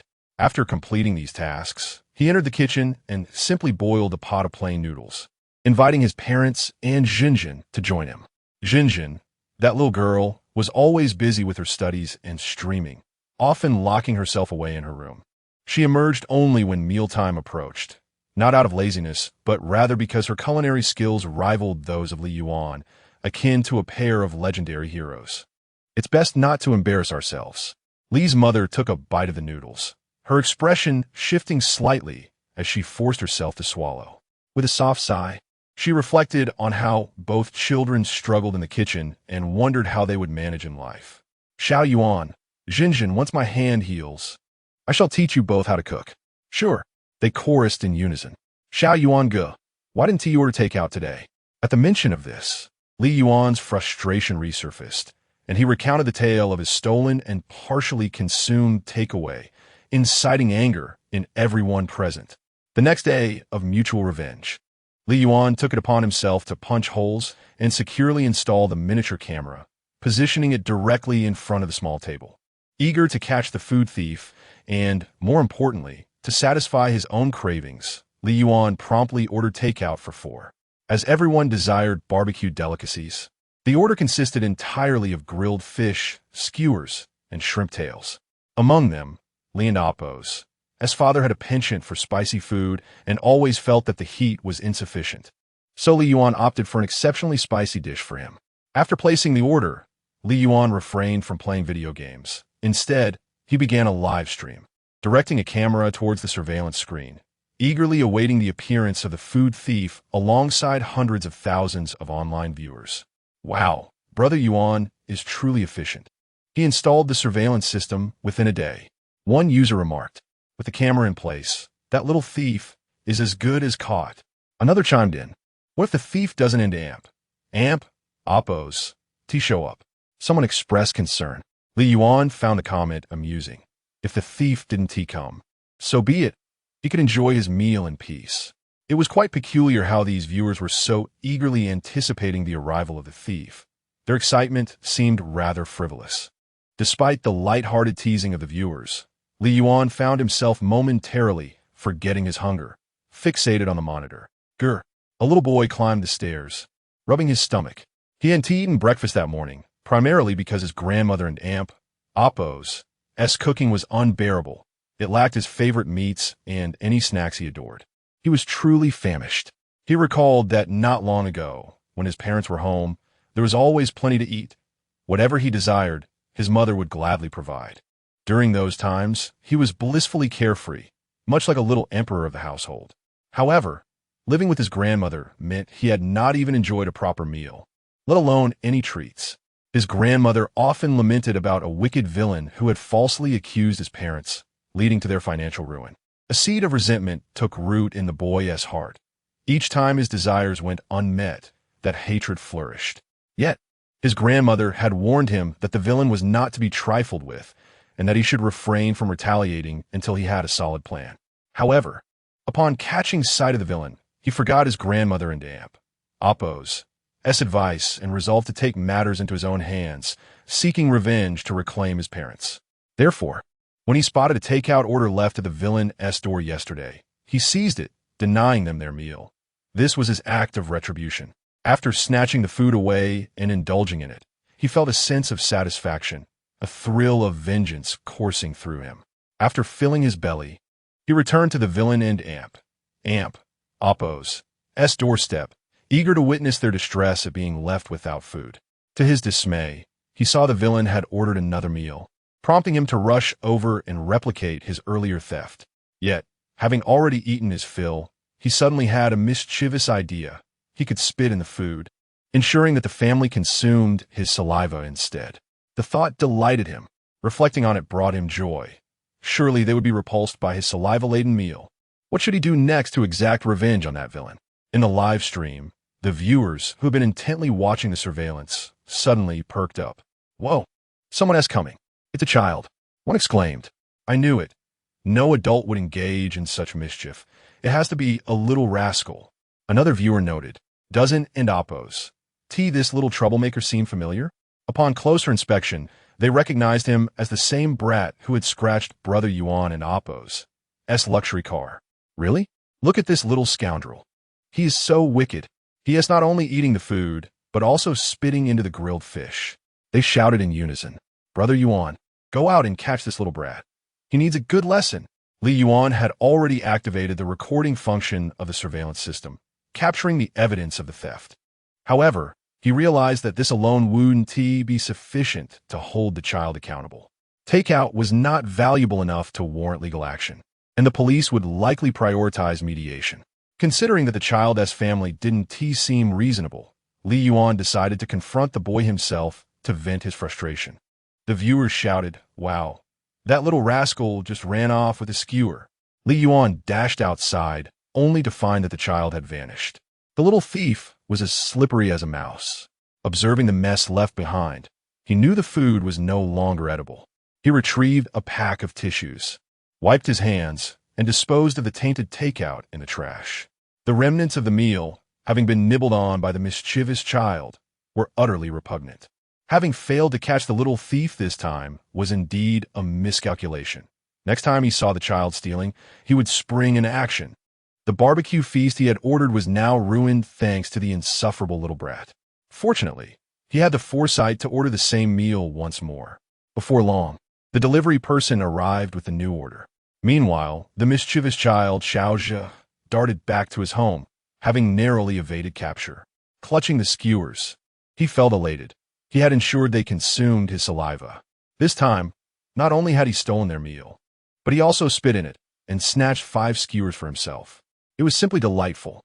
As he pondered how to divide the skewers, he decided to eat 4 and save half for his grandmother. Upon entering his home, he found his grandmother preparing yet another unappetizing meal of plain noodles. Displeased, he offered her a skewer, saying, forget the noodles. Here, have some meat. He devoured the meat with gusto, and his grandmother, unable to resist the temptation, took a bite as well. After all, it had been a long time since she had tasted meat due to their financial struggles. However, after just one bite, she was overwhelmed, feeling as though her throat was on fire. Oh no, she thought, suddenly recalling how much her grandson had eaten. Her heart sank as she turned to look at him, only to find him collapsed on the floor, frothing at the mouth, his body covered in red welts. Chapter 65 must compensate ever since discovering that the mischievous child, Xiaozhe, had been pilfering takeout. Li Yuan has taken to live streaming with a camera aimed at the surveillance footage by his door. Each day, thousands of netizens join him in his quest to catch the thieving little rascal. However, for several consecutive days, the takeout remained untouched, even when he deliberately delayed retrieving it. Xiaozhi did not appear to steal a morsel. To be fair, Li Yuan indeed finds himself in a fortunate position, both financially and in terms of leisure. The pressing matter of forced donations has settled for the time being, as the system has rewarded him with 10 million, sufficient for him to lead a monotonous and uneventful life for the coming years. In truth, the matter of forced donations, according to the system and Oppo's guidelines, is considered concluded. Any subsequent actions against the president of the charity association, Lu Gui, are purely personal endeavors, devoid of any system rewards. Can you not take it too seriously? Yet some matters must be addressed. Perhaps the little rascal was deterred after a couple of thefts, fearing punishment and thus refraining from returning. Could it be that he had stolen the takeout home and was reprimanded by his parents? Yet, one must not be overly naive. That family is notoriously unruly, lacking any semblance of decency, particularly the matriarch of that household, who revels in her age and authority, has become quite the villain over time. Amid the banter of netizens, time gradually drifted by. With Xiaozhi absent for several days and Li's mother feeling her hand had healed somewhat, she decided to teach Li Yuan and Su Jinjin how to cook. Consequently, he ceased his vigilant watch over the surveillance. On this particular day, he attempted to learn how to make fried rice, only to inadvertently create pot stickers, provoking a wave of laughter from his viewers. He soon realized that cooking is indeed a skill. Despite the plethora of online tutorials, even if one follows the steps precisely, the results can vary dramatically, truly an enigmatic art. After engaging in a lively discussion with the viewers, Li Yuan felt drowsy and retreated to his room for a nap. Brother Yuan is simply not cut out for cooking. He barely started before needing a rest. Look at Sister Yuan, still diligently practicing. In no time, she will surpass him by leaps and bounds. In ex-city people and Oppo's hospital, Xiaozhi's grandmother was holding his hand on the roadside, waiting for a bus. The boy appeared listless and dispirited. As she scanned for the approaching bus, she consoled her grandson, "My dear, you must never take what doesn't and Oppo's belong to you again." "But Grandma, you used to praise me for being resourceful when I took things from the supermarket. Why is it wrong now?" "My dear, and Oppo's different now. People are so deceitful. You see, you merely took a few skewers of meat, and that wicked person doused them in chili, nearly ruining your throat. This debt must be settled," she declared. "Do you remember where you took those skewers? I shall go and make a scene at their house to avenge you." Xiaozhi considered mentioning that it was the person who had caused his parents to be unable to come home, but feared he could not contend with her. However, he thought with Grandma by his side, he feared no one. Just recently, he had been caught taking something, and that unpleasant woman had insisted he pay, being particularly fierce. Yet, upon encountering his grandmother, the woman was chastised thoroughly and ended up apologizing and compensating. After the bus arrived, Xiaozhi's grandmother embraced him and, like an icebreaker, pushed through the crowd, securing the first 4 seats on the bus. She sat down, while her grandson sprawled across 3 seats. Some bystanders, unable to tolerate the scene, muttered complaints, only to find themselves on the receiving end of her wrath. Upon returning to their community, she led her grandson, fiercely determined to confront those who had harmed him. Meanwhile, Su Jinjin was attempting to learn how to make dumplings under Li's mother's guidance, struggling to grasp the technique.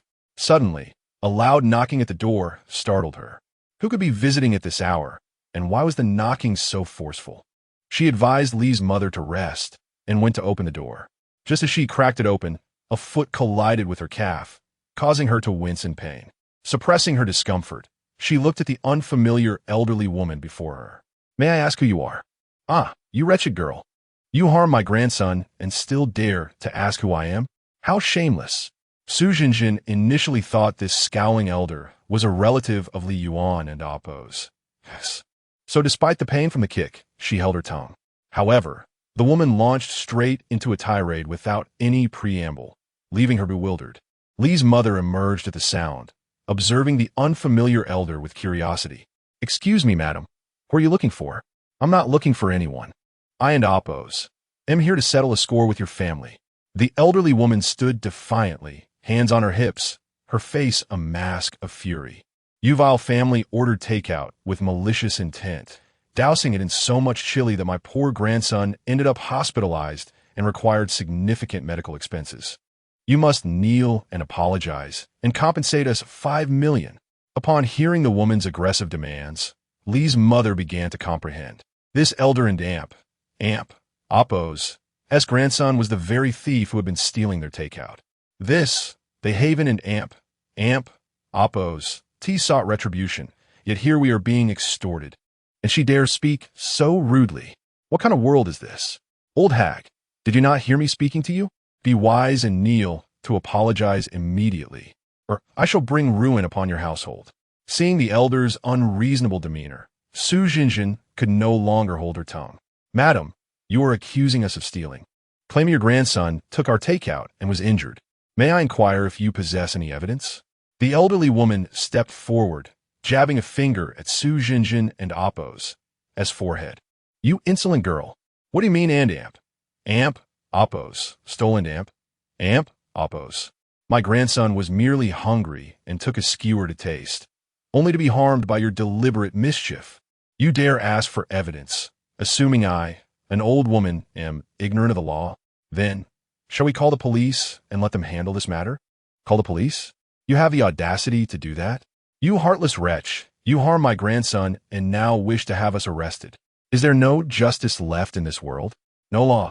The elderly woman glared at Su Jinjin, her eyes filled with venom, as if she wished to consume her whole. Merely glaring was insufficient for her. She pushed Su Jinjin with force. Lee's mother rushed to intervene, but was knocked aside by the elder. Stop, you old hag! Are you still daring to cause trouble? Li Yuan, awakened from his slumber by the commotion, stepped outside and witnessed his mother being pushed down by the unreasonable elder. Striding over, he first helped his mother to her feet, his tall figure shielding her, and Su Jinjin behind him. You shameless old woman. Chapter 66. The cowardice upon recognizing the visitor. Grandma Xiao Zhe was left utterly dumbfounded. She had come to confront someone with her grandson, fully intending to extort them, seeking to ruin their life completely. Due to a streak of misfortune, her family had encountered a powerful deity who had nearly stripped them of their wealth, leading her son and daughter-in-law to imprisonment. Throughout her life, she had been assertive and never backed down, but against this deity, she found herself utterly powerless. Now, with her grandson hospitalized due to a spicy food delivery, she had resolved to bring calamity upon the instigator, hoping to extort millions, thus securing a future for herself and her grandson. Little did she know that her intended target was the very deity she could not afford to provoke. What are you doing here? In Su Jinjin's livestream, viewers witnessed the shameless old woman attempting to extort money. As they observed her audacity, blaming others for her grandson and Oppos' misfortune while demanding compensation of $2 million, anger surged among the audience. Among them were many longtime supporters of Li Yuan, who recognized the grandmother as the notorious figure associated with the child, known for stealing expensive deliveries. For the past few days, the child had been absent, leading them to believe he had developed a modicum of conscience, only to discover he was hospitalized due to his reckless consumption of excessively spicy food. The old woman, shamelessly attempting to extort money, was met with disdain and outrage from viewers. She spoke with such confidence that one might think she was in the right. Employing her brazen tactics against Aunt Li and Sister Yuan, she even resorted to physical intimidation. The viewers had long been displeased with her antics and wished to intervene, yet felt powerless. Now, witnessing her encounter with Li Yuan was akin to a mouse facing a cat. She trembled and faltered, her words incomplete, prompting applause from the audience. Li Yuan and Oppos' eyes narrowed slightly, genuine anger coursing through him. The audacity of the grandmother to confront him, despite the unresolved issue of her grandson and Oppos' theft, was astonishing. The Last Judgment had evidently not been severe enough to instill any sense of remorse in this shameless individual. This is my home. Where else would I be? You, on the other hand, have come to my home to cause a scene. Are you looking for trouble? Grandma Xiaozhe was genuinely intimidated by Li Yuan. Her usual tactics were utterly ineffective. She contemplated retreating, but, bolstered by her belief in her righteousness, muttered defensively, "It was my dear grandson who consumed your delivery," which led to his hospitalization. How can you claim I am seeking trouble? You know full well how your grandson obtained that food. Shall I call the authorities now and review the surveillance footage in front of the police, property management, and all the residents to reveal the truth of your grandson's misdeeds?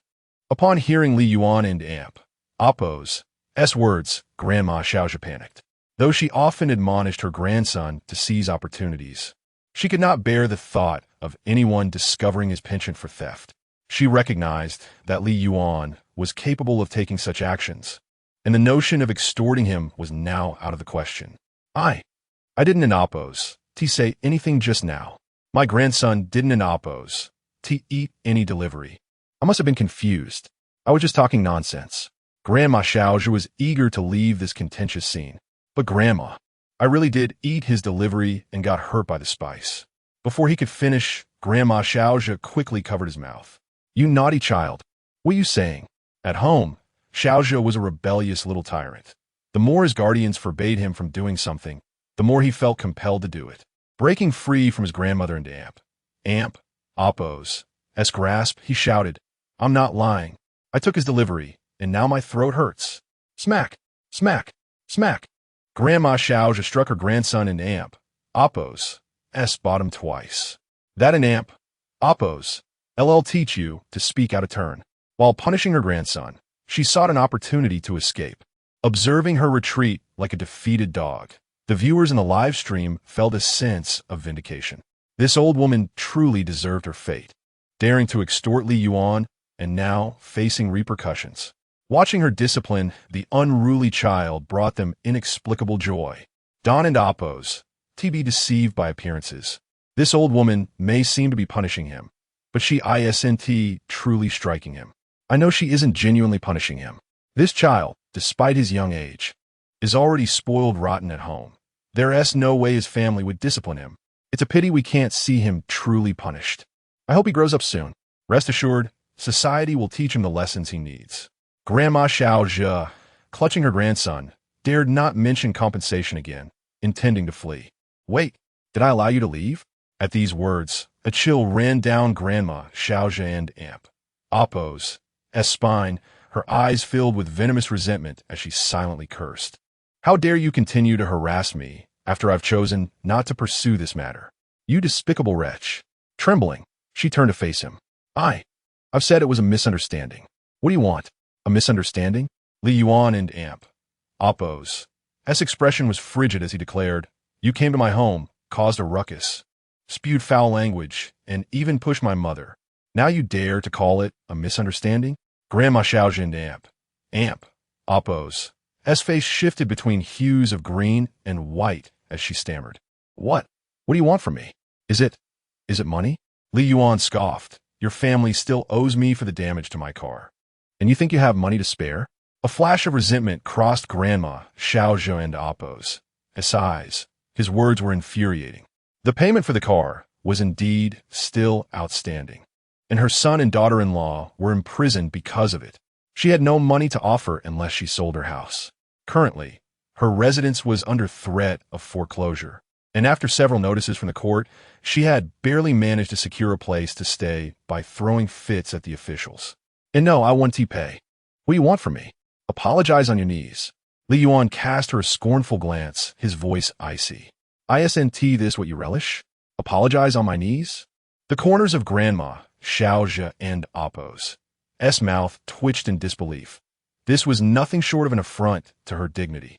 She glared at him with resentment, yearning to scream back, but fear of falling into his trap and ending up in prison held her back.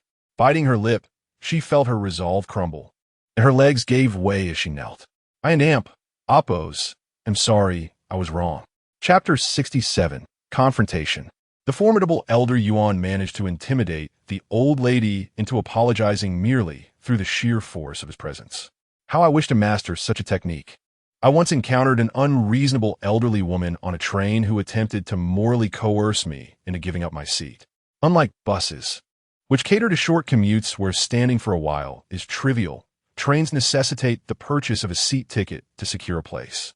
Moreover, she appeared to be in robust health, perhaps even healthier than I, a weary worker.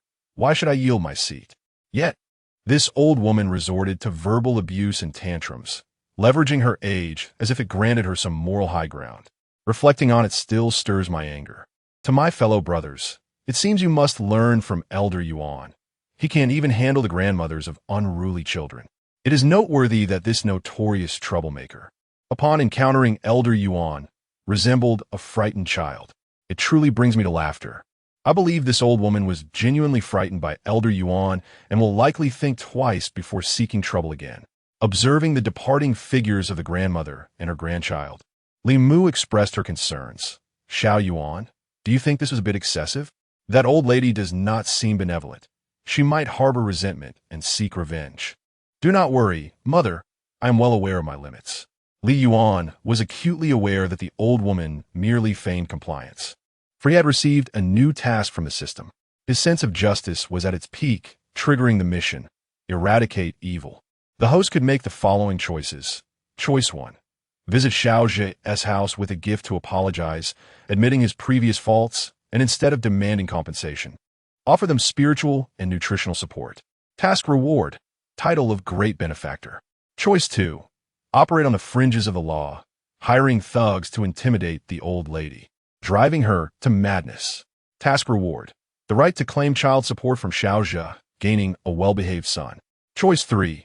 Counter her actions with legal means, sending wrongdoers to prison.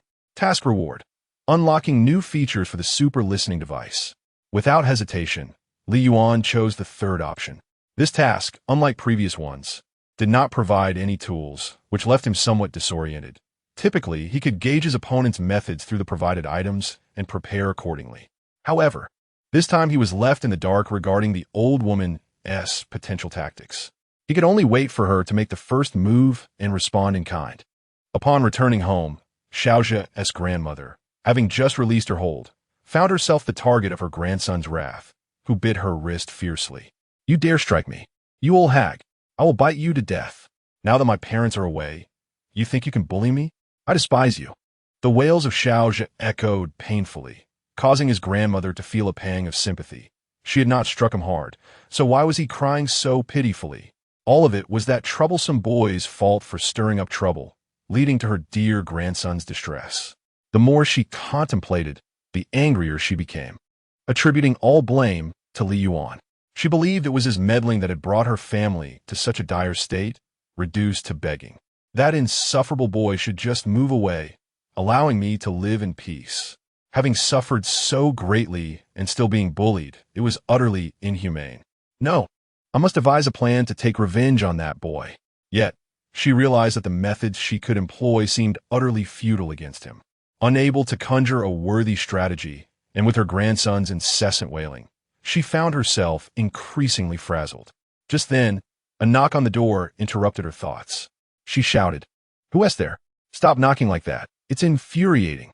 Fuming, she opened the door to find an old friend, Jin Yi, standing there with a beaming smile. "Aikin, I brought you some freshly steamed celery leaves." Upon seeing the items in the old lady and Appo's hands, Xiao Zhe's grandmother couldn't help but feel disdain. What kind of so-called good friend brings worthless trinkets every time they visit?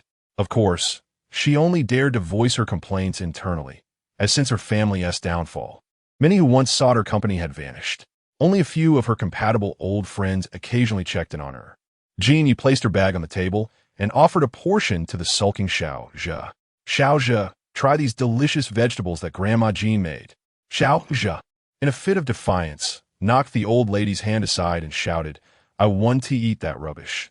I want meat." Xiao Zhe's grandmother scolded him gently. "Xiao Zhe, be good. Don't act up in front of Grandma Jean." Xiao Zhe protested, "I will act up? You let the bad people who took my parents bully me, and now you are bullying me too. It's infuriating." Watching her distressed grandson, she was reluctant to scold or strike him and could only express her apologies to her old friend. "Jeannie, I'm sorry for the commotion. My poor child is being bullied, and as his grandmother, I feel powerless to defend him. I haven't even had time to offer you tea or a meal. Jean Yi sighed. AI Chin, since your son and daughter-in-law's incident, you have truly suffered. You don't even have time for your square dancing anymore. Square dancing? Hearing her friend mention it, Xiaozhi's grandmother suddenly had an idea. Yes, this could be a way to annoy that boy. She warmly grasped Jean Yi's hand and said, Jean Yi, do you still dance at that cramped old place? I just thought of a spacious venue. Hearing this, Jean Yi felt a surge of joy, for she had been troubled by the lack of space for her dance group, hindering its expansion. Chapter 68. My territory. The following day, the stars timidly peeked out, casting a delicate glow upon the earth.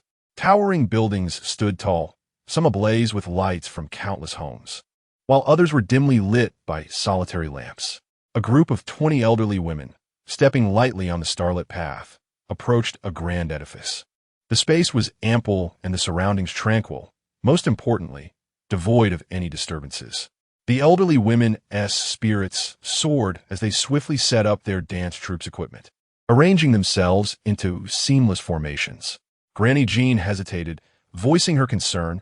AI Chin, is this really appropriate? After all, we are in a residential area. Dancing here might invite complaints. Granny Xiaozhi glared at the solitary lamp and retorted, Sister Jean, your worries are entirely unfounded. Look, there's only one household in this building, while we number in the dozens. We cannot let their solitary discomfort hinder our joy. Have you forgotten? In our youth, dancers performed in courtyards without a care, and no one objected. Now that we are older, a marginalized group with little entertainment, is it wrong for us to seek a dance? Granny Jean pondered for a moment. Fortifying her resolve, AI Chin was indeed correct. The majority should not be silenced for the sake of a minority. Without dance, their health would deteriorate, a reality they could not abide. Thus, she began to direct the troupe, and they commenced their performance in unison. Given their age, some had impaired hearing, necessitating the sound system to be cranked to maximum volume, akin to a roaring torrent. In the midst of joyful music, the elderly danced gracefully, lost in their own world. Meanwhile, Li Yuan was engaged in an online gaming session, but today luck was not on his side, having suffered 3 consecutive defeats. Just then, his stomach grumbled in hunger, prompting him to arrange for a seafood feast for his family the next day. As he removed his headphones, the boisterous music from below invaded his ears. Is the world outside gone mad? Why is the music so loud? He approached the window and peered down, discovering the source of the commotion, a group of elderly women dancing. When did the small plaza below transform into a dance hall? He questioned in disbelief. The crux of the matter was, while they could dance, why did they have to blast the music to such a degree? It was as though they were eager for the entire neighborhood to know of their revelry. Frustrated, Li Yuan slammed the window shut. Despite having soundproof curtains and glass installed, they proved ineffective against the cacophony of the sunset songs, akin to an irritating fly, disturbing his peace. The volume was so overwhelming that it rendered sleep impossible, and even in wakefulness, it was enough to incite irritation.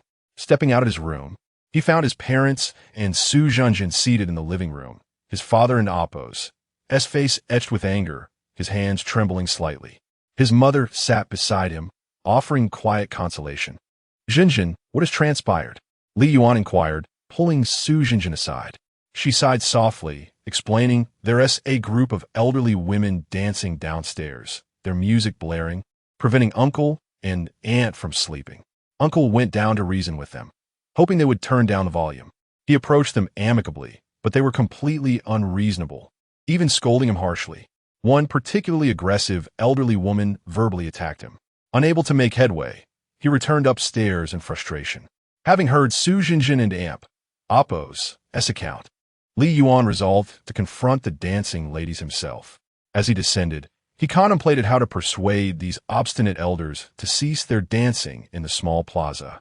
Simply sabotaging their equipment would only address the surface issue.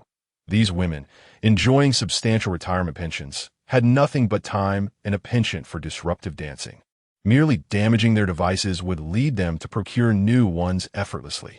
He decided to assess the situation before formulating a plan. Upon reaching the ground floor, the music enveloped him like an overwhelming wave. Masking his discomfort, he approached the lead dancer, signaling for her to lower the volume. Granny Jean, having finally found a clear space, was basking in the praise of her troop, dreaming of expanding their ranks. Suddenly, someone interrupted. "What do you want, young man?" She barked, hands on her hips. "I'm here to say that your dancing is disturbing the peace. Please lower the music. This is a public plaza. All residents have the right to use it. How is it a disturbance?" Communication proved futile, prompting Li Yuan to silence the music himself. The elderly women, caught in the throes of their dance, suddenly froze, like zombies rendered immobile. Granny Jean, her face a tapestry of wrinkles quivering with indignation, shouted, "Why did you turn off our music? I've told you repeatedly, your dancing is a disturbance." "What disturbance? We are merely enjoying a dance in the plaza. Who is it bothering? You young people need to mind your own business, irritate us, and we will make a ruckus at your home." Granny Jean, like a protective mother dog, resolutely defended her territory, having claimed the plaza as her dance domain. This was her hard-fought territory, and she would not relinquish it to anyone, especially not a young man. Li Yuan, live-streaming the confrontation, found his viewers incensed at Granny Jean and Oppos' remarks. As young residents of the community, they had all faced disruptions from these unreasonable dancing seniors. Witnessing Li Yuan argue with the elderly women, they felt a strong sense of connection. Goodness, these old folks are truly bothersome. If you wish to dance, do so in a park.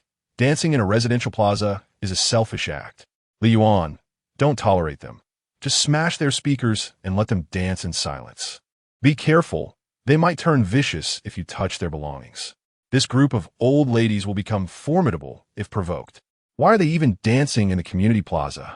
Do they genuinely disregard the feelings of the other residents? Do they lack any sense of conscience? Conscience? You overestimate them. Haven't you heard? It's not that bad people have multiplied. It's that bad people have aged. These old crones danced in their youth and continue to do so in their old age. They care only for their own amusement, without a thought for others. Is there truly no way to rein in these troublesome elders? Conventional methods have proven ineffective. I have my own set of dancing elders below, and even the property management's interventions have yielded no results. Even calling the police results only in a mild reprimand, and afterward, they return to their dancing. It's infuriating. Must we endure this disruption to our daily lives? Chapter 69. Confrontation. Li Yuan cast a glance and spotted a familiar face among the crowd. Xiao's grandmother.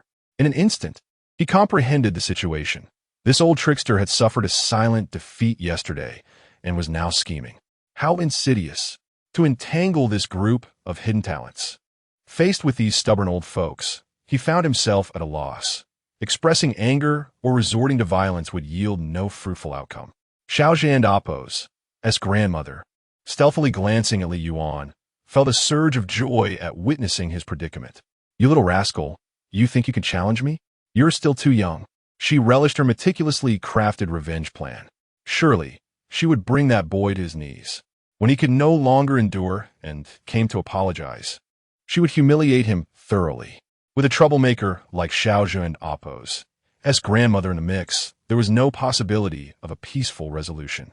Li Yuan, uninterested in engaging with these unreasonable elders, turned on his heel and returned home. "See, I told you, as long as we sisters unite, no matter who comes to provoke us, they will not prevail. Let us keep dancing, turn the music up to the maximum." Xiao and Oppos' grandmother exclaimed excitedly. She believed Li Yuan had capitulated, marking the dawn of their victory. Old Lady Jean was equally pleased. She had already vanquished 2 groups of intruders and basked in the praise of her old friends, which brought her immense satisfaction. To assert her territorial supremacy, she turned on the previously silent speakers. "Let us dance. We shall dance to our heart and Oppos' content. Today, we shall dance until midnight and rise early to continue." The next morning at 5:00 and Oppos' clock, the infernal music blared to life on cue. This group of elders was indeed intent on a scorched earth policy. Li Yuan pulled out his earplugs, refreshed himself, and dressed before heading out. Driving to the electronics market, he arrived by 7, where industrious merchants had already opened their shops. He casually entered a store selling peripherals, surveyed the merchandise, and found it satisfactory. "How many complete sets of speakers do you have in stock?" he inquired. The slightly plump proprietress beamed at the question. Clearly, a significant customer had arrived. Young man, speaker equipment doesn't T-sell well. And we don't keep much in stock, about 10 sets in the warehouse. I'll take them all. Can you also arrange for 50 portable speakers to be delivered? They are urgently needed. Upon hearing this, the proprietress and Apo's eyes sparkled with delight. She had struck gold. No problem. I will send this batch to you immediately. And once the other batch arrives, I will deliver it to you at the earliest. Let us settle this transaction. Li Yuan's brusque yet decisive manner of shopping won over the charming proprietress, who cast flirtatious glances. But he was preoccupied with his own matters and paid her no mind. After returning home and having breakfast, he arranged for his family to move into his house. The building where he resided boasted no square in front, and its greenery was well maintained, providing a tranquil atmosphere. Living here, he would not have to worry about the incessant dancing of the old ladies disturbing the peace. Once everything was settled, Li Yuan returned to his parents' home, where the speakers he had purchased had just arrived. He instructed the delivery workers to place them all downstairs, with no need to carry them into the rooms. Just after dinner, old lady Jean led her dance troupe to the small square, quickly forming their ranks and began to dance. The music had scarcely begun when the lyrics were drowned out entirely, leaving old lady Jean bewildered. Upon closer inspection, she discovered that over 10 speakers had been set up in front of their troupe unbeknownst to them. They were surrounded. The music emanating from these speakers overwhelmed their own. The speakers Li Yuan purchased were far superior to those of the old ladies, illustrating the adage that one gets what one pays for. He had programmed the speakers for timed playback, all set to maximum volume. Under the relentless onslaught of music from all directions, the dancing elders were left disoriented, hastily covering their ears and crouching in pain. One elderly lady shouted hoarsely, "Who is so wicked as to turn the volume up so high? There is no sense of public decency. This is a public space." In utter oblivion to her previous actions, she lamented, as the sound blasted from the speakers. Xiaozhi's grandmother felt her head nearing an explosion. She rushed to one speaker, hoping to turn it off, only to find it locked in a cage, impossible to silence without a key. The elderly women, nearly deafened by the cacophony, had lost all motivation to dance. No more dancing. This music is unbearable. Let us disperse and go home. What a travesty. After so much effort to find a venue, just as their troupe was gaining momentum, they were targeted. Who could be so malicious as to buy so many speakers to counter them? Old Lady Jean was seething with anger. She wanted to intervene, but was also overwhelmed by the noise, retreating like a lost dog. Not far away, Li Yuan sat in his car, wearing noise-canceling headphones, positioning his camera to capture the fleeing elders. The viewers in his live stream were in stitches. Wow, this is amazing. As expected of Brother Yuan, being harassed by the old lady's noise, he retaliated by splurging on over 10 sets of audio equipment. What poetic justice. Watching these old ladies flee like ducks is simply hilarious. They deserve it. Let us see if they dare to dance again after this. Look at the last old lady, shaking her head incessantly. Surely her head is about to explode. Among those watching Li Yuan and Oppo's livestream, there were no self-righteous critics. Everyone unanimously agreed that dealing with evildoers necessitated thorough retribution. Employing speakers as a countermeasure was merely the beginning. The follow-up would not be broadcasted. After exchanging a few casual remarks with the viewers, Li Yuan ended the stream, humming a tune, and returned home in high spirits. The old ladies had received a minor reprimand, which brought him great satisfaction, making him feel he could indulge in an extra bowl of rice that day. Chapter 70. The elderly and Oppo's skills rendered useless the following day at 1:00 and Oppo's clock in the morning. Granny Jean was abruptly awakened by a cacophony of ghostly wails, sending her bolting upright in bed, nearly straining her back. What on earth was happening? As she gathered her senses, she strained to listen intently. The mournful and piercing cries sent shivers down her spine.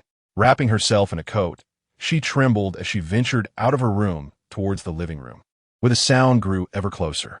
Living on the ground floor, her home faced an unoccupied apartment, rumored to have witnessed a death, and the owner had long since listed it for sale without finding a buyer. The haunting sounds outside caused a cold sweat to break out on her back, and her mounting terror urged her to flee. Yet, she knew she could not sleep until she discovered the source of the disturbance. Cautiously, she tiptoed to the door, summoning her courage to peer through the peephole. To her astonishment, the outside was utterly empty, yet the disquieting sounds persisted, hammering against her heart like a relentless drum. Could it be that she was truly witnessing a ghost? Terrified, she hurried back to her room, burying her head under the covers. But the sound still found its way to her ears. Tick-tock, tick-tock, the minutes dragged on. By 4:00 and Oppo's clock, Granny Jean felt her eyes burning with fatigue. She longed to sleep, but could not. It was not until 7 that the tormenting cries finally ceased. As if driven mad, she dashed to the living room, flinging open the door, only to find the outside still barren. The sound that had plagued her throughout the night felt like a nightmare, utterly illusory. Yet, she had indeed gone an entire night without sleep, and her head felt as if it might split open. In a daze, she consumed a half-cooked breakfast before stepping outside, intending to confide in her old friends about the bizarre incident. On her way, a sudden realization struck her. She had forgotten to dance that morning. Oh dear, her friends must be dancing vigorously by now. She quickened her pace towards the square, and as she approached, she spotted her companions huddled together, seemingly engaged in some serious discussion. "Ah, finally you're here, Genie!" exclaimed a plump lady, sighing dramatically. What is going on?" Granny Jean asked, her expression filled with suspicion as she noticed the dark circles under the eyes of her friends, one by one. The plump woman, sharp-tongued, recounted the group and Oppo's as collective ordeal. Upon hearing their shared experience of ghostly wails in the dead of night, Granny Jean and Oppo's scalp prickled with unease. They had all encountered this eerie phenomenon. Could it be a malevolent spirit? As she voiced her thoughts, the elderly ladies gasped in fear. Uneducated and superstitious, they were easily frightened. The group began to chatter nervously, their collective anxiety escalating. "Do you think it's because we were dancing that we angered that family who practices dark arts? That young man is indeed a fierce character. We only danced in front of his building, and without a word, he brought out a dozen loudspeakers to ruin our fun. He might actually use sorcery to take revenge. I certainly don't want to cross paths with someone like that. Shouldn't we find another place to dance? Yes, let us return to our old spot." Listening to the raucous music from the square, Granny Jean felt a tumult of emotions. After all her efforts to secure this spacious venue without competition, was she truly ready to give it up?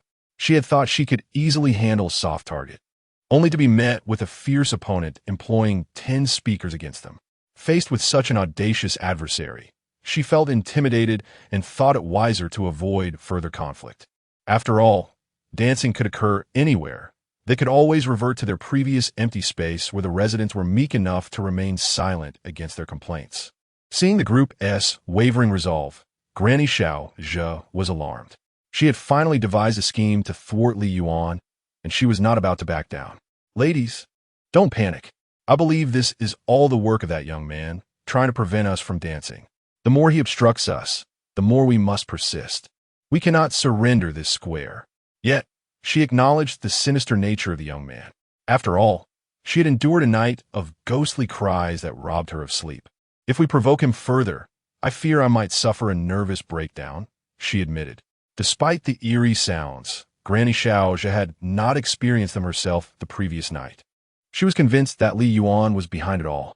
"Rest assured, I have a plan tonight to make that brat yield." The other elderly ladies, encouraged by her conviction, temporarily shelved their doubts and awaited Granny Xiao's strategy. At 11 that night, Granny Xiao stealthily approached the small square, armed with a hammer.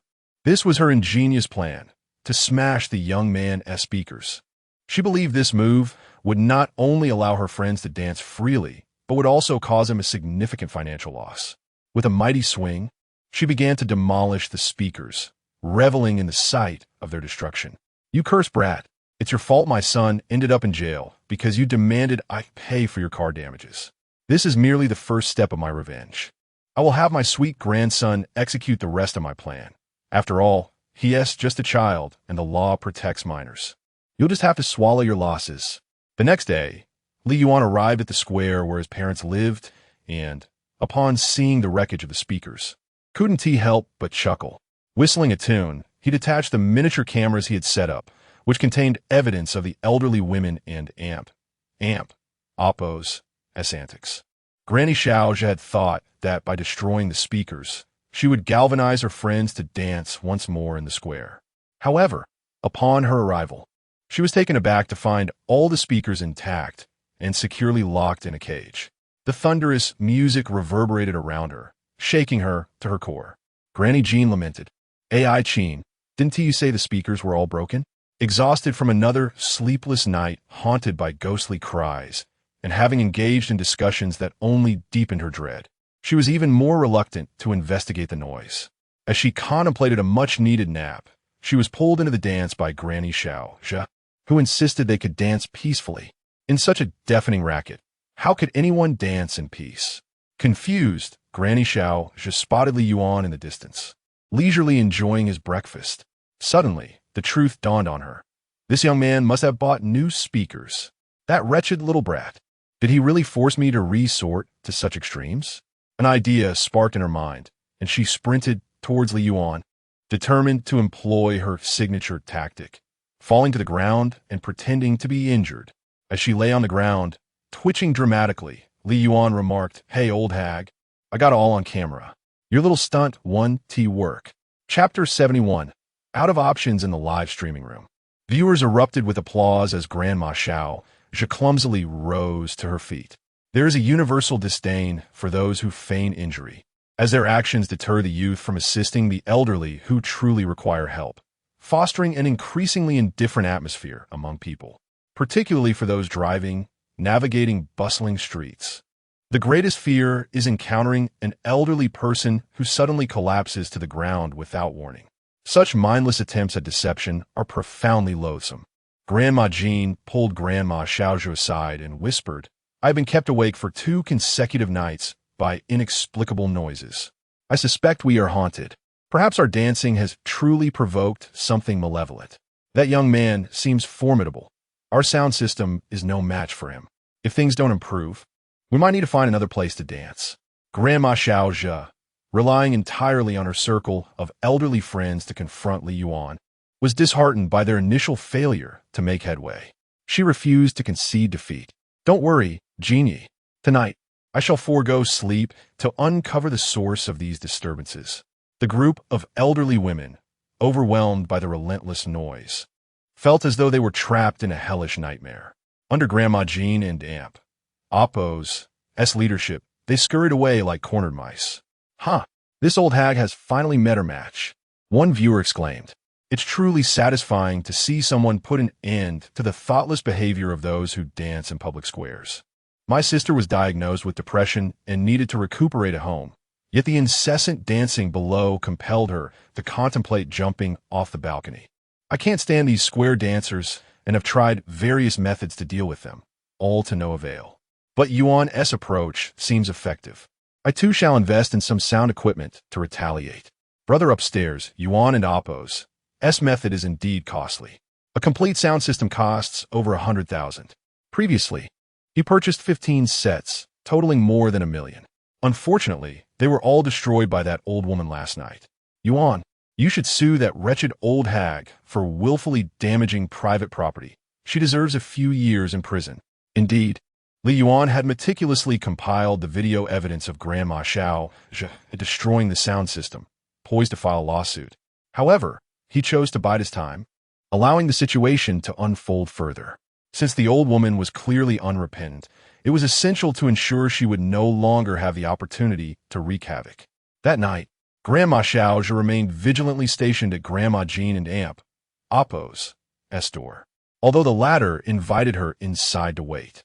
She feared missing the chance to catch the perpetrator and instead concealed herself at the stairwell. The oppressive heat lingered even into the evening, causing sweat to pour from her like a fountain.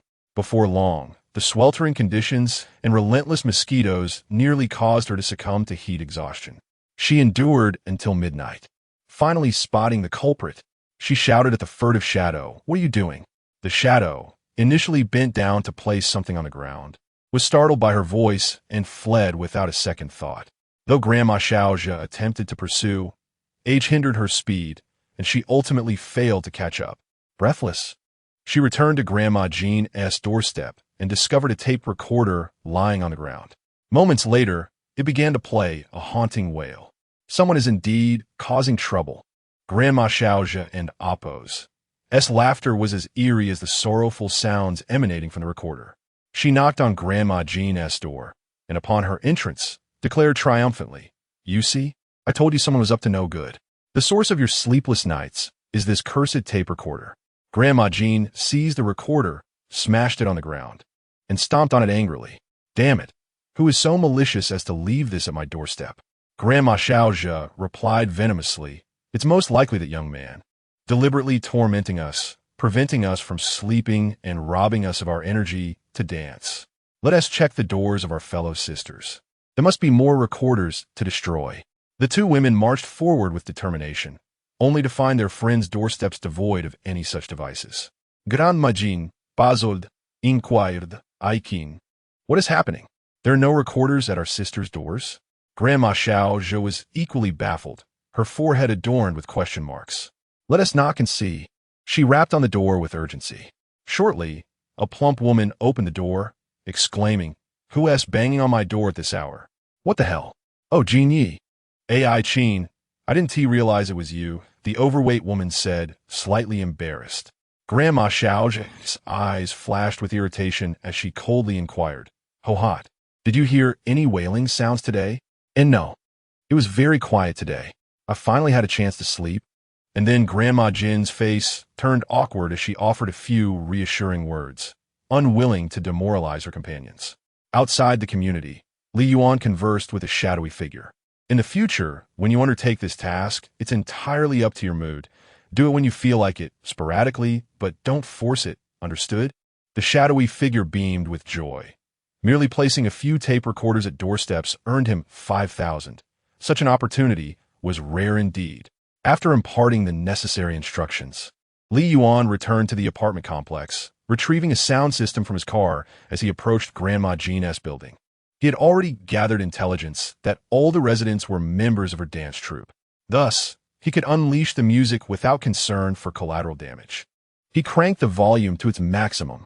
The resounding melody of "Chicken You're Too Beautiful" burst forth, its captivating vocals awakening those in slumber.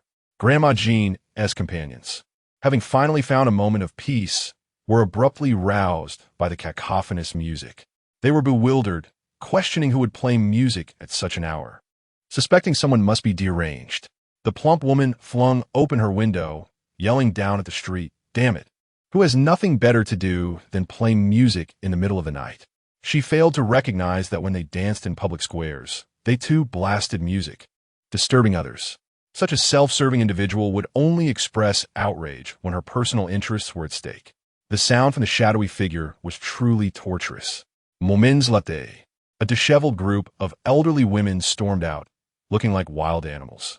Not far off, Li Yuan brandished a professional camera, capturing the scene of the elderly women vandalizing the sound system.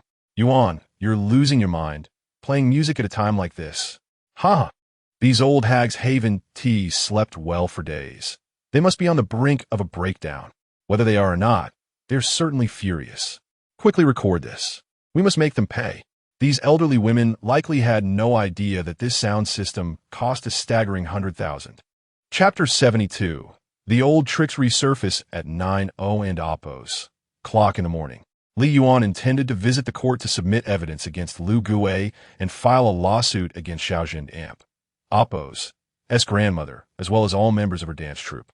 Upon arriving at the underground parking lot, he discovered that his beloved car was surrounded by two vans, effectively blocking any escape.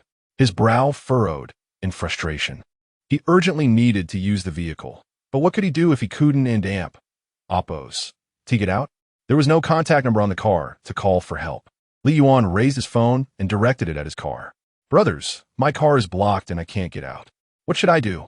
I'm waiting online. It an Amp, Appo's. That's quite urgent. Yuan Gu, is there no phone in your car? Or did you encounter unreasonable people who want to move? Come on, Yuan Gu, 2 vans are nothing. You could easily push them aside. Yuan Ge has a wife now. He is no longer the boy who could crack open durians with his bare hands. Admitting defeat, he decided to call a tow truck. Observing the playful banter from netizens, Li Yuan shrugged slightly. He was in a hurry to reach the court, and these suggestions seemed like a waste of time. He resolved to find another vehicle. His Lamborghini, which had just returned from repairs, would suffice. However, upon arriving at another parking spot, he found the Lamborghini was also blocked in by 2 vans, with no contact information left behind. Anger surged within him. It was infuriating to be obstructed not by 1, but 2 vehicles. In the live stream, viewers were equally incensed. This is clearly intentional. Those 4 dilapidated vans look like abandoned junk. Someone is deliberately causing trouble. This is intolerable. Call a tow truck immediately. Initially, Li Yuan had planned to postpone dealing with this issue until after his court visit, but now, he couldn't oppose stand for it any longer. He promptly summoned a tow truck to remove the 4 obstructive vehicles. As the tow truck was in operation, a middle-aged man resembling a large-headed doll approached to intervene. "Hey, what are you doing towing my car? Stop right now. These vehicles are filled with antiques. If you damage them, can you afford to pay? Young man, did you call the tow truck to mess with me?" Li Yuan took a couple of steps back, distancing himself from the foul-mouthed middle-aged man. "What sort of person blocks my parking space and then acts righteous? Your vehicles are parked improperly, blocking my exit, and you left no contact number. Shooting and amp, oppose. I call a tow truck to remove them? What do you mean blocking your car? My vehicles are parked just fine and are not obstructing you. Besides, the community spaces are public property belonging to all owners.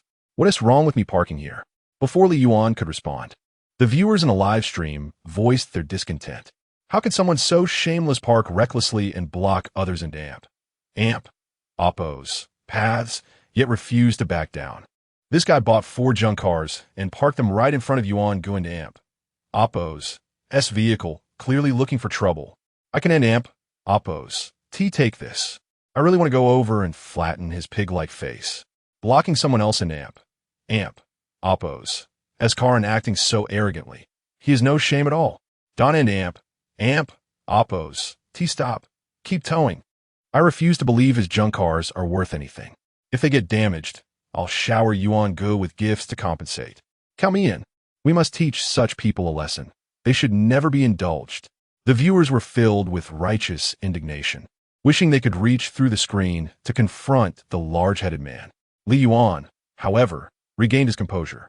A moment of contemplation revealed that the man in oppose, obstructive behavior was unlikely to be spontaneous. It was clearly intentional.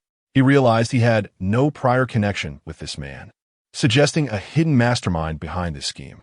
Among those who harbored animosity towards him were Lu Gue and Xiao's grandmother. Though Lu Gue was no saint, he was seasoned in the ways of the world and unlikely to resort to such underhanded tactics. The majority of this despicable behavior was likely orchestrated by Xiao's grandmother, who was notoriously cunning. With that thought, he discreetly implanted a super-listening device into the middle-aged man in amp, oppose, psyche. The large-headed man lay down in front of the tow truck. "If you want to tow, you'll have to run over me first." Faced with such obstinacy, the tow truck operator found himself in a predicament. I'm not sure we can proceed with this." The viewers' blood pressure skyrocketed as they watched. How can this hulking man behave like a petulant child? Lying on the ground and throwing a tantrum is a tactic only the elderly would resort to. Unbelievable. This guy is truly shameless. His antics prevented the tow truck driver from continuing. Frustrated, Li Yuan considered calling the police to handle the situation. However, he anticipated that they would likely mediate, offering little satisfaction. "Brothers, think of a way to deal with this guy. Len oppose. Wait and see how Yuan Ge handles it," someone suggested from above. Li Yuan cast a disdainful glance at the man on the ground, then instructed the tow truck driver to step back. He then jumped in a tow truck, igniting the engine. The roar of the engine startled the middle-aged man, who watched in horror as the vehicle sped toward him. Oh my goodness! Not daring to gamble with his life, the man quickly rolled aside and scrambled to his feet, shouting, "You're committing murder. I'll sue you. Just wait. I know many lawyers who will ensure you go to jail." Li Yuan paid him no mind. He knew the type. Those who blustered often feared death. He was confident the man would dodge out of the way, and even if he didn't tee, he had complete assurance he could stop the truck in time. Driver, the obstruction is gone. Please tow these vehicles away. The tow truck driver gave him a thumbs up. He had dealt with numerous peculiar situations in his line of work, and those who occupied others' parking spaces were typically not easy to handle. This young man had a plan. Before long, the 4 vans were towed away, and Li Yuan drove his Lamborghini to the court, ready to submit the evidence he had recently gathered against Lu Gui. As for the lawsuit against Xiao Zhe's grandmother, he decided to wait a little longer to see what further shameless tactics she might employ. Chapter 73. Soon there was a persistent knocking at the door. Inside, an impatient voice called out, "Who is it? Stop banging." "It and Appos. Es me, Dezhu." "Oh, Dezhu, quick, Xiao Zhe, go open the door for your uncle." With a click, Xiao Zhe flung open the door, clinging to Dezhu like a monkey, demanding, "If you come to my house, you must buy me a gift." Dezhu, aware of the little tyrant and Appos' spoiled nature, reached into his pocket and pulled out 100 yuan. "Here, Xiao Zhe, go buy yourself some candy." Xiao Zhe pouted, 100? What'd I do with that? He spat on Dezhu and Appos' leather shoes, cursing him for being stingy. This little rascal, Dezhu thought, watching as Xiao Zhe dashed away. He continued, "Both my sister and Appos' husband and wife are in prison. This poor child has truly suffered." "Indeed," came the reply. "Our family was once thriving. But that wretched kid insisted we compensate for his car, leaving us destitute. One day, if I lose all hope, I might just take a knife to that family." "Cease. Don't even mention it. That kid nearly drove me to my end today." "Dezhu, didn't you block that kid's car with the fuel vehicles? What happened? Did you lose out?" Dezhu recounted the events briefly, and upon hearing Xiao Zhe and Appos' grandmother erupted in anger. "What a heartless child. Yes, indeed.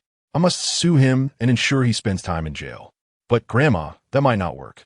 That kid is a professional at lawsuits. Can we really win against him?" In a previous case about the car, Xiao Zhe and Appos' grandmother had always believed they were in the right, claiming that a child simply damaged his car. Wasn't Appos' it normal for kids to be mischievous? Why persistently harass them? Because they couldn't afford the damages.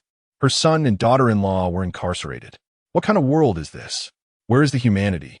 Though she complained about the injustice of the law, she felt a psychological burden, convinced that they could not win through legal means, and that only extreme measures could bring them relief. Earlier, she had instructed Xiao Zhe to use various tactics to annoy the Li family. After all, Xiao Zhe was just a child. Even if he harmed someone, he wouldn't bear legal responsibility. She firmly believed in this notion. Dezhu grit his teeth. "Sister, don't worry. I know a top-notch lawyer who has never lost a case. He will definitely handle that kid. Just wait and see. I'll get to see that kid behind bars and finally vent my frustrations." "All right, Dezhu, as long as you're confident, let's sue him fiercely and bring him down." Dezhu nodded, intending to seek out that lawyer immediately to strategize. He took the elevator to the underground parking garage, retrieved his car keys, and habitually opened the car door. However, upon reaching his vehicle, he was stunned. What happened to my big BMW? He rubbed his eyes, convinced he was dreaming. His car was parked neatly in a space that now resembled a tiny, dilapidated house. Fuming, he approached the house, tiptoeing to peer through the window, only to discover his car was indeed trapped inside. Who on earth would be so malicious as to build a tiny house and lock my car inside? It was absurd. The garage was constructed right against the parking lines, leaving no room for entry. The only way for his car to escape would be to demolish the concrete walls. The more he thought about it, the angrier he became. He knew the owner of the parking space was merely a frail woman. Previously, when he parked there to visit his sister, she had confronted him, but after a stern warning, she never dared to speak up again. He recounted the incident to his sister, who praised his actions, believing the widow, being alone and vulnerable, deserved to be bullied. "Damn it, that little brat dared to set me up." Dezhu's temper flared, and he called a construction team, planning to have the wall demolished first and then confront the widow. Moments later, the construction team arrived, surveying the scene. "Brother, this is impressive, building a garage within a garage. Get lost. Hurry up and tear down the wall. I need my car." The team leader quickly instructed his workers to dismantle the wall at lightning speed. Hey, you bunch of fools, slow down. Don't damage my car. It and amp, oppos, S.A. BMW. Can you afford to compensate for it if you break it? The team leader cursed under his breath, realizing the wall was nearly touching the car, making it extremely difficult to remove. Hey, what are you doing? Why are you tearing down my garage? Upon hearing this, Deju and Amp, Oppo's, rage boiled over. Oh, so you dare to show up, you little brat. He turned to see the newcomer and was taken aback. What are you doing here? It was Li Yuan, holding up his phone, filming the demolition. I'm live streaming, you know. Dismantling someone else's private property without permission is against the law. The construction team leader turned to Deju, complaining, Boss, didn't you say this parking space was yours? Why is someone else here? Are you trying to deceive us? We can't work like this. Deju was still baffled by the change in ownership of the parking space. Suddenly, hearing the leader's demand to halt work, he protested vehemently. No, this space isn't his. He is just looking for trouble. With a snap, Li Yuan tossed the parking space contract at him, calmly stating, Open your eyes and see whose name is on this document. Deju reluctantly squinted at the contract, which clearly stated that the owner of the parking space was Li Yuan. Stammering, he replied, What? What is going on? The widow had actually sold the parking space to this troublemaker. Chapter 74. I will report you to the police. Deju and Amp, Oppo's mind was rather sluggish. It took him a considerable amount of time to finally realize that the other party in Oppo's purchase of the parking space was likely intended as a means of retaliation against him. It was highly probable that he sought to exact revenge for Deju blocking his way with a van by erecting a cement wall in response. Goodness, how could there be such a pedantic individual in this world? I merely obstructed his path with my vehicle. Was it necessary to construct a wall of cement? The online community was thoroughly entertained by the sight of the big-headed man facing consequences. This fool dared to oppose Brother Yuan, and now he would experience what it felt like to be trapped in a tomb. My brothers, I can hardly contain my laughter. Not long ago, Brother Yuan mentioned there would be excitement to behold, and I thought he meant something else entirely. I never anticipated this. Cement walls to seal off a car? It and Oppo's truly ingenious of Brother Yuan. This fellow could never have imagined that his car was occupying someone else in Oppo's parking space, which was then purchased by Brother Yuan. How utterly deserved. Brothers, this man has illegally damaged the garage constructed by Brother Yuan. Logically, he should compensate for that. Certainly, Brother Yuan should sue him post-haste. The construction team leader, upon realizing that the opposing party held a contract for the parking space, dared not dismantle the wall any longer and hastily defended himself. Sir, the idea to tear down the wall was entirely that person's. It has nothing to do with me. Boss, if we demolish this wall any further, we'll be breaking the law. You should settle the payment with me first. Deju and Oppo's face turned a mottled shade of green and white as he grappled with the situation of the cement wall. In a fit of rage, he cursed, You piece of trash, get lost with your payment. How can you speak to me like that? The team leader, aware of his own wrongdoing, was left with no choice but to accept his misfortune and began to pack up his things to leave. Li Yuan called him back and said, How about this? You and your team rebuild the wall, and I will overlook the demolition. I will even pay you double. The team leader in Oppo's eyes lit up upon hearing this, and he quickly asked, Boss, is that true? Of course, just make sure it's sturdy. The construction crew, equipped with a comprehensive array of tools and readily available materials, quickly restored the graveyard for vehicles. Deju stood by, growing increasingly agitated and in a fit of fury, charged at the wall, kicking it wildly. Since the wall had just been reconstructed, it surprisingly fell under his assault. With a loud crash, the wall collapsed, landing squarely on a nearby car and reducing it to a heap of scrap. Deju paused momentarily. But upon seeing the license plate and recognizing it belonged to the widow, he dismissed any concern. You deserve this for building a wall and blocking my way, he shouted, still unsatisfied, his chubby face flushed with anger. Damn you, just wait. I'm calling the police to accuse you of attempted murder. Li Yuan, maintaining a calm demeanor, replied, I will report you to the police. Deju was taken aback, unable to comprehend the other party's intentions. What on earth does he mean by that? He actually intends to report me? Regardless, Dezhu was convinced that the other man harbored murderous intent, and once the officers arrived, he would see if Li Yuan could still maintain his composure. Brother Yuan was truly audacious, striking back and then planning to report someone else. Was this big-headed man confident he could pin something on Brother Yuan? Previously, it had always been Brother Yuan bringing lawsuits against others. Now he himself was the defendant. What kind of scheme could Brother Yuan possibly concoct this time? The police arrived promptly, and soon 2 officers were on the scene. Upon recognizing Li Yuan, one officer, presumably named Su Ming, wasted no time and directly inquired, "Mr. Li, what is the nature of your complaint this time?" The officers now regarded me as a habitual complainant. That label seemed rather inaccurate.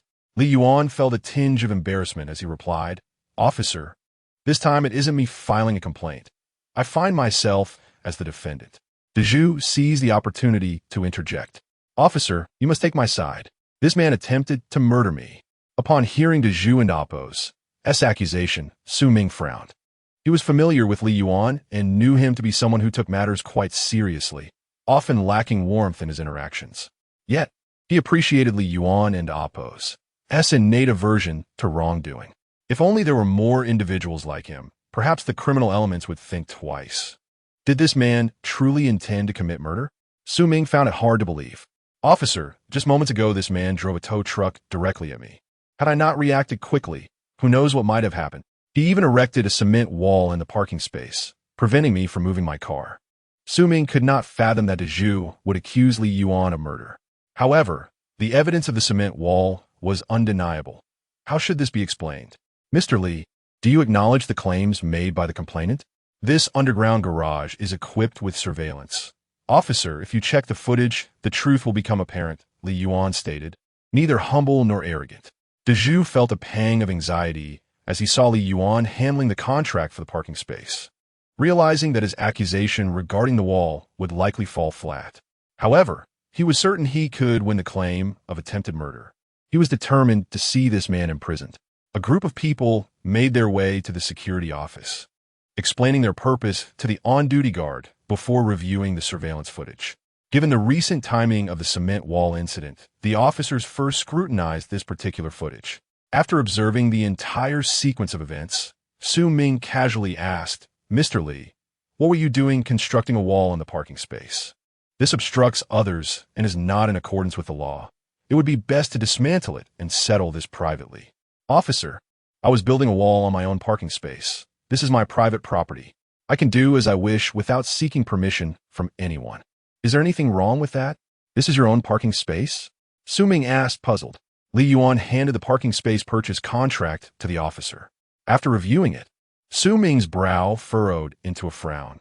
Indeed, constructing a wall on one's own property was not subject to regulation. Complainant: "Why did you leave your vehicle parked in someone else's space for an extended period?" Dezhu stammered, struggling to find words. He had been in the vicinity for several days, mistakenly believing the parking space belonged to the widow, allowing him to occupy it at will. He had not anticipated the ownership would change and could only curse his misfortune. "Officer, I acknowledge that occupying someone else's space is indeed wrong. But he shooed an amp, Oppos, to build a wall around my car. Is that reasonable? At the very least, he should have communicated with me first." "Li Yuan Skufa, your car doesn't even have a phone number for relocation. How was I supposed to communicate with you? Moreover, you blocked my vehicle with 4 vans, boasting that you would never move them. Have you forgotten?" Dezhu's eyes darted around, unable to formulate a coherent response. "Well, I didn't move my car, but did you really have to go as far as to attempt murder with a tow truck?" From a young age, the 75th had been a demon. Dezhu clung to the fact that Li Yuan was driving, vowing to exploit this to send him to prison. This was murder. If the charges could be substantiated, it would surely lead to a conviction. Under the incessant chatter of the big-headed man, Su Ming meticulously reviewed the surveillance footage, and with each passing moment, his frown eased. Li Yuan and Appo's driving was entirely normal. He merely pressed the accelerator a bit harder, which had nothing to do with murder. Conversely, it was the big-headed man who had parked recklessly, disrupting others' travel, and his persistent harassment was clearly an attempt to provoke trouble. How audacious of him to file a report. Based on our analysis, Mr. Li shows no inclination to run you over. The charge of murder simply cannot stand. Thus we shall not file a case, stated the officer. Upon hearing this, Deju reacted like a cat with its tail stepped on, jumping up in outrage. Impossible. Officer, look at the way he drove. He surely pressed the pedal to the floor, clearly intent on taking my life. You cannot make such a rash judgment. We should detain this scoundrel and interrogate him thoroughly. The truth will undoubtedly surface. Su Ming shook his head slightly, the footage clearly indicating that Li Yuan had no such intention. The man was being unreasonable, attempting to manipulate the investigation to fit his narrative. Reportant, the current evidence does not support any accusation of murder against Mr. Li. I suggest that you both resolve this matter privately, he stated firmly. This evidence is irrefutable. How can you refuse to file a case? This scoundrel must be colluding with the officer. I saw them exchanging glances earlier. Don't think I didn't notice. If you refuse to file, I will take this to court, accusing him of murder and you of corruption. Daju shouted in a fit of rage. After the big-headed man left, Su Ming shrugged helplessly. Dealing with a stubborn fool who knows nothing of the law, it seems we both may end up in court. Li Yuan remarca fully. Sitting in the defendant and amp, Oppo's seat occasionally does seem rather novel. They exchanged a few pleasantries before parting ways. In the live stream, netizens were abuzz with discussion. What was the big-headed man thinking? He failed to see that the officer was trying to dissuade him from wasting his energy. This guy is dead set on suing Brother Yuan. He is truly a blockhead. I suggest Brother Yuan show some mercy and hire a lawyer to enlighten that fool on the law. Hey up there, mind your own business. Isn't it exciting to see Brother Yuan in the defendant and Oppo's seat? Exactly. Isn't it thrilling to see the defendant turn the tables? Seeing the netizens and Oppo's lack of decorum, Li Yuan decided to end the stream and began organizing evidence against Xiaojin Amp, Oppo's grandmother, and the big-headed man. The evidence he had gathered was substantial enough to ensure Xiao's grandmother would be spending her retirement in prison. Grandma, today I encountered that villain's family, and I spat on them several times. Xiaozhi boasted. His grandmother nodded in satisfaction, praising him before saying, Xiaozhi, didn't you find a stray dog? Take it out for a walk. When you see that family, loosen the leash and let the dog bite them to avenge your parents. Xiaozhi, upon hearing this, declared fiercely, I and Oppo's have the little beast tear them apart. Yes, bite them hard. You and Oppo's still a child. No one will blame you.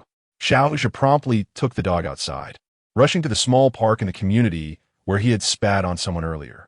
Upon arrival, he spotted the elderly woman he had spat on sitting on a bench, wiping his saliva with a tissue. He immediately loosened the leash and crouched to pet the dog and Amp, Oppo's head. Go on, little beast, bite her fiercely. I and Amp, Oppo's cook you meat tonight. The dog seemed to understand the command, growling lowly before bolting forward. Woof, woof, woof. The dog rushed toward the woman on the bench, barking madly, but did not bite. Seeing his dog hesitating, Xiaozhi ran over and bit the woman's arm himself. The mother felt as though her arm was being torn apart. In pain, she slapped the child, pushing him away. The dog, witnessing its companion being struck, unleashed its wild instincts and lunged at Li's mother. She attempted to flee, but her frail body could not outrun the dog, which seized her calf. The excruciating pain made her cry out in agony. Xiaozhi, witnessing this, clapped his hands in delight. Dog, kill her. Passers-by, shocked by the scene, rushed over to help, scolding the wild dog while reprimanding Xiaozhi. You little brat. How can you have such a cruel heart? Hurry and make your dog let go. Bah! Xiaozhi spat at the person, defiantly saying, Old hag, what business is it of yours? Dog, don't you dare let go. That damn little brat. Are you tired of living? Li Yuan, on his way to fetch his mother for dinner, arrived just in time to witness the chaos, his eyes blazing with fury. Upon seeing Li Yuan, Xiaozhi panicked. He harbored a shadow of fear towards him and dared not confront him directly. He quickly fled towards home. Li Yuan, concerned for his mother, disregarded Xiaozhi and dashed to her side, his hand gripping the dog's neck like a vice. The dog, feeling the pressure, released its grip, and Li Yuan seized the opportunity to throw the dog aside, delivering a lethal kick. With his exceptional combat skills, he adeptly exploited the dog and Oppo's vulnerabilities, killing it in one swift motion. He then lifted his mother from the ground, and upon seeing the wound on her calf, his anger surged to its zenith. This vendetta must be avenged. Evil must be eradicated. Xiaozhe was a little beast disguised in human skin, unworthy of being treated as a child. Breathless, Xiaozhe rushed home, where his grandmother, noticing his distressed state, asked worriedly, "My dear grandson, what happened?" Xiaozhe's eyes sparkled with excitement as he exclaimed, "Grandma, the dog nearly bit that old woman in Oppo's leg off. If that bad guy hadn't come, it would have surely killed her." Xiaozhe and Oppo's grandmother smiled broadly, stroking his head. "My clever grandson, you deserve a reward for that. Here, a chicken leg for you. Let us go watch the show soon." The pair, brimming with pride, arrived at the scene, only to find that everyone had vanished, leaving behind only the lifeless body of the wild dog. "My dog was killed," Xiaozhe cried out in shock. His grandmother, unfazed, replied, "So what if it's dead? It was just a dog. Remember my words. If they ever sue us, you must insist that the dog broke free from your grasp, understand? But I was the one who let the dog go. Why should I say that? You are a child. Saying so will prevent others from blaming you, giving you another chance to take revenge on that villain. Got it?" Xiaozhe seemed to grasp this, nodding vigorously.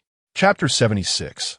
The verdict day, due to the exposure of the cement wall incident by Dezhu, coupled with Li Yuan and Oppo's inherent charisma, the case garnered considerable attention. As previously, this trial was streamed live online, with the judicial authorities emphasizing their hope that the case would provide insights. Given the multitude of disputes arising from parking space conflicts, outside the courthouse, a throng of spectators gathered, nearly blocking the entrance. Journalists aimed their cameras at the sea of people, while social media influencers raised their phones, eager to capture the moment. They had discerned that the current digital audience had a penchant for courtroom dramas, prompting them to seek wisdom from the renowned appellant, Li Yuan. Viewers on the screen could undoubtedly see the overwhelming crowd present, and it was evident whom they had come to support. The comments flooded in, Li Yuan. Notably, the celebrated appellant, Li Yuan, found himself in the role of the defendant today, facing accusations of murder. The barrage of comments included exclamations of disbelief. How can God Yuan be accused of murder? It must be a false accusation. Perhaps someone is attempting to ride the coattails of this scandal by falsely accusing him. This sentiment resonated, as people today would go to great lengths for notoriety. Seated in the passenger seat, Su Jinjin relaxed with a tablet resting on her long legs, a smile creeping onto her face as she read the supportive comments. Who would have imagined the overwhelming public support for Li Yuan, especially considering the recent vitriol directed at him online? It was indeed a rare occurrence for him to receive such unanimous backing. However, it was understandable. Li Yuan had pursued legal action against a plethora of online trolls, who were sure to face consequences, and the internet users were not naive enough to provoke this formidable figure. Dezhu, the instigator of this public sentiment, found himself dismayed to see the tide of opinion not in his favor. In an attempt to evoke sympathy, he resorted to dramatics, yet the audience remained unimpressed. Some even admonished him for his blatant attacks on the defendant, suggesting he refrain from such ludicrous statements. Frustration mounted as Dezhu scrolled through the comments, contemplating throwing his phone in anger at the ignorance of the masses. However, he anticipated that once the trial commenced and the judge pronounced the defendant and Oppo's guilt, he would relish the satisfaction of silencing his critics. Li Yuan parked his car and, upon stepping out, was greeted by an overwhelming crowd that elicited a chuckle. Was it really necessary for so many to gather for a seemingly ordinary trial? The throng was so dense that he grasped Su Jinjin and Oppo's hand to navigate through the masses. Various cameras fixated on the pair, capturing every moment. Who was that stunning woman with God Yuan? One commentator mused. Just the sight of her back is captivating. Another chimed in, I've got photos of her for $10 each. Amid the commotion, the couple entered the courtroom, where they spotted Dezhu and Xiaozhe and Oppo's grandmother. The animosity was palpable, and Li Yuan felt a fierce desire to confront the elderly woman, whose underhanded tactics were nothing short of a malignancy. Sensing his ire, Su Jinjin tightened her grip on his hand. As the judge struck the gavel, the trial officially commenced. Defendant Li Yuan, you are accused of using a tow truck to murder the plaintiff and deliberately blocking their vehicle with a cement wall. Do you have any objections? Before Li Yuan could respond, De Zhu interjected. To prevent me from suing, he colluded with the arresting officer. I implore the judge to uncover the truth and punish these two. The judge frowned. Plaintiff, it is the defendant's time to speak. Please refrain from interrupting. This is your first warning. De Zhu's attorney whispered. I told you that accusing the officer wouldn't work. Why can't you comprehend that? Yet, De Zhu remained convinced that their relationship was suspicious, pondering the possibility of uncovering a corruption scandal. Forget it. Let an oppose S focus on getting that guy imprisoned, the lawyer concluded, casting a smug glance at Li Yuan, eager to witness his panic. However, Li Yuan remained unfazed, igniting silent curses from his adversary. What are you pretending for? You and Amp, oppose, LL be the one crying soon enough. In the live stream, viewers buzzed with speculation. Look at that smug face. Does he truly believe he will win? One commented. Based on the current circumstances, he lacks substantial evidence. His chances seem negligible, another noted. Yet, De Zhu appeared convinced of his victory, perhaps deluding himself into believing he possessed decisive proof. Among the audience, dissenting opinions emerged. I heard these two families have a feud. The plaintiff and oppose S child once vandalized the defendant and oppose S luxury vehicle, and both the plaintiff and oppose S son and daughter-in-law are currently incarcerated. Could this be a resurgence of their animosity? Such a scenario was plausible, given the defendant and Amp, oppose S propensity for conflict. People today are so volatile. They resort to extreme measures all too readily, someone lamented. Sumin, present at the trial, understood better than anyone the improbability of De Zhu and oppose S victory. The surveillance footage and the testimony of the tow truck driver were irrefutable evidence of Li Yuan's innocence. As anticipated, the judge reviewed the footage from the underground parking lot and concluded that the plaintiff had intentionally provoked a dispute by blocking the defendant and oppose S exit with their vehicle. The video clearly showed that the defendant had attempted to resolve the matter amicably, but the plaintiff refused to move their car and resorted to underhanded tactics to obstruct the tow. Consequently, the defendant's actions were justified, with the tow truck driver and oppose S testimony corroborating that the plaintiff had instigated the confrontation. The judge determined that Li Yuan had not committed murder. According to the trajectory of the vehicle, it was impossible for him to have harmed the middle-aged man, who merely panicked and fell to the ground. The judge declared, based on the evidence provided by the defendant, this court finds the defendant not guilty. Chapter 77. Continuing the lawsuit after winning, De Zhu was left speechless, his furious shouts echoing in the courtroom. I refuse to accept this. You must have all been bribed by Li Yuan. Huh. I demand a retrial. Even if he had no intention, he still frightened me. What about my compensation for emotional distress? De Zhu's indignant outcries reverberated throughout the courtroom. Li Yuan Kuwa Sufli, rising slowly to cast a glance at De Zhu. Since he refused to accept this, and I do not acknowledge it either, let us pursue this to the end.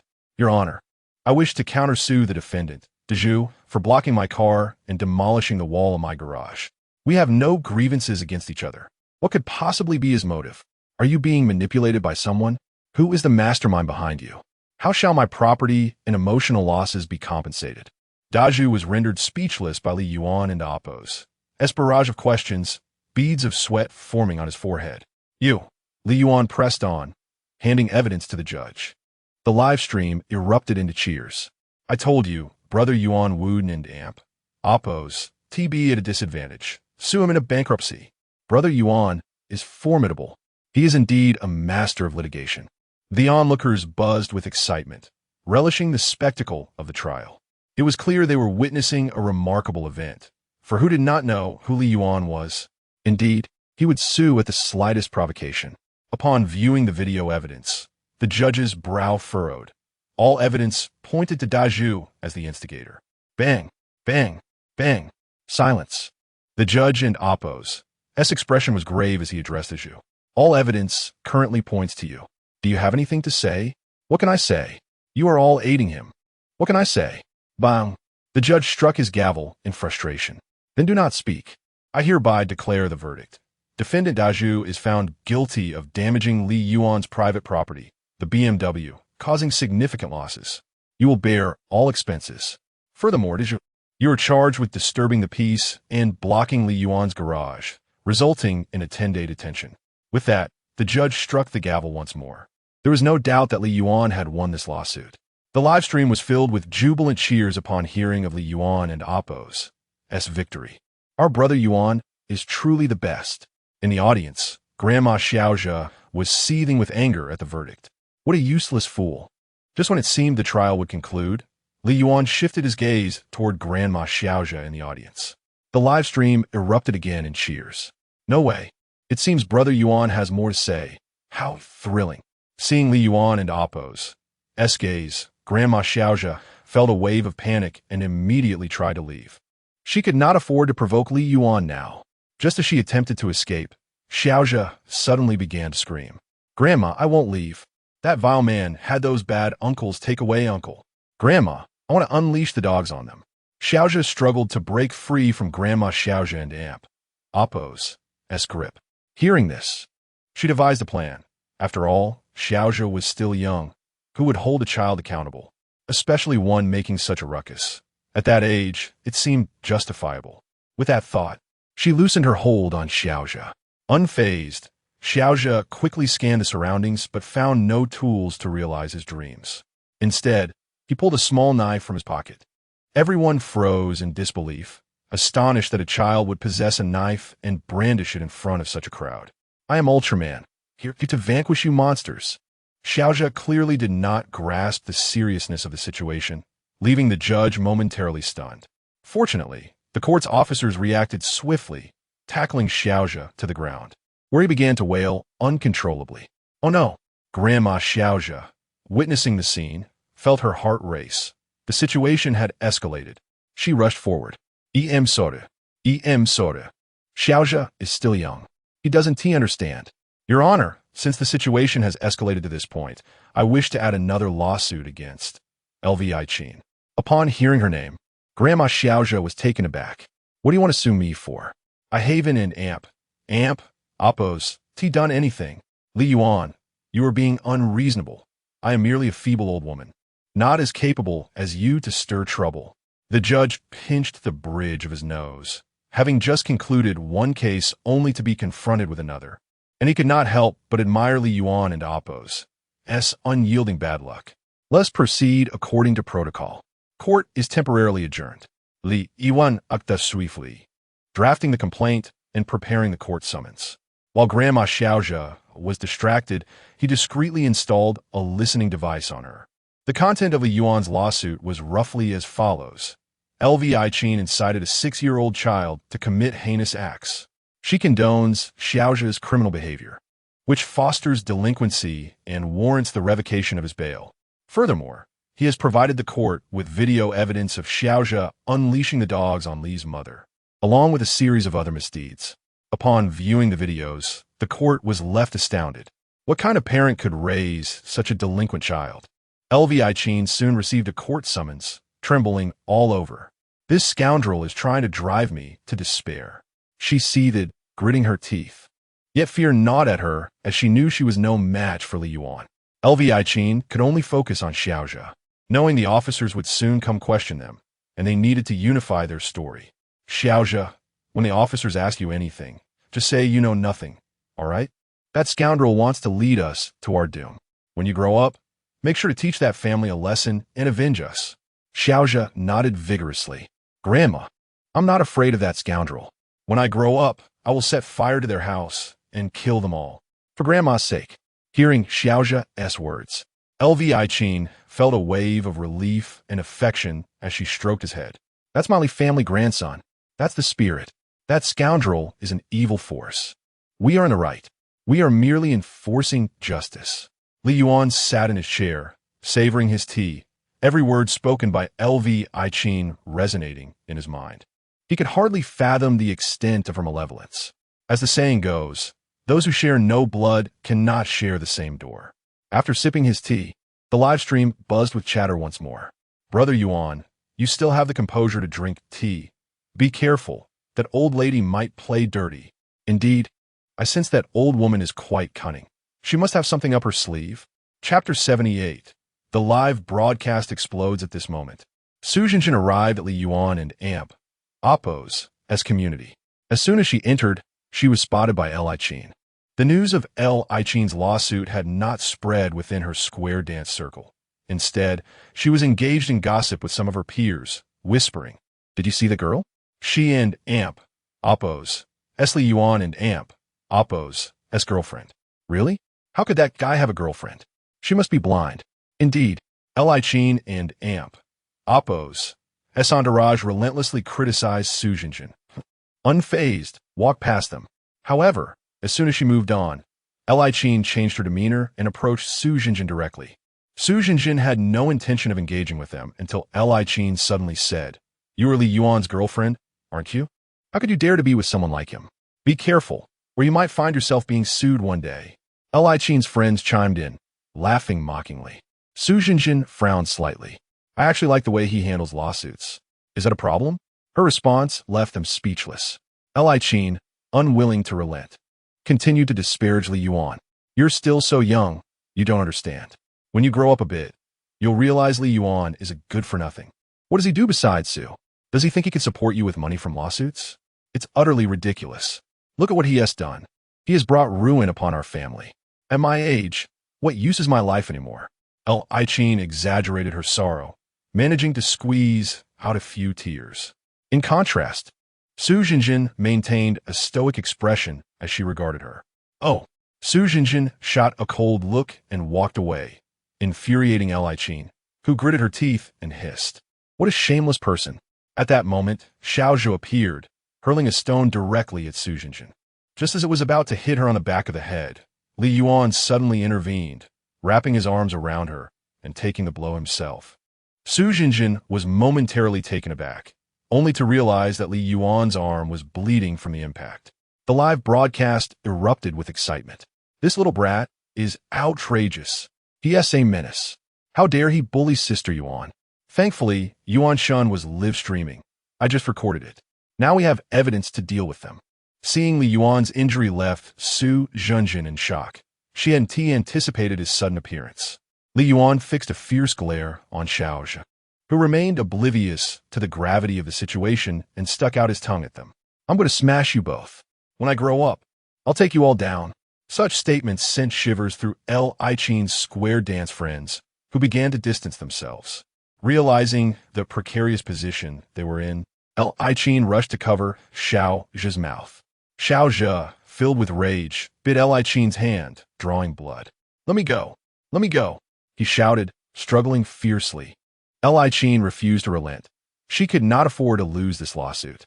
"Xiaozhou, listen to your grandma." But no matter how much Li Qin pleaded, Xiaozhou remained unyielding, convinced that she was siding with Li Yuan. In a fit of rage, he seized Li Qin by the throat, his face twisted in fury. "You're all in this together. I'll kill you first." Li Qin turned red, her eyes rolling back as she struggled to breathe, while Xiaozhou's fury escalated. Not a single member of the square dance group dared to intervene. They regarded Xiaozhou as if he were a demon. Ultimately, it was Li Yuan who intervened, seizing Xiaozhou and bringing the chaos to a halt. "Let me go. When I grow up, I will make you pay." Li Yuan tossed Xiaozhou to the ground with a thud, causing him to cry out in pain. If it hadn't been for Li Yuan's timely intervention, Li Qin might have been suffocated by her own grandson. The live broadcast captured every moment. Goodness, is this still the innocent child we know? This is a reincarnation of a demon. If he can strangle his own grandmother, what's next? Stabbing someone with a knife? Such a frightening child. Li Yuan remained unfazed. He possessed ample evidence to completely undermine Li Qin's case. As for Xiaozhou, he would not show any mercy. After Li Yuan left, Li Qin was still shaken. She looked at Xiaozhou with concern, quickly trying to calm him down. "Xiaozhou, did you get hurt in the fall? Let Grandma take you for an injury assessment. We must make that rascal pay." Xiaozhou began to wail. "It hurts so much. That rascal did it on purpose. Next time, I will definitely make them all pay." Li Qin stroked Xiaozhou's head and a flash of inspiration struck her. The outcome of the lawsuit hinged on Xiao Zhe's behavior. Xiao Zhe, listen to Grandma. Here's what you need to do. Upon returning home, Su Jinjin quickly fetched a first aid kit, feeling deeply sympathetic. That must have hurt a lot. Li Yuan chuckled softly as he watched Su Jinjin carefully tend to his wound. If I had been any slower, you would have been the one hurt. Her face flushed with embarrassment. Su Jinjin expressed her concern. They certainly won't let this go easily. With a week until the court date, I fear they might cause more trouble. Sighing, she felt helpless. Leave it to me. At that moment, a video of Xiao Zhe choking Li Qin surfaced online. The clip caused a sensation among various media outlets. Is this child a demon? If it weren't for Li Yuan, that elderly woman might have been choked to death. How terrifying. Doesn't that person look familiar? Isn't that the lawsuit expert, Li Yuan? The child and the elderly woman also seem familiar. Wasn't there a huge uproar about them before? My goodness, are they trying to stir up trouble again? If I had such a child, I would rather die. All public opinion online condemned Xiao Zhe's family, which left Li Qin feeling agitated, as this was detrimental to their case. Chapter 79. Upholding justice in a state of utter disarray, Li Qin found herself besieged by the media, all clamoring for interviews at her doorstep. Xiao Zhe, incensed by the intrusion, erupted in fury. I want to unleash the dogs to tear them apart. Upon hearing this, Li Qin quickly interjected, Xiao Zhe, you must not speak recklessly. Why not? It's all that scoundrel's fault. Li Qin persistently soothed Xiao Zhe, fully aware that any misstep could lead to dire consequences. Xiao Zhe, oblivious to the gravity of the situation, only knew that the crowd was exceedingly bothersome. Ultimately, Li Qin opted to call the police, seeking their intervention in the matter. Before long, both Li Qin and Xiao Zhe found themselves summoned for police questioning. Li Yuan also arrived at the precinct, where the live stream audience buzzed with excitement. Incredible! We're witnessing a live report, they exclaimed, eager to see what antics this old woman would conjure. The live chat was filled with spectators, including numerous individuals from the community who were keenly following the unfolding drama. Li Yuan stood before the one-way mirror, observing as the interrogator questioned Li Qin. Madam Liu, we kindly request your cooperation in this investigation. All evidence points to your failure in raising your grandchild and inciting him to commit crimes. Furthermore, a video of these events has circulated online. Are you aware of the ramifications? Upon hearing this, Li Qin immediately adopted a theatrical persona. Officer, what are you implying? That video merely depicts my grandson and me at play. I have no idea who maliciously disseminated it, but I will sue them. They have defamed my precious grandson. Did you see that man in the video? He is the one who harmed my grandson, leaving him terrified of him. Individuals like him are a blight on society. Listening to Li Qin and Amp, Oppo's distortion of the truth, Su Ming shook his head in exasperation and cast a glance at Li Yuan. How troublesome. Have you encountered every type of scoundrel in existence? Li Yuan, unfazed by Su Ming's jest, replied, Am I not merely upholding justice here? Su Ming checked softly, realizing he had forgotten that Li Yuan was just as formidable. After a lengthy interrogation, the officers gleaned little useful information as Li Qin continued to evade their inquiries. Consequently, all eyes turned to Xiao Zhe, who, having been indulged and spoiled, faced the situation without a hint of fear.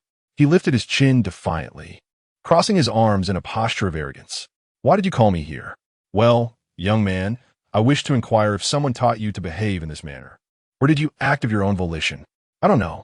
Xiao Zhe retorted emphatically, his tone brimming with insolence. The interrogators felt an urge to deliver a couple of punches to teach him a lesson about the harsh realities of life.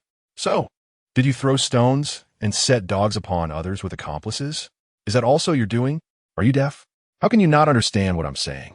Xiao Zhe, oblivious to the severity of the situation, shouted in anger. The interrogator, who had initially maintained a gentle tone due to Xiao Zhe and Oppo's youth, was now incensed. If I continue to speak to you kindly, I'd be a fool. The interrogator slammed the table in frustration, bellowing, Li Zhe, do you even realize who you are speaking to? If you do not confess truthfully, you will face dire consequences. Startled by the interrogator's intensity, Xiao Zhi's eyes reddened, and he trembled, hastily implicating Lu Aiqin. It was my grandma. She told me to do this, and insisted I say nothing to you. Everything I did was her command. Please don't hurt me. The interrogator chuckled softly, recognizing the innocence of youth. With the truth now revealed, the outcome was all but certain. The court subsequently revoked Lu Aiqin's bail and prohibited contact between her and Xiao Zhi, who was once again sent to the orphanage. Lu Aiqin teetered on the brink of despair as the trial date approached, acutely aware that she lacked the funds to hire a lawyer. Even if she had the money, no one dared to take on her case, fully aware of her inevitable defeat. Lu Aiqin, unwilling to accept this fate, realized that if she lost, she would be condemned to a life reliant on state support. She was determined to turn the tide. Brother Yuan, we must win this lawsuit, she declared. Have you ever seen Brother Yuan lose a case? Li Yuan, amused by the fervor of the live stream audience, found himself intrigued. With only 3 days until the trial, as he navigated his BMW, Lu Aiqin suddenly appeared before him. Fortunately, he managed to brake in time, but she still collapsed onto the ground. Lu Aiqin let out a piercing scream, quickly drawing a crowd of onlookers. Upon exiting his vehicle, Li Yuan saw her lying on the ground, her face ashen, as she groaned in pain. The live stream remained active, and the audience began to speculate. This must be intentional, a classic case of staging an accident.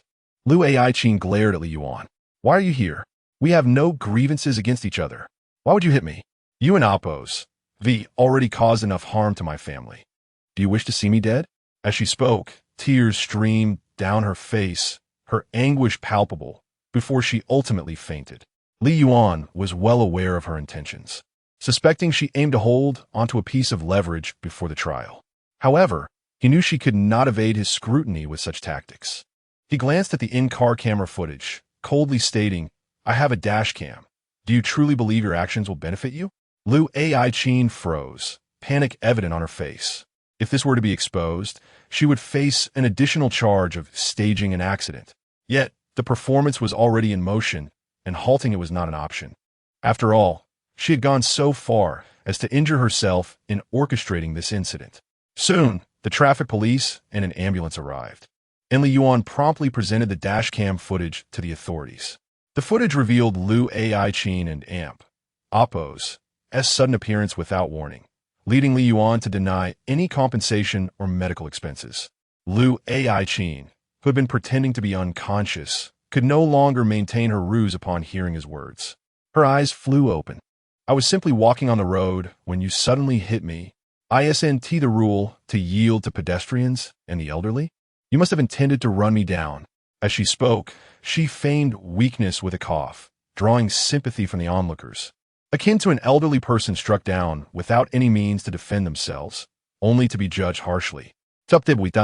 Resuming simultaneously Li Yuan, feeling too apathetic to engage with L. Aiqin, entrusted the matter entirely to the police. Once she boarded the ambulance, a triumphant smirk appeared on her face, convinced that she would extort a fortune from Li Yuan. Meanwhile, Li Yuan was taken by the police to provide a statement. Upon seeing him, Su Ming was momentarily taken aback. In an Appos, as you again? The police recounted the recent events to Su Ming, leaving him exasperated. It seemed this issue would never end.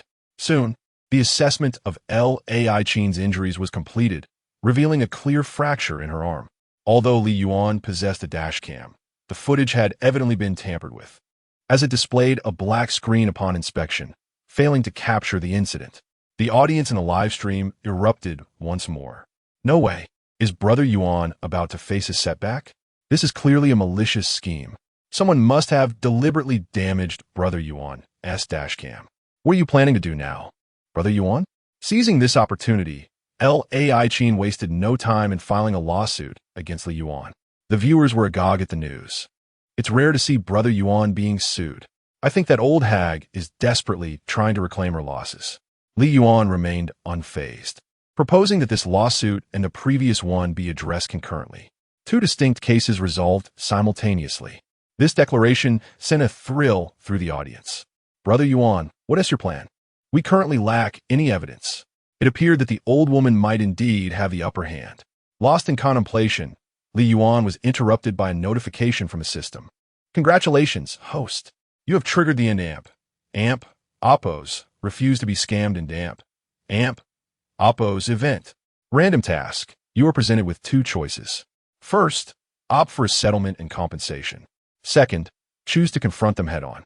Without hesitation, Li Yuan selected the latter. Congratulations, host, for choosing option 2. You have been rewarded with a universal repair tool. A universal repair tool? Li Yuan was astonished, wondering if it could even restore his dashcam. A smile crept across his face as he eagerly employed the tool. Sure enough, the footage of the morning and Oppos incident materialized instantly. And as he scrolled back a day, he uncovered another scene. In the evening darkness, Lai Chin and AMP, Oppos figure appeared, furtively tampering with something in front of Li Yuan and AMP, Oppos vehicle. And before long, the dashcam went black. It was evident that she had interfered. Li Yuan scoffed, amused by her underhanded tactics. This evidence would undoubtedly become the last straw for Lai Chin. After meticulously preparing all the necessary proof, he awaited the court proceedings. When the day arrived, Lai Chin was present, immediately playing the victim. Your Honor, please advocate for me. Although there were past grievances, he had no need to endanger my life. Had I not reacted in time, I might have perished beneath his vehicle. The presiding judge glanced at the unperturbed Li Yuan before turning back to Lai Chin. What is your demand? My demands are simple. I want him imprisoned. I seek compensation for emotional distress and medical expenses. 1 million. The onlookers were left speechless. They had seen greed, but this was unprecedented. 1 million for emotional and medical damages? If everyone who got hit by a car received that amount, wouldn't they all strike it rich?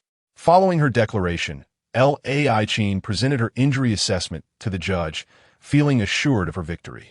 Besides the fractured arm, she had bribed the hospital to issue a false medical certificate, claiming a concussion as well. However, the judge promptly dismissed her claim. Your demand is untenable. Even if the defendant struck you, he did not flee the scene, hence imprisonment is unsubstantiated. Lai Chin gritted her teeth. While she might not secure jail time, she was determined to profit from this situation. I demand he compensates me 1 million.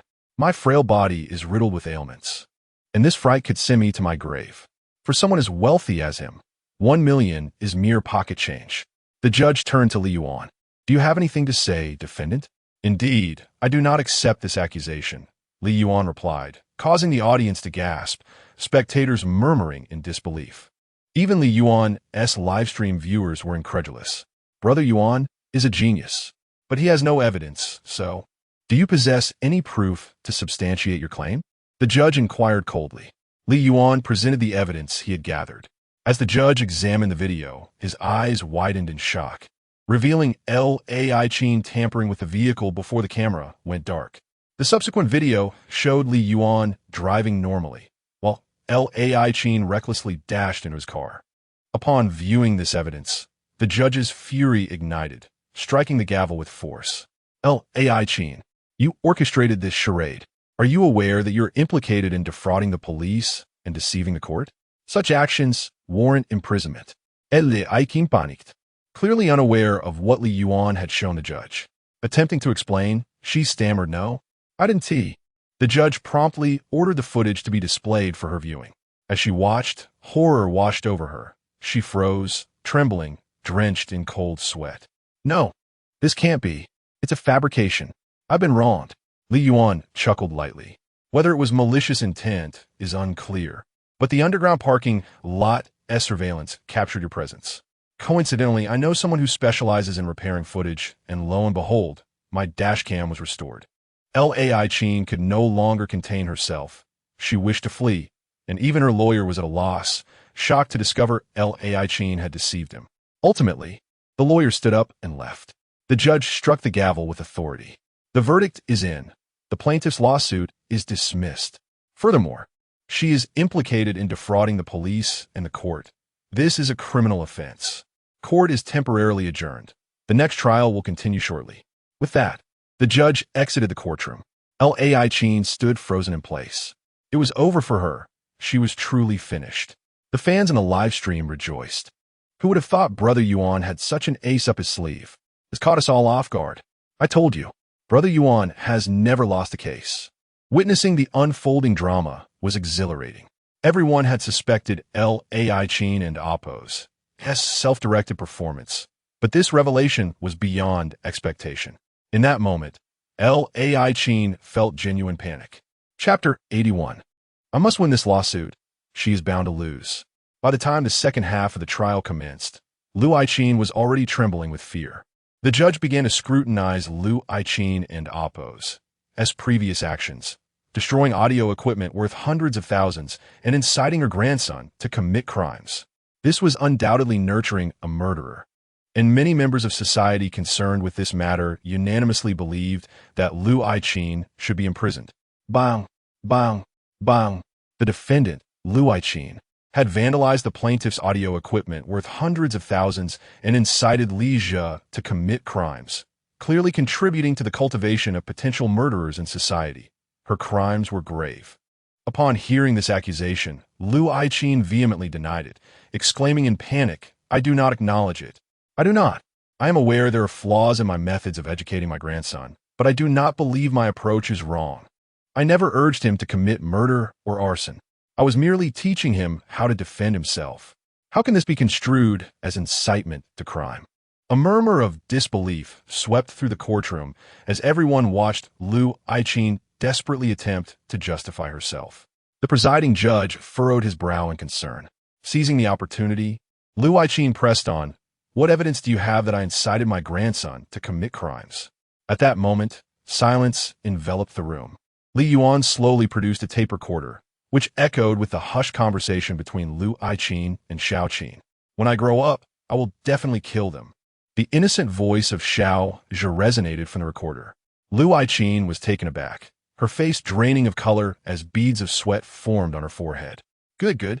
That's my good grandson. He must punish them severely in the future." Their voices reverberated throughout the courtroom. Bang, bang, bang. The judge struck his gavel. "The evidence is irrefutable. Liu Chin, whether you acknowledge it or not, you must." The defendant, Liu Chin, deliberately disrupted social order and incited Li Jia to commit crimes.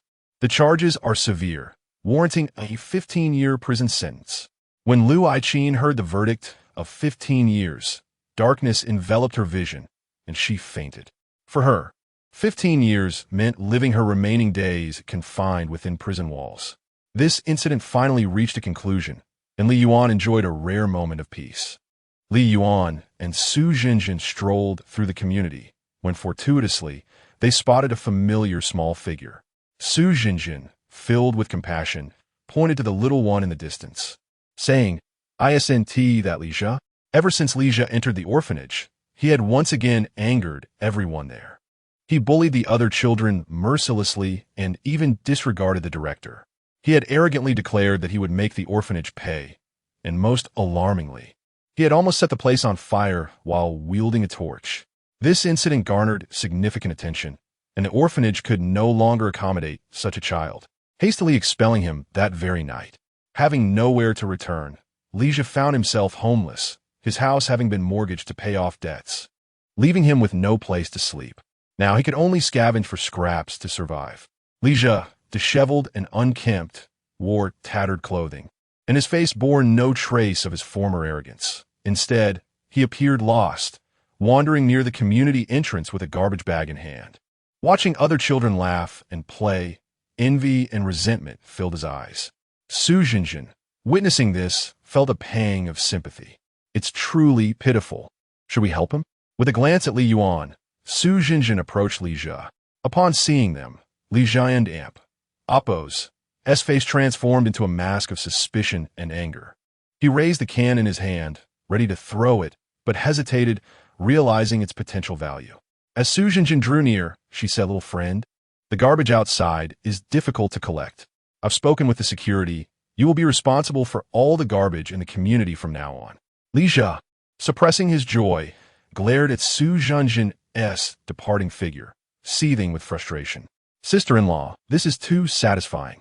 Indeed, as expected of Sister Yuan, her words are striking. I thought she truly cared for that little brat. But what a twist. This matter, too, reached a definitive conclusion, while Lu Gui could no longer remain calm. He had learned of Li Yuan and Appo's latest victory in court. What a troublesome dog. Lu Gui seethed with rage. He had long sought to persuade Li Yuan to withdraw the lawsuit, yet Li Yuan remained indifferent. For months, Lu Gui had maintained a facade of good behavior, ensuring no flaws surfaced during the inspector and Appo's investigation. Now, he realized that only by dealing with Li Yuan could he resolve this lawsuit. He knew well that Li Yuan was a formidable opponent. Lu Gui instructed his secretary to contact Li Yuan, expressing his desire to invite him to dinner. The secretary promptly reached out to Li Yuan. Naturally, Li Yuan did not answer the call. He was well aware of Lu Gui's ulterior motives. Frustrated by Li Yuan's silence, Lu Gui decided to visit in person, bringing gifts. However, only Su Jinjin and Li's mother were present at home. "Where is Brother Yuan?" Lu Gui inquired, demonstrating his capacity for both humility and ambition as he appeared with gifts. Su Jinjin furrowed her brow. Having heard of a Yuan and Appo's other lawsuit against Lu Gui for corruption and collusion, believing Lu Gui to be a friend of Li Yuan and Appo's, she was about to invite him in when she abruptly covered the door. "I'm sorry, Li Yuan is not here. Please wait for his return. I came to bring him something," Lu Gui started to explain, but before he could finish, Su Jinjin shut the door in his face, leaving him with the indignity of rejection. How could Lu Gui endure such humiliation? He had never before experienced such a slight. When Li Yuan learned of this, he was unsurprised. His reputation had soared as a renowned plaintiff, almost never encountering defeat. Lu Gui, of course, felt insecure and sought to win him over. What a pity. If only he could have used Lu Gui's gift as evidence. Now, he sought to curry favor with Li Yuan. He ought to recognize who Li Yuan truly was. Fans in the live stream fervently discussed, eagerly anticipating the upcoming trial. Lu Gui, recognizing his setback, cast a frustrated glance at Lawyer Feng. "You must devise a solution. I must win this case." Lawyer Feng, having already heard of Li Yuan's reputation, felt intrigued. 100 battles, 100 victories? The champion of lawsuits? The very thought was exhilarating. Now, he aimed to shatter that myth. If he could triumph in this case, he would ascend to new heights. The success of his career hinged upon this trial. Chapter 82. Conspiracy. Li Yuan had long since gathered ample evidence regarding Lu Gui and Appo's embezzlement, bribery, and collusion with malevolent forces. Now, all he needed was to bide his time until he could ensnare Lu Gui completely. The so-called charity organization was merely a fade, while internally it had succumbed to utter corruption, continuously exploiting the goodwill of the public, leaving one to wonder where the public funds had ultimately ended up. Indeed, under the suggestion of Lawyer Feng, Lu Gui embarked on a rural aid mission to comfort left-behind children and elderly individuals. The entire event resembled a fashion show, complete with various photo opportunities that were soon disseminated online. Upon the release of the video, Lu Gui immediately garnered a plethora of accolades, even resorting to lavishly hiring online commentators to skew public opinion in his favor. To the untrained eye, he appeared to be a magnanimous philanthropist, leaving many perplexed as to why Li Yuan had chosen to litigate against him. Some speculated that Li Yuan was simply addicted to suing, seeking to profit from anyone's misfortune. It was truly a pity for the president of the charity organization. While Li Yuan and Appo's altruistic actions went unnoticed, many selectively chose to ignore the truth and rally behind Lu Gui. The prevailing sentiment on the internet was overwhelmingly in favor of Lu Gui, yet a small contingent continued to support Li Yuan. What was the rush? With the trial merely 4 days away, the truth would soon be revealed.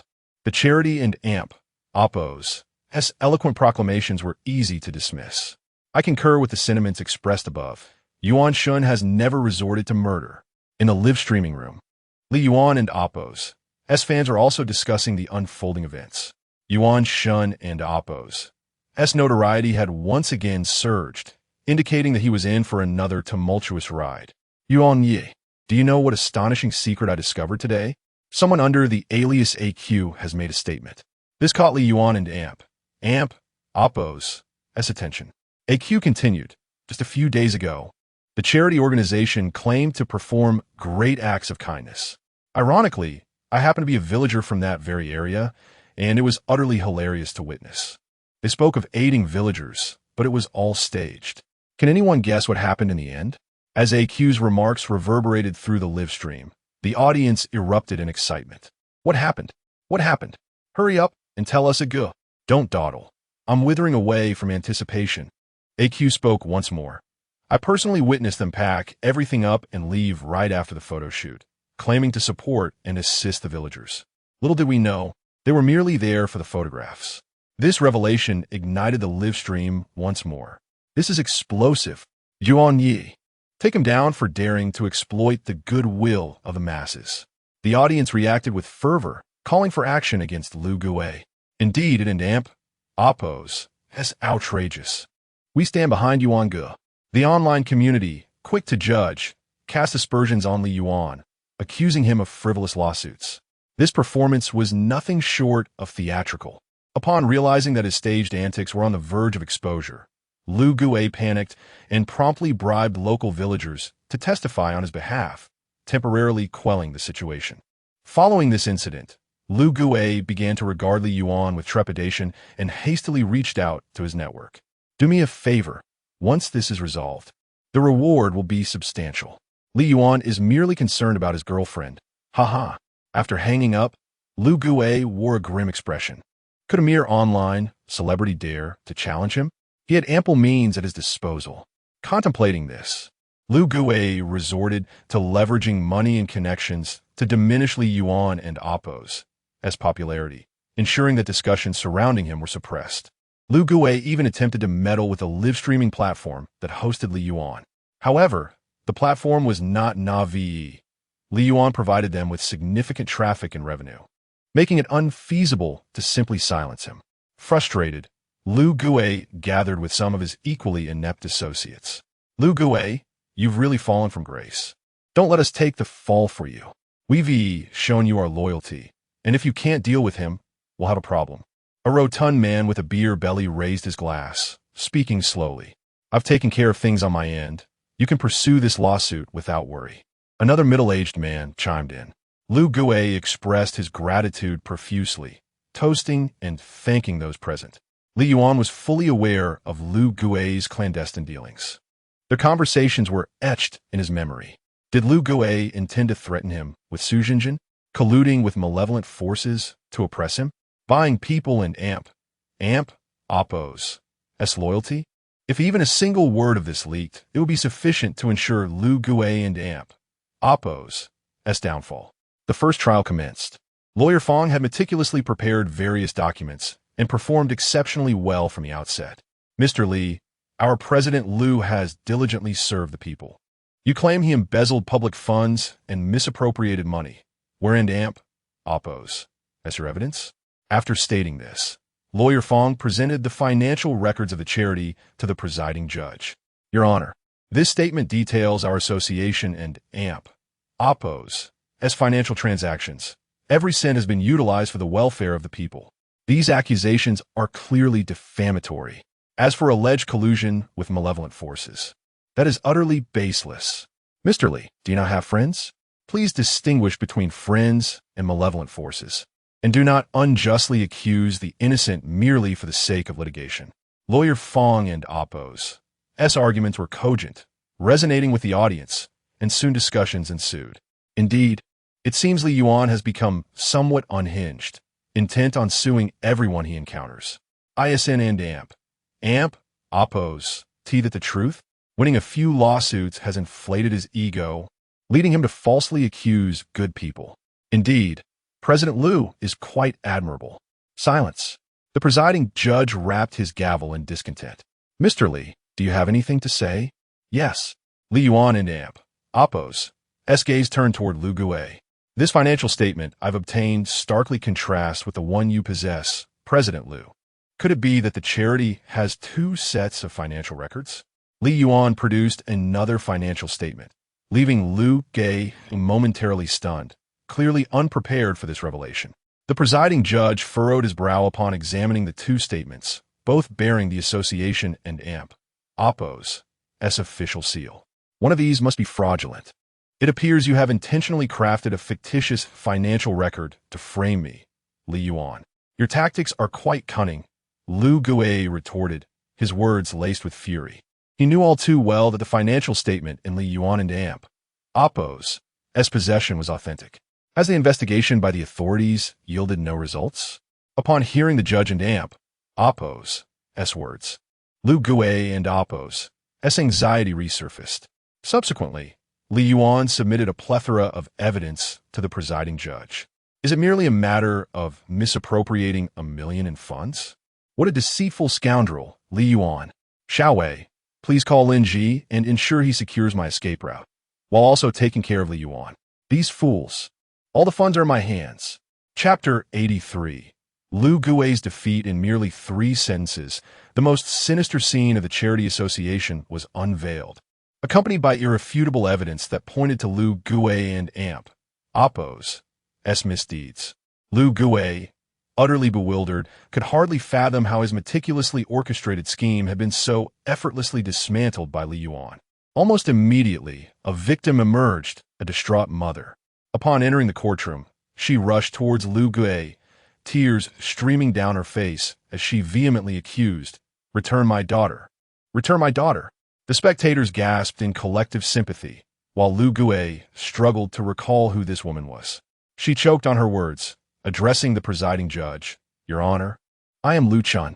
My daughter has cancer, and upon receiving an invitation from the Charity Association for donations, I share my daughter's plight. They collected the funds on my behalf, but when the money was raised, the association refused to release it. I needed 500,000, yet they offered me a mere 100,000 to dismiss me. My daughter, my daughter." At this point, her tears overflowed, and her emotions spiraled into despair. Suddenly, Lu Gue recalled the situation, panic surging through him as he leapt to his feet, shouting, "Lies! Lies! Li Yuan, did you hire someone to act this out?" Lu Chun promptly presented her evidence to the judge.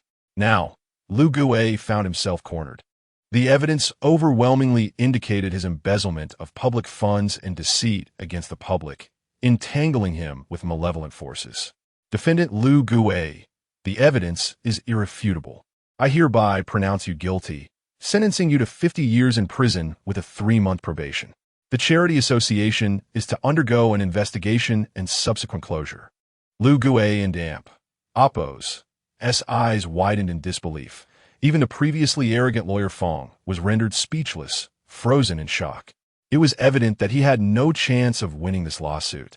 The audience in the live stream erupted with excitement, all but certain of Li Yuan and AMP, Oppo's, victory. Lu Gue clenched his teeth, seething with resentment. Dark thoughts swirling in his mind as he cast a sidelong glance at Li Yuan. "You meddling fool." Li Yuan and AMP, Oppo's, reputation soared to new heights, as those who once supported Lu Gue quickly shifted their allegiance, lauding Li Yuan and AMP, Oppo's, fearlessness against evil. Lu Gue, now stripped of his assets, found himself utterly alone. As those fearing association with him severed ties, a bitterness brewing within him. "When will you complete the task I assigned you?" Lu Gue's face darkened, his eyes bloodshot with fury, plotting revenge against Li Yuan. "Lu, this matter cannot proceed. I refuse to get involved in this mess. I will return your money." The voice on the other end of the line only fueled Lu Gue and AMP, Oppo's, ire as he slowly made his way to a storefront. "Give me a fruit knife."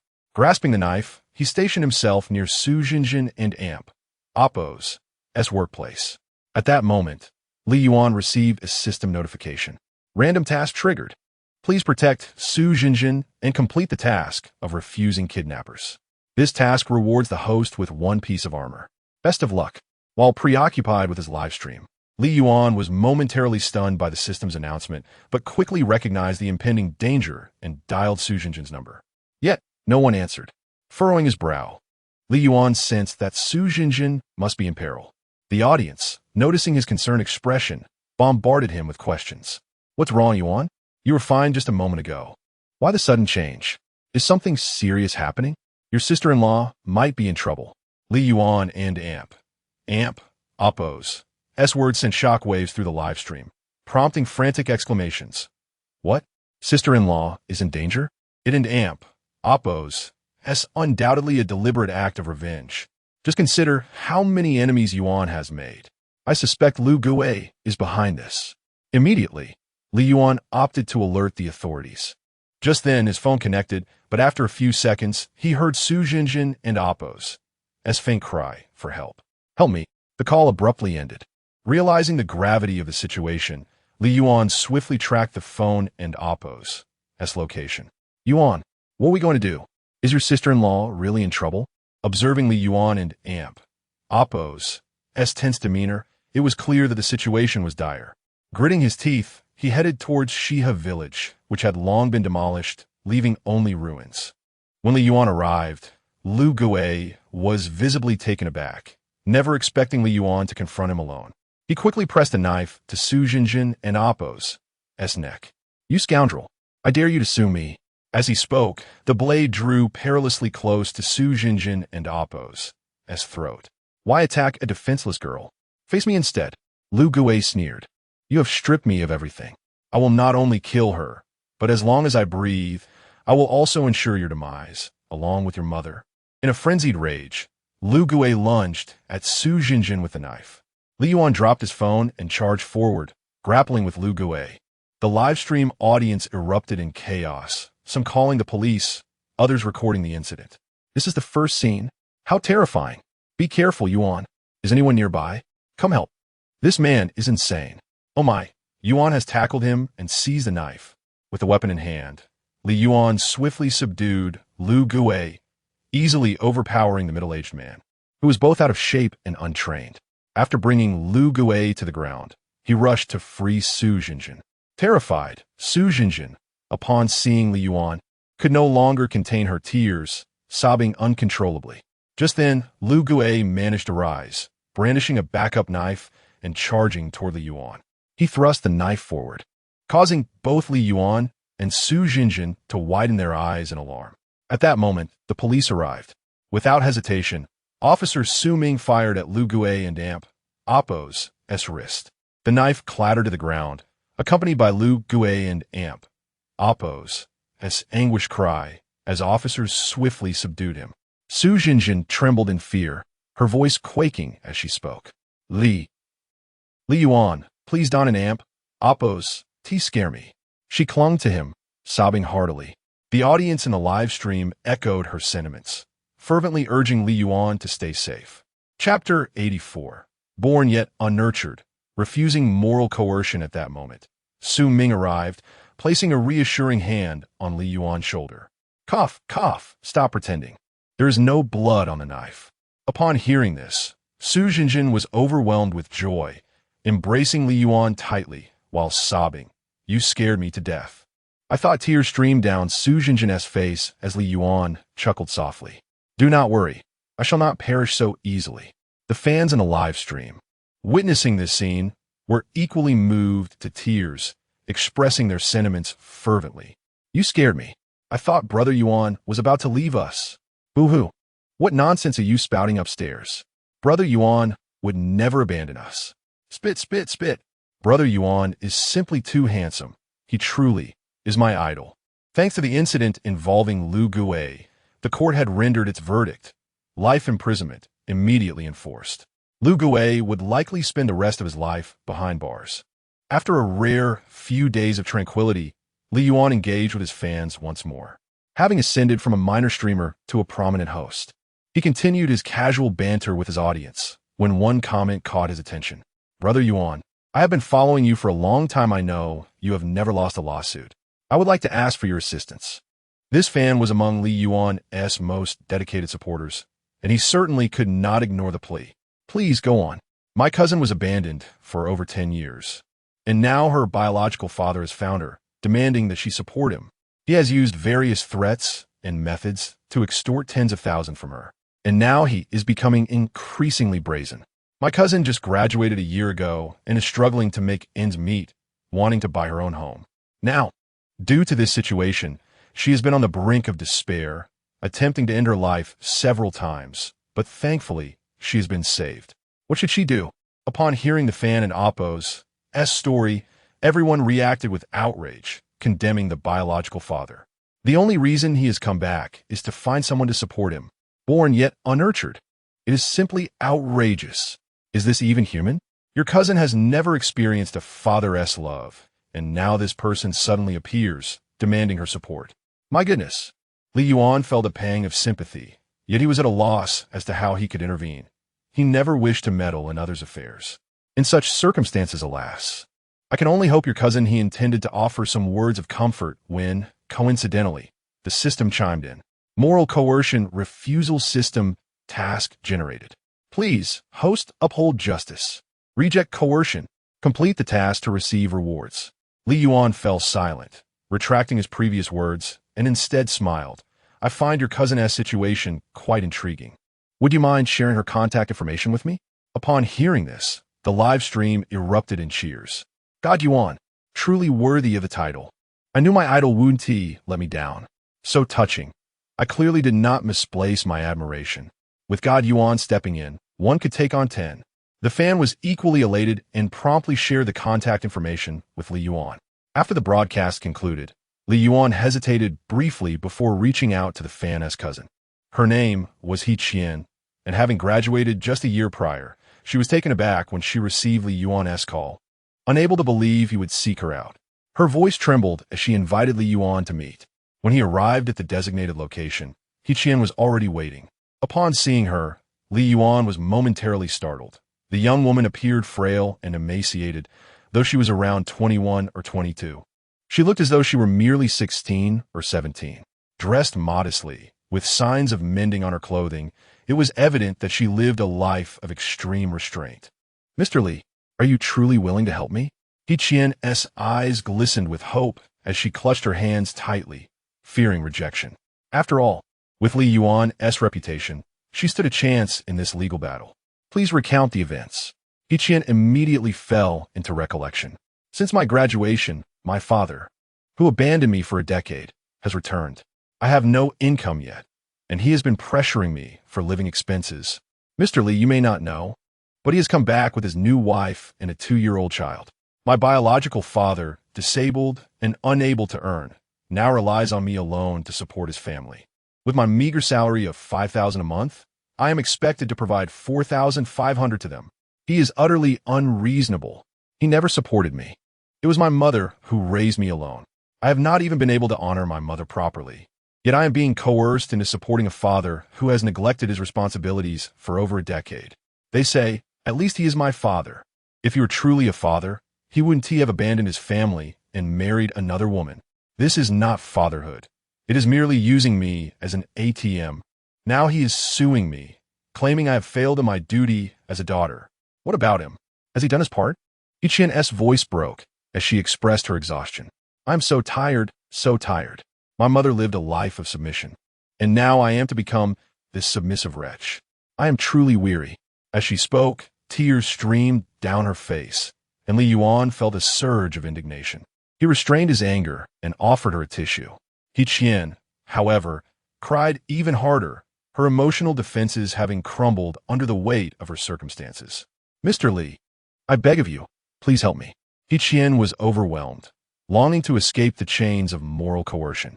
Leave it to me. Upon hearing this, He Qian's once dim eyes sparkled with a glimmer of hope. After their discussion, the sorrow faded from her face, replaced by a newfound smile. Thank you, Mr. Li. He Qian bid farewell to Li Yuan. Upon returning home, Li Yuan immediately opened his live stream, where his fans had been eagerly awaiting his arrival. We finally waited for God Yuan. We were playing poker in your stream while waiting for you. What was the outcome? The fans bombarded Li Yuan with inquiries, to which he responded slowly, I have assisted in this matter. The live stream erupted into cheers once more. God Yuan is becoming a legal expert. At this rate, he could very well be a lawyer. With God Yuan's unparalleled record, many would surely vie for his services. Listening to the joyful chatter in the live stream, Li Yuan could not deny their words. If this continued, he would soon appear more professional than a lawyer himself. Chapter 85. Stirring public opinion, once more the news of Li Yuan assisting He Qian with her lawsuit erupted onto the headlines, igniting a fresh wave of public discourse. Goodness, this is astonishing. This individual truly lives up to his reputation as a litigious maniac. I have heard he is helping a young girl, but the specifics remain unclear. How remarkable. Thanks to Li Yuan, this matter has attracted significant attention, and some individuals have even unearthed the general circumstances surrounding it.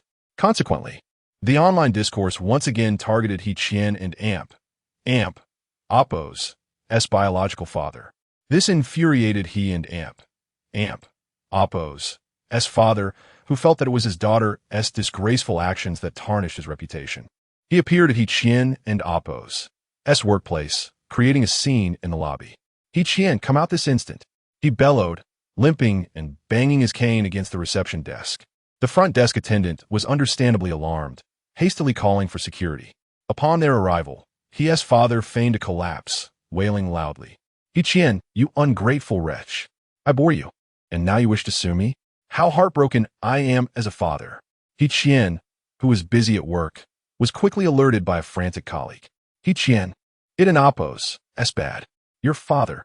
Upon hearing the word father, He Qian froze, with no time to hesitate, rising to follow her colleague to the front desk. When she arrived, the scene before her left her utterly bewildered. Upon spotting her, her father escalated his tantrum, pointing at her and hurling insults. You little ingrate. How dare you seek to sue me when I am your father? What is your intention? Look at what I and Amp, Oppo's become.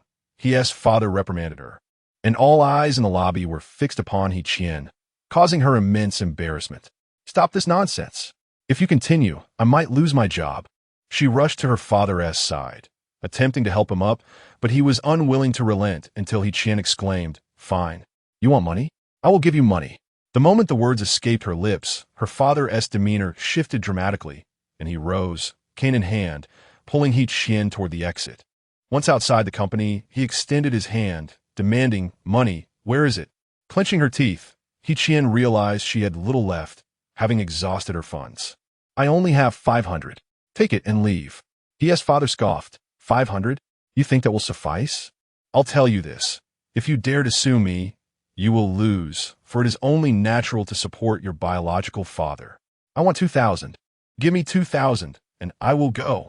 He's father was unafraid of being unreasonable, knowing the law mandated He Qian's obligation to support him, or else face legal repercussions. Seeing He Qian's indifference, he began to mock her. Huh, you think you can sue me? Supporting your biological father is your duty. Don't think that just because you found some random internet celebrity, you can win a lawsuit. His tone was exceedingly arrogant. He Qian felt utterly wronged. Her teeth clenched in silent endurance until she noticed her colleagues watching her through the window, their expressions filled with amusement. At that moment, her composure shattered. Just as she contemplated yielding, Li Yuan appeared. Why should you give him money? He interjected, standing protectively in front of He Qian. Upon seeing Li Yuan, He's father erupted in fury. Who are you? I am reprimanding my daughter, and you come to meddle?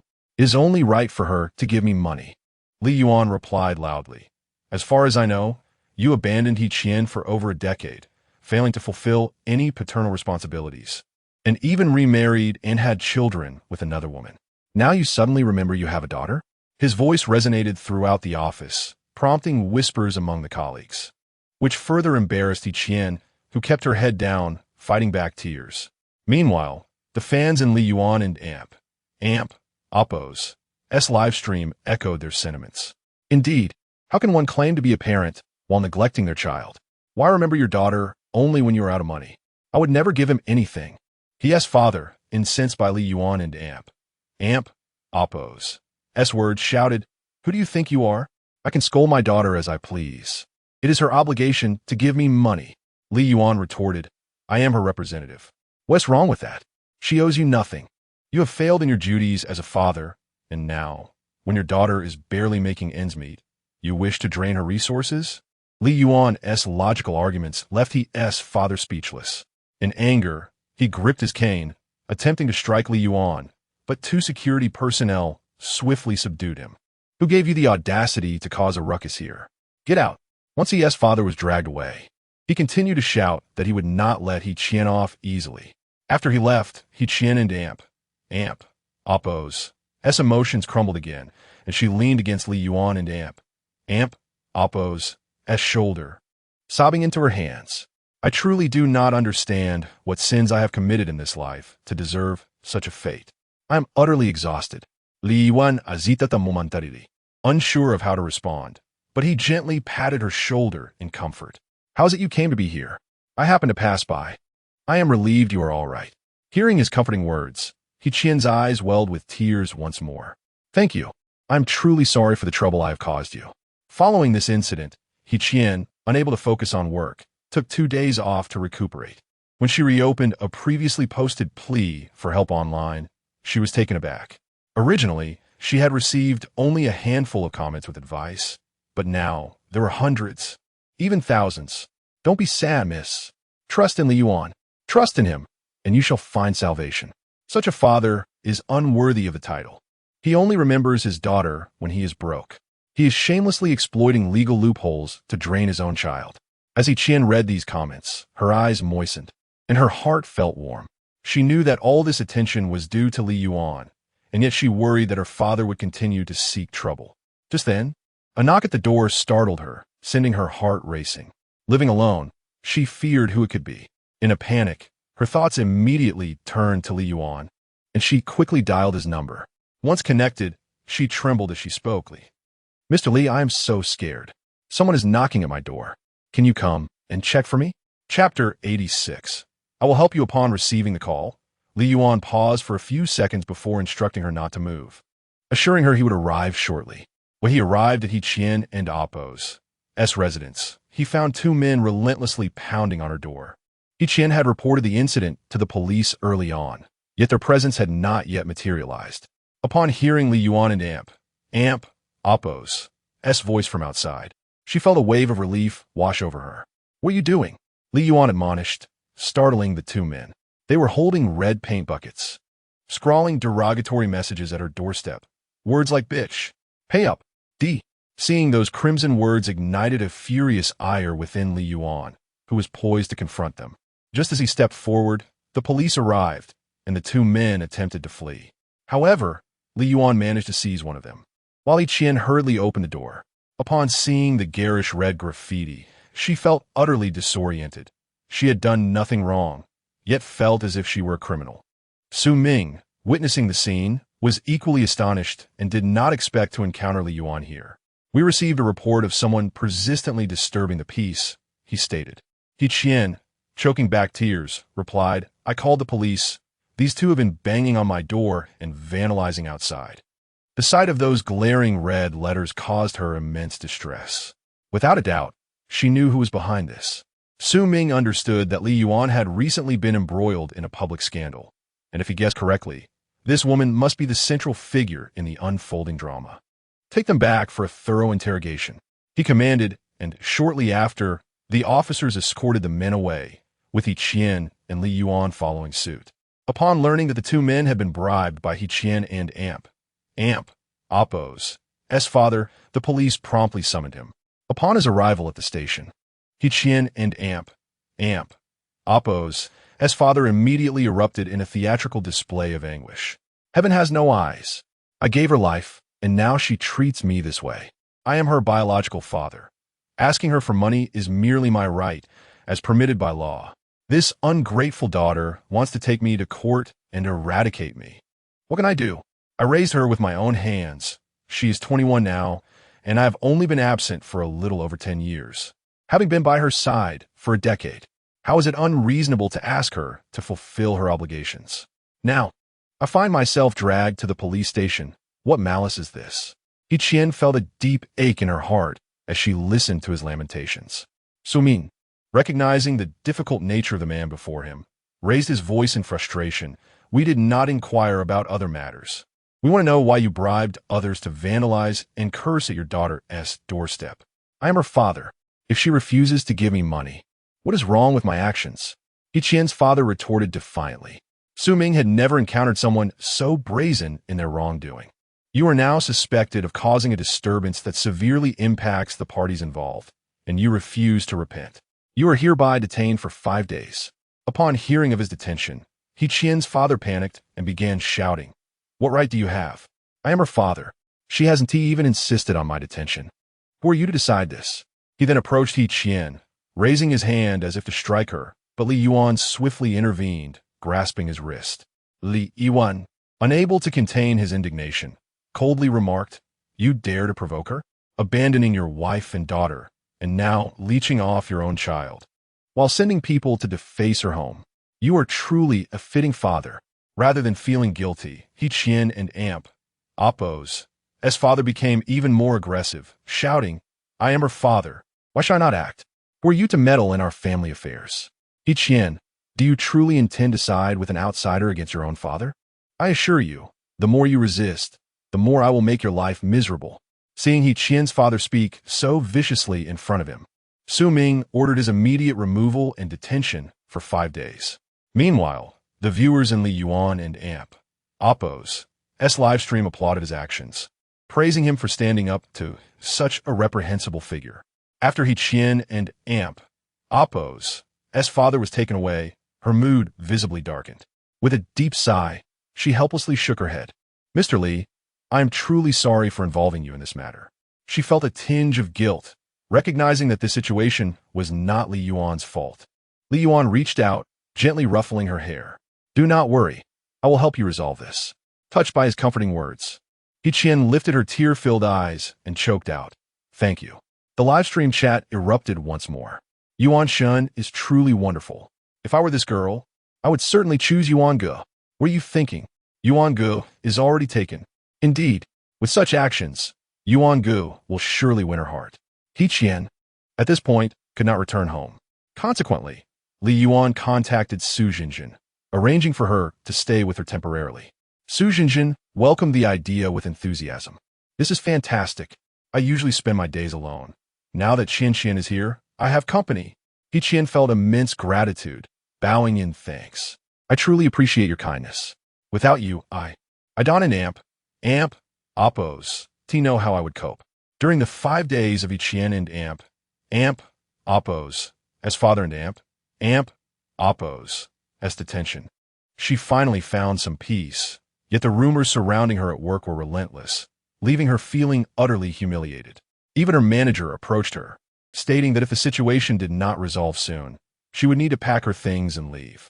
This left He Qian on the brink of despair, questioning what sin she had committed to deserve such a family and such a life. Tears streamed down her face at the thought. When she returned to Su Jinjin's home, both Li Yuan and Su Jinjin were present. She quickly wiped her tears away. "You're back? Just in time. I needed to speak with you." He Qian, keen to hide her earlier distress, composed herself and sat attentively, asking Li Yuan what he needed. "I need to understand your family and Appo's situation.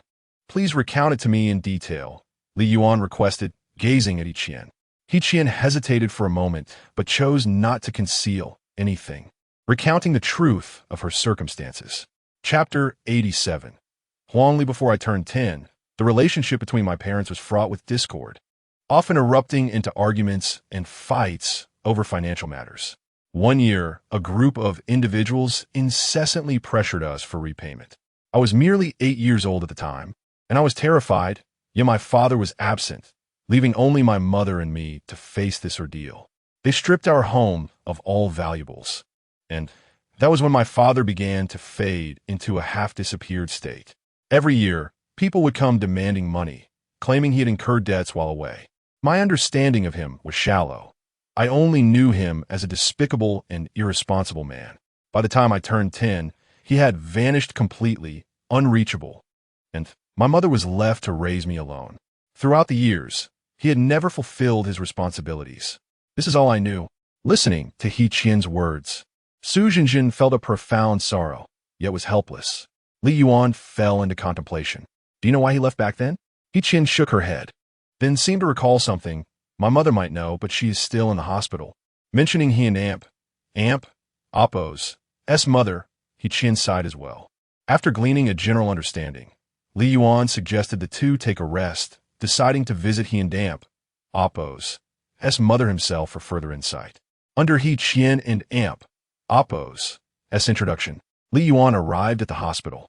His mother, afflicted by illness, was confined to her bed, unable to move.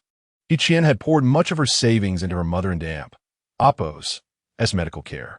When his mother saw Li Yuan, she was momentarily taken aback. I've heard about you from Qian. You're the one who intends to help her, right?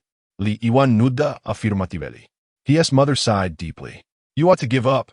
After I'm gone, at least my daughter will still have a father. I do this for her sake. So she isn't left alone and desolate. Li Yuan was taken aback by her words. But now, because of him, your daughter is living in turmoil. Do you believe that is reasonable? Yes, because He Qian is his daughter, and he should fulfill his obligations, she replied. It was then that Li Yuan comprehended why he and Appo's father was so audacious in his manipulation of He Qian, while she remained defenseless. Li Yuan's intention was not to dissuade, but rather to softly inquire. I am quite curious about He Qian's father. Might you share some insights? His mother, filled with resignation, did not refuse. He is a hopeless gambler, stripping our family bare and leaving us in disarray. They say one must follow one's spouse. I have accepted that. My daughter and I were born into a lowly position. I anticipated this outcome long ago. The vacant look in his mother and aunt, Appo's eyes bore witness to a tale of resignation to fate. So, you wish for your daughter to follow in your footsteps? Have you considered her feelings? Upon hearing Li Yuan and Appo's admonition, his mother was momentarily taken aback. Before she could respond, Li Yuan departed. This brief conversation solidified Li Yuan and Appo's resolve to win the impending legal battle. From his mother, he had learned that his father was indeed a compulsive gambler. The individuals demanding repayment were likely creditors. As Li Yuan analyzed the situation, a phone call from Su Zhenjin interrupted him. This is bad. Qian has been attacked. Li Yuan was taken aback and hastily set aside his tasks, rushing to the agreed-upon location. The live-stream audience, upon learning of He Qian's assault, was equally astonished. He Tian still in detention? Who could have assaulted her? This is terrifying. My heart aches for that young girl. It's clear she is being emotionally manipulated. Everyone expressed their sympathy for He Qian, lamenting how the constraints of her original family were stifling her vibrant youth. Upon arriving at He Qian and Appo's workplace, Li Yuan found her sprawled on the ground, while a disheveled woman clutching a small child hurled insults at her. You little wretch. You got my husband detained for 5 days. Do you know how my child and I have survived these days? It was evident that this woman was Huang Li, He Tian and Appo's new wife. Huang Li, with her sharp tongue, appeared far older than her years, and the child in her arms looked to be only 2 or 3 years old, likely a result of late parenthood. He Qian, unable to retaliate, wiped away her tears as Su Zhenjin stepped in front of her, furiously confronting Huang Li. Who do you think you are? Do you believe you can assault people with impunity in this day and age? Su Zhenjin was incensed. You, a mere second wife, dare to come demanding justice? Look at the chaos you have caused. The audience in the live stream erupted in support for Su Zhenjin. Sister Yuan is formidable, truly deserving of the admiration of the god of distance. I also hold her in high regard. Huang Li, with the child in her arms, acted like a shrew, completely disregarding the sobs of the little one. You little harlot. You want to help her, don't you? I'll take you down too. With that, she lunged forward. But Li Yuan appeared just in time. Huang Li halted, realizing she was outmatched, and feigned being pushed to the ground, flinging the child away in the process. Oh no! You are too much! You are bullying me and my child. Huang Li wailed dramatically, her cries echoing through the air. Her theatrics attracted a crowd of onlookers, who began to criticize Li Yuan and his companions. This infuriated Su Zhenjin. Stop your self-serving drama. Just moments ago, it was unclear who was bullying whom. Now you twist the narrative? Su Zhenjin's authentic nature surfaced as she continued to scold Huang Li. I merely came to speak with my stepdaughter. How have I become the villain? You pushed me down, and look at how small your child is.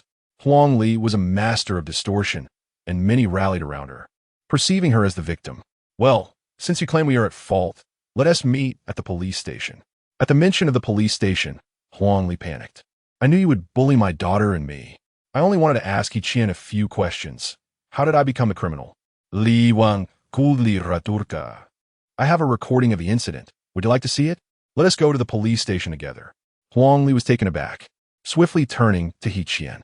You little harlot, speak up. I can ask you a few questions. Did you intend to send your father to the police station and take me and my child along as well? Huang Li cried, wearing an expression of utter grievance. He Qian felt deeply wronged, but did not wish for the situation to escalate. She approached Li Yuan, tugging at his sleeve, and quietly suggested, perhaps we should just let this go for now. Chapter 88. The iron wrought by hatred. Listening to He Qian and Amp. Appo's words, Li Yuan felt a deep sense of frustration, akin to the feeling of wanting iron to become steel. How could he simply let it go? That was utterly impossible. He was not someone to be trifled with. I'm sorry, but I have already reported this to the police. Let them handle it. Li Yuan understood that He Qian's demeanor stemmed from her troubled upbringing. He gazed at her and reassured, with me here, you need not compromise your dignity. It is essential to stand your ground. Being overly accommodating only invites manipulation. He Qian was deeply moved by Li Yuan and Amp. Appo's comforting words, feeling a sense of security wash over her. Eventually, the police arrived and resolved the matter. Consequently, He Qian and Amp. Appo's story once again made headlines, drawing widespread condemnation towards the He family. This is outrageous. What does this mean? Are they exploiting her? My heart aches for that girl. Having never experienced a father in Appo's love, she is now burdened with the obligation to support them. It's not just an obligation. She is practically supporting the entire family. Unbelievable. I doubt they even share a biological connection. I echo the sentiments above. Otherwise, how could they continuously exploit their own daughter? Even if she were their biological daughter, such exploitation is unacceptable. Upon his release from detention, He Tian encountered this public outcry, which infuriated him. He turned to Huang Li, his inept wife, who had caused the trouble, and slapped her across the face. What have you done? Now all the public sentiment is turning against us. Are you trying to ruin me? Huang Li, stung by the slap, protested. I was trying to help you. He Tian, furious, felt utterly humiliated by the situation. Do these fools think they can defeat me with mere public opinion?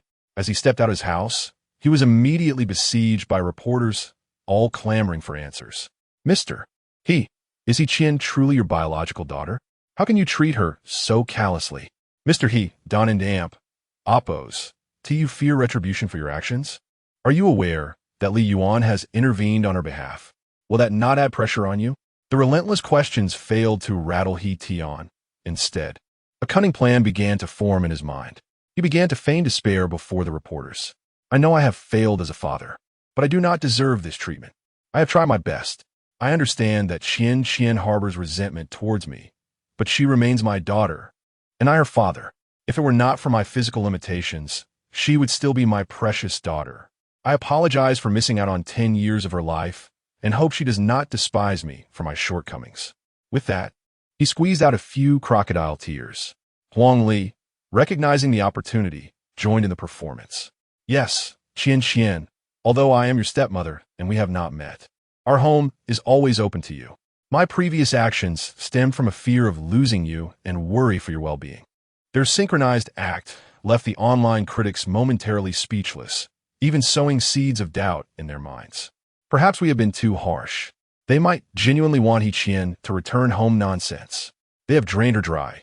They are likely just fearful of losing their financial support, considering their living conditions. They do seem rather pitiful, but what of the girl? Is she not deserving of sympathy? Just because she has been absent for 10 years does not absolve them of their responsibilities. The discourse swung back and forth, and He Tian seized the chance to further vilify He Qian online, eliciting sympathy from some. He Qian, witnessing her father's rhetoric, felt a tumult of emotions. Su Jinjin noticed her turmoil and gently advised, do not be swayed by sentiment. It is evident to any discerning observer that they are merely acting. If you do not stand firm, it will be challenging for Li Yuan to assist you. He Qian nodded solemnly and expressed her gratitude to Su Jinjin. Soon after, He Tian confronted He Qian, grasping her arm tightly. Qian, you are my daughter, and you have obligations to fulfill. There are rumors online questioning your biological connection to me. We must undergo a DNA test. He Qian vehemently rejected him, pulling away. I refuse. I do not wish to be your daughter. Why must I be associated with you? Her mere presence incited instability within her, a source of her moderate depression. He Tian, unfazed by her distress, shouted, "The public demands proof. We must proceed with the paternity test." With a cold laugh, He Tian replied, "Fine, let us do it. I want to see if you truly are my biological father." Finally, amid the anticipation of the public, the results were revealed. He Tian was indeed He Tian's biological daughter. This outcome left He Tian disheartened, leading her to seek solace in alcohol. Su Jinjin, witnessing her despair, felt a pang of sympathy and called upon Li Yuan for comfort. Li Yuan, observing her state of distress, frowned. "Your current condition makes it difficult for me to assist you." Curled up, He Tian lamented. "Why must such a person be my father? Why must this torment continue? It feels as though I'm being driven to the brink. I have promised to help you, and I will see it through, but I cannot abide by your current state. If you genuinely desire my support, you must first regain your composure." He Tian hesitated, and as she lifted her gaze, she found that Li Yuan had already left. After obtaining the test results, He Tian was quick to broadcast them online. The public response was swift, with many insisting that He Tian had to fulfill her obligations, as he was her biological father.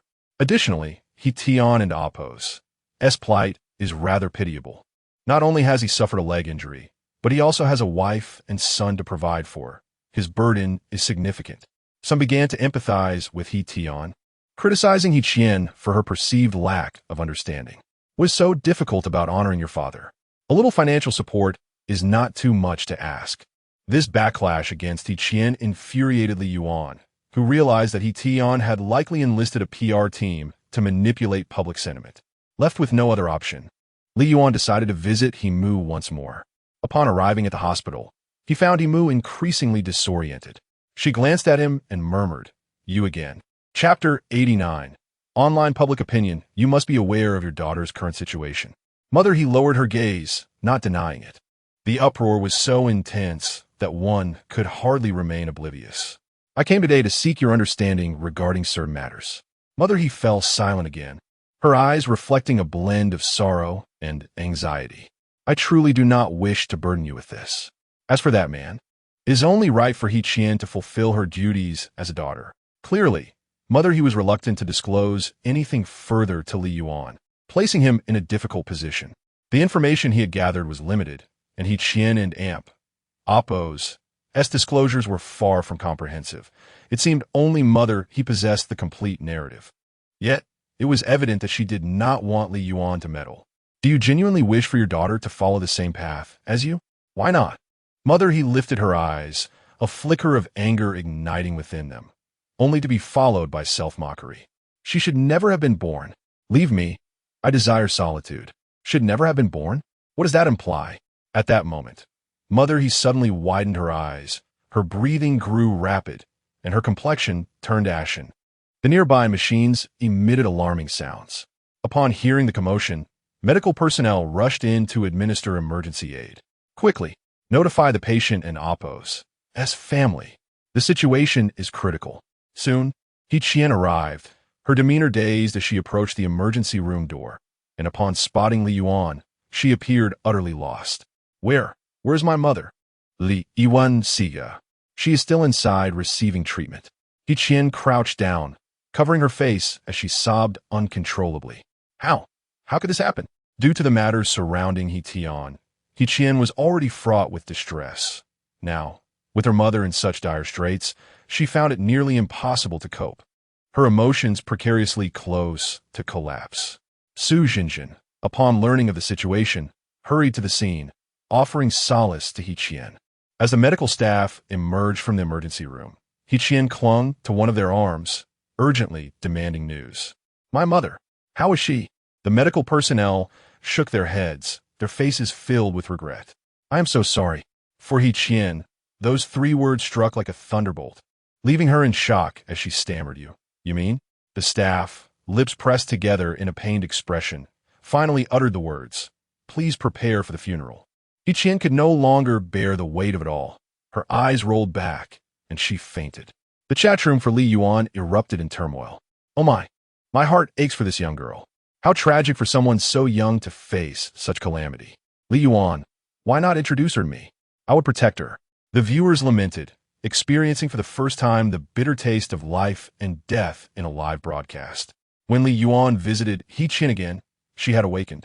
Yet her eyes lacked their former brilliance, now clouded and dim. "Brother Yuan, you have come." He Qin attempted to rise, but upon taking a step, her legs gave way, nearly causing her to collapse. Fortunately, Li Yuan was quick to steady her. "You are not yet well. Please rest." He Qin felt an overwhelming sorrow, struggling to hold back her tears. "I apologize for causing you concern." Li Yuan sighed, tactfully avoiding discussions of the case. It was He Qin who broached the subject. "My mother never liked me. She often berated me, claiming I should never have been born. She projected her resentment towards my father onto me. Yet I know she loved me in her own way." Upon finishing, He Qin looked up at Li Yuan, her eyes already swollen from crying. Li Yuan sensed he had unearthed a crucial point. What lay behind her mother's animosity toward her? With mother he now at peace, further inquiries seemed futile. And He Qin and Appo's knowledge appeared incomplete. Li Yuan felt there was something more concealed within this narrative. Upon learning of mother he and Appo's passing, He Tian seized the opportunity to exploit public sentiment. "It was Li Yuan who killed my ex-wife. Her health was already fragile. Had he not provoked her, she might have lived another 2 or 3 years." He Tian and Appo's rhetoric found some support. Indeed, why disturb a patient who is already unwell? She must have been driven to her grave by anger. How excessive, to win a lawsuit, they disregard humanity. Criticism of Li Yuan grew rampant. This incited outrage among his fans, who rallied to defend him. "What do you know? We have recordings as evidence. Brother Yuan did nothing wrong." Exactly. It was merely a normal conversation. Spreading rumors like this carries legal consequences. Some trolls, upon hearing the mention of legal repercussions, quickly fell silent, realizing that Li Yuan was not one to be trifled with. He is indeed a litigious person. Upon hearing the public outcry, He Qin did not blame Li Yuan. She understood it was not his fault, as she was already aware of her mother and Appo's condition. He Tian, meanwhile, reveled in the attention, capitalizing on the situation to gain followers and financial backing. His narrative of hardship, sifting through garbage to support He Qin, only to abandon them for a brighter future, struck a chord with many online. Indeed, supporting a family is no easy task. It is understandable that now, in his plight, He Qin, as his biological daughter, should shoulder some responsibility. What a ridiculous perspective. Abandoning his wife and daughter for 10 years, marrying another, and now expecting his newly independent daughter to support him is utterly outrageous. The online discourse remained polarized. He Tian reveled in the newfound fame, his ego swelling with the influx of followers. Chapter 90. The investigation begins. In contrast to Li Yuan's side, there was a palpable stillness. The fans in Li Yuan and Appo's livestream could hardly contain their impatience. "Brother Yuan, why aren't you fighting back? That old man's arrogance is infuriating." "Exactly. Just looking at his smug face makes me want to punch him. What are you all arguing about? Do you think our brother Yuan is someone who would be at a disadvantage? You must have faith in him." At this moment, Li Yuan and Su Jinjin were determined to get to the bottom of the matter. To do so, they decided to start their investigation in He Qin and Appo's hometown. "Just wait. I wanted Appo's to let you down," Li Yuan reassured his fans in the live stream. Upon hearing this, the fans erupted with excitement. "I knew it. Brother Yuan would never be at a loss. Trust in Brother Yuan for eternity." Li Yuan and Su Jinjin arrived at He Qin's dilapidated hometown. The place was abandoned and crumbling, merely a patch of yellow earth. This village was not prosperous, and when Li Yuan drove in with his BMW, it instantly drew the attention of many villagers, their eyes gleaming with envy and jealousy. "Who is this? Which family does he belong to? That car is clearly expensive." Several elderly men gathered at the village entrance, whispering among themselves. When Li Yuan and Su Jinjin stepped out of the car, their eyes sparkled even more. They must be outsiders. They certainly look wealthy. Wealth aside, the man was handsome, and the woman seemed to possess a marketable beauty. Li Yuan and Su Jinjin were oblivious to their whispers, but the scrutinizing gazes were decidedly uncomfortable. It was not until Su Zhenjin approached the group with a smile that the atmosphere shifted. Hello, we are friends of Ichien. We've come to learn about her family and Appo's situation. I hope we're not imposing. Upon hearing her intentions, 4 or 5 elderly women began to gossip quietly, appraising Su Zhenjin with curious glances.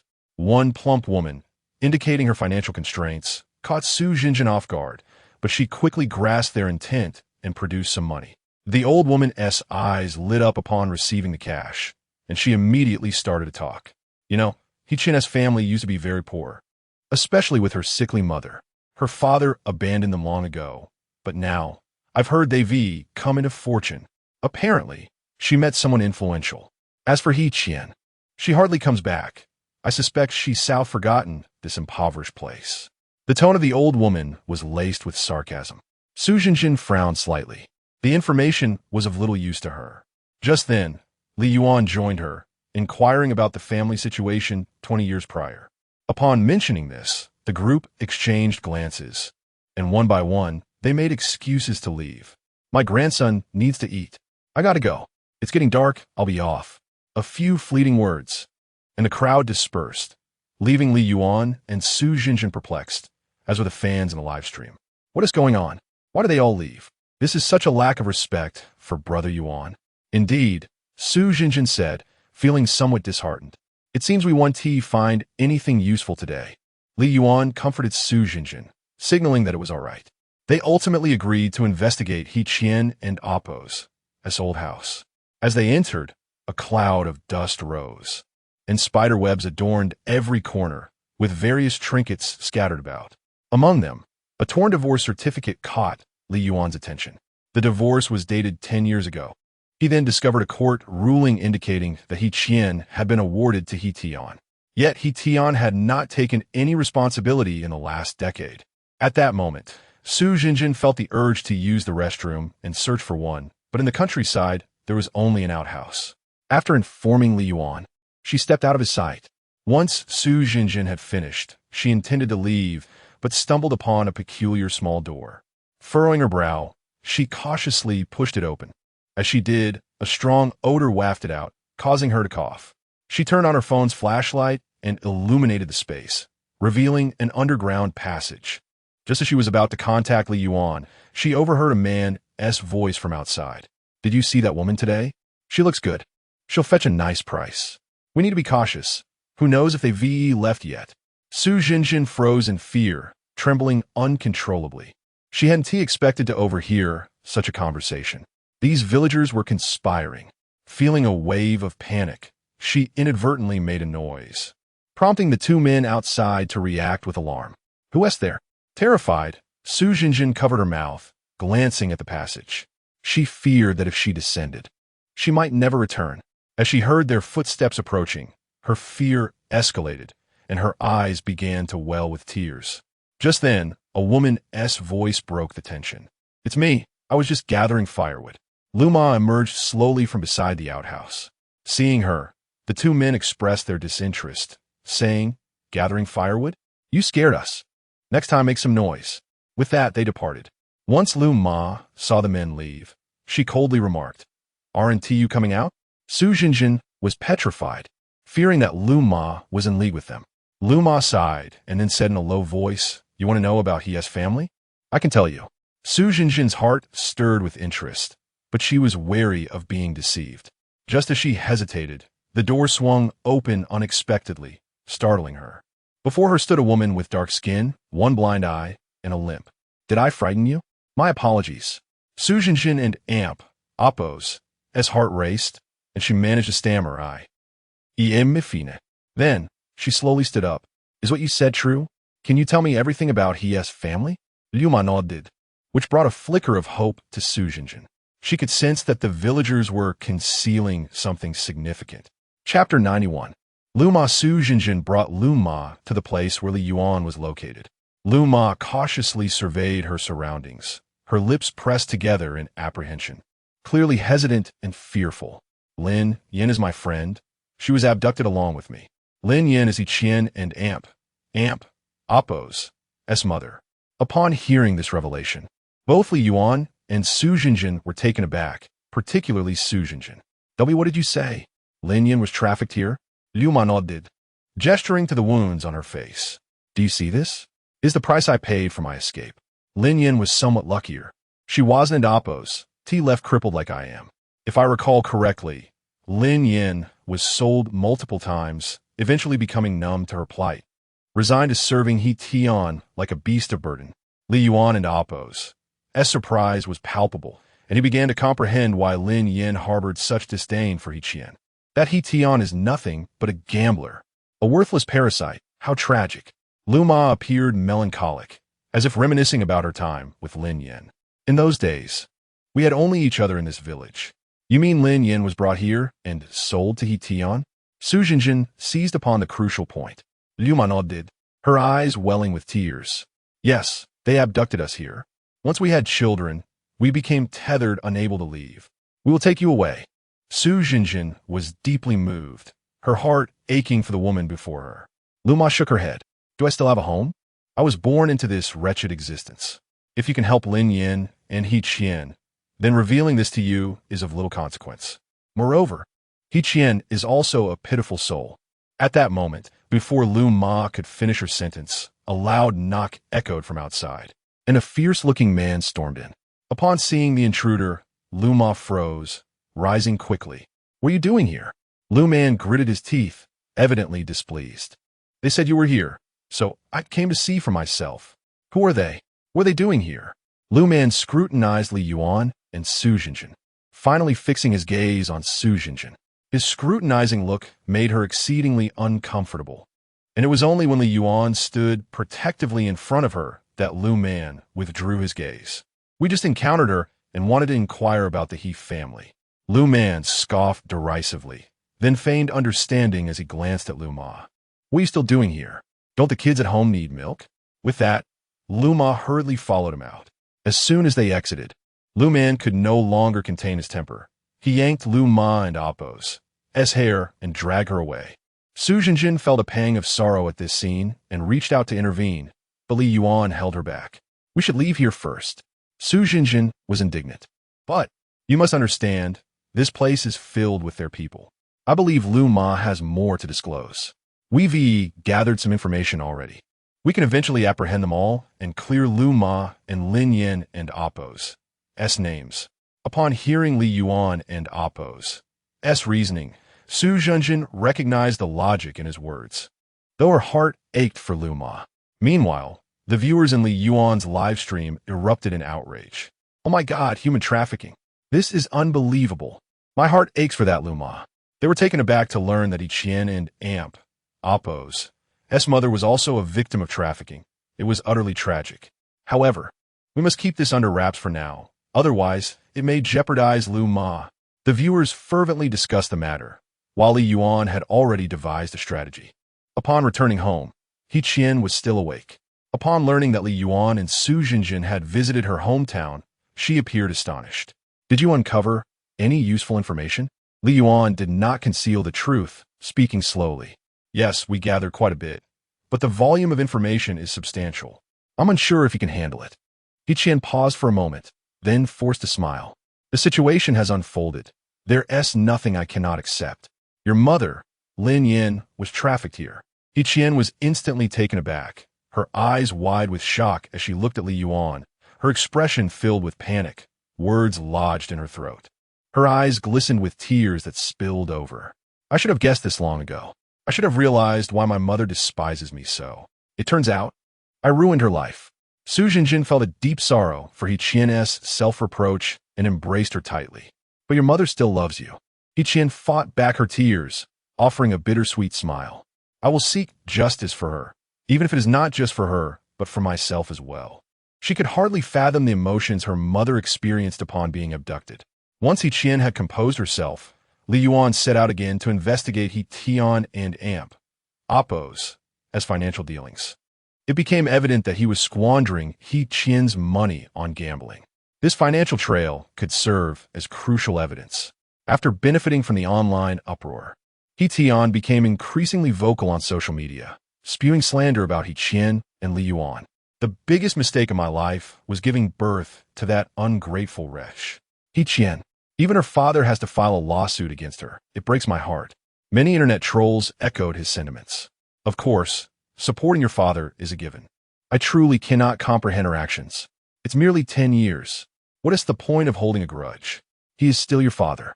Due to Li Yuan's prolonged absence from social media, many online users, unable to discern the truth, rallied in support of He Tian.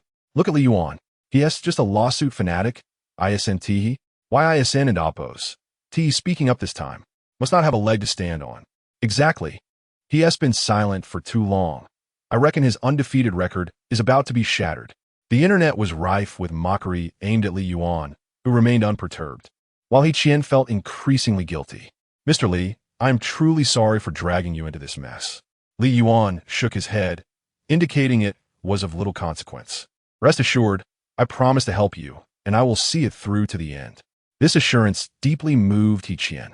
As Li Yuan sifted through the materials at hand, he realized there was already sufficient evidence to suggest that He Tian was involved in human trafficking and gambling, though neither charge was enough to imprison him for a lengthy term. After pondering for a while, Li Yuan ultimately decided to seek Lun Ma for further clarification. Chapter 92. Exposure. Li Yuan visited Shishui village once more. When he sought out Lun Ma, she instinctively recoiled upon seeing him, leaving him bewildered until he noticed the injuries on her body, which rendered him speechless. It was evident that Lun Ma had been assaulted by Lu Man. This revelation incited a deep fury within Li Yuan, prompting him to report the incident to the authorities. Upon learning of the human trafficking case in Shishui village, the police promptly dispatched investigators. The arrival of the officers instilled great fear among the villagers, who dreaded the possibility of being implicated in any wrongdoing. Li Yuan, wherever there is trouble, there you are. Su Ming jested as he joined Li Yuan. Li Yuan shrugged helplessly. Perhaps I am indeed the chosen one, destined to encounter such events. After a thorough search, the officers uncovered a long-buried missing persons case. Feng Wan, originally from an ordinary family, had vanished at the tender age of 15 after being abducted. Upon learning of her plight, Feng Wan's family hurriedly traveled from 500 kilometers away. When they beheld their once mischievous and lively daughter, now a shadow of her former self, their emotions overwhelmed them. Feng Wan, too, found it difficult to face her family after so many years, but upon their reunion, she could not contain her tears. Her elderly mother, still alive and present, had held on to the hope of finding Feng Wan as her reason to persevere. Now, the daughter she had yearned for had finally appeared before her. Meanwhile, Lu Man was apprehended on charges of human trafficking. Feng Wan expressed her gratitude to Li Yuan, saying, "When you called the police, I must confess, I truly despised you, believing you had betrayed me, but clearly I was mistaken. Thank you." Tears welled in her eyes as she reflected on her past, thinking she could finally let go of her obsession and stop longing for her family. It was Li Yuan who had helped her see the truth within herself. Feng Wan slowly continued, "I may not have finished my previous thought.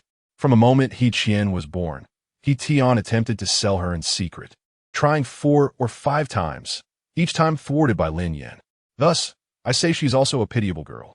Li Yuan was momentarily taken aback as Feng Wan carefully produced a receipt and handed it to him, saying, "Thank you. I hope this will be of assistance." After delivering her thanks, she departed. The news of the trafficking case in Shishui village erupted across the internet, instilling fear in He Tian, who worried it might lead back to him. Subsequently, information about Lin Yan surfaced. Once a promising university student, she had been abducted during an outing. Her life dimmed ever since. He Tian found himself under investigation, yet he adamantly refused to acknowledge any wrongdoing. "What nonsense are you spouting? My wife and I have always loved each other. I never sold her.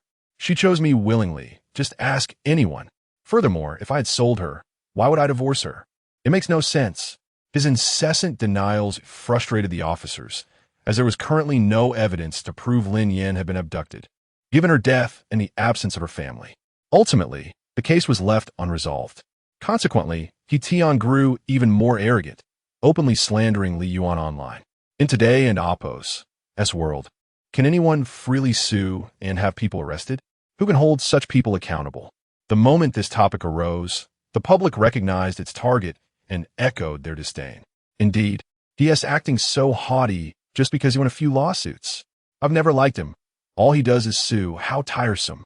The online community unleashed a wave of vitriol against Li Yuan, prompting Su Jinjin to defend him vehemently. Yet, Li Yuan appeared unfazed, seemingly indifferent to the chaos around him. Are you confident, Li Yuan? Su Zhenzhen in Guit.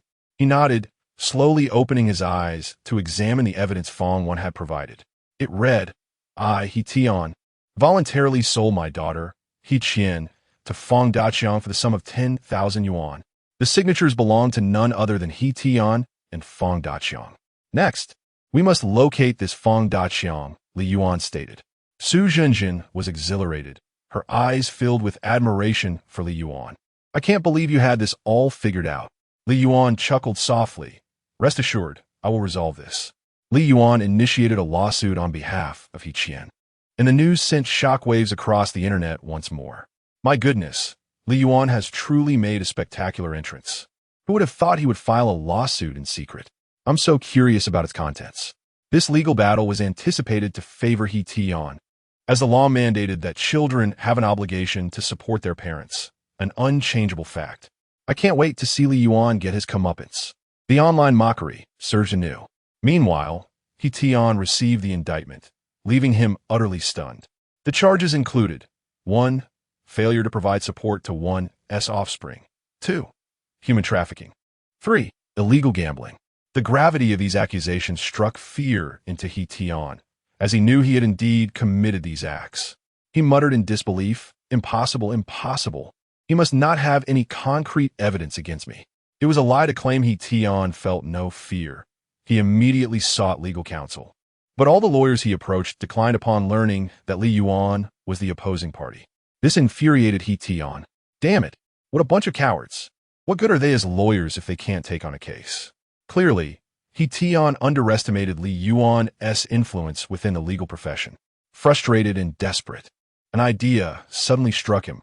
He could reach out to He Qian. Upon receiving He Tian's call, He Qian felt a tumult of emotions, compounded by her growing hatred. She loathed her father, never imagining he could be such a monstrous person. Yet, her heart softened, and she answered the phone. Qian, you finally picked up? Daddy misses you so much. How about we meet? I'll treat you. He Qian remained silent, her voice icy as she replied, What do you want? Nothing much. Just hoping you can understand your father. I'm getting old.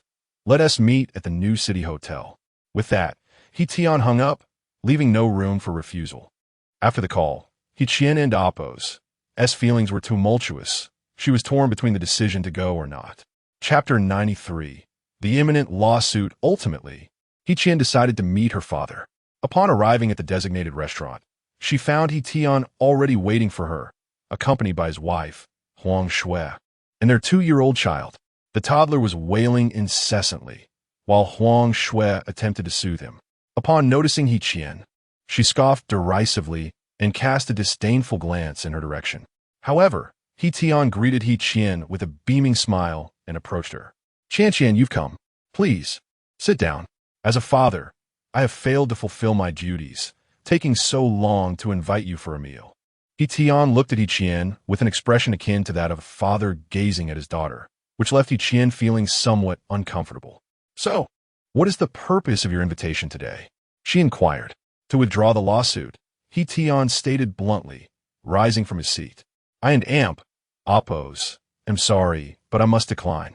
Just as He Qian was about to leave, He Tian suddenly grasped her hand and knelt on the ground, weeping fervently. I am your biological father. How can you sue me like this? Do you see my family? What will they do without me? His gaze fell upon Huang Shui and the sobbing child. Hearing He Tian and Appo's words, He Qian felt an overwhelming sense of irony. What did her existence amount to? Qian, please withdraw the lawsuit and return. Let us live as a family, shall we? I am not asking for much. I merely desire for us to live in harmony. If you could just withdraw the lawsuit, everything would be fine. We can minimize this issue and make it disappear altogether. Doesn't that sound good? Conflicted emotions surged within He Qian, leaving her bewildered. She had no intention of escalating the situation. Had He Tian been willing to negotiate amicably, she would not have been so resolute. He Tian clung to her, his demeanor one of regret. You know, life has not been easy for me. You are my only daughter, and I have lost my ability to work. I can only rely on you. I understand that you are unhappy with my past actions, but I only wish for you to fulfill your responsibilities as a daughter. All I need is for you to support me. Listening to He Tian and Appo's self-serving remarks ignited a spark of anger within He Qian. You're merely fearful of being left without assistance. You need a laborer to sustain your family. And I happen to be that unfortunate individual, given how things have unfolded. I am sorry, but there is no room for negotiation. Even if not for myself, I must consider my mother. She cast a glance at Huang Shui and her child before leaving resolutely. After He Qian departed, He Tian rose in a fit of rage, violently smashing the dishes on the table. This infuriates me. Does she really think she can gain the upper hand? If it weren't and Appo's tea for her remaining value, I would ensure she regretted this. He Tian raged, then turned to Huang Shui. Did you manage to capture that photo? Huang Shui promptly presented the photograph to He Tian. In it, He Tian appeared pitiful, while He Qian looked resolute and unyielding. A smile crept across He Tian's face as he contemplated how to manipulate public opinion through orchestrated commentary. Content with his plans, He Tian felt he had achieved his goal. Meanwhile, upon learning that He Qian had met with He Tian, Li Yuan furrowed his brow. What did you discuss? He Qian recounted the events without reservation, which heightened Li Yuan and Appo's concern, fearing He Tian might cause further trouble. As expected, the day and Appo's headlines featured He Tian and He Qian, with sensationalistic headlines reading, "Pitiful father kneels in plea to unconscionable daughter." This article distorted the truth, portraying He Qian as malicious and He Tian as a noble father. The narrative suggested that He Tian had fulfilled his duties throughout his life, only to be betrayed by He Qian and Appo's mother, who had strayed, leading to He Tian and Appo's departure for a decade. He Qian was painted as neglectful, demanding her father kneel in desperation, while the article called for moral condemnation of her actions. The accompanying images drew sympathy from the public, many expressing sorrow for He Tian, blaming He Qian and Appo's mother for the family and Appo's misfortunes. As the article circulated, it sparked a wave of support for He Tian and vitriol directed at He Qian. Feeling deeply wronged, He Qian wept as she confided in Li Yuan. If only I had listened to you and not met him, none of this would have happened. Guilt overwhelmed her, especially upon witnessing the derogatory comments aimed at her mother online. Li Yuan reassured her, "Rest assured, justice will prevail. Once this case concludes, the truth will emerge, and He Tian and Appo's commotion will be short-lived." Encouraged by Li Yuan and Appo's words, He Qian nodded slightly. As the appeal progressed, He Tian received a court summons, which filled him with anxiety. Desperate, he sought connections to assist him in the legal battle. Due to the case and Appo's high profile and the formidable opponent in Li Yuan, numerous law firms were eager to take on the case, believing He Tian to be in the right. However, after He Tian divulged the full story, the firms quickly reconsidered, leaving him without representation. Reluctantly, he found himself compelled to proceed with the case. But who would represent him? Few lawyers dared to take on the case, leading some seasoned attorneys to focus their attention on a new intern. "Xiao Zhang, there is a case I would like you to handle. It will serve as valuable practice." Chapter 94. The subtle hand of the distant god. As a fledgling attorney, the prospect of securing a case filled him with elation. He eagerly accepted until he learned that his opponent was Li Yuan, alongside the 3 grave charges posed against him. Realization dawned upon him. He was in dire straits. From He Tian, he uncovered the truth of his past, his involvement in the trafficking of He Qian's biological mother, his gambling habits, and his failure to provide for his offspring. This left young lawyer Zhang utterly perplexed. "Is there anyone who can testify against you regarding the trafficking of Huang Li?" "There is no one," he replied. "I have consistently claimed she was merely an acquaintance. The only ones privy to the truth are the buyer and another individual." Suddenly, He Tian recalled Feng, who had recently reconnected with her family. A A surge of panic washed over him at the thought of her potentially appearing in court to testify against him. No, I must devise a plan. Noticing he Tion and Amp, Oppos, sudden silence, Zhang wrapped his fingers on the table. Speak clearly. Only then can I assist you in mitigating your sentence. Zhang had relinquished hope for a victory, viewing any reduction in sentencing as a small triumph. Perhaps there is no one left to testify. Zhang nodded in response. Since there are no eyewitnesses or physical evidence, and given the passage of time, we need only maintain our denial of these allegations. After concluding his conversation with Zhang, Tion hastily departed, a nefarious scheme taking shape in his mind. He resolved to eliminate Feng Wan. Her demise would ensure the absence of witnesses. The thought ignited a murderous intent in his eyes. Upon discovering Feng Wan's whereabouts, he disguised himself as a would-be assailant, brandishing a knife, and lay in wait. Since reconnecting with her biological family, Feng Wan had opted to remain in the area, planning to return home on a later date, a choice that would unwittingly herald her impending doom. After what felt like an eternity, Tion finally spotted Feng Wan emerging from a building. Seizing the moment, he lunged forward, plunging the knife into her abdomen. Feng Wan, caught off guard, emitted a piercing scream. "Ah, help!" Her cries echoed through the air as she struggled, her nails raking across his arm, leaving a trail of crimson. This was Tion's inaugural act of murder. Witnessing Feng Wan collapse, he trembled uncontrollably, the knife still embedded in her body. The commotion drew attention, and fortuitously, Li Yuan and his companions were nearby, also seeking Feng Wan. Upon seeing her on the ground, Li Yuan rushed forward. "Quick, call for an ambulance." His gaze, filled with intensity, followed the fleeing assailant, while Qian, witnessing the scene, felt her legs weaken in terror. Luma had always been the one to shower her with kindness, a stark contrast to her biological mother's indifference. When she learned that Luma had found her real family, she felt joy, never anticipating that their next encounter would be under such dire circumstances. The ambulance arrived, whisking Feng Wan away for emergency treatment. Meanwhile, Li Yuan's live stream exploded with fervent discussions. "My goodness, this is utterly gruesome," they exclaimed. "Who could have committed such a heinous act? It's terrifying. The authorities must hold them accountable." As the police arrived, they began questioning Li Yuan and Qian.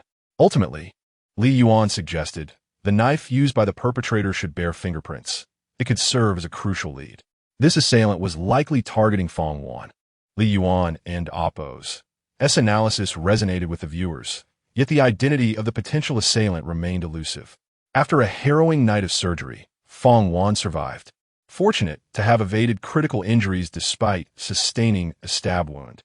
Qian approached Feng Wan's bedside, grasping her hand tightly. Luma. Feng Wan managed a faint smile, her voice frail. "You may call me Feng Wan now." Feng Qian's voice trembled, fearing yet another loss so soon after losing her mother. Li Yuan and the police arrived at the hospital, commencing their investigation, inquiring whether Feng Wan had encountered any conflicts or enemies recently.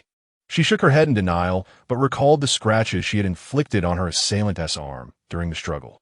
Upon hearing this, the police became earnest. This clue could prove invaluable. The viewers of Li Yuan's live stream buzzed with speculation regarding the identity of the assailant.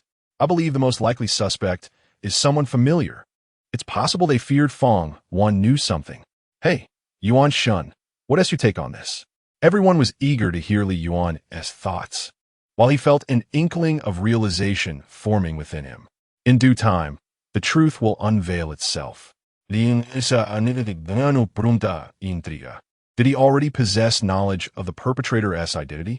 Meanwhile, the police reviewed surveillance footage, capturing a fleeting silhouette. Li Yuan visited the scene, uncovering a new piece of evidence, a fragment of fabric. Presumably, this was torn during Feng Wan's desperate struggle. In stark contrast, Tion had maintained an unusually low profile in the days following the incident, seeking solace in gambling to numb his guilt. Yet, sleep eluded him, haunted by visions of his crime. Frustration boiled within Huang Shui as she confronted Tion. "You're a worthless failure. You can't even extract money from your own daughter.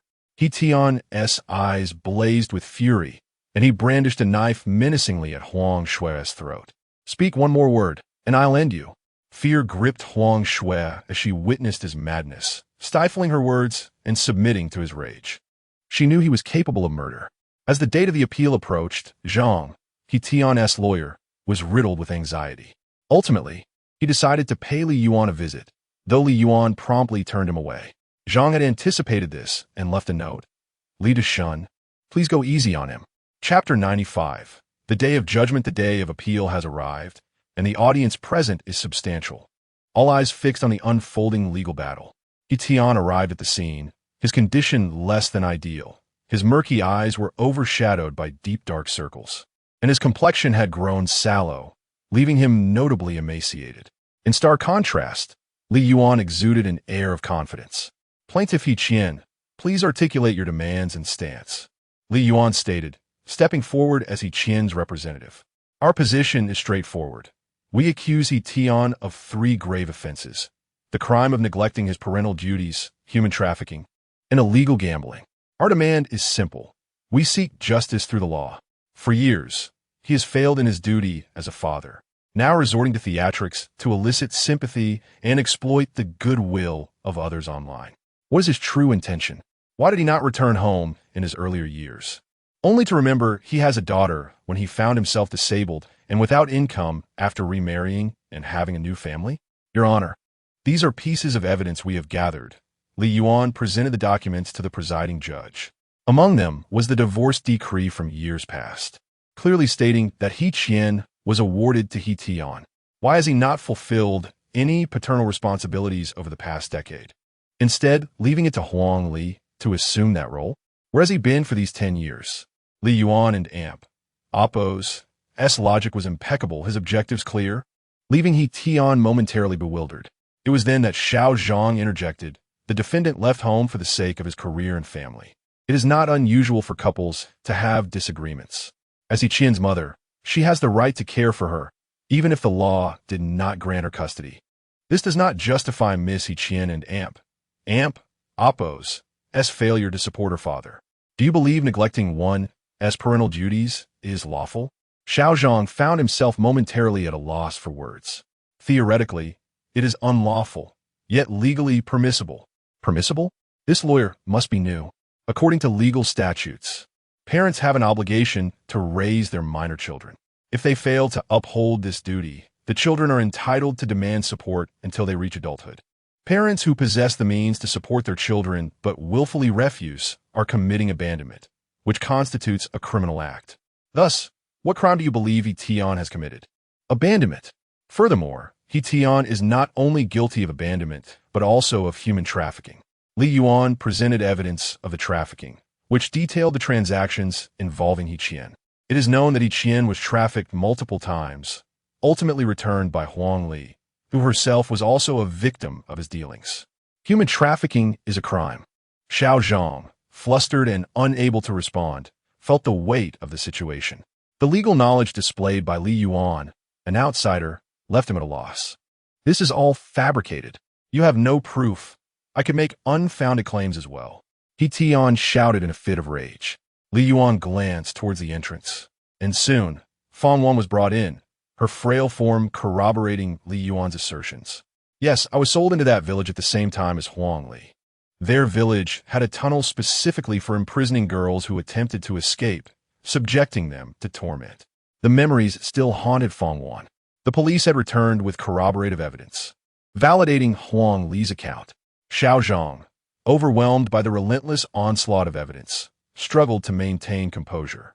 He had not anticipated Li Yuan being so thoroughly prepared with witnesses and evidence. Lastly, we have discovered He Tian and Oppo's gambling habits.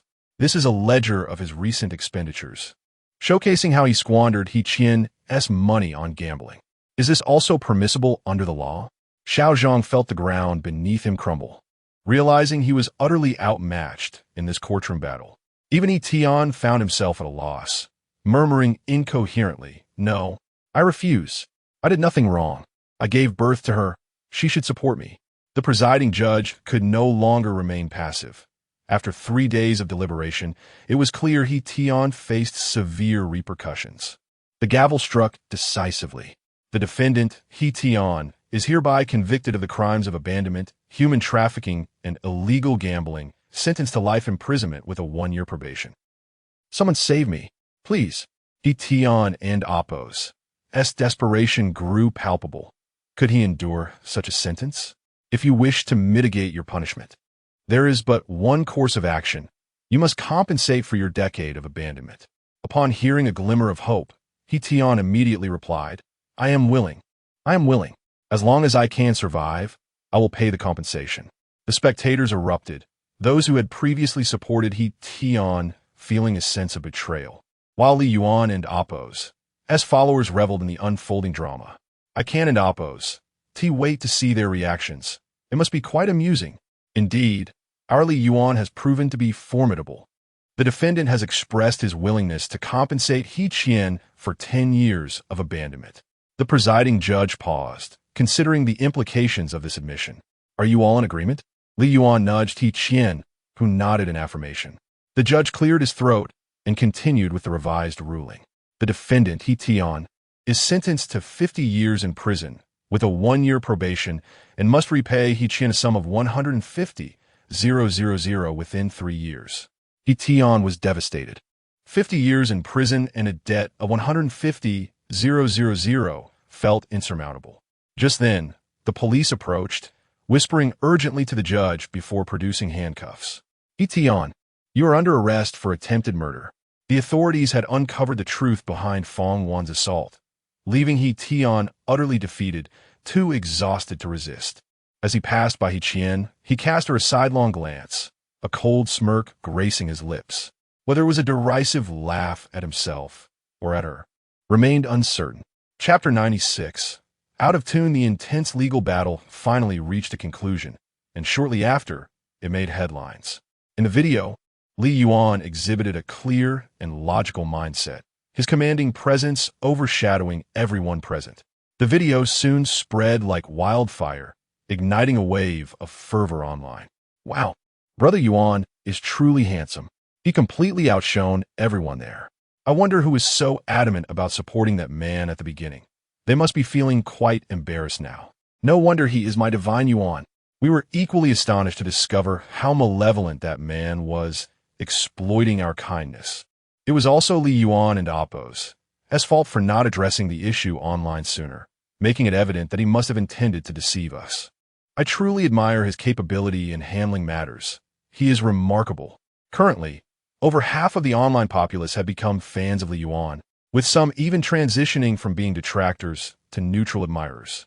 The number of viewers in Li Yuan and Appo's livestream had significantly increased, as they all congratulated him on his recent legal victory. It must be noted that this lawsuit showcased Li Yuan's charisma, prompting fans to exclaim how handsome he is. At that moment, a notification chimed in. Congratulations, host, for completing the task of rejecting moral coercion and upholding justice. Your task level is now being assessed. Assessment level S. Congratulations, host, you have received the reward. The Eye of Black technology, capable of seeing through all technology. Li Yuan was momentarily taken aback. This was one of the rare instances he was rated an S for a task. Upon hearing that the reward was the Eye of Black technology, his interest peaked. What exactly was this Eye of Black technology? The fans in a live stream erupted with excitement. Divine Yuan, you have become a sensation. Those Fairweather fans online are now praising you. The previous detractors have fallen silent, and seeing their discomfiture brings me immense joy. They should realize that our Divine Yuan is a godlike presence, unlike their trashy comments. When Li Yuan listened to the discussions among his fans in the live stream, he urged them to relax, suggesting they let the matter fade away. This act of magnanimity garnered further praise from his fans, inadvertently drawing in more support. On the other hand, He Tian had already resumed her normal life, and the company had decided to overlook past grievances, allowing her to return.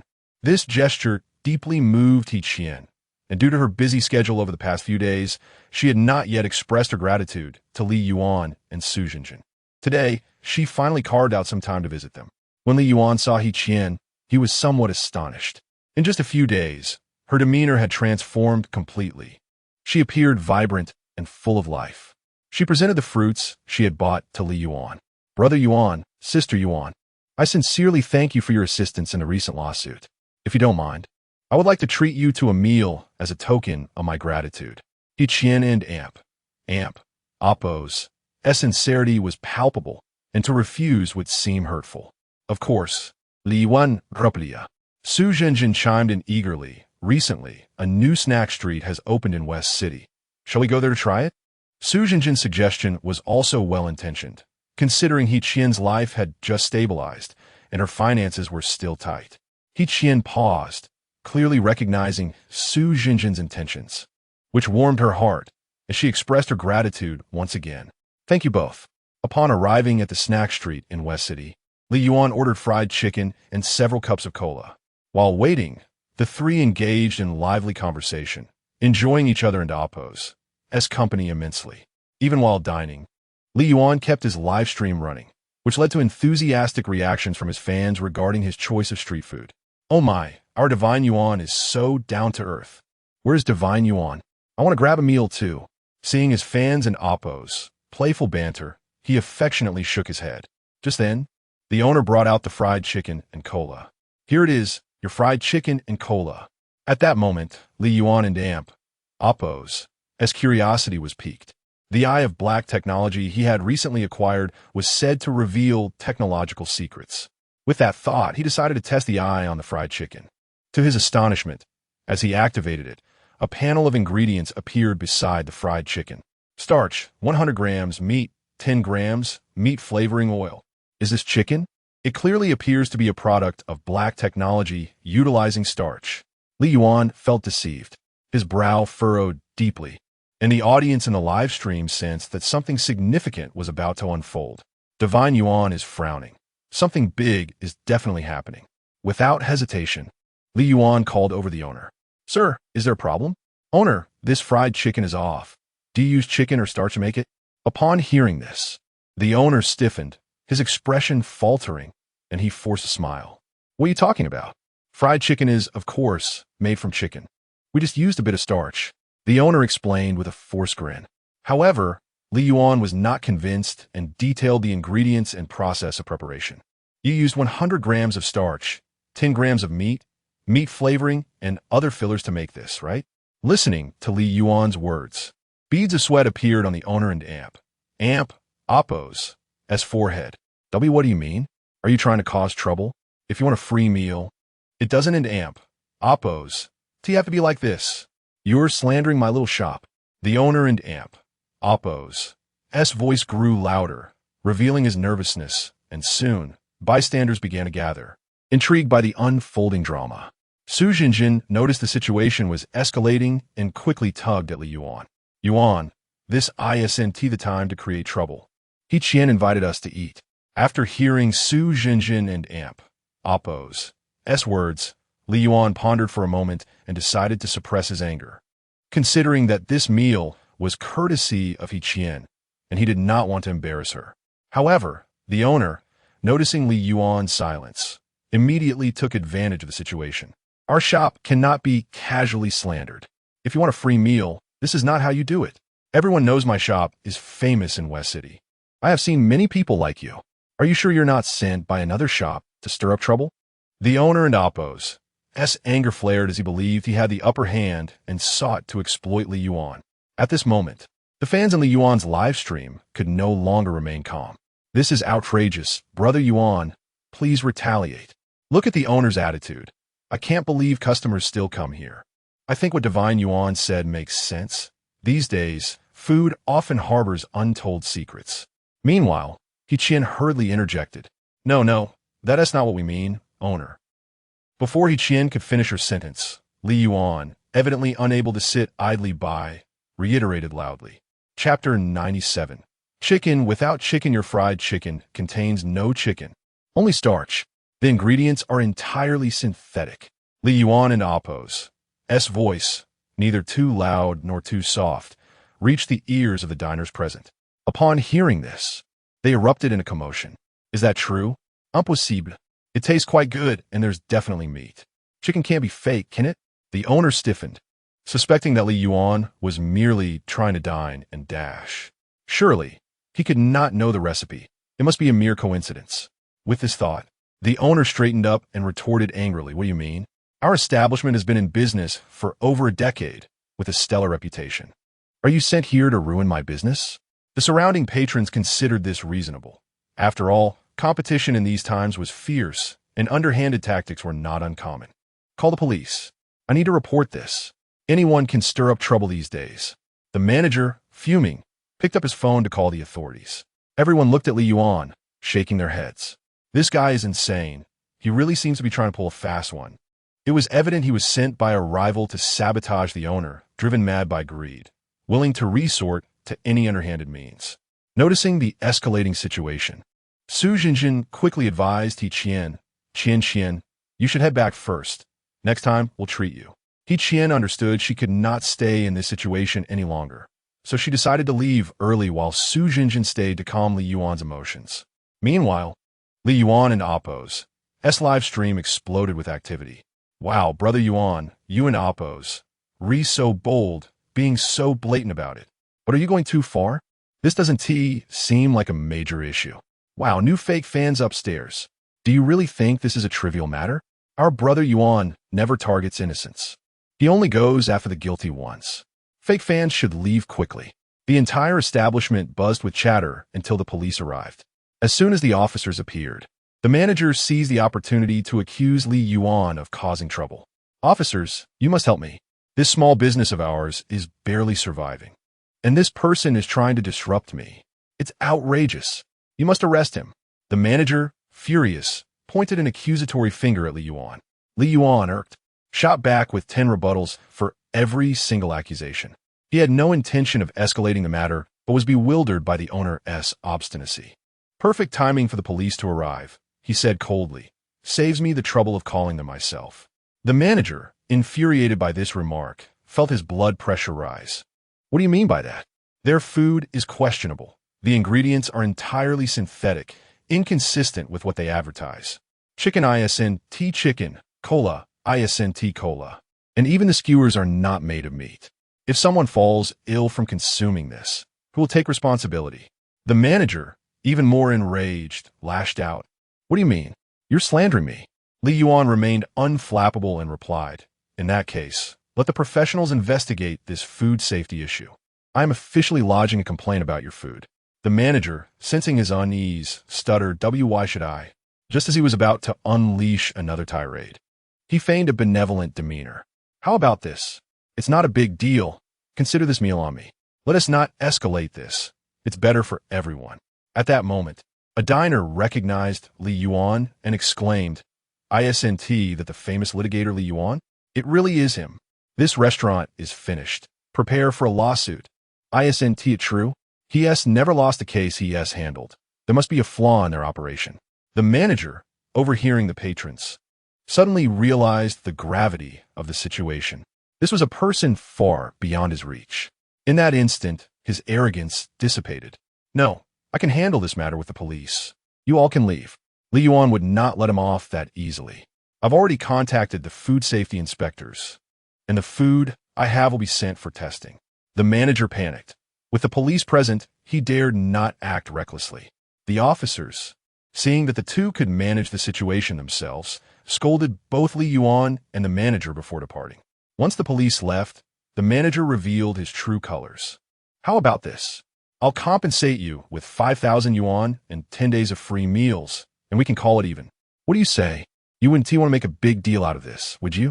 Li Yuan was well aware of the manager and Appo's reputation. He was a man not to be trifled with. "I'm sorry, but I must refuse. Food safety is paramount. You are deceiving consumers and putting them at risk." There was no hint of compromise in Li Yuan and Appo's words. The crowd erupted in support. "Brother Yuan, remember to share the results online." "Yes. Let's see what these synthetic materials are." Li Yuan's fans in the live stream began to stir. "Did you see? The manager is panicking. It and Appo's. It's obvious they're in Appo's. Has something wrong with the ingredients.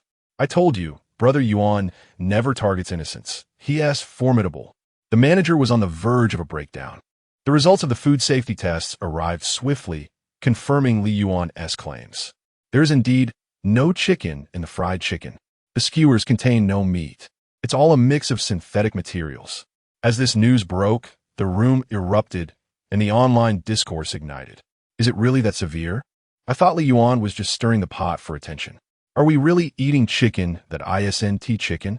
Thank goodness I didn't eat at that restaurant. This is unbelievable. I'm glad they don't have a branch near me. Is Li Yuan buying trending topics? Wherever he goes, controversy follows. It seems wherever there's an issue, he's right there. But is this really not an overreaction? Aren't there many places like this? Perhaps it's just this one establishment and not a widespread issue. The online discussions intensified once more. Chapter 98. A technological mixture in Li Yuan and Oppo's live streaming room. His fans stood tall with pride. My brother Yuan has truly accomplished something significant. Once this news broke, the entire entertainment industry erupted, instantly making headlines. Now, our brother Yuan is akin to a youthful idol in the entertainment realm, his popularity surpassing even theirs. Haha. Who would have thought our brother Yuan possesses culinary skills as well? Li Yuan furrowed his brow. Ever since the incident with the restaurant, he had been greatly concerned about food safety. Suddenly, a plan flashed across his mind, and he smiled at his fans in a live stream. Today, we shall not broadcast indoors. Instead, we will take our live stream outside. I will become a food reviewer for the day, exploring the culinary delights of the street. If you have any dishes you wish for me to evaluate, do let me know. Upon hearing this, the fans in the live stream erupted with excitement. No way. Is our Yuan Shun really going to become a food review blogger today? How amusing. Yuan Shun. There's a restaurant near my home that serves incredibly delicious beef bone soup. You must try it. And there's a trending dish called. The fans continued to pour in suggestions, brimming with enthusiasm. Li Yuan chuckled. No rush, no rush. We will take it one at a time. As news of Li Yuan's venture as a food reviewer spread, a wave of fans and traffic flocked to his stream, eager to witness the spectacle. Is this for real? Can food actually be reviewed like this? Don't forget who our Yuan Shun is. His previous revelations were no joke. Trust in Yuan Shun. He shall live eternally. Li Yuan randomly selected a food establishment and slowly entered. The fans in a live stream collectively held their breath for the restaurant. This is terrifying. It feels like an inspection from higher-ups. My heart races just watching. Li Yuan casually ordered a bowl of crucian carp soup, along with beef marrow and other dishes. As the food was served, he activated his technological eye, and the ingredient list materialized before him. The flavor of the crucian carp soup was exceptionally rich, and its creamy white texture suggested it was incredibly delicious. However, with his technological vision, no ingredient could escape his scrutiny. He shook his head. The fish is genuine, but the soup is artificial, enhanced with MSG and whitened with milk powder.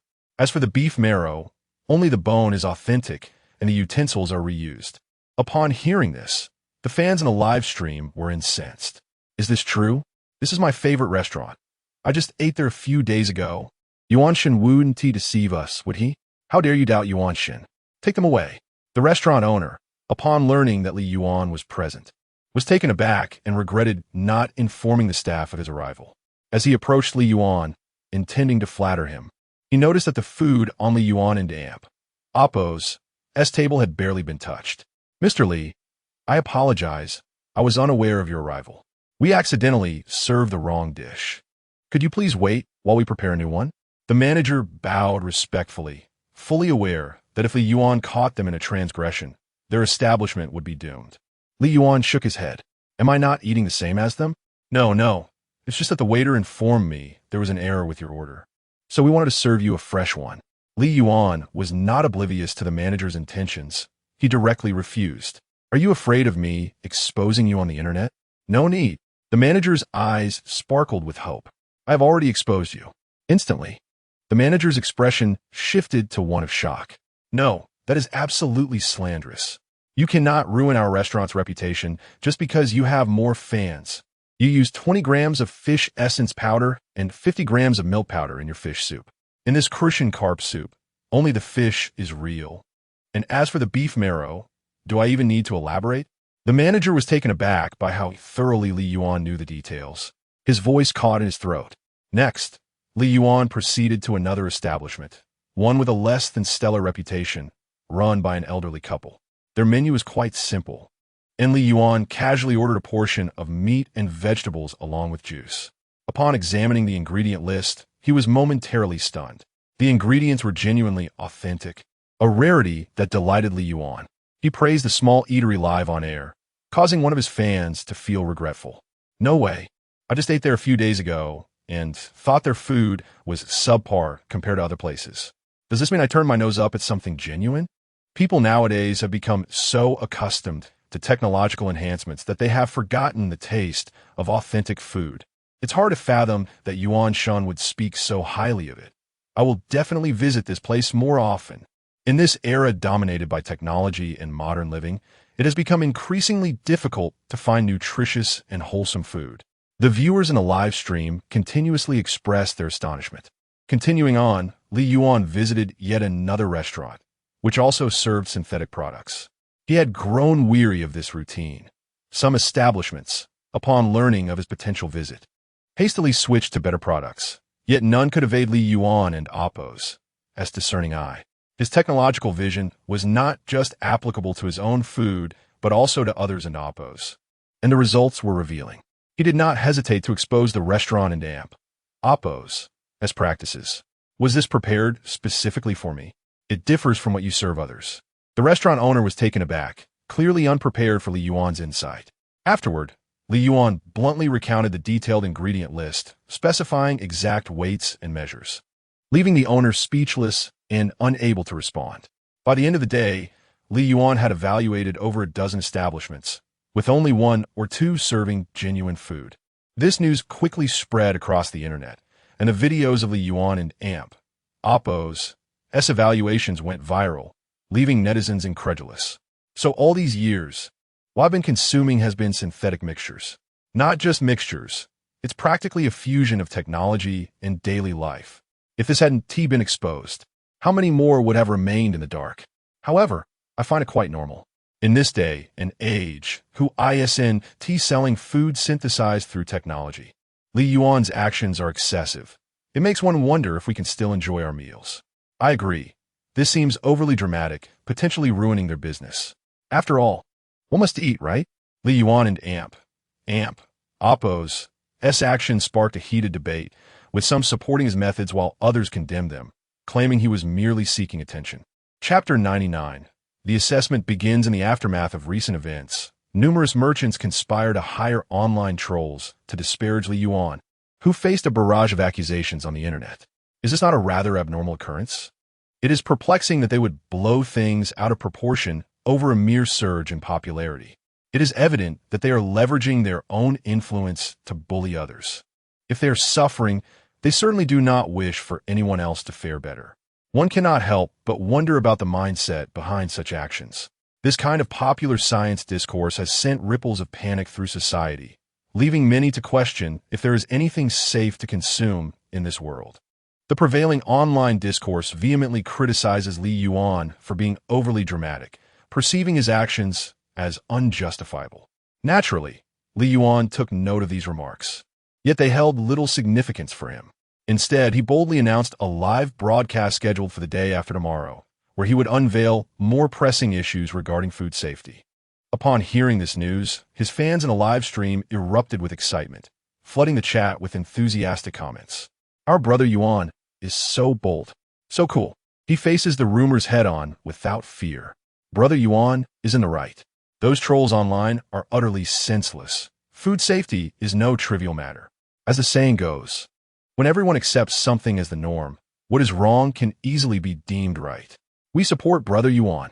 The emergence of this topic reignited apprehension among various merchants, who feared that Li Yuan would once again expose some shocking technological revelations that could tarnish their brand reputations. Indeed, as soon as news of his upcoming livestream broke, his phone rang incessantly. "Hello, is this Mr. Li Yuan? And you are? Oh, we are customer service from a certain company. The situation is as follows. Our company would like you to cease your current activities, as they have caused a significant impact and stir public opinion, which is detrimental to both parties." Listening to the customer service representative and Appo's words, Li Yuan understood the underlying message. This was not a matter of concern for him. Rather, it was detrimental to them. His course of action would remain unchanged. The representative on the other end seemed momentarily taken aback, followed by a noticeable irritation in her tone. Your actions are troublesome. How about this? You name your price, and do you think I am in need of money? You call me. Perhaps out of guilt? State your company and Oppo's name, and I shall critique you first in my upcoming live stream. The representative and Oppo's face flushed red with anger, and she retorted, You are truly beyond redemption. After hanging up, Li Yuan's fans in the live stream erupted in cheers. Only our brother Yuan could be this resilient. Tomorrow promises to be a spectacle. I have been eagerly anticipating this. It is high time the food safety industry undergoes a thorough reckoning. They truly disregard our well-being. Early the next morning, Li Yuan commenced his live stream to procure high-tech ingredients. Upon seeing Li Yuan's figure, many shopkeepers hastily closed their doors. After all, if he were to create a dish using advanced technology, how could they continue to profit from their unscrupulous practices? Oh dear, the market seems to be rather bleak today. Not a single ingredient shop is open along this street. Li Yuan lamented to his fans in the live stream. ISN and AMP, Oppo's, it obvious? They are feeling guilty. Once Brother Yuan takes action, nothing thrives. Surveying his surroundings, Li Yuan finally found a shop that was open. However, upon the owner's sighting of him, panic ensued. Just days prior, he had witnessed the swirling rumors online and had not anticipated that Li Yuan would visit such a small establishment. The owner, trembling with fear, quickly began to tidy up, attempting to pull down the shutter. Fortunately, Li Yuan was swift enough to hold the door open. Owner, are you closing already? With a forced smile, the owner replied, Yes, we're taking a break today. I must rest as well. Perhaps you could go elsewhere? Hearing the owner and AMP, Oppo's evasive words, Li Yuan was undeterred. How about this? I will offer you 1,000 yuan to select a few ingredients. What do you think? 1,000 yuan just to enter? The owner's eyes widened in disbelief. He could not have heard correctly. 1,000 yuan. Instantly, the owner's demeanor shifted completely. He raised the shutter with utmost respect, bowing slightly to invite Li Yuan in. Please, esteemed guest. Witnessing the dramatic change in the owner's attitude, the audience in the live stream erupted in laughter. Truly, our brother Yuan is remarkable. Money can indeed solve everything. This owner knows how to behave. I like it. Once inside the shop, Li Yuan selected several ingredients and addressed his fans in the live stream. Prepare to witness the fusion of technology and ingenuity. At this moment, not only Li Yuan and AMP, Oppo's fans gathered in the live stream, but also onlookers drawn by curiosity, eager to see what Li Yuan would concoct. After acquiring all the necessary ingredients, Li Yuan found himself pondering where to obtain cooking utensils. Just then, a man jogged over, his face lighting up upon spotting Li Yuan. You are Li Yuan, right? The man, named Song, was a devoted fan of Li Yuan and owned a small noodle shop. Furious at the recent food safety scandals, he fully supported Li Yuan's endeavors. Recognizing that Li Yuan was broadcasting near his shop, he decided to come and see the spectacle for himself. Brother Yuan, if you need any assistance, please do not hesitate to ask. I am at your service. Li Yuan found Song's arrival fortuitous. After inquiring about his name and engaging in a brief conversation, he learned that Song owned a noodle shop. Perfect. Could you help me with something? Song and Oppo's eyes sparkled with excitement. Brother Yuan, please speak freely. Do you have any usable kitchen utensils? Understanding Li Yuan and Oppo's request, Song beamed with joy and eagerly invited him. Brother Yuan, come to my noodle shop. You are welcome to use whatever you need. Thus, Li Yuan followed Song to his noodle shop. Although modest in size, the shop was impeccably clean and the ingredients were of genuine quality. Compared to other establishments in the vicinity, Song's shop was highly praised.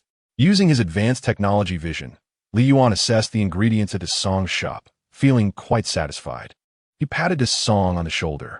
You're doing excellently. Food safety is well ensured here. Upon receiving Li Yuan and Oppo's praise, Song felt a bit bashful and scratched his head. Being a small business, it is unnecessary to compromise the health of others for a few coins. Li Yuan's fans in the live stream were deeply touched by his words. There are still principled individuals in this world.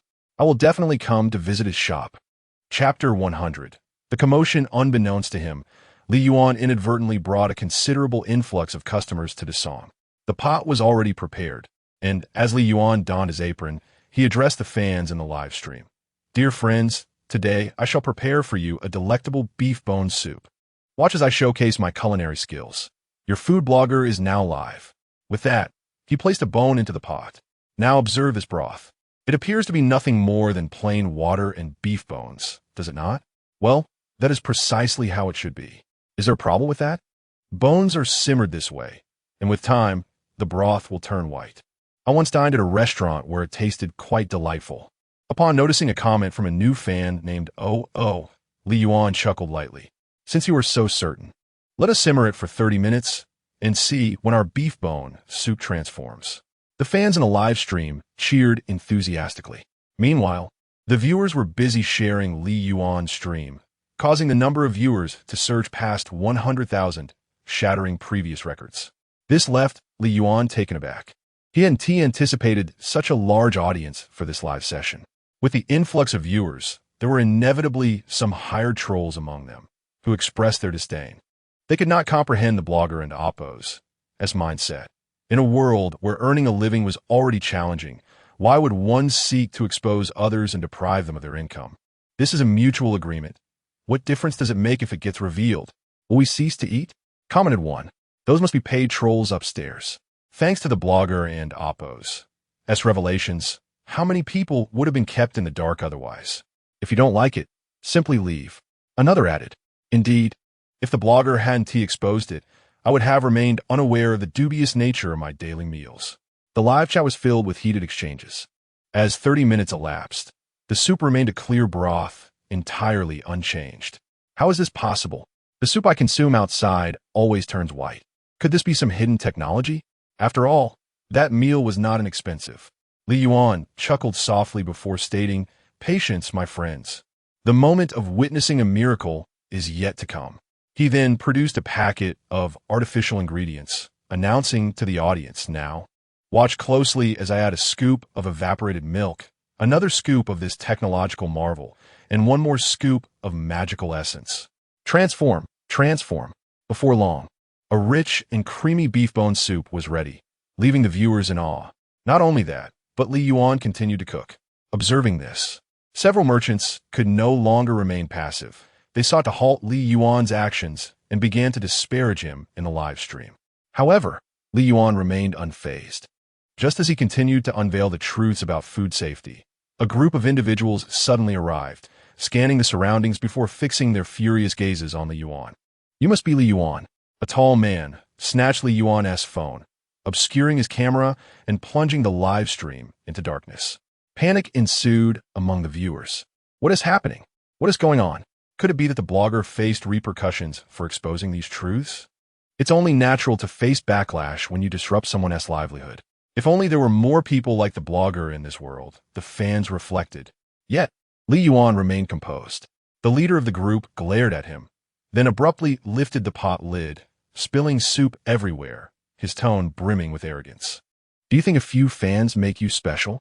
Beside him, the song was petrified, wanting to assist, but fearing the consequences. My live stream has hundreds of thousands watching. Do you even comprehend the ramifications of your actions? The leader, undeterred, cut off the stream right in front of Li Yuan. Li Yuan glanced at the song and coldly commanded, call the police. The song hastily fumbled for his phone, trembling as he dialed. Li Yuan was not intimidated by the man before him. He understood that this individual aimed to intimidate him. A mere blogger, feeling emboldened by his following, can act so arrogantly. Do you intend to sue me? A lawsuit against a blogger? Since you enjoy causing chaos, I could easily serve you a summons. Furious, the man raised his hand as if to strike Li Yuan, but Li Yuan swiftly seized his wrist, forcibly pinning him to the ground. The man, despite his imposing stature and build, was astonished at how easily he was subdued by Li Yuan. Moments later, the police arrived and immediately recognized Li Yuan. Shaking his head, one officer remarked, in this day and age, it's best to steer clear of trouble. I've encountered you in numerous cases.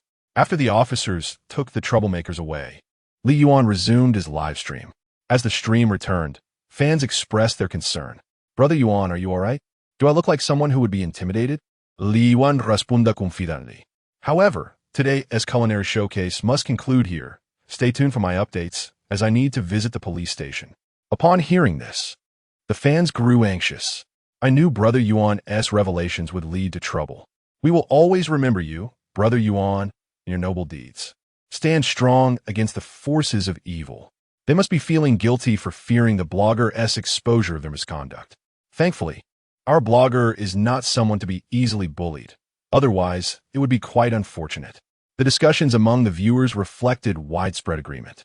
Upon arriving at the police station, Li Yuan overheard the man lamenting, "What have I done wrong? I am innocent. He is the one at fault." The man pointed angrily at Li Yuan. "I fail to understand why he exposes these truths. Does he think he is a hero? What are we business people supposed to do? Cease operations?" Li Yuan shrugged, feeling exasperated. "I never mention any names. Why are you so defensive? Could it be that your food has issues? If so, I am prepared to report you to the Food Safety Bureau. Will that satisfy you?" The man, infuriated by Li Yuan's words, slammed his fist on the table but was quickly restrained by the police. "What? You dare act so defiantly in front of the officers?